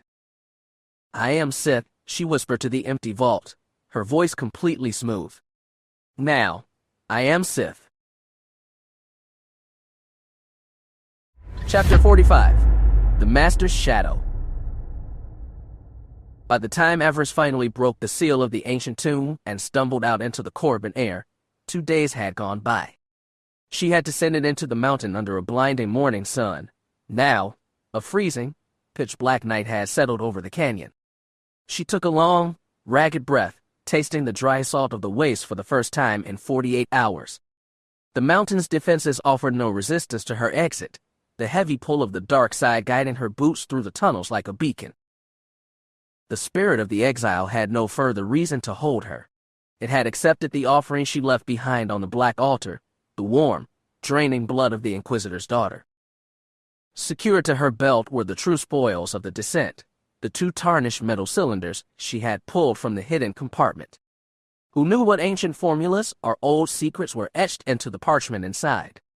Once she had stripped the scrolls of their uses, she might turn the empty casings over to the Academy archives, or she might bury them in her personal chest, a secret to be shared only with an apprentice of her own choosing one day. She had paid the blood price to the ancient Sith. Nas's body now belonged to the stone, a useless piece of meat left to rot in the sand. Nas was dead, and best forgotten. The future belonged entirely to Avaryss. She dropped from the upper lip of the entrance, her boots hitting the gravel 30 feet below as she used the force to cushion the drop. She bypassed the cargo ramp entirely, ignoring the live mines her competitor had planted in the scaffolding. She hadn't felt this light or clear since her childhood on Oridanna, when she spent her nights free-climbing the exterior grids of the collection towers. That life felt like a dream told to someone else, a childhood that had ended the moment she closed her blades around her rival's neck. She was Sith now. She felt it in her very marrow. The next step was simple: deliver the second hilt to her benefactor and take her place as a true apprentice. She looked across the salt flats, her eyes filtering the dark through her heavy goggles. The distant, flickering lights of a reclamation service base camp marked the edge of the canyon. One of those researchers would have a speeder, along with food and fresh water. She would take it. She had passed the trials. The ordinary soldiers of the Empire existed to serve her now. They would give her what she wanted, or they would suffer. Either outcome suited her just fine. The ride back to the Enclave was a gray blur, the exhaustion of the duel finally breaking through her defenses. Her muscles seized, and her body felt like one massive bruise. When she cornered the survey team at the perimeter, she simply showed the dual lightsabers on her belt and ordered them to clear the transport. They obeyed without a word, their eyes wide as they stared at the silver and obsidian hilts. By the time the speeder touched down on the Academy landing pad, it was the dead of night. Avaryss ignored the guards at the threshold, clearing the corridor with a single, venomous glance that forced them to drop their eyes. She marched straight into the medical wing, surrendering her frame to the droids. The machines hissed into motion, slapping automated kolto patches over the freezing lightsaber burn between her shoulder blades and clamping a stabilizer to her temples to clear the fog Nasa's scream had left behind. They forced water down her throat and injected mild painkillers into her thigh to ease her cracked ribs. She sat in absolute silence, letting them work. It would be foolish to survive the vault only to collapse from a bleeding lung right before meeting her master.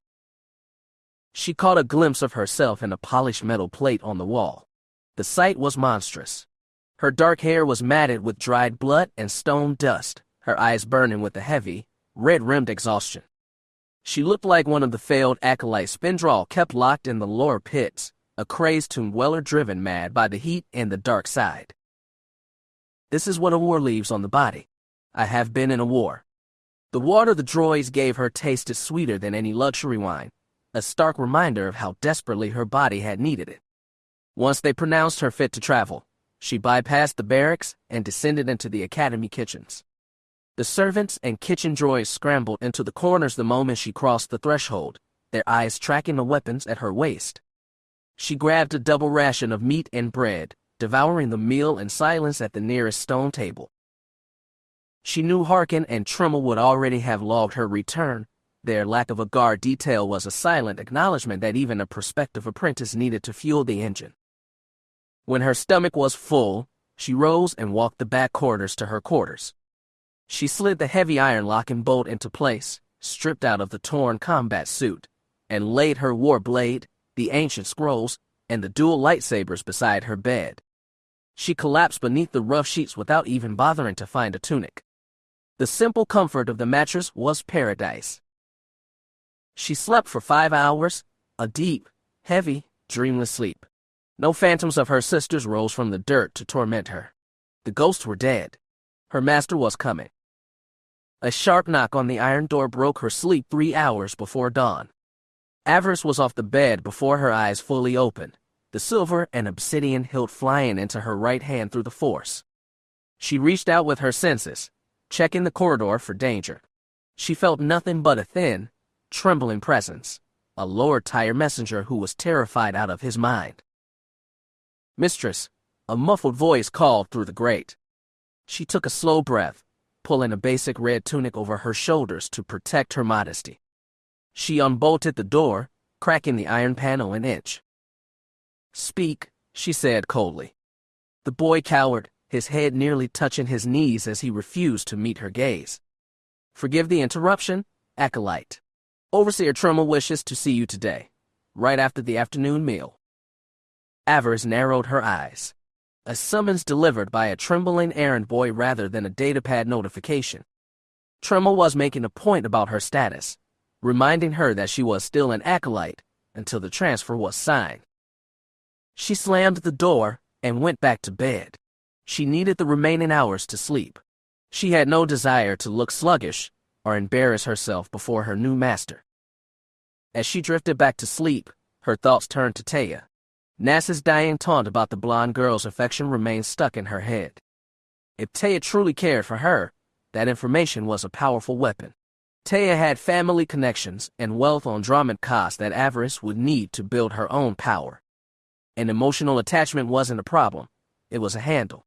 She would play along, feeding the girl's obsession just enough to keep her loyal. Taya had her orders, and she would follow them to the letter.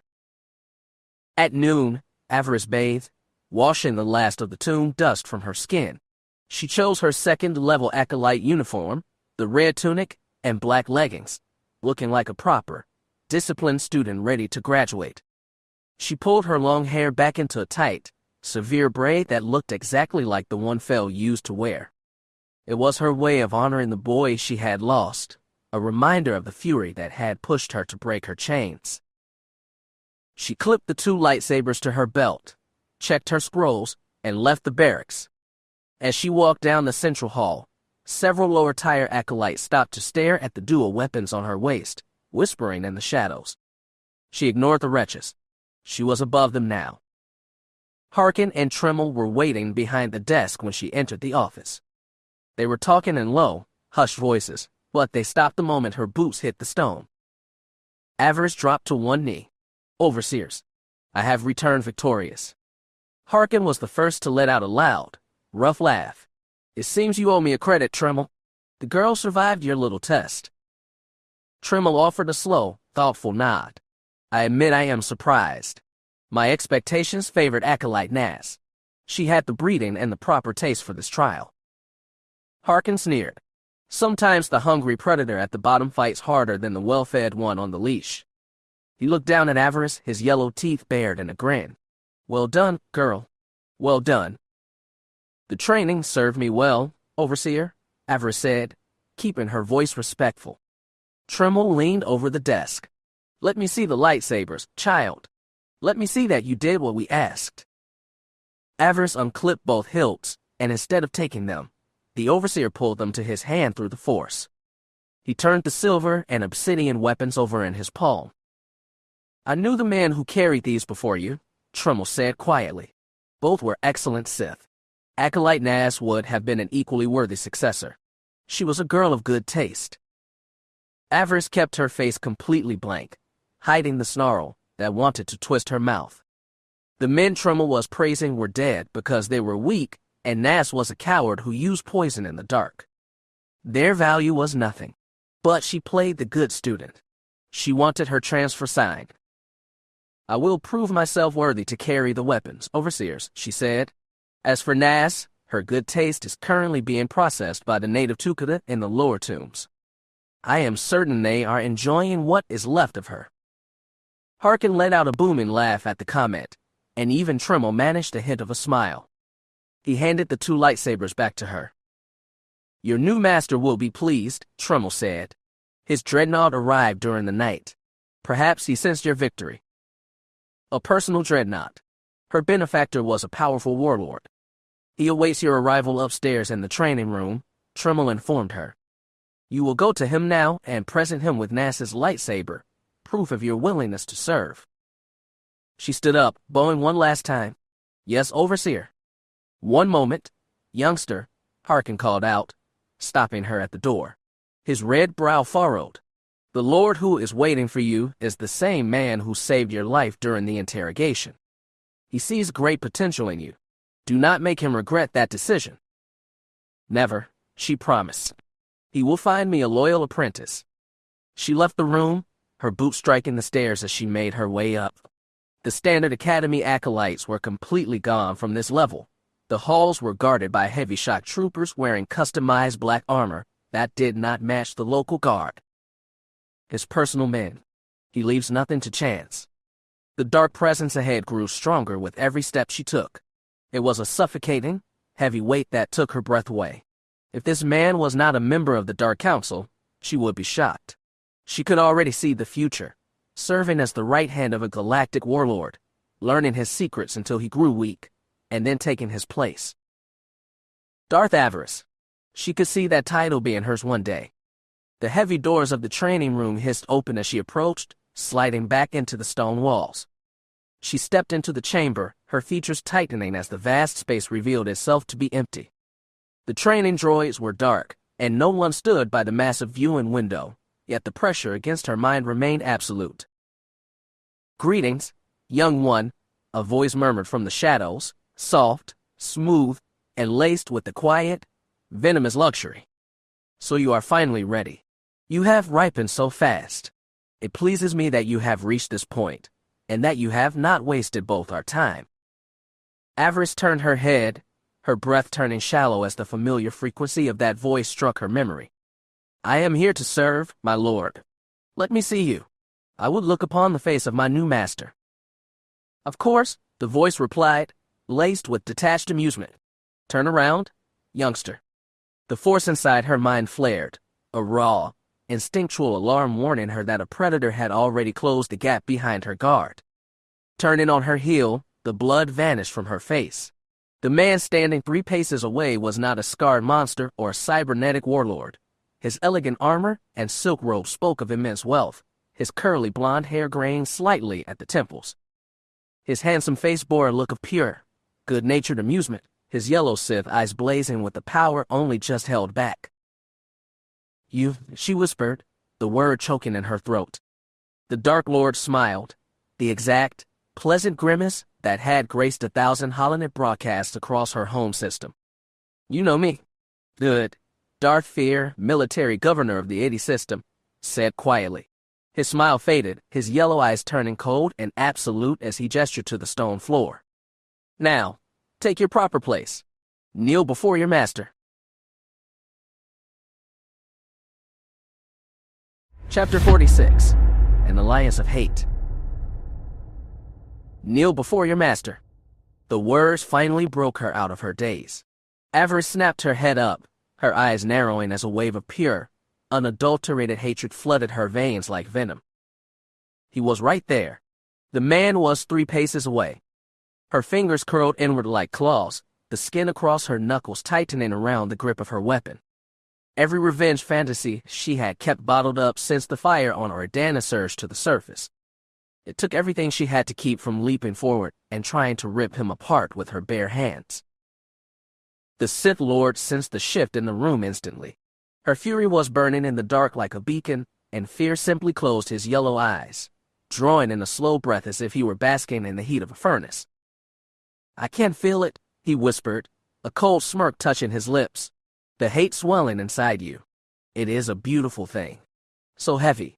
He opened his eyes, his gaze locking onto hers. I believe you have an offering for me. The lightsaber you took from that girl. What was her name again? Avaryss could barely force the air past her teeth. Nas, she hissed. Fear let out a low chuckle. Nas. Yes, that was it. She wasn't nearly as good as I had hoped. But then again, if she had been, you wouldn't be standing here right now, would you? He held out his right hand, his palm flat. The lightsaber, apprentice. Give it to me? Avaryss let a cruel smile touch her lips. Of course, my lord, she said in a smooth, quiet whisper. She stepped forward, tilting the hilt just enough so that the blade would punch straight through his chest cavity. It would be the first strike in a long, agonizing execution. She slammed her thumb down on the ignition button. The lightsaber stayed dark. She frowned, her thumb hitting the switch again and again. Nothing. The weapon was completely dead, the manual toggle refusing to move beneath her finger. An invisible pressure was holding her hand back, locking the mechanism in place. She looked up into the face of her family's murderer. Darth Feer gave her a slow, mocking wink. Is something wrong, youngster? With a casual flick of his fingers, he yanked the dead weapon straight out of her hand using the force.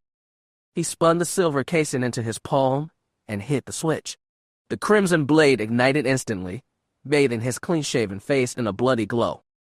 He looked at the weapon with mild amusement. It seems to work just fine. Avaryss vaulted backward, executing a clean flip to get clear of his reach as she drew her own silver and obsidian war blade. The weapon hissed to life, the violent purple plasma humming loudly in the empty space between them. They faced each other across the black stone floor, the air thick with murderous intent. Fear turned off Nas's blade and clipped the hilt to his belt. You are being disobedient, child. Put the toy away. It is time we had a talk. Avaryss did not drop her guard. She had survived 2 years of hell for this exact moment. She wasn't about to let it pass. You murdered my family, she spat. Fear rolled his yellow eyes. Are we still singing that old song, my child? I had hoped you would have found a new one by now. You have so much power to offer. Why do you continue to obsess over a common planetary cleanup? Because they were mine, she snarled.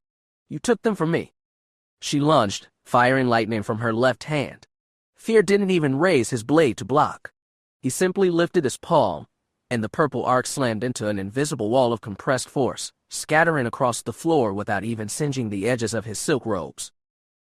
When the attack stopped, the Dark Lord dusted off his shoulder and looked down at her with a heavy, mocking disappointment. It seems you must learn your first lesson. I thought you were wiser than this, but some people are just stubborn. She charged him, her blade angled for a lethal thrust. She never got within 10 feet.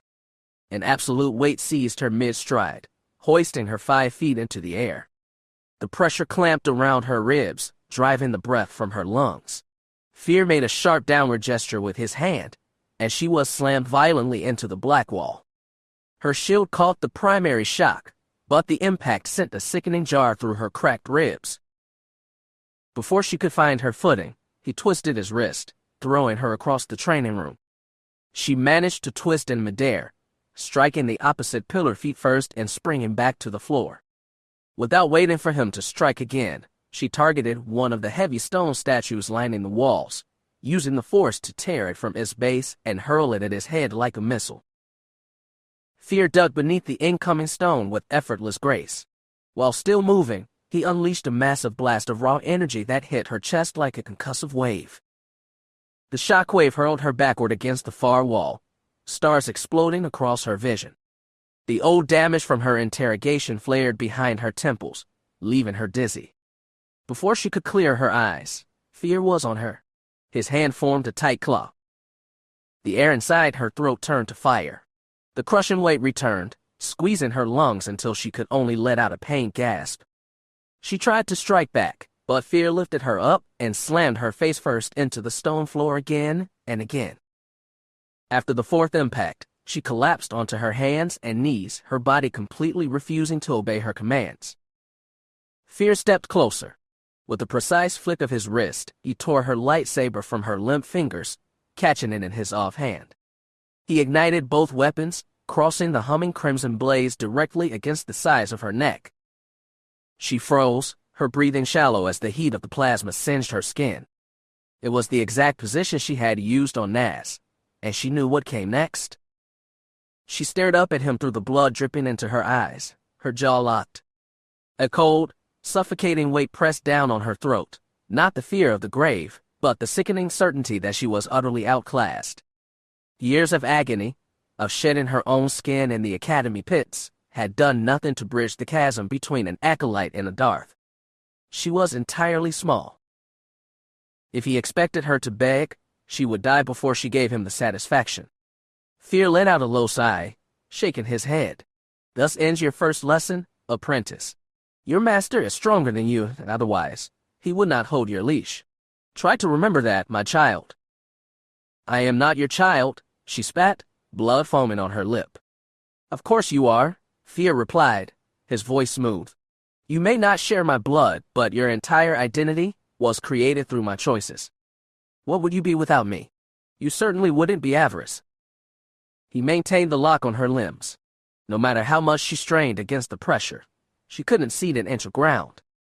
He was a Darth, death incarnate, and she had forgotten what that meant. Now the grave had opened for her, and strangely, she wasn't afraid. Ever since Phil had died, her only purpose had been the execution of this man. If the strike had failed, there was nothing left to save. She was ready to die. But Feer deactivated the two lightsabers and clipped them to his belt with a smile. You have no idea how fond I've grown of you, a young one. You have done so well, come so far. It would truly be a shame to end your life. She gathered the last remnants of her strength, attempting a frantic surge to break his hold. The grip loosened for a split second, then snapped back into place like a steel trap, pinning her to the floor like an insect stuck in amber. Why doesn't he kill me? I will never be his. She swallowed the copper taste in her mouth, her voice flat. How did you find out about me? Feer looked down at her like an indulgent parent correcting a misbehaving child. How little you understand, youngster. You were never lost to me. I've known who and what you were from the exact second I allowed you to be loaded into that crate and smuggled off Oridanna. The statement shattered her remaining defenses. You knew. The Dark Lord nodded. You've known about me from the beginning. The missionaries believed they were hiding a weapon from me, Feer said, his tone dripping with quiet amusement. The moment you killed my men in the lower sectors, the primary officer on site contacted me to report what they found. My first reaction was to have you killed the moment you reached the city. I thought you were a spy sent by my rivals. He took a slow pace around her. The first time we met, you were strapped into the interrogation room under the care of the medical staff. You were so full of truth serum you don't even remember the meeting. I confess I was shocked. A 15-year-old girl had destroyed a company of soldiers and one of my best enforcers. He stopped, looking down at her with a strange pride. I was impressed, youngster. You were something I hadn't seen in years. Avaryss lay motionless, her mind spinning as her entire world collapsed in on itself. He knew. The missionaries lied to me. The whole thing was a setup. I returned to my ship to consider your fate, Feer continued. The mission told me you were awake and wanted to become Sith. They suggested I offer my patronage to ensure your loyalty. They thought you would be grateful for the mercy. He shook his head. Foolish old hens. They do not understand the dark side. They study the books, but they do not live with the power in their veins. He leaned down, his yellow eyes inches from her face. I listened to the recordings of your interrogation. I heard the venom in your voice when you spoke my name. I knew that if I revealed myself as your benefactor, your pride would force you to try and kill me, and I would have to destroy you. I didn't want that. He extended a finger, tracing the line of her jaw. She tensed, wanting to snap at his hand like a wild dog, but he merely smiled at her rage. I know the power of hatred, and I know the value of having an enemy to focus it on. I knew your hate would push you down the dark path faster than any standard teacher. If I had sent you to Korriban under my banner, the overseers would have coddled you. Your sense of justice needed to be broken down, worn away until nothing remained but a weapon. Otherwise, you might have turned to the light, looking to bring me to justice. We can both agree that wouldn't have worked out for either of us. She glared back at him through her heavy goggles. You had me sent to Fury 9. I am a graduate of Fury 9 myself, Feer said.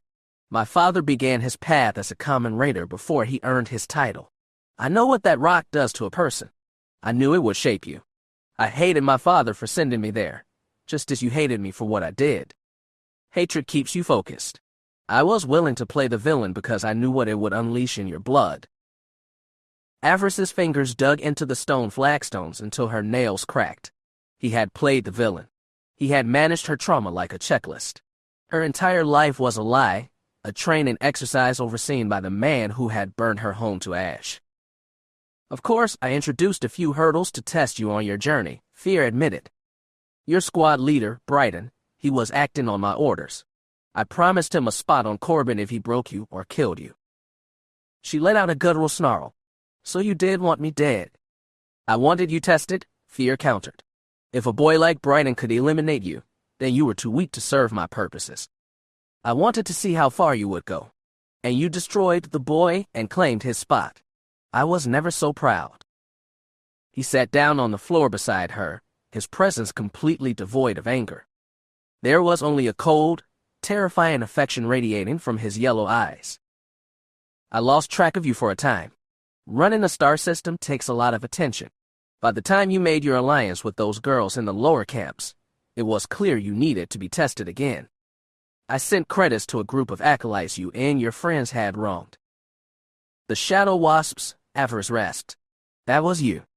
It was. An inspired tactic. It is a shame you had to kill them. They would have served my vanguard well if they had lived a bit longer. They were weak, she stated flatly. They attacked, and they failed. The weak deserved their fate. Well said, Feer said, his smile widening. Despite the agonizing pain in her ribs and the utter humiliation of her position, a small, sickening current of pride leaped into her chest. Praise from a Darth was a rare thing. Do not listen to him, the last remnant of Keera screamed from the dark. He is the enemy. She knew the truth, but she was completely helpless to act. She could only listen. After you destroyed that alien Padawan, I knew you were ready for Korriban.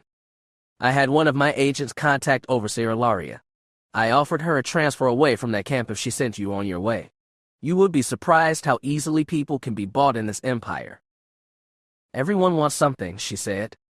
True, but we don't always get what we deserve. He paused, his expression hardening. Which brings us to your time here on Korriban. I expected you to sweep away anyone who got in your way. I did not expect, nor did I approve, when you decided to jump into bed with that boy Fel.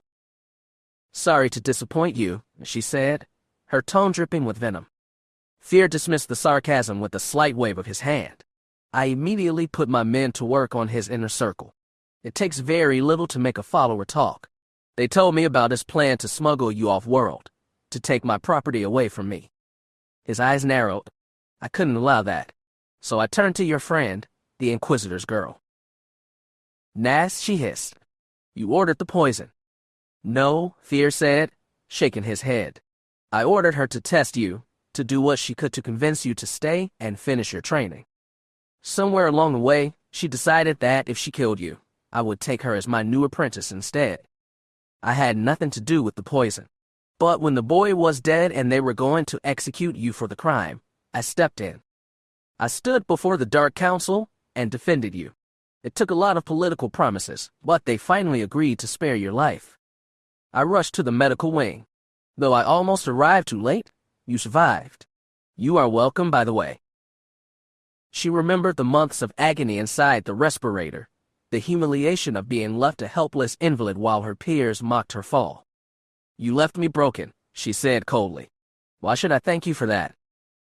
A little gratitude wouldn't hurt, Fear advised, the force suddenly tightening around her throat until she gasped, cutting off a pained whimper.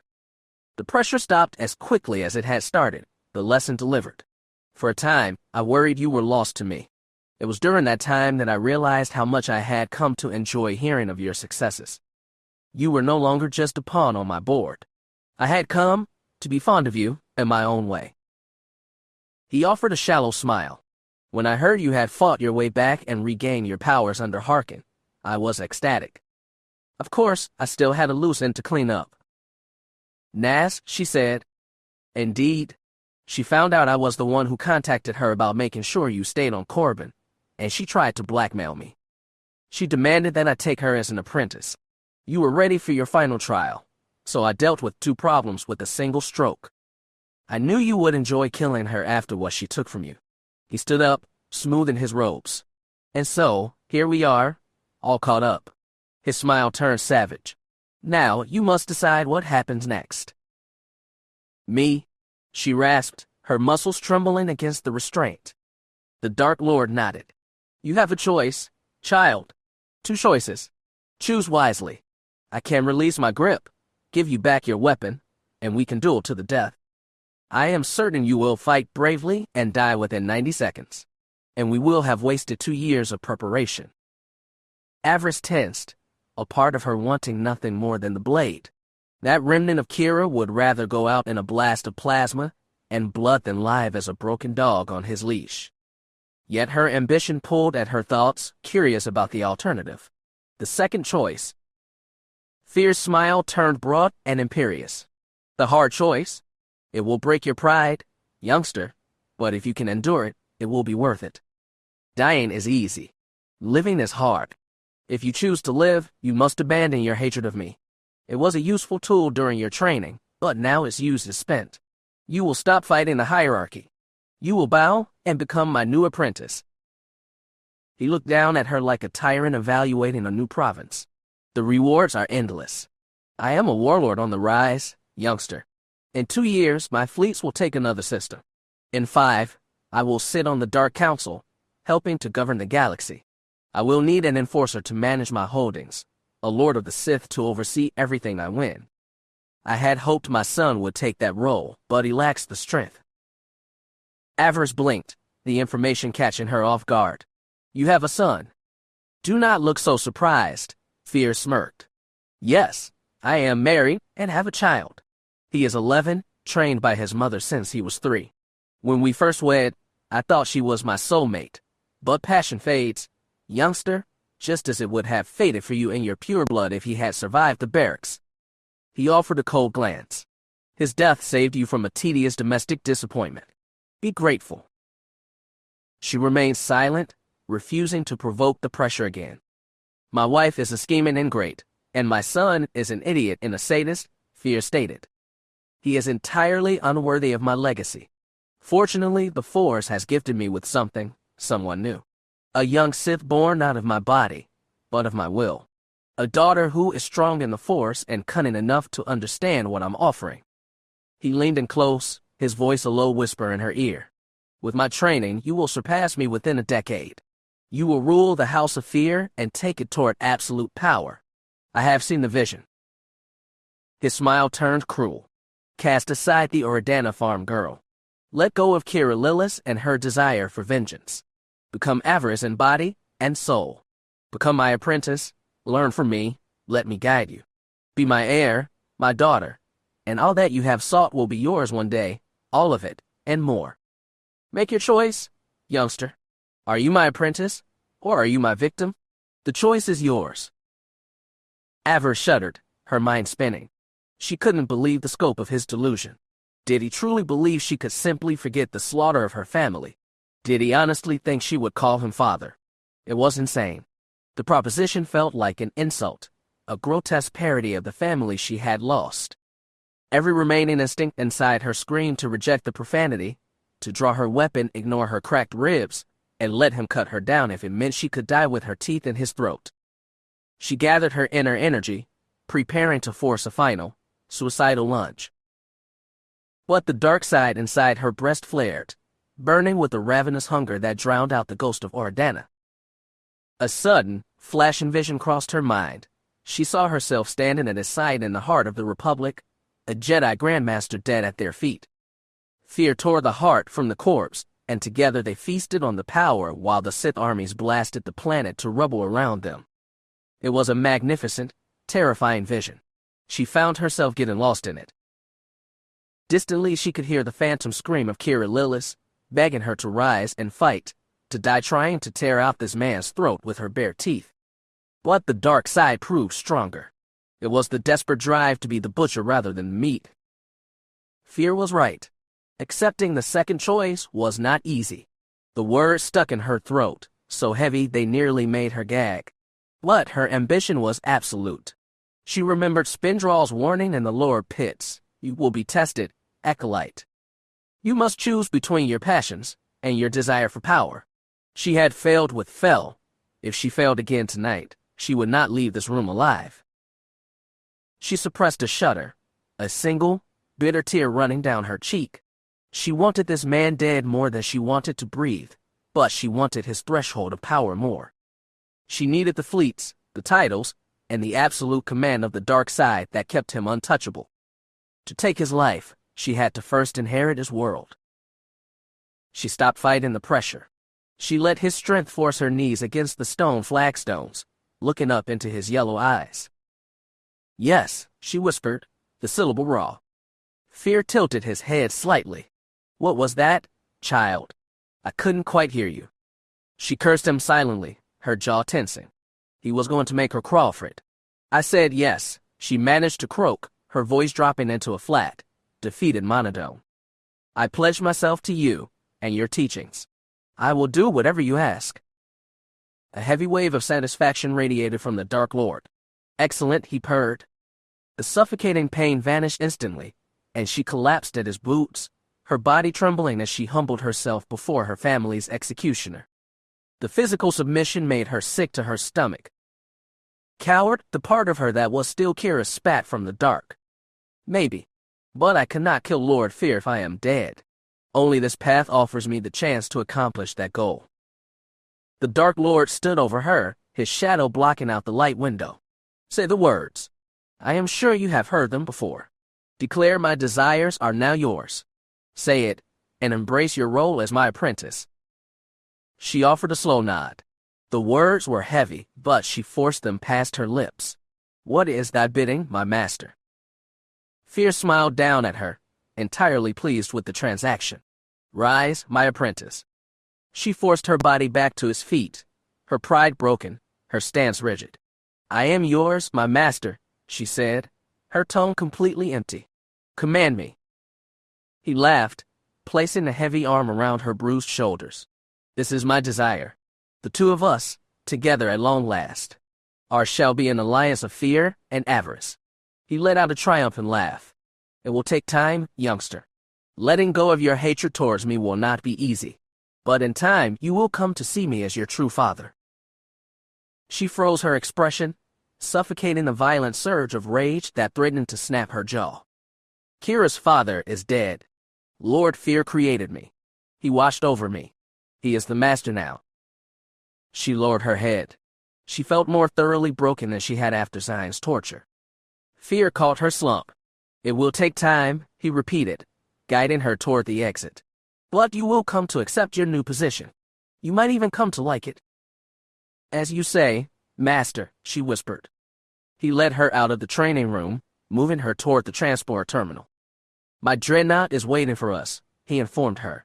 "We have a lot of work to do, my apprentice. I hope you are ready."